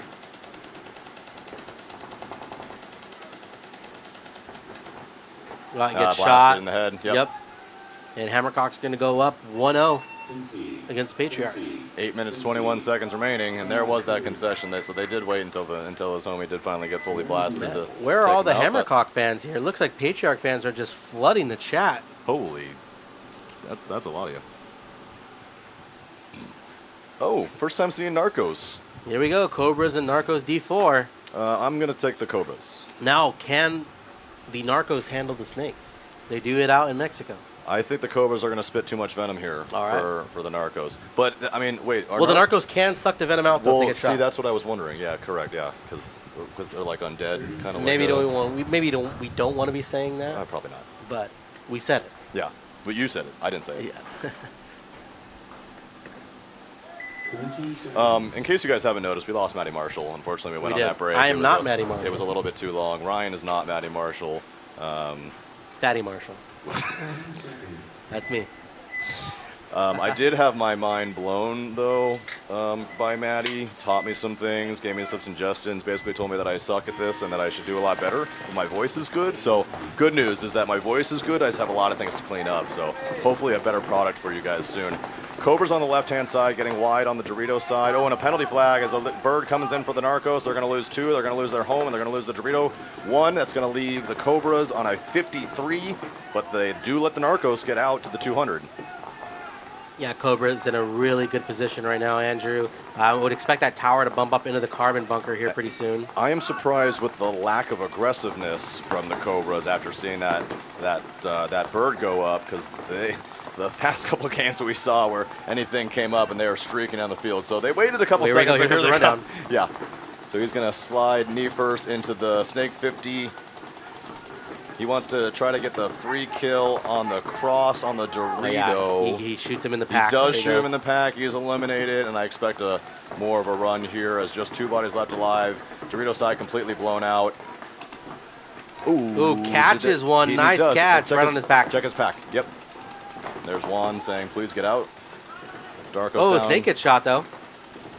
But it's a 4-on-1 here. 4-on-1. Narcos with just 1 body left alive in that Snake insert bunker. Cobra slithering to the Narcos player. And they do shoot that last Narcos player. There's the concession, and in 1 minute and 23 seconds, Cobras are going to take their first point and go up 1-0 on Narcos. Can the Narcos find the anti-venom in their bag? I don't think so, Ryan. Well, we'll see. Oh, here we go. Here come Hammercock fans. Araceli Hoffmeister. Zico, Gabriel Velasquez. There they are. So this one's tough for me.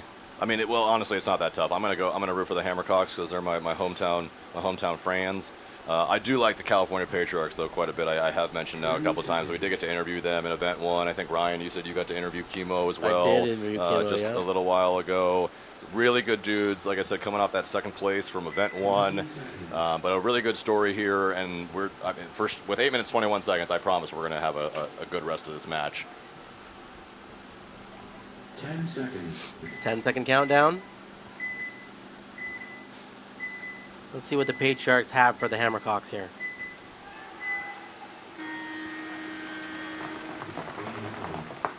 Patriarchs getting wide on both sides and getting up the gut. A really nice breakout here for the Patriarchs.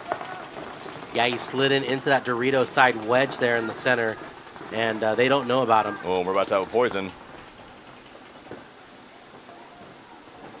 And California Patriarchs getting elimination out of that Dorito side. I think he knows now. I think that he knows. I think that the Hammercocks player knows. I'm not certain that the Patriarchs player knows.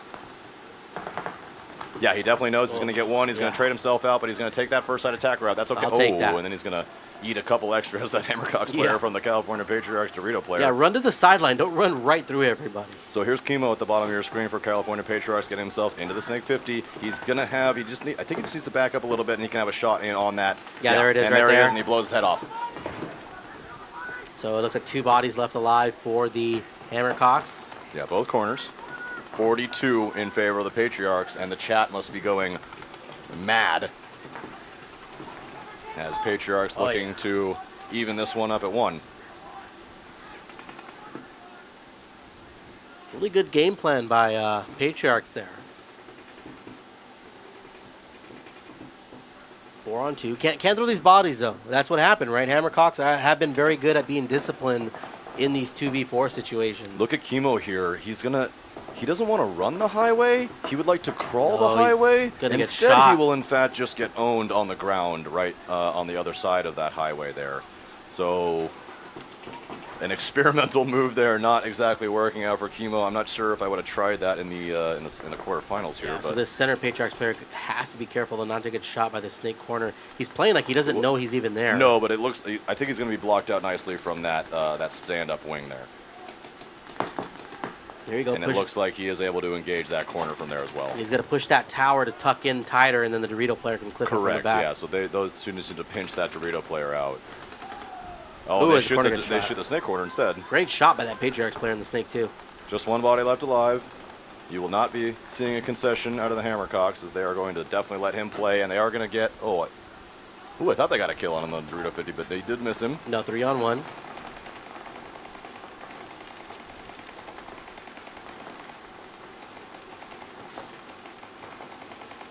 Oh, okay. This Patriarch player just doesn't know what he wants to do. Here he goes.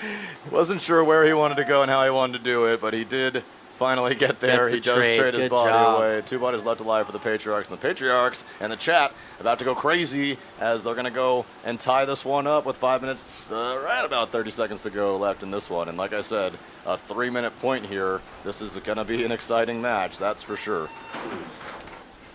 Coming down again, Bryce.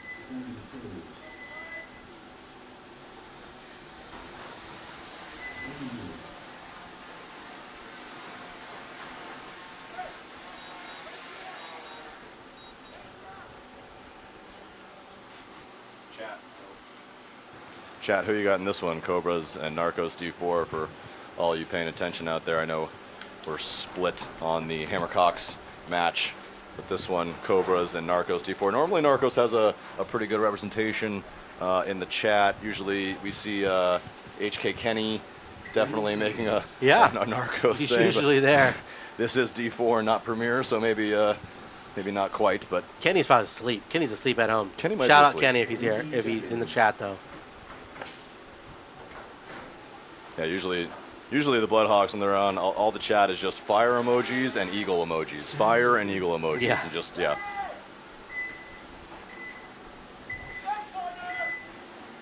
Narcos on your left, Cobra's on your right. Here's the drone. Ooh, and big bite by Narcos getting into that Dorito side wedge. But they are going to lose their home player. So 54 in favor of the Cobras, although Narcos in much better positions. That center 50 wing, did he? Yeah, Snake got clipped. Snake does get clipped. But they, Oh, there goes a minor. bird. 1, 2, 3 bodies leaving for the Cobras. Narcos with 3 bodies. 3 bodies.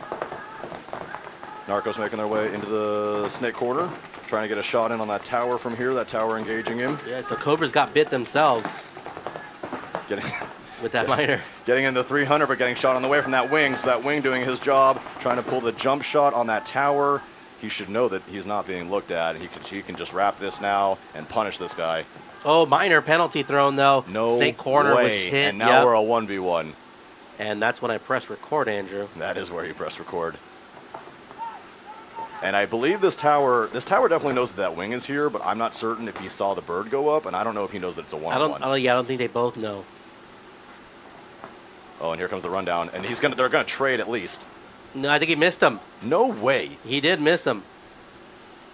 Missed him. Now, does he walk out of bounds? Does he walk out of bounds? Oh my God, Oh my so close. goodness. How many times is this gonna? And then did you see the ref? Yeah, the ref was ready. He Ref was ran over ready. to check that sideline. Like, come on, brother, do it. No, I think he was hit, so he's not going to hit the buzzer. I think he was hit too. I mean, that's the problem. But the thing is, Cobras doesn't have to concede. So Narcos has to hit that buzzer. Quite the predicament. And can you imagine? You let it burn down to 10 seconds and you hit it, and then you get the penalty. Okay, so here's the deal: if Narcos hits it and it's a dirty hang, then Cobras gets the point. Yeah. If he is hit, so he's gonna walk off. There's no way he's gonna walk off. If he's gonna walk off, Narcos just needs to concede it so that they have time. Don't just burn. And there it is. No point. Yep. He was hit. Okay, I've never seen that before. No, me either. And I don't think it's hard because But why is the ref not pulling it? I'm not sure. I haven't seen that. Maybe the ref didn't see any. Maybe the ref didn't give him a full check yet, so they didn't see anything. I'm not sure. Wow. I mean, I was convinced that they traded. There was just no way for me to think that from less than 3 feet away that he was going to be able to make that run. Yeah, like if you go back to the replay, it doesn't look like he shot him. It looked like he got caught off guard when he ran through. So for the stream, this is why we need more of your guys' money to improve the stream so that we can get some really cool sideline cams and stuff that are just record 24/7 so that Ryan can like really quick and easy cut to a different camera angle, get you that replay, and for you to be like, oh, I get it. All right, here we go. 5 minutes, 28 seconds. Yeah. Because he was hit, yeah? Oh, he ran out of bounds. Yeah. I saw. Well, here we go, Patriarchs, Hammercocks. Hammercocks doubling up the center. Into that wedge, Luke Naughton trying to get a shot on the Snake player. Snake player gets shot out, so 4 bodies left alive for the Patriarchs. We'll give you an update right now on that last point. But we'll do it after this game. Yeah, so California Patriarchs filling out into the Snake Center. And look, Andrew, you got 2 Hammercocks in the middle fish. Yeah, and here's a poison, and he's about to get absolutely wrecked. Yep. And I don't think he killed any. Oh, no, he did shoot Luke. Oh, he got them both? No, he just got No, Luke. he just got, okay. Yeah, which is lucky, because he could have just got nobody. I'm surprised that he got 1. Yeah. And here, if that's the Hammercock CRBN player, if he looks Dorito side, he should have, no, I don't think he can, I don't know if he can engage him from there. Yeah, we're at a 43. Hammercocks with 4, California Patriarchs with 3.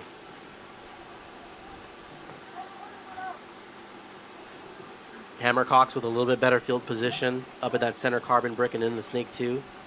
And it looks like the Hammercocks Dorito corner kind of watching a little bit over the Snake zone. Just looking on that, and then he turns as soon as I say that.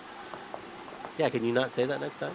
No, he's looking that way again. Well, he's kind of going back and forth. I mean, somebody needs to be on that cut anyway to at least identify if a Snake gets in, because Hoffmeister down here at the bottom of your screen in the Snake 1 for Hammercocks, definitely looking on the cross, trying to get a shot in, I think, on that Dorito 1.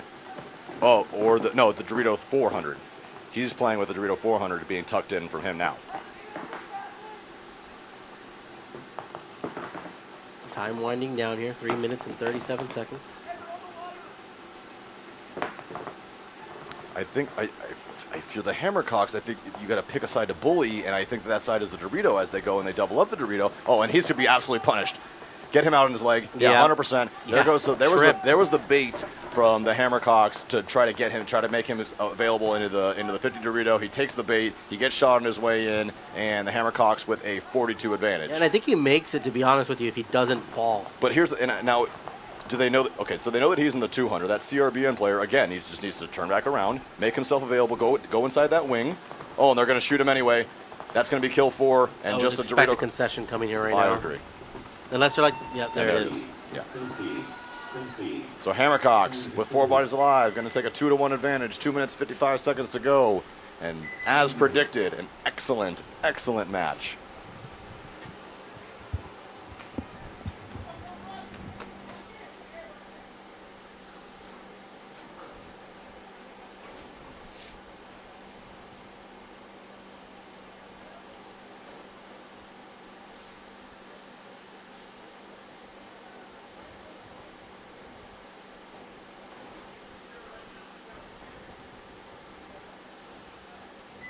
Seconds.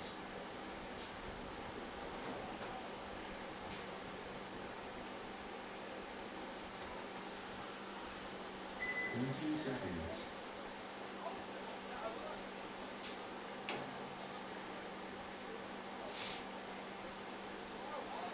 10 seconds.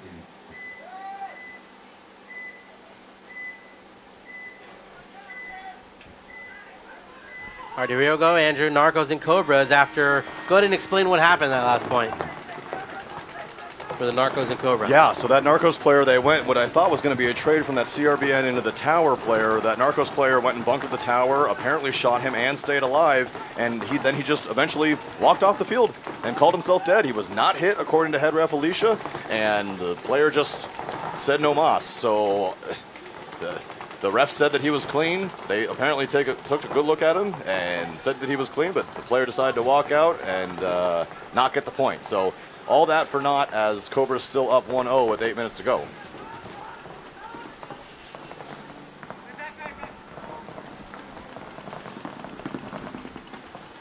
Well, here come the Narcos into the Snake 3. Really good positioning. Sorry, step on you. No, you're fine. Yeah, really good positioning here. Yeah, from the Narcos up there in the 50 wing on the Snake side. Also the Snake 2 button are now into the Snake 50, the Snake corner, the Dorito 1, and the Dorito 2. The ref checking the player for the Cobras in the Dorito side tower. Ooh, crawling over the beam. Did he get shot or? Ouch. Snake player gets shot for bad Narcos. death for the snake player. He did jump over the beam. He is alive and he is okay. He's just not moving. I think that he thinks that there's somebody perhaps at that stand-up wing. Yeah, the problem is he's pinched up real tight there. That tower, I think the tower's getting shot at, though, by the snake corner for Narcos. Is that what it looks like? Where's this tower getting shot from on the Cobra side? The center tower? Yeah, the center tower. Yeah, that'll be from the snake corner. Yeah, because he's tucking in tight. Oh, they get a kill on the home. Yeah, home gets shot. So just 3 bodies left alive for the Cobras, and the Cobras make their way into Dorito 300 from the corner. I don't think they know. I don't think Narcos are acting like they're Cobras. And he's just laying down on the floor there. Oh, Minor. He's going to pull him out. Who the player knows. It's the player in the center here, and refs are calling him out, and he's still playing on. Maybe couldn't hear him. Balls coming out everywhere. Yeah. Either way, looks like just 1 body left alive for the Narcos. 1 on 3. Cobras definitely know where he's at. He's one-handed. He's got the one hand up there, just waiting for him to play on the outside. They are going to tag him up. And that Cobra center player definitely very well aware of the kill count. And with what'll turn out to be, there's the concession. It's going to be 2-0 for the Cobras over Narcos. 6 minutes to go. Oh, God. How mad are you if you're the Narcos coach? You're not thrilled. I mean, I would love to hear an explanation as to what happened on that point, either from the player or from the coach or something in the pit. You can see what happened. I mean, if we look at the stream, the angle that we have is definitely different than what they're on, right? So we kind of see it at a right angle. But there's 2 refs on those lines. And so him stepping out, I mean, it's just unacceptable, though. I mean, why I are believe you the going player that wasn't route? hit, but yeah, what happened? How does that? We stepped out of bounds. That's what happened. I just don't. Yeah, and again, I don't know how you let that happen as a player. You know, this is a Narcos team that's ultimately coached by Ryan Greenspan, and among many other very seasoned, well-known people in the HK community. These guys are not. Narcos is not some new program that doesn't know what they're doing, that doesn't practice, doesn't put in the work. Like, these guys are as practiced as any divisional team almost out there, and making these kind of mistakes. And it's what is it, the 4th, 5th time that we've seen this happen? Yep. Sloppy play. So maybe when we start that podcast, we'll bring somebody. We'll bring a ref on. Sure. We'll bring somebody on and be like, "What do we need to?" We'll call the podcast the Out of Bounds. Yeah. Do we need to paint the lines thicker? Is there? What do we? Why is this? Why is it? Maybe is it just layout specific and the way that the bunkers are? Why are people doing this? It's just, why are you getting so close? Also, why? Yeah. So, really. Some interesting things that we've seen today, no doubt. Araceli Hoffmeister, she's been biting her nails for this Hammercocks match. She says her nails are all gone. Her nervousness has eaten her nails. She's gonna have to go to the salon and get some new ones.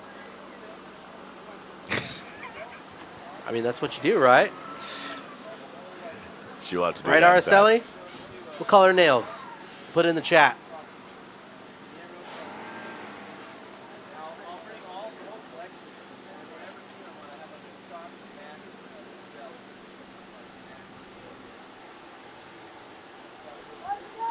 All right, here we go. Squad's getting on the gate. 10 seconds.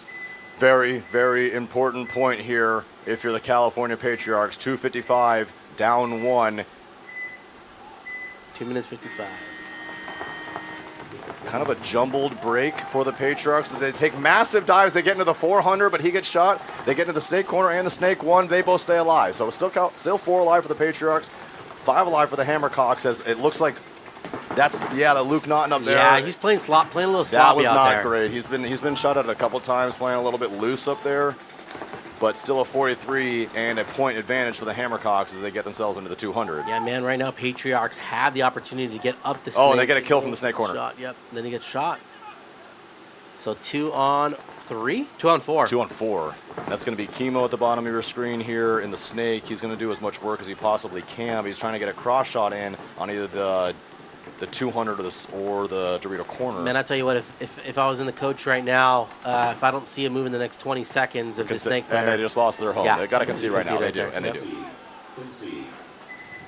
Hammercocks player decides he wants to take a jog. Yeah, he's excited. Get that energy going. And there's more players jogging out the field. So Hammercocks with a stranglehold, laying the hammer down.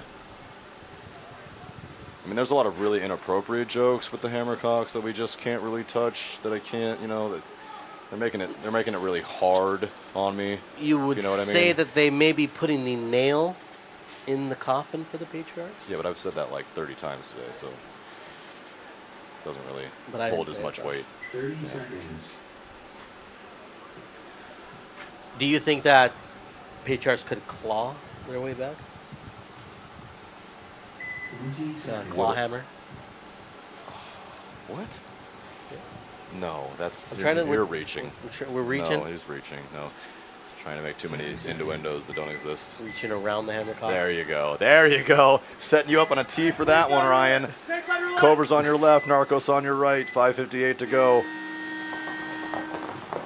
Cobra's going to take the Dorito side corner. 5 alive. Cobra's being a little timid right now. Yeah, definitely they're playing a different style of game than they were earlier today. Although it's still working in their favor. I think I'm seeing ghosts because I thought I saw the Narcos player from the carbon bunker dive into the wedge, and then he came back. So there must have been a glitch in the matrix. I think I'm going crazy. I think you are going crazy. I saw everything as it was, all is well. 5 alive on both sides. Narcos in a little bit better situation with both the snake corner, the snake one, the CRBN bunker, and the Dorito side corner, as well as the home. Ooh, snake getting the check here. Oh, and this is a running one. This could be we're a good. problem. We're good. Oh, I thought he was reaching for a flag. Yeah, and if you're Cobras, I don't really think that there's a 5-minute point available. So, in my opinion, you just go win this one. Yeah. I mean, that's what they've been doing the Oh, whole and they get day. a shot in on the Narco Snake players. He's Yeah. going to take the walk. Just that corner stopping him now. Yeah, and that will put a stopper on him. So the Snake insert bunker for Cobras can bump himself over, take over the Snake side corner, able to put the Narcos corner player in, just allow his Cobra player to just scurry on up the field. Unfortunately, he won't be able to do a whole lot. Oh, he will have a shot in on this 50 cut here, on this 50 wing cut. Oh, and now they kill the corner. Yeah, so now he's free to go, and I expect him to go. I don't know if they know that he's in that wing, and that Dorito player is about to get Well, the worked wing's up. down right now. He's not. He's sitting up right now. Oh, and here another player taking There's the the walk. tower. They're shooting the. And there's a concession. Yep.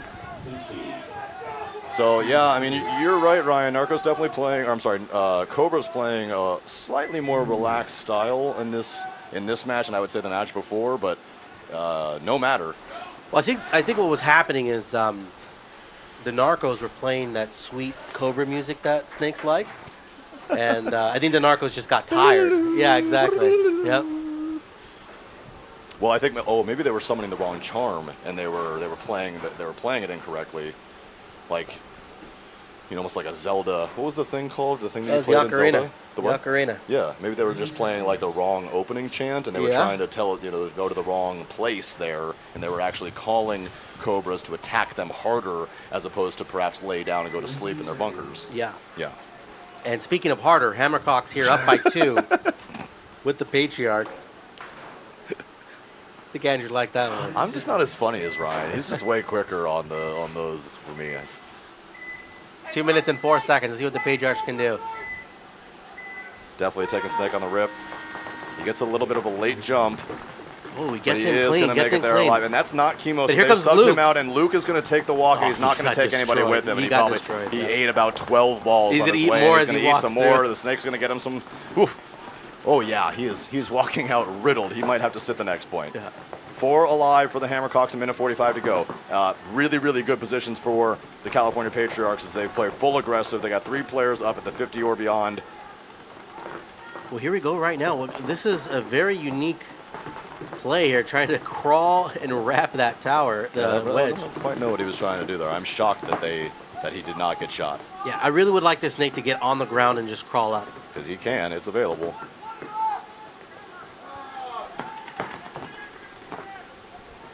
Running one. Coming to check, yep. Uh-oh. So he gets up and gets shot, though. He does get up and get shot, and I wonder if that actually might have saved him a penalty by Yeah. getting up and getting shot, as opposed to have already gotten shot and taking somebody with him. And there's the penalty instead. Oh, no, there goes the there's mine. the full Yeah. bomb go off as 3 players are going to take the walk for the Patriarchs. Hammercocks are going to be 4 bodies to 2, and 53 seconds to go and up 2 points. Hoffmeister's going to take, yeah. Uh-oh. No penalty. No Got penalty. lucky. So a 32 in favor of the But the Hammercocks, center but player they do dies. shoot the California Patriarchs. Now a 31. Just 36 seconds no. remaining. They're going to shoot the last Patriarch Yeah, they're going body. to trade out, and I think the Hammercocks are going to give it to the Patriarchs. Unless they run out of bounds, because you just never know, apparently. Could happen. So they are going to concede, so we are going to get another point. The Patriots are going to give it to them, man. Listen, they're going to take it from the Hammercocks, but they're also going to give it back to them. They are, yes, they are. And this match with 4:19 remaining is, well, if Cobras win this one, we're going to quickly wrap up this set. If Narcos wins this one, then this match is going to essentially be an X-ball here in just a second. Correct. But Cobra's really taking firm control in this one. Narcos not quite being able to figure out the riddle. And let's see. And I don't is Ryan. Yes. 20 seconds. What did I just do? You were asking if Ryan Hoffman. Oh, your mic went. Check the green button on the left. See right there? Yeah, there you go. Oh, okay, sorry, lost my You mic there. You went solo. Yeah, I was looking to see if because I know Ryan Greenspan coaches a lot of the Narcos lines. I was just seeing if he was over there. He's not. Oh, and a big move into the 400, go to the Narcos, and he does make it there alive. The ref checking one of the And they get a kill out of the Cobra player out of the corner, and there goes the home player, and there goes the snake insert bunker. So three very, very, very quick kills for the Narcos.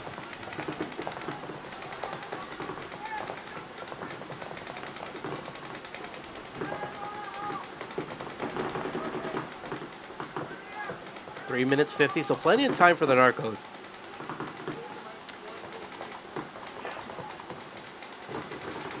Small tactical retreat for the Cobras as they work in that I formation.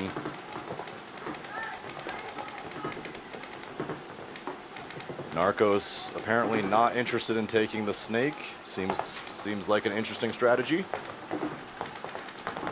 4 bodies left alive, still playing the snake insert bunker. Now a player playing a blind spot or a dead zone in between the Andrew Lopez pin and the home. Now taking the Andrew Lopez bunker, trying to get a shot on the home. He does blast his home's head off. And so just the tower remaining for Narcos as they're going to go in. They're going to give him a quick back massage. Other Don't Narcos run out of players. bounds. Oh my goodness. I mean, he didn't need to touch it. He better hope he's not hit. He didn't need to touch it so quickly. Could have had his guys check him. Clean. Clean. That was an interesting sound. Yeah, sometimes we Wrong button. technical system gotta reset some points sometimes, get the approval, but we're good to go. So 3 minutes exactly on that clock. Going to be 3-1 in favor of the Cobras, and 23 seconds left to burn here, and we're going to be right back into that match as Hammercocks. I mean, really, I don't know what other way to describe it. Full nail in coffin here against the Patriarchs. I'm sorry to the chat and all of our Patriarchs fans. I'm sorry to the Patriarchs. You know, I love you guys. I was rooting for you guys. This is a tough one for me as the Hammercocks are from my home state, so got to give my boys the nod. I am very happy for the Hammercocks. Well, listen, the Patriots aren't just gonna put their heads in their pillows and take it from the Hammercocks. Okay, they're gonna go out with a bang. They are definitely ready to bang. And we're gonna follow them. Yes, this should be a cool view. Who are you gonna follow? You're gonna follow Chemo? Yeah, let's follow Chemo. Look at Chemo his down here in the Justin white, Timberlake half white, half hair. pants, and Justin Timberlake. Oh, and he's going to take an inside-out route to the Snake 50. He's going to get worked up on his way in. Here comes that tower. He's going to get woo. Here we go. Whoa. We forgot about that juice box player. Oh, and two more. Major. And there goes a major for the California Patriarchs. That's going to do it. Hey, you know what? They went for it. They absolutely went for it.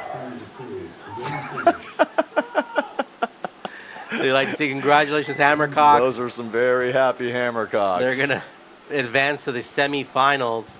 And Patriarchs, good showing, man. Good try. I think Really these are the great Hoffmeister job. brothers, right? Yeah. No. No? No. On the right is a Hofmeister. Look at those immaculate jerseys. Yeah. As we swap out a battery and get the drone ready for this final point. Non-final. Well, not final, sorry. Final match in the set. Final match in the set is correct. Sometimes words hurt, Andrew. They do. 20 seconds.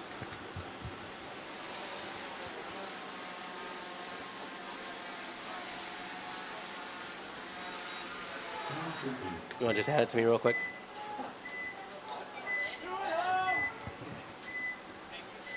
One second, guys. Be right back in to swap a drone battery.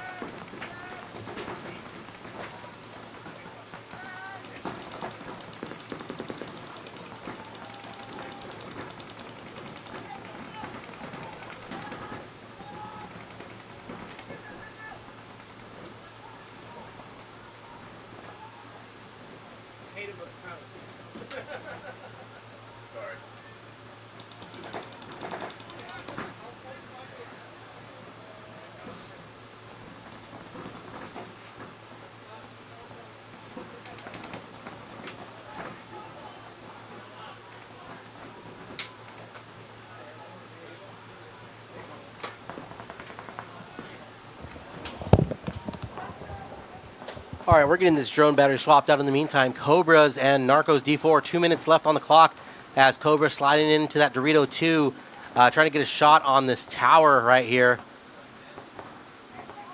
Narcos, time is dwindling down. They still got a few, they got a little bit of time left to try to see if they can put together some offense here before they have to start, running down and throwing away bodies. But what I see on my screen now is a 44. 4 bodies alive for Cobras, 4 for Narcos, as they fill into that snake corner that we unfortunately cannot see on this angle.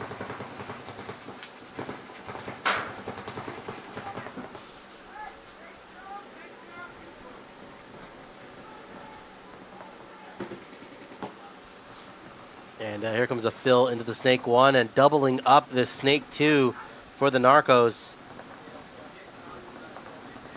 Nope. Coming back.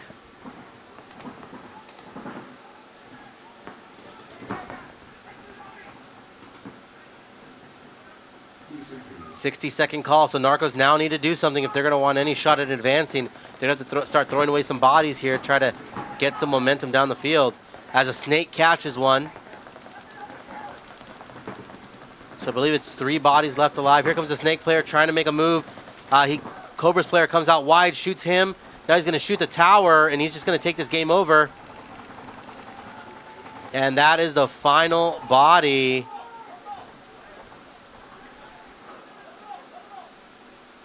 And I think Narcos are going to be throwing in the towel here. They know they don't have enough time to come back in this match. Cobras are going to win 3-1, 4-1 if they decide to put the point up. And Cobras will be advancing to the semifinals. So if any family members or any friends or family watching the Cobras right now, they'll be moving on to the semifinals. Narcos D4, good try, great showing. And that'll be game time finish. So we'll be right back in a few minutes, folks, as we get the next set going. I believe we're going to be going into either semifinals for D4 or finals for D5. I'm not too sure yet, but we'll be right back with you guys here in a sec.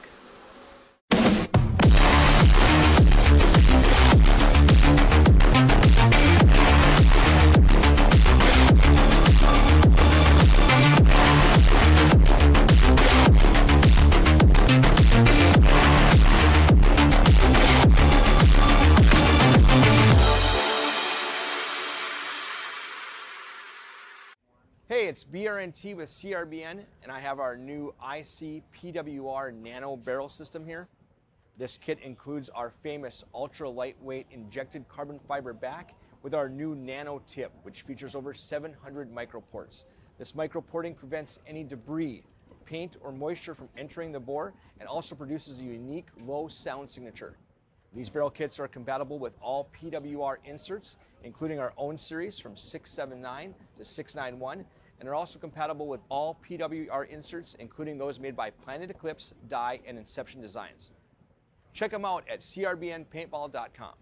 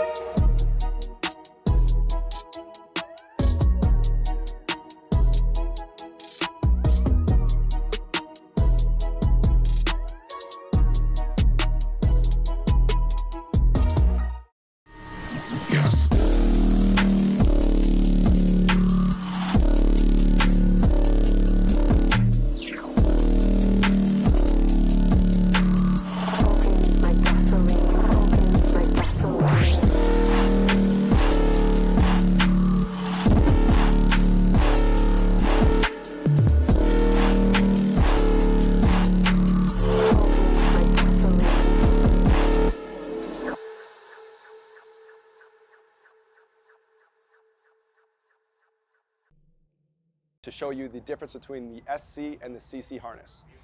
Our premier pack is the SC harness. The first thing you're going to notice when you grab that is actually how light it is and how small it is. In fact, it is one pod less in width than a traditional harness as well. Secondly, the silicone that's throughout the whole belt is going to secure the pack on you, so if you're running, diving, jumping, it's not going to move around.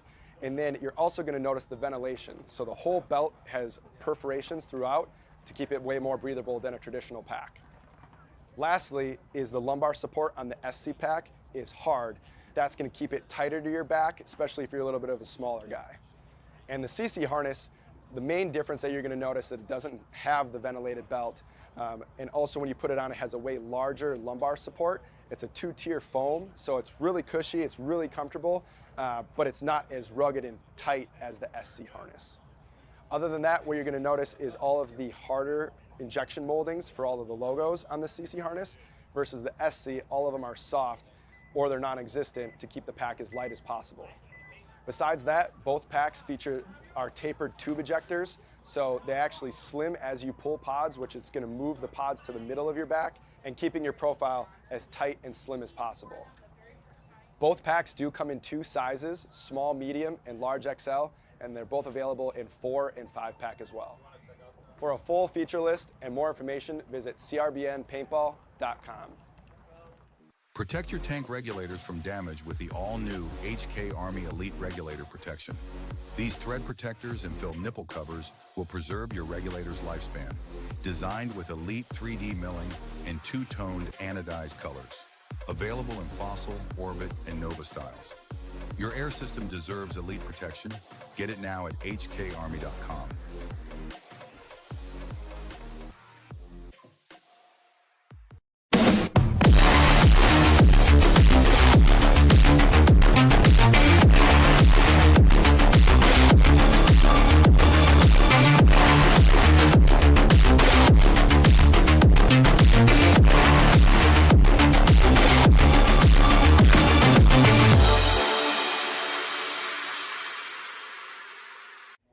Hey, it's BRNT with CRBN, and I have our new IC PWR Nano Barrel System here. This kit includes our famous ultra lightweight injected carbon fiber back with our new nano tip, which features over 700 microports. This microporting prevents any debris, paint, or moisture from entering the bore and also produces a unique low sound signature. These barrel kits are compatible with all PWR inserts, including our own series from 679 to 691, and are also compatible with all PWR inserts, including those made by Planet Eclipse, Dye, and Inception Designs. Check them out at crbnpaintball.com.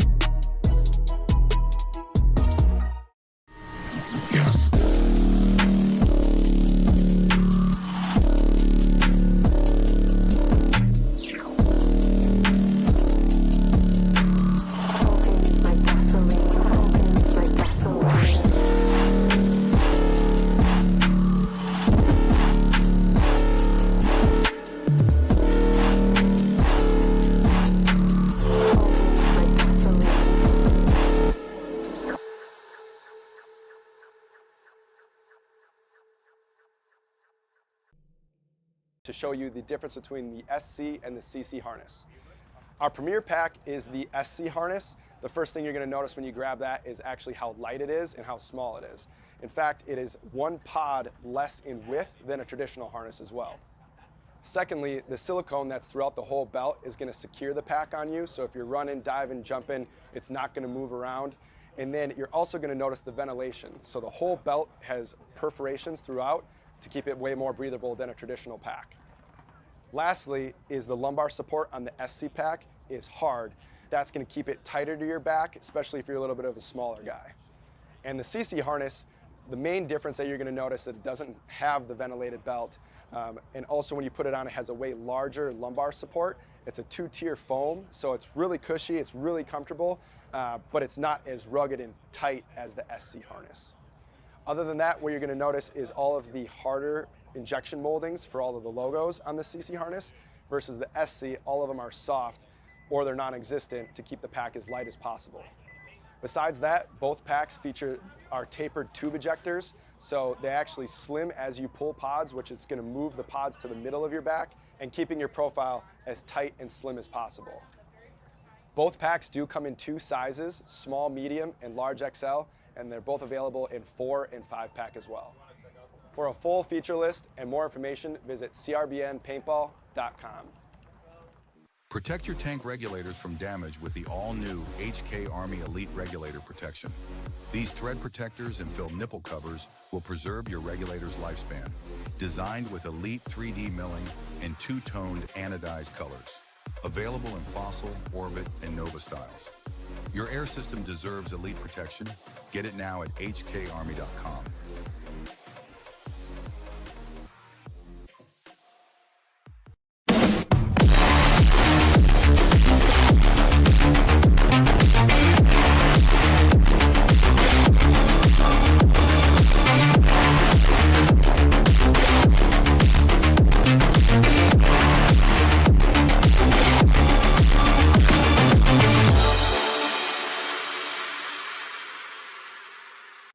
Hey, it's BRNT with CRBN, and I have our new ICPWR Nano Barrel System here. This kit includes our famous ultra lightweight injected carbon fiber back with our new nano tip, which features over 700 microports. This microporting prevents any debris, paint, or moisture from entering the bore.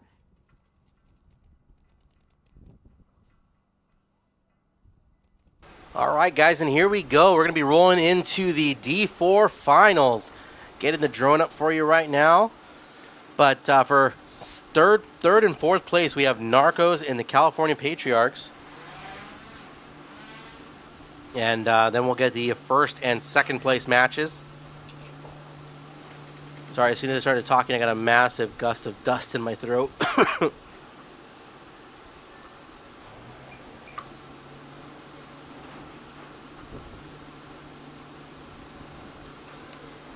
Here we go. I think my trusty sidekick Andrew will be here shortly. But let me know in the chat, guys, who are you going for? Who is moving on? IMS, thank you. Yes, I was wrong. It was not semi. That was the semis. Now we are in finals. Our scoring system's been a little off all day in terms of how I can view it, but we are looking good.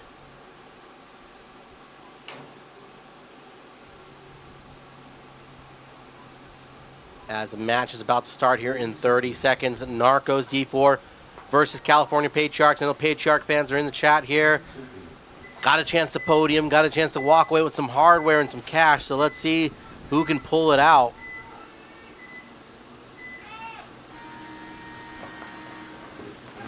All right, big push by both squads, both going into that center wedge on the Doritos side. Patriarchs losing the body on the Snake. Oh, and then Narcos D4 player losing that body on the Dorito side wedge. So 4-on-4 right now.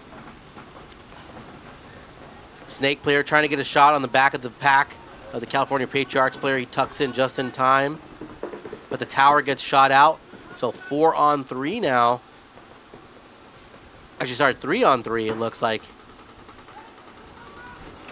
As Narcos also dropping another body. But filling out very nicely into the Snake corner.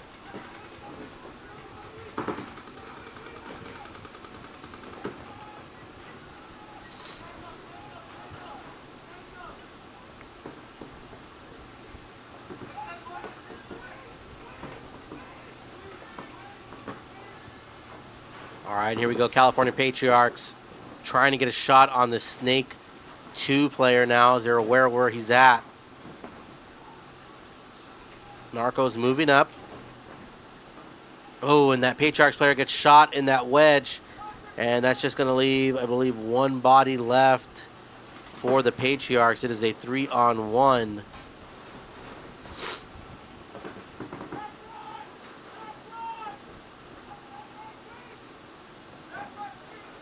I think they're just trying to find out where that last body is.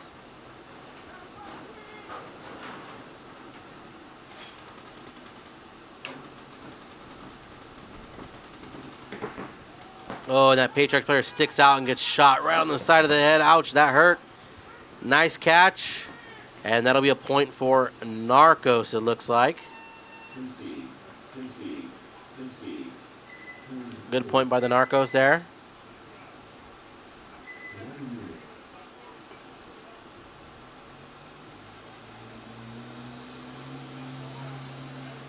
And here we go. Here is the match. Cobras versus the Hammercocks for first place in D4 X-Ball here at the Empire Open. In the chat, let us know who is taking it. Onito saying, let it fly with Defy. Kyle Breathe rooting for the Narcos. Liz Barajas with the Patriarchs. 30 seconds.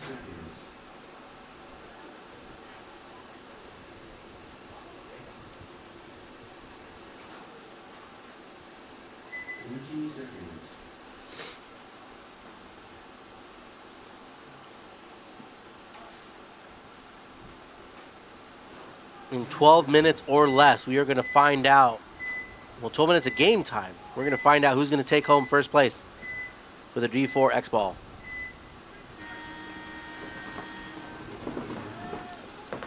Looks like Cobra's losing a body, losing 2 bodies, one in the center, one in the Dorito side. So 3 on 5, advantage Hammercocks. But here comes this Cobra player then playing the Snake, who's been kind of a menace. He's going to shoot Luke moving up into that center carbon brick. He's going to try to get a shot on the Dorito side. Corner comes over to stop him. It is a 2 on 4 right now. Advantage Hammercocks.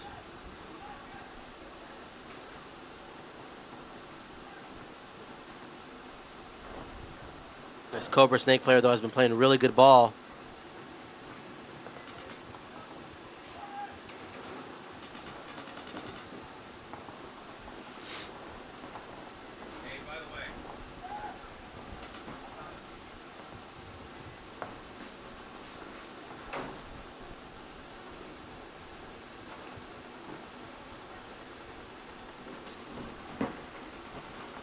Really slow pulling here. 2 bodies left alive for Cobras. Kind of, though, in the driver's seat as the Hammercocks are just kind of tucked into their bunkers.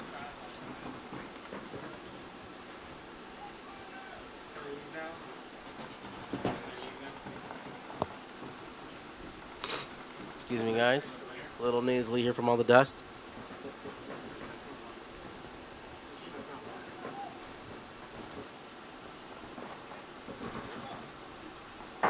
And ref checking the Hammercocks player on the back line. Cobra Snake player last alive as the Dorito corner gets shot out. 1 on 4 right now. But Cobra's not taking out their player. Just let him stay in.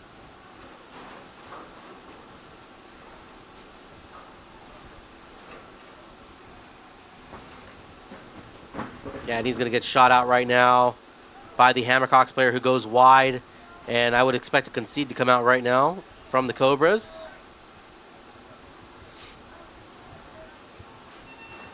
There's the concede, and Hammercocks will go up 1-0. I know Andrew's ecstatic because his team is in the finals for D5.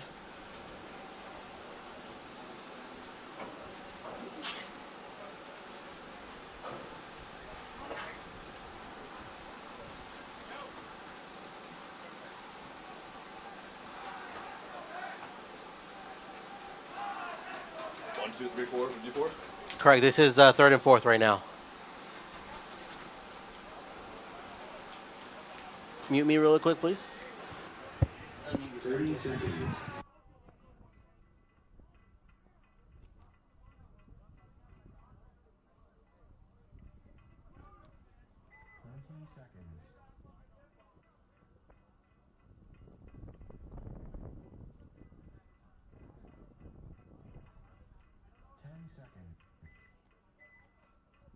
All right, here we go, Andrew. 3rd and 4th place here. I am back. Sorry about that.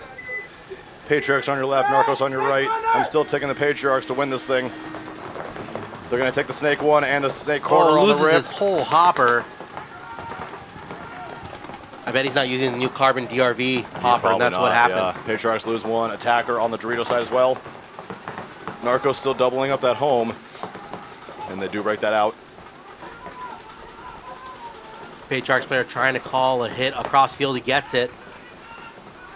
4 bodies left alive for the Narcos. 1 big attacker up there on that left side 50 wing, and now into the Snake 1 go to the Narcos, and into the Snake insert go to the Narcos. I like to call it the juice box, Andrew. Is what you like to call it? What, you mean the Snake insert or the God? Yeah, I call it the juice box. We don't have a juice box call. Oh, and this is I don't like this at all from the California Patriots. Oh yeah, they are double stacked over here on the Dorito side corner. What is going on over here? I would like to know what the thinking was here. The more Snake players, the better. The more Andrew. Snake, the better. As they got 2 now officially in there. I don't know what the 3rd should probably just join them. I mean, it's triple Snake. And they right? still managed to let the Snake corner out for the Narcos. And unfortunately, this Narcos player here is just really tucked in. But he gets in clean. Oh, wow, and the Patriarchs get their way into the second knuckle of the snake. And into the 300 go the Patriarchs. So the question is, does he know he's there at that center wedge? Right now, he's looking Dorito side. The Narcos player is looking Dorito side. He doesn't have to worry about it until he looks inside. And I mean, he's that center player obviously posted and ready. I don't know if he can see the inside of it though. I think if he gets to the 50, he can. See, he's about just got to stick out a little bit. He's about to have a nice back massage. I don't know if he signed up for that at 3 o'clock in the afternoon. Oh my God! Just blew his head off. Absolutely, just yeah. You don't have to pay extra for that, guys. The free back massage is actually when you're in the 50 like that. Good Lord, man's gonna have to go see a chiropractor. So just 2 bodies left alive for Narcos. California Patriarchs with their interesting triple stack on the snake side seem to make that work. Just G side completely blown open. Here in the I formation are the Narcos over there in the snake 2 in the snake corner. Yeah, 2 bodies left alive for Narcos, both on the snake side. Here come the Patriarchs, doing a little sneaky crawl, gets around the edge. And that's not Chemo. I don't know who that is. I think that he knows that he's there. Is he going to go pump the over top or is he going to go over? He's not going to bump the bunkers. That's nice. No. That's so nice. Did blow his back out. out. So he blows the back out, stays alive, and now he's going to go, and they're going to shoot the corner from the other side anyway. Well done, Patriarchs. Getting themselves back into that one. A very interesting... It worked. Play of the day, the triple snake. We've not yet seen the double stack snake corner into the double stack snake. And 3 bodies basically within 10 yards of each other on the snake side, but you know, whatever works, they'll take it, I'm sure. Listen, Andrew, you got to keep them guessing. I mean, when you're playing the undead in the Narcos, you typically need, you know, some extra stuff. 6 minutes 44 seconds. Narcos will not be conceding. California Patriarchs happy to just slowly run this time down a little bit, and at 6 minutes 39 seconds, we're going to even the score up 1-1. And this is for the 3rd and 4th place, this Narcos and D4. However, this Hammercocks and Cobras match is for the big one. The big trophy, the big medal, all the things. Hammercocks up 1-0 on the Cobras. Really, I would say, and I'm not 100% certain, but I think this is the first time the Cobras have been behind in a match that I've seen today. Yes. This will be the third match that I've seen of the Cobras, and I have not seen them trail not yet once. So, interesting territory. Let's see how they're able to deal with that.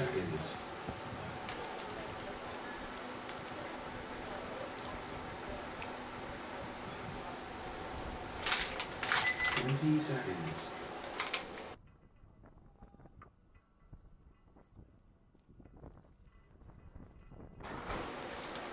10 seconds. Hammercocks. Hammercocks on your left, Cobras on your right.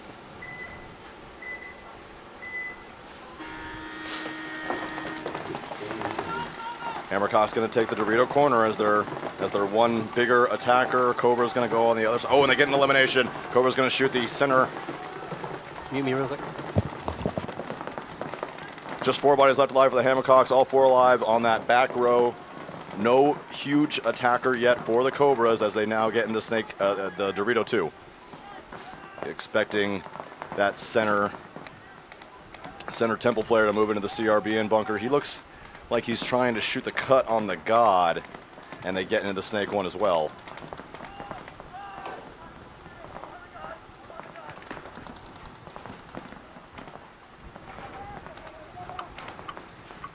Little fill out from the Cobras into the snake side, the snake insert bunker. 5 bodies left alive for the Cobras. Not a whole lot going on out there right now. 8 minutes, 42 seconds of counting.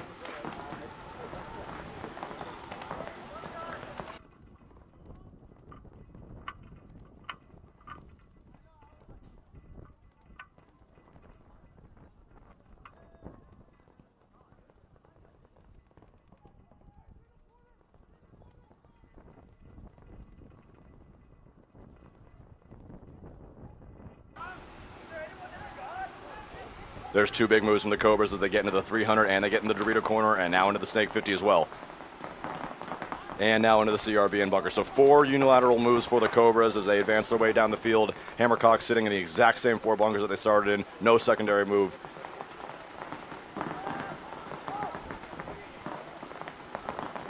There's definitely no such thing as a 7:55 or what this would be a 9-minute point out here. There's no way these guys are carrying enough paint for that. So Hammercocks need to look to be on some sort of offensive. If this snake player for the Cobras backs himself up a couple of feet, I do believe that he can get a shot in on that Dorito 2 or the Dorito corner from here. Instead, it looks like he's kind of just shooting the gap, or he's shooting the outside of the Dorito 2 and kind of shooting more for the gap, whereas he can just move backwards and actually get a shot on the inside. Time ticking away, 7 minutes, 11 seconds.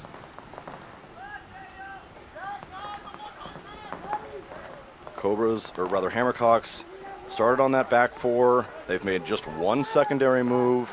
Cobras definitely slowing things down even further than they were before. Still 5 alive.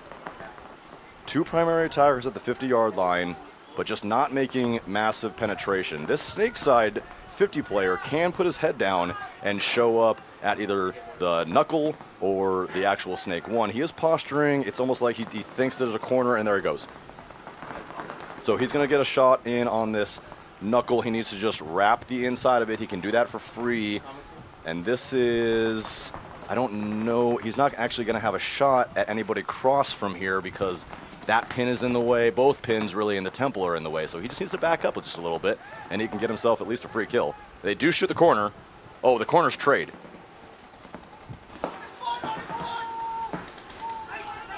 So it's a 42 in favor of the Hammercocks as the home is going to take the walk. Just the Dorito 2 and the Dorito corner now for the Hammercocks. 6 minutes left.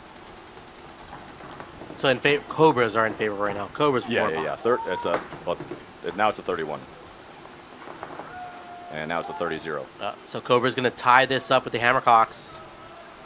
Yeah, I didn't like that from the Hammercocks. I like their aggressive play style much more. They just took the 4 back bunkers. They took 1 shot up the middle. He got shot, and the other guys just decided not to move. And Cobras just kind of slowly made their way down the field. Typically, we would have seen them move a little bit faster in these previous matches, but whatever's working for them this time, that's fine. So 5 minutes, 28 seconds. We are getting a ref check here, an approval, and we are officially tied. So that is the match for the finals in D4, and we're going to go back to the 3rd and 4th match between Narcos and the California Patriarchs. And my pick, of course, is the Patriarchs. Ryan, what you got? I'm going with the Patriarchs. I mean, I like how Narcos been playing, but I think the Patriarchs just need to go back to play some aggressive ball. Yeah. I think they're seeing, Yeah, I like their aggressive ball style, getting in the snake, stabbing people with 1 hand around bunkers. I'm all about that life. So let's see more of that excitingness from my Patriarchs. 30 seconds.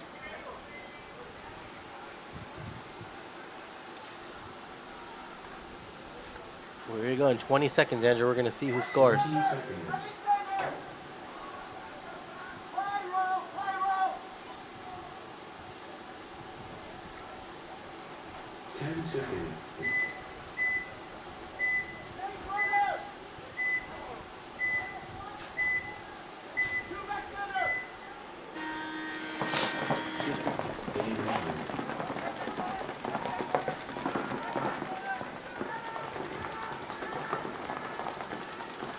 So Narcos and California Patriarchs both getting into the 400 respectively, and then California Patriarchs losing their Snakeside corner. So Snakeside completely blown out. Snakeside corner occupied by Narcos. He's going to put his head down, get into the Snake 2.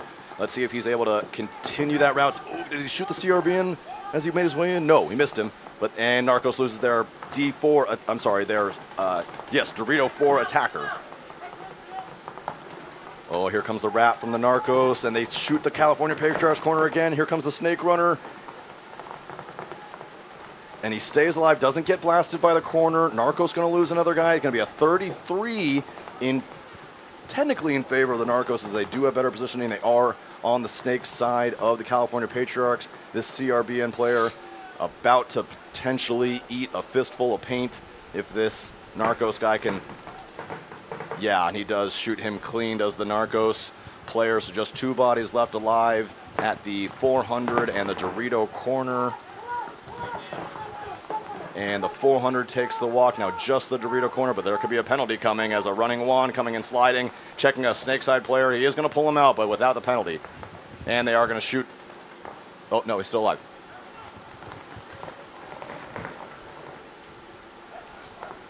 Oh, and here comes the penalty. Yeah. And that's going to pull the other Narcos player. Wow. And the Patriarchs are going to win this one. They're going to take a 2-1 lead.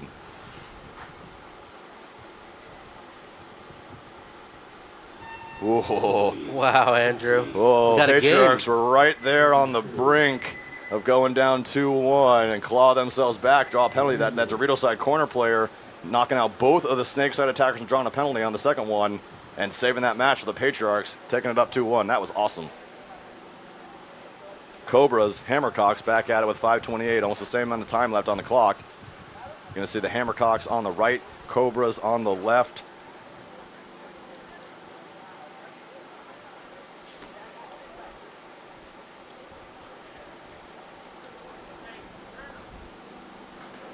Seconds.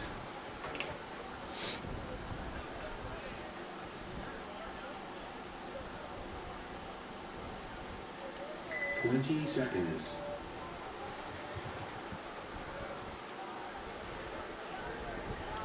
What's the chat cooking right now? What's the chat choosing? Does the chat have the Hammercocks or the... We got the Hammercocks and we got some Patriarchs in there. What about the Cobras? No Cobras? I haven't seen any Cobra love. No Venom? No Venom lovers in here? No Venom love. Fairly pocket for the Cobras as they do get one far on the snake side corner, and they shoot Luke Naughton out of the center. The Andrew Lopez Law can being occupied by the Hammercocks and the Cobras, but again the Hammercocks. Oh, and they do shoot the Cobras snake side corner, so a 44. But Hammercocks again, kind of sitting back. They're going to let the Cobras get out to the snake insert bunker. Hammercocks will match.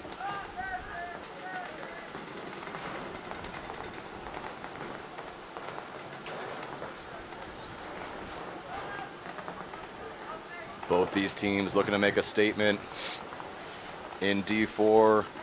Second stop of our 4 tournament tour here at the WCPPL. And it's coming down to the final minutes, 1-1, 4:26 to go.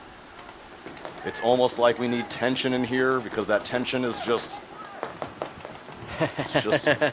driving so hard up. I'm just not good with. It's not as good with. It's all right, Andrew. You'll get there. Yeah, you'll get there. I'll keep working at it. Cobras in a snake 1. Hammercocks kind of again still mostly on that back line, but they are a little bit more spread than they were last time. But again, still 4 minutes remaining. Each of these guys probably burned through at least 2 pods. There's no way that they brought enough paint to, I don't think, play another 4 minutes out here. So Hammercocks seem to have lost their aggressiveness, really. I think both squads have kind of lost a lot of their aggressiveness. Cobra still has some of it. You can tell, like, you know, they look like they almost want to push. The Hammercocks are really just almost full breaks. I don't like it. Don't like it one bit with 3:30 to go and ticking. Well, you got, you know, the problem is right now is you have this Hammercocks here player in the Andrew Lopez Law can. He's kind of just pecking around the snake side. I see what you did there. Well, yeah, just pecking around.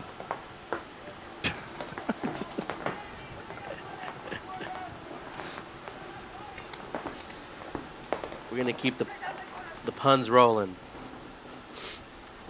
Excuse me as I do a battery swap here. But this clock is burning down. It really is burning down pretty heavy. It seems like got a little extra oomph from the umpire on the sideline, giving the clock an extra spin. 2 minutes 44 seconds as Hammercocks make their way into the snake insert bunker. Cobras make their way into the snake knuckle. 2 minutes 30 seconds.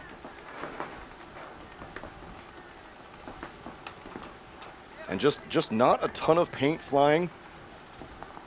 A lot of people just probing, looking around, spraying a lane, looking around, not anxious to move. Full gun stop right now. Not one gun, and there goes a gun, but hardly any gun shooting. Ooh, did that Dorito player take a hit? Here comes a running referee, going to check the side of that Dorito player's head, and he is hit.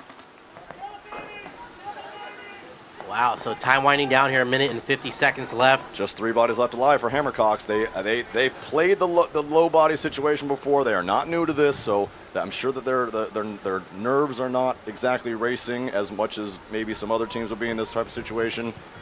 That's that Dorito side corner for the Hammercocks can absolutely lay down the pipe over there.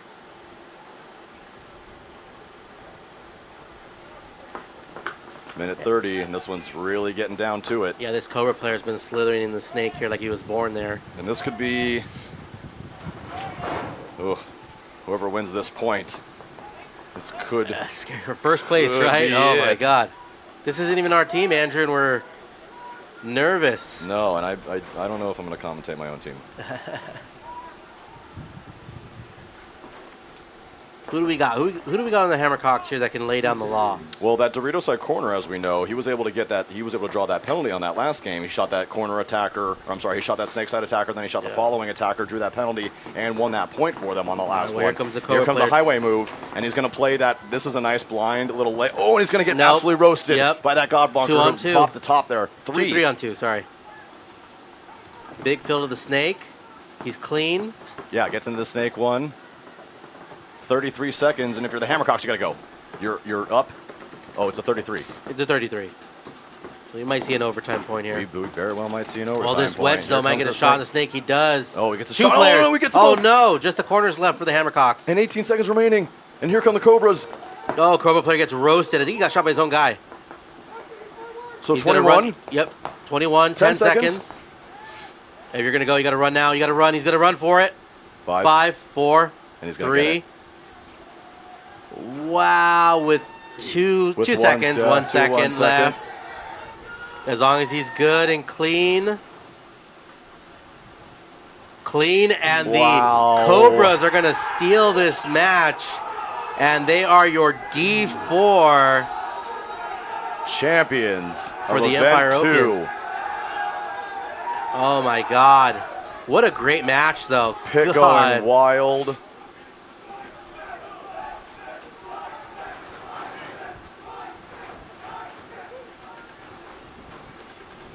Ryan trying not to get too low. Yeah, we're trying to get a shot here, everybody.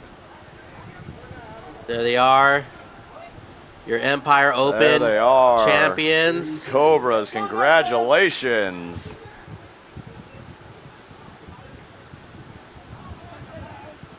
Awesome job, guys.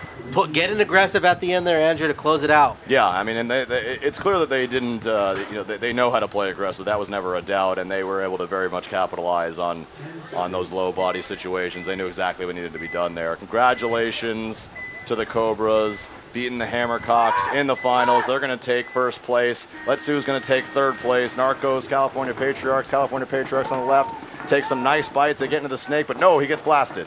Yeah, and Narcos with all 5 bodies alive right now. Yes. Well, one might be taking a walk from the center. Oh, he's good. Bodies. Patriarchs are retreating bodies there. rolling all over the place, but none of them being eliminated as Narcos double stacking the CRBN bunker. They're in the Snake 1, the Snake corner, and the Dorito 3 in very prominent positions. California Patriarchs in the corner, the 300, and the CRBN bunker, down 2 bodies.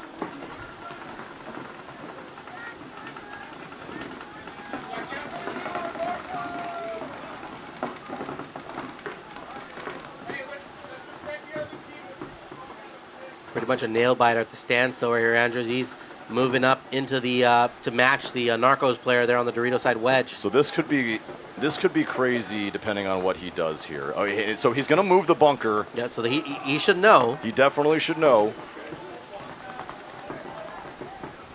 Oh, I think he got shot from the Dorito one, or I'm sorry, from the Snake one actually, from that cross. I'm not sure if he was tucked quite enough to avoid that snake, who was definitely shooting on the cross. And Narcos in a really nice high body situation here. 5 bodies alive, controlling all the major aspects. Ooh, ref asking for a check. Clean, just rub. Just rub.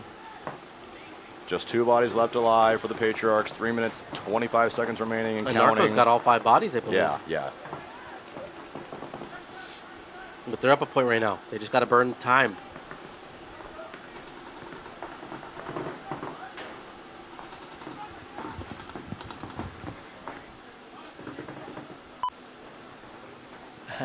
You hit the censor button. Yeah. There we go. Narcos moving up in the Dorito 50 now.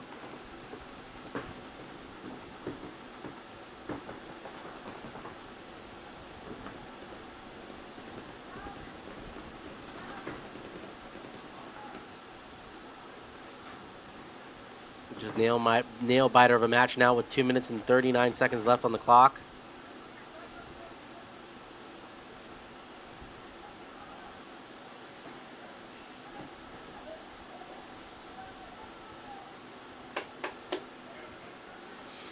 And looks like both bodies walking off for the Patriarchs. And Narcos will tie this up once they figure it out.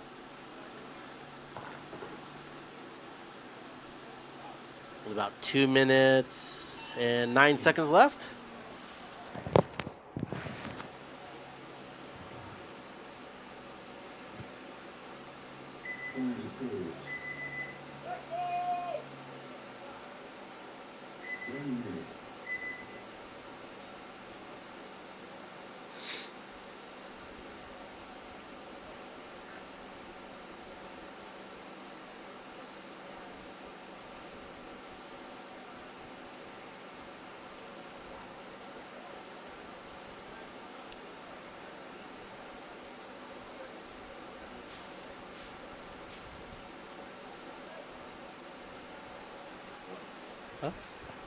Well, it's tied up 2-2 right now.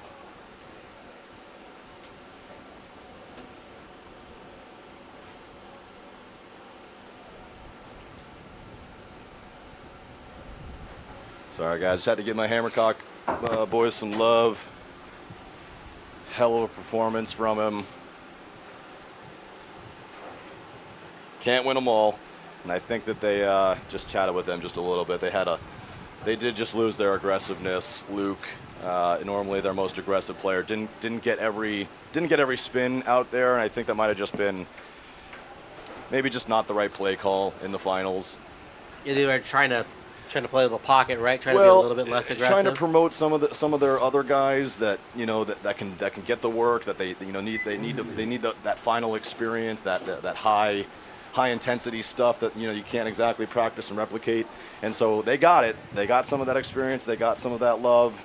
Hopefully they learn from that. I don't love that decision to try that stuff out in the finals, but I mean, hey, coming in as a quote unquote new D4 team, take it all the way to the finals and nearly win the whole thing is absolutely impressive. So a big congratulations to the Hammercocks, a bigger congratulations to the Cobras taking home gold. And we're about to find out here in 2 minutes and 9 seconds of game time who's going to win 3rd place in D4. Is it the California Patriarchs? Is it Narcos D4? Or is it someone else? No, I don't. No. I'm confident it's not going to be anybody else. Can't be anybody else. Yeah. Why would you even say that, Andrew? What a stupid thing to say, Andrew.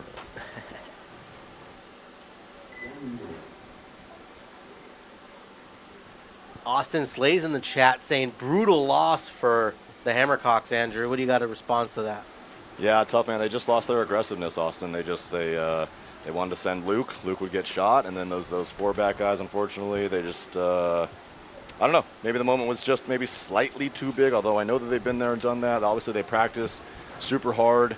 All I know is hopefully they come up to Phoenix and come give our boys a nice run because they obviously can absolutely play. So no pun intended, right? Mm-hmm. All right, Narcos and Patriarchs. I'm still taking the Patriarchs, Ryan. I'm still there. I'm still there. Yep, still there. Again, that's not to knock on the Narcos. No, it is not, and it is not just because we love the chat so much. We love the chat.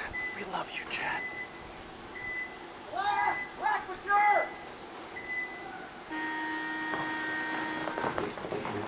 Oh, double home. Oh, I double like this. slide. This I like. They do lose their home player. They try to cuddle puddle there in the back, but they do get 2 players up in both 50 wings, which I like quite a bit. Oh, that tower getting checked right now. Nope, he's just going to walk out. This player's going to walk out. Give me that. There it is. Is it a minor? That is a minor. That's going to pull the Dorito side corner, and the home player is going to leave 3 bodies left alive, and another check coming for the Snake 2. That player is also going to be eliminated. That's going to leave just 2 bodies left alive. 4 on 2 in favor of the California Patriarchs. Right? Yeah, 100%. I mean, you definitely need to concede right now. I think if Greenspan is coaching, there's a concession. Now, if you're the Patriarchs, you play this smart, and you take every second out of this.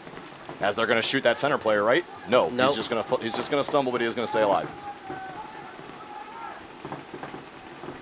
Yeah, and if you're a Narcos coach right now, you're watching this time tick away. The likelihood of you winning a 2v4 is just absurdly low. Your only hope here is that that California Patriarchs blow it, and it's going to be forced to go to the overtime. I just don't see that happening. Yeah, there goes Chemo. He's going to get to the 50. Shimmy. And I don't think that he's going to be able to get that shot on him quite yet. I think he's a little bit too tucked. Just kidding. Yeah, gets him, back massage, free back massages. And there goes everybody standing up, and they're going to wreck Throw your concession. Throw the concession. Throw the concession now. There it is. 42 seconds left. Narcos, you got 42 seconds to come back. Ooh, not a position I would want to be in against the California Patriarchs. 42 seconds remaining. They are too good behind those guns. This could spell a lot of trouble for the Narcos. But my favorite points personally are the high intensity, throw everybody out there kind of points. Maybe this lights a fire under the Narcos, and they say, you know what, guys, let's just go out there, let's play our ball, let's just smack them in the face, and let's put a point up. Maybe that happens, Andrew. Maybe that happens. They're going to need it. We are in X ball because that last match ended. We did declare the winner of D4 on that last point, which means we are going to see these California Patriarchs and Narcos come back out here in the next 42 seconds, or I'm sorry, in the next minute and 10 seconds after the break. We'll see if, I believe one of these teams has a timeout remaining. We'll see if they use that. And we'll see what California Patriarchs come out with. My guess, Ryan, my bet is going to be a diamond playing this home. Andrew Lopez Law can, Dorito 1, Snake insert bunker, and then the 5th body. You know what? I think the double home. I think they just send all 5 bodies straight up the middle, Andrew. The California Patriarchs? No, the Narcos. Well, yeah, I was talking about the Patriarchs. Oh. I was talking about the defensive point for the Patriarchs. Yeah, I would think the Narcos guys send 1 or 2 up the gut, send 2 wide, and send the 3rd player essentially for a cleanup. Go kill that last body. Hopefully there's only 1 left. But we are going to find out in 23 seconds. Doesn't look like any timeout is going to be taken, and we're going to get going. I think the play that I would do, Andrew, and this is why I'm not a coach, is you do what's called the narco ball. You have all 5 bodies literally pressed up against each other. You run together like a ball, and then you get halfway on the field, and you just split apart. So I wondered if, maybe you can encapsulate 1 player and just put 4 players in front of him. Use that as a windscreen. Oh, so big move here by the Narcos, though. Yeah, getting into the 300, getting into the wing on the right-hand side, and the 50. Running referee is a bad thing to see. Referee taking a long time in there. He is going to pull him. I think that player just walked out. 18 seconds left. 18 seconds. Here comes a charge. That Dorito player needs to boogie. That Dorito player needs to boogie. That Dorito player needs to boogie. 9 seconds left, no boogie. That Dorito player needs to Narcos. boogie. If these guys die in their bunkers, I swear to God, and they're going to die in their bunkers. They're going to lose. For the love of God, guys, we are playing for a medal. The Patriarchs are going to take 3rd place. Congratulations to the California Patriarchs. Narcos really kind of gave it to them there, not sending everybody on a full send. I don't understand it. But Patriarchs taking 3rd. There's Chemo. Beloved by our... There's Swan trying to knock the drone down and take me out. We don't like that. Oh, everyone getting to it. Yep. Here we go as we get ready for our next set, which is, Andrew, It is for 1st and 2nd and 3rd and 4th in D5. First, we are going to start with the third place game. So this will determine who wins third. Then the next two teams that you're going to see are going to be D-Day and this little team called Arizona Pole Position. I heard they're kind of good. I heard their owner, you know. All right, here's the deal. I'm going to try to stay on the call as long as I can. I'm definitely going to make the call for SoCal Havoc. But we might have to mute him during the pole I might position. have to be muted for my own team. Well, you know, bring up the chat. Let's see, chat. Do we want to hear Andrew commentating on poll chat? Even if he melts down. I'll do what you guys want me to do. I will mute myself and go away. Do you want a bias commentator? Because that's kind of how it's going to be. You got to accept I'm not that. going to lie. It's definitely going to happen. And I really like D-Day. Yeah, and that's nothing against D-Day. Yeah. Definitely nothing against D-Day. I'm definitely going to be. It's not going to be even. It's not. Let's see, chat. You let us know by the time this next match is over. Do we want Andrew Harris commentating on his own team? Owner of AZPP sucks at 1v1s, by the way. JSN Media. Yep, we know that. That's accurate. He is dog shit. That's me. In fact, I sucked so bad I had to lose on a 1v1 and then break my hand so that I didn't have to do 1v1s for at least a month and a half. Hey, Troy Lorenz says, bring it, Andrew. Okay.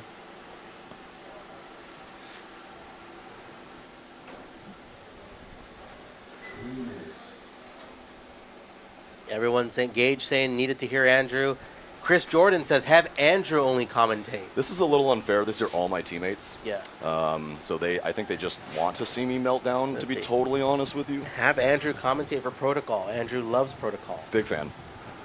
Jim Hunts, let's go poll.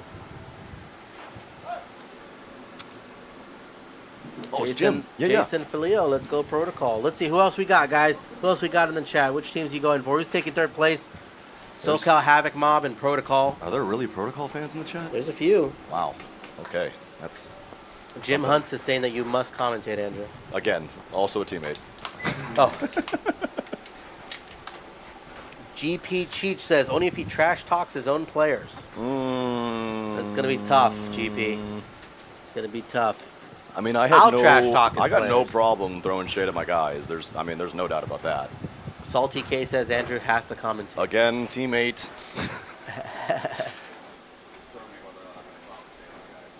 Tell Andrew Diet Coke is number 2 compared to Coke Zero. Brent, the head coach at Arizona Pole Position of all my lines, just came over and said, yes, I'm commentating, so I don't actually have a choice anymore. Lorenzo Alvarez, let's go Havoc. Troy Lorenz says Harris has to bring the heat. He melts down. We all want it. Andrew's trying to get himself pumped up. Andrew's trying to psych himself up. I'm being told to take Andrew's vape away. And no Diet Cokes. You guys are just rude. That has to be definitely my teammates. Yeah, someone said Diet Coke is inferior to Coke Zero. Oh my God. Gage, I swear to God.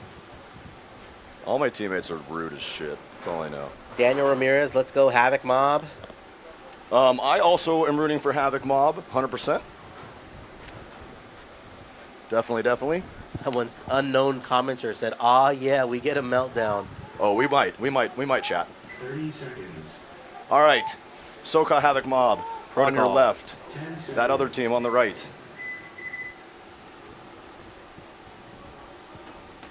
This is for third place in D5. God, I don't know if this commentary is going to be even either. Is Salty K? Is that Kyle?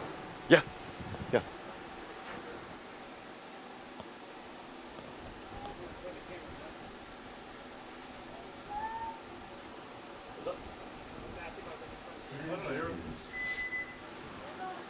All right, guys, here we go.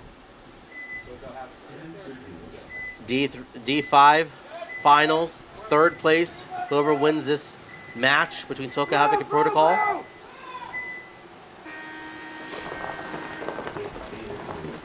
It's like a 5-body breakup for both squads, but a ref checking one of the Protocol players. Havoc He's clean. staying 5 alive and taking the Dorito corner.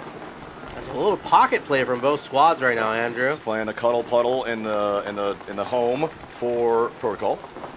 Making their way out of the Andrew Lopez Law bunker. Sorry. Okay. We're playing tennis, Andrew, but We are you playing keep smacking the ball. Yeah, I'm very excited. Still 5-on-5 for both squads.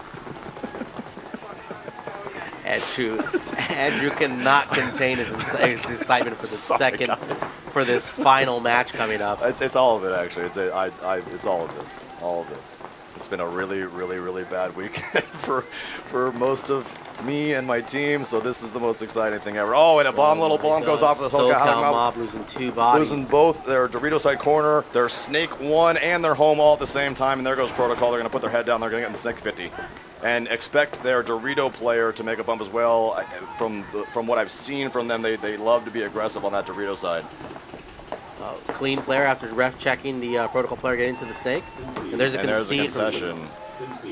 So yeah, I mean, 5 bodies left alive for Protocol, just 2 bodies left alive for SoCal Havoc Mob. These are 8-minute matches because we are in D5. So we, you know, every minute definitely counts a little bit more than when there's 10 or 12-minute matches. So not a bad concession there from SoCal Havoc. Hopefully they learned something from that first one. Not 100% sure. I didn't see a flag go up. I think those bodies on the Dorito side just happened to be kind of shot at the same time, as well as that Snake player. So just a we got a comment that is out of pocket. Oh yeah. Frankie Sizzle says, heard Protocol sniffs each other's socks before each game to hype them up. I've heard that too. Definitely heard they do that. All right, here we go. Wonder what else they do before First place. Arizona pole position D5 versus D-Day Black. And D-Day Black, a super, super formidable opponent. They've been around a couple years now. They play in a couple of different series, and they have a lot of podiums. These guys are no joke. I believe that they played for first and second last event, too. If not, they played for third and fourth. All right, 5-on-5 breakout, both squads. Pole position taking the 200, the center tower, the Andrew Lopez Law, the home, and the Snake insert bunker. Almost mirrored up, except, you know. Slightly better positioning for Arizona pole positions. They're a little bit wider. I like them being in the 200 now in the CRBN bunker as well. D-Day happy to play on that back line right now, which, as a Arizona pole position player, I know that we like that. You guys can stay back there all you'd like. We'll come to you, no problem. So here we go. The question is how quickly is D-Day going to be able to pick up this body in the center of the field? Interesting crawl here by my center player doing a little side shimmy. That's Trey Leaper. Trey Leaper in there doing center stuff. See if he can keep his wits about him here. See if he can get a shot in on one of these unsuspecting D-Day players that are wide. He's not going to have a shot in on the Dorito corner, but he can have a bit of a shot in on the Snake insert bunker from here if he turns. Now, here comes a bump from D-Day up into that center tower. Just everybody on their guns right now. And here comes a move into the Snake 2 for D-Day. Ref signals clear. Pole position matching that move into the Snake 2. That's going to be Chapo getting into the Snake 2 for Arizona pole position. And match him there. And he is an absolute monster in there. He's like a wild pit bull. Yeah, Chapo did unfortunately miss his shot on that Snake corner as D-Day filled it in. Had his leg sticking out there. And that's his boy Taco that's now behind him. And this is the 1-2 punch that I love maybe most about my D5 team is these two on the Snake side, they can win a tournament by themselves. I mean, my guys are tremendous. Oh, and this is going to be an interesting move from Trey. Let's see if he can stay alive here in the center. Stay, Trey. Trey's going to stay alive there in the center on the CRBN bunker for D-Day Black, and he's going to draw at least that Snake 1 gun from him. Yeah, it's going to put that Snake to really have to commit to him. He's not going to be able to look away. Let's see if Taco can get... Oh, shit. Taco takes the walk out of the corner. That's going to leave Chapo by himself again. And a one-body advantage for D-Day. Trey in that center, still kind of just gone to sleep. And here's a half a poison here. There comes some possible pain. And now, come on, Chapo, just go one more. Just go one more, Chapo. If Chapo just goes one more here in the Snake, he'll absolutely ruin this carbon bunker player's day. Here comes the move. Now here's the problem. He's looking at him. We've talked about this. Is he going to head check him? He's not going to head check him, but luckily D-Day misses his first shot. Tries to get a snapshot. That just means he knows he's there. He's going to turn his gun the other way. Oh no, Trey's going to get eaten up in the center. Yep. And now Chapo doesn't have a shot, unfortunately, on him from the side. He's going to try to make his way to a little tactical retreat. Even from there, though, he can't see him because he's got to blocked back out. out more. Yep. little Andrew over there in the Dorito 2 trying to get out into the Dorito 3, and he should be able to absolutely roast that center player. He misses a shot. Yeah, misses a shot. D-Day player tucks back in. Good positioning by D-Day right now with Nice, 5 bodies slow, alive. patient, as this is now we're at a 3-minute, 15-second point. 4 minutes 40. But total, we've gone through 3 minutes and some change. Let's see if Andrew, he's being baited. Andrew's definitely being baited on the move from the 300 to the 400. Let's see if that center 50 player on the Dorito side is going to want to engage him on the inside.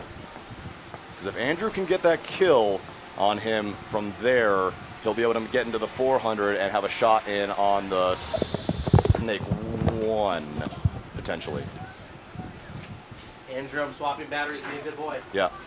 Oh, I got told to be a good boy as I'm the only one on the commentator now. Free reign, guys. What do you want to talk about? Come on. Arizona pole position time, wasting down 4 minutes now, taking off this clock. That's 50% of the time being taken off. And unfortunately, not great position. Oh, and a nice, ooh, yeah. And Andrew shoots the center player. But D-Day moves their way into the 300. They're in the 300, the 100, the Snake 50. Snake 50 tries to take a shot in and misses and immediately turns his gun as if he's about to get bunkered. Not a bad play, but a Chapo kind of doing the same thing from the Snake 2 knuckle. So half a stalemate there on the Snake side with an overwatch from D-Day controlling the tape. So even if Chapo kind of gets there, he can't really go on the outside without throwing away his body. Oh, and he gets a kill on the Snake side corner. 3-on-3 now, so Andrew. 3-on-3.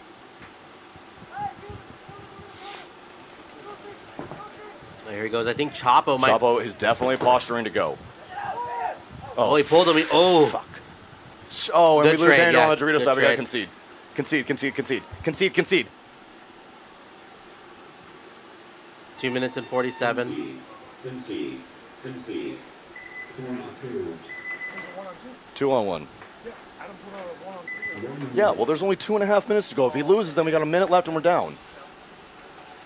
Sorry, I didn't mute myself. My guys are telling me I shouldn't have conceded. That's wrong.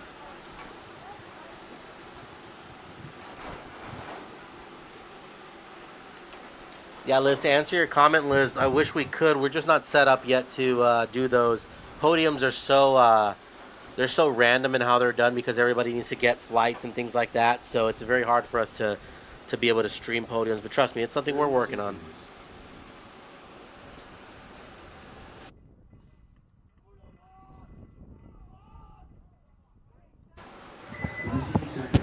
All right, Protocol and SoCal Havoc for third place here, 6 minutes, 48 seconds. Let's see what answers Havoc has. Big fan of SoCal Havoc here.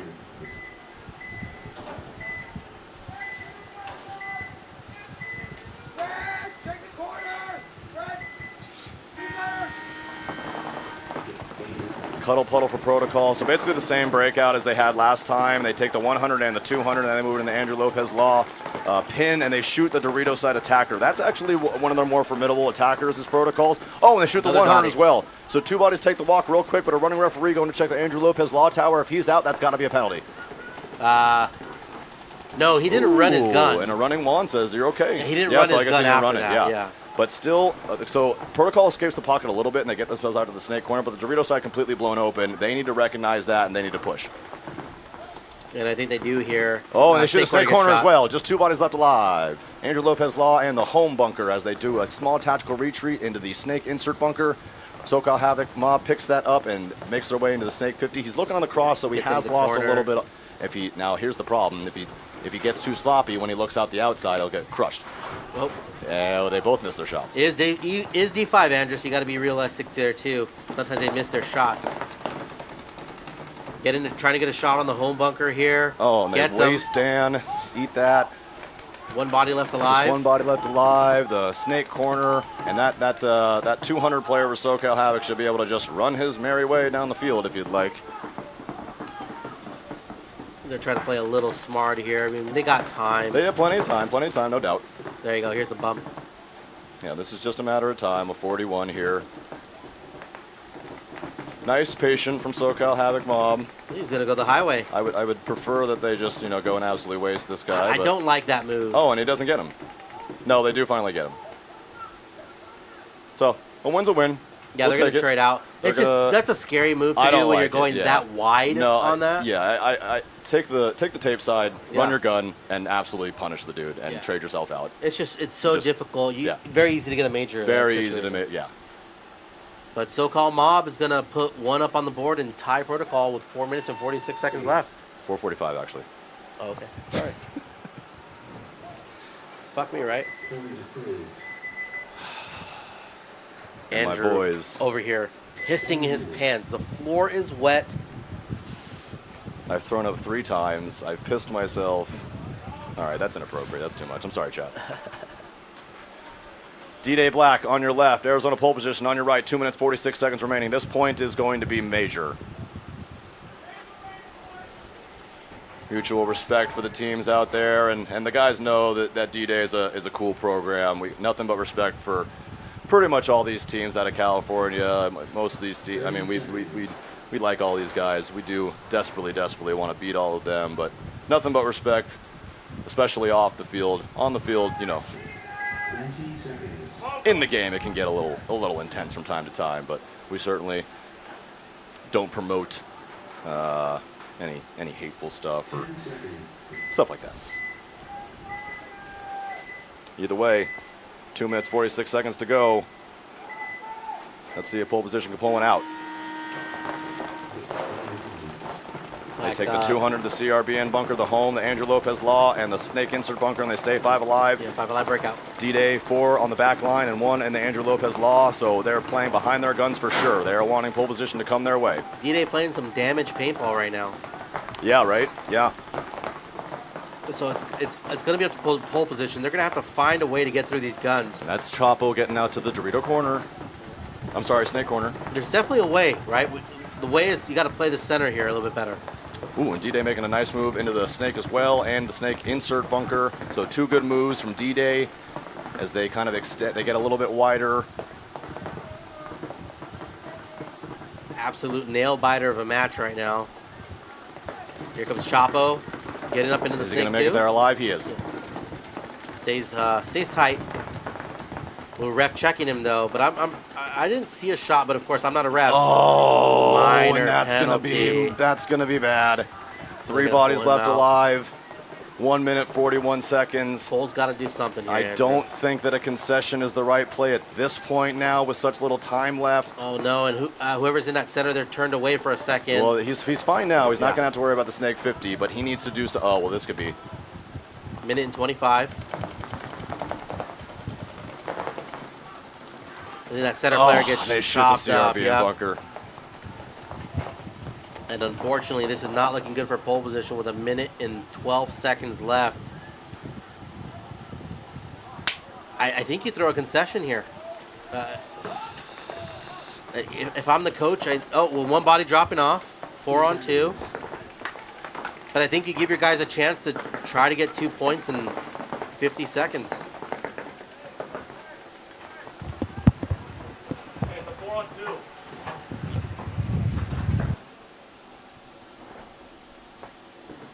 Yeah, time just burning down here, 40 seconds left.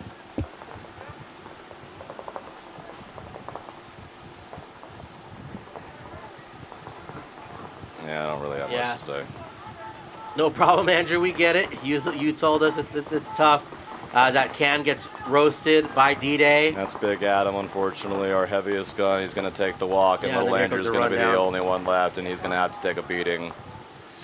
And 15 seconds left, and it looks like D-Day is going to be your D5 first place winners here at the Empire Open. Good fight by Arizona pole position. Yeah, I mean, you were right though. You said they're gonna win, right? Is it this event or next event? They're gonna win. But today the victors are D-Day. Congratulations to D-Day. They pull it out, and they're going home with first place. Pole position with second, so they still get some hardware. Congratulations to D-Day. That's awesome. Another win for their program. The two-time. So they did win event 1. I think that's what I was told, yeah. We'll have to double check, but I think somebody in the chat had said they had won the I mean, they are a very impressive program. Like I said, they compete in a number of series. They did a great job. I'm going to put the microphone down so I can say congratulations to both my team and theirs, and I'll be right back. chat. I think Andrew handled it well, considering. But here we go, third place. SoCal Havoc Mob versus Protocol. Now, if any D-Day people want to roast Andrew in the chat, when he comes back, I will read that out. So if you guys want to roast Andrew right now, here's your chance, and I'll get him going. But here we go, SoCal Mob, Protocol tied 1-1, 4:55 on the clock.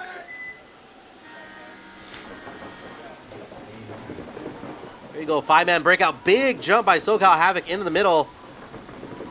Gets in safely, but also dropping two bodies by SoCal Havoc, so 3 on 5 now. Oh, and the Protocol player gets roasted as he dives in. He's got to turn around, shoots another guy, so 2 body kills. Oh, but the Snake player shoots the SoCal Havoc Mob guy, and only 1 body left alive. I think it's a 1 on 2 at the moment with 4 minutes and 15 seconds left.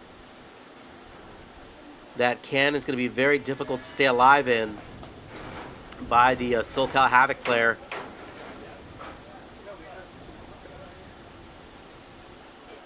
Three minutes and 58 seconds.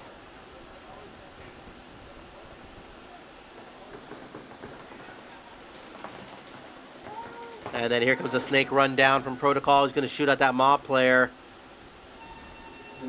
And there goes a quick concede by SoCal Havoc. So Protocol will go 1 up against SoCal Havoc with 3 minutes and 44 seconds left in this match.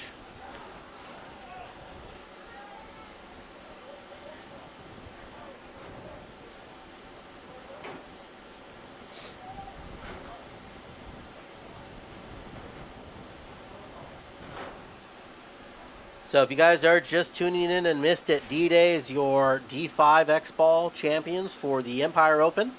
Pole position taking second. And we are right now determining third place with Protocol and SoCal Havoc Mob. SoCal Havoc here, based out of California. Home field is SC Village. I know, I believe it's, I think it's Brian is his name. But a big camp out here, been growing it very well. SoCal Havoc. As Paul from Violence daps me up. Chad from Defy letting it fly out here at the event. And we're looking good as we're coming up into this final match of the event. For third place, we are in X-Ball. Protocol and SoCal Havoc. Who is going to take it? If you guys are in the chat, let us know.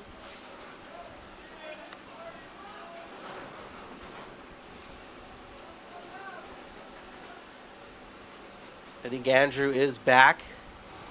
Yeah. You know, you're mad, but you're also happy that they got second place. Let's not dilly-dally here. I am in a weekend that couldn't have gone much worse. This is a very, very bright, shining light. Yes.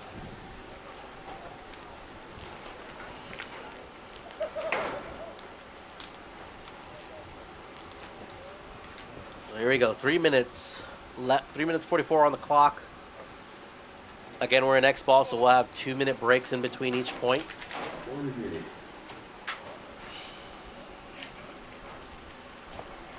Andrew is just pounding the Diet Coke right now. His vape pen, I think the juice just went from 70 to 20 right now. James is correct, Lorenzo. Thank you for correcting me. I don't know why I said Brian, but James is the one who runs the Havoc Camp and is doing a great job building that program out here. 30 seconds.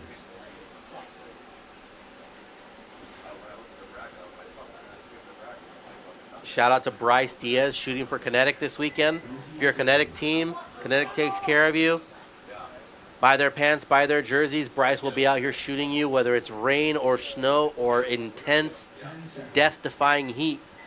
Bryce will be out there. Here we go, Protocol Havoc. 3 minutes, 44 seconds. Third place, D5 X-Ball. Here we go. Strong guns at the center for protocol. They take the CRBN, they take the center tower, they take the Andrew Lopez Law, they take the home and the snake insert. Yeah, a lot of pain being pumped right now into that snake insert here. I know that that mob player wants to bounce out. There he goes. For both teams, though. And he gets in. And here comes a move up the center CRBN bunker. Referee asking another referee to go check the center carbon player for boom. protocol. He might have gotten shot in the foot. I didn't If he think the is ref's hit, checking. this is going to be a penalty.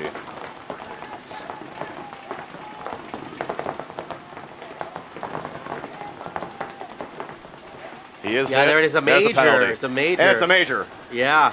So bomb goes off for SoCal Havoc, or I'm sorry, for Protocol, as they're going to lose one, their snake corner. Two, and they're going to lose their home player. Yeah, that's a penalty right there. And just 2 bodies left alive, as that one's going to get a back massage in the center 50. The center player was very close to getting a major So also. it's just an Andrew Lopez Law bunker, but as we're talking about all the SoCal Havoc mob loses a couple players for themselves. Protocol trying to escape to the Dorito side corner. Shot. Ref says, nah, dog, you can't do that. That probably should have been a penalty too. No, I mean, he didn't get shot. He got shot on the transition and he was diving. Well, overshoots it. It's not like he it's not like he asked for a check. Well, he didn't shoot his gun though. Right? So for everybody in the rules here, if a player is running and he's shot, mid-dive, he's allowed to just stop dead and let the ref check him, which is what happened. That is accurate. You maybe just didn't catch it. That's true. It rolled his gun. That's true. If he looked at the ref, if he tried to touch the ref. That's true. If he tried to flirt with the ref. Yeah, I think he flirted. I'm pretty sure I saw it. All right. Well, if that's the case. I'm pretty sure I saw some flirting. Batted his eyes at him, I'm fairly certain. Were you aroused? Oh, of course I was. Okay. Yeah. A deep check by the referees here on this player, determining if it looks like a shot in the pack is in fact a shot in the pack or not. Yeah, they're just making sure. But here, you know what? Here's the thing, though. This is why you clean your players down very well. This is why pit help is very important. And this is really bad if you're SoCal Havoc, is when there are 3 refs around you checking you, it is probably not a good sign, but it is going to be okay. Point approved. So this is great. SoCal Havoc mob getting the point, 2-18, basically a 0-0 game. Who's going to take third? And again, they are next ball, folks, which means we'll stay on this squad here. This is the final match. He's getting checked. Is he okay? 2 minutes and 18 seconds left.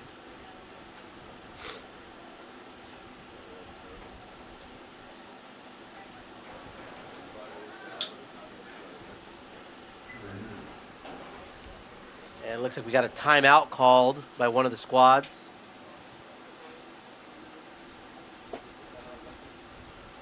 Ref's doing some more conferring.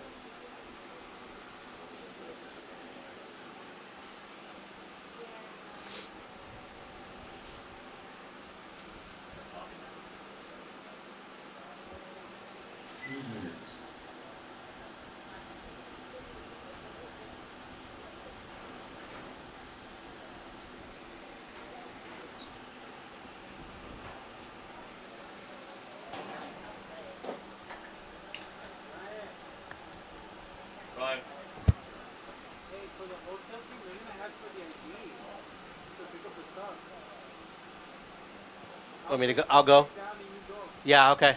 You're right. I didn't think about that.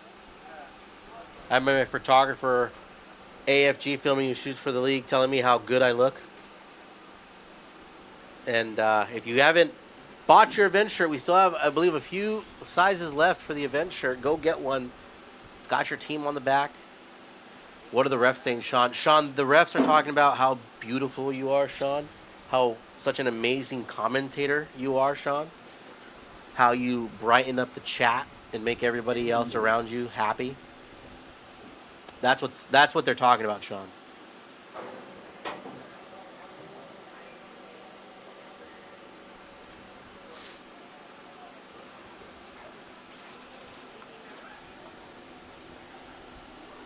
All right, well, here we go. 2 minutes, 18 seconds, all tied up. SoCal Havoc, Protocol. Who takes it for third place? Sean is the king. 30 seconds.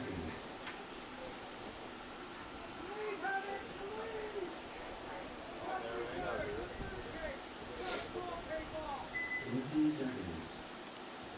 right, ref and player screaming, let's play some paintball. 15 seconds till we start. 10 seconds.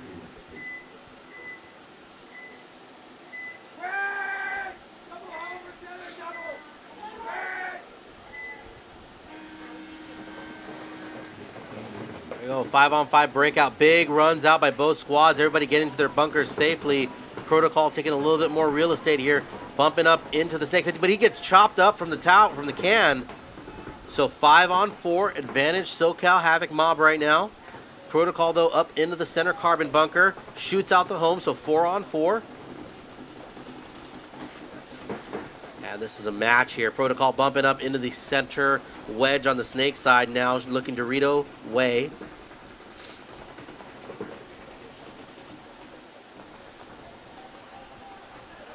Fly safe, brother. Saying goodbye to Mr. Bryce Diaz. Yeah, Protocol up in the center here right now. In a very good position to hold that Dorito side lane. Here comes a move up into the Snake 2. And he's going to start trying to pump some paint into the corner. If that Protocol player plays a little loose, he might catch one. 4 bodies still left alive for SoCal. Yeah, SoCal player in the Snake trying to get a shot. He's got like a little window. God, did they shoot him in the foot? Here's 2 running referees. Yeah, Check ref's checking both that players. Dorito. They're going to get one of them.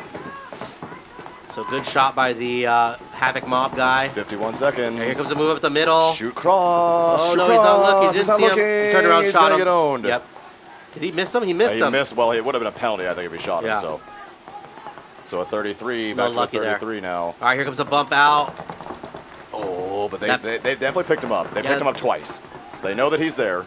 But does the Snake 2 player look? Because it doesn't look like he looked that way. Well, he's looking that way now. Yeah, yeah, the corner wasn't looking this way. 25 Now the corner seconds. just needs to. There goes the center. 25 Nice. seconds. 2 bodies left alive. Come for on, boys. Protocol. Go. Go, SoCal. You got to go. Run the highway. Someone run the Looks highway. like we might be going to overtime here, Andrew. Someone with run the 12 highway. seconds. No, that's not the highway. That's a half a Not the highway. That is not a Oh highway. my God, what a dive. That's not a highway. Damn it. I mean, that was a dive for really nothing.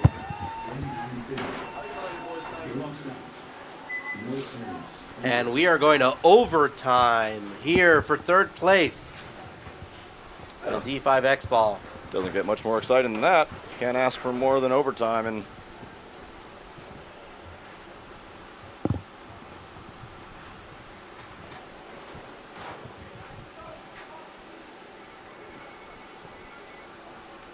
So here we go. we'll do one more good shout out to our sponsors here. We got Play the Game Podcast. Shout out Tyler, Die Paintball, DOS of course. Shop always shop DOS. Build a flex. You need any flex stuff. They got you handled. Can you say the next one for me? Aaron Ominous Law. Thank you. Violence Paintball, of course, Shop Violence. We got Paul out here all weekend. The Collision guys and David Ramirez doing work, getting podiums all over the place. GI Sports making us the absolute best paint in the game, no matter what. Lone Wolf Paintball, big old sponsor. They got a field out there. They really help us out. Andrew Lopez Law sponsoring those pins out there. We appreciate you. We miss you, buddy. HK Army, of course, always with the amazing commercials and everything else. Always with the support. Tons of tents, tons of teams out here. Defy, doing things with everybody, flying with Defy all over the place. I see Defy jerseys everywhere. CRBN, always repping strong. We have the coolest commercial for you, Carbon, later on. I can't wait for you guys to see it. Shout out to Justin Steptoe and the Carbon crew. JT Paintball, of course, always shop JT. If you're somebody listening and you're looking for a sponsor for your team and you're not sure who to go to, JT is an excellent way to go. One of the longest lasting paintball companies in the world. And of course, PB Exchange, some of the greatest top of the end markers available, great pricing. Corey located over here, located with us over there in Arizona. And of course, Poppy's Teppanyaki, the best food at any event there could be. Here we go, overtime. 5 alive, both sides.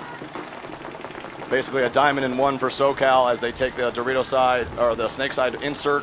Protocol taking the Dorito corner, the 200, the center tower, the Andrew Lopez Law pin, and the snake side insert, but a running referee going to check the Protocol Dorito player. Yeah, he's clean. He is clean. And meanwhile, they take the CRBN bunker as well, and they get one elimination, does Protocol, as it's a 54 in favor of Protocol. 53 now. In favor of Protocol. Another 52. And it looks like Protocol is going to be taking this, barring any crazy things from SoCal You're just easy now. SoCal is going to claw this one back. He's going to make it to the Dorito. That tower gets shot. Not clean. One body alive. This is about to be the most magical 5-on-1 of all time. He's going to kill one. Get him. Son of a... Yeah, just too many bodies on him. And Protocol is going to go ahead and take third place here at the Empire Open. And that will do it, guys. Thank you, everybody, for watching. That is going to be it. Third place. Yellow flag on Protocol. Are they going to pull them all, hopefully? It'll be a yellow flag, but I don't think that's going to change this outcome here. They still had 3 more bodies after that.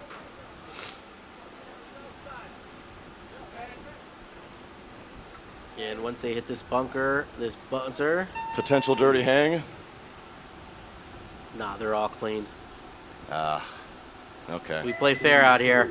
And Protocol is going to take third place here at the Empire Open. Thank you very much, everybody, for watching. We are going to go break all of our fields down. 5 fields running this weekend. It's been hectic. It's been so crazy. I'm exhausted.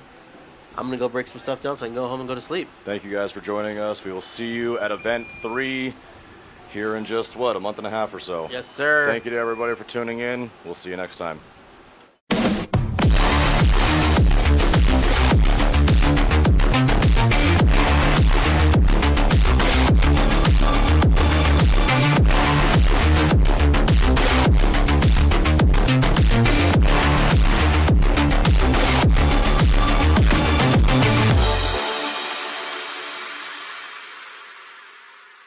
Hey, it's BRNT with CRBN, and I have our new ICPWR Nano Barrel System here. This kit includes our famous ultra-lightweight injected carbon fiber back with our new Nano Tip, which features over 700 microports. This microporting prevents any debris, paint, or moisture from entering the bore and also produces a unique low sound signature. These barrel kits are compatible with all PWR inserts, including our own series from 679 to 691, and are also compatible with all PWR inserts, including those made by Planet Eclipse, Dye, and Inception Designs. Check them out at crbnpaintball.com.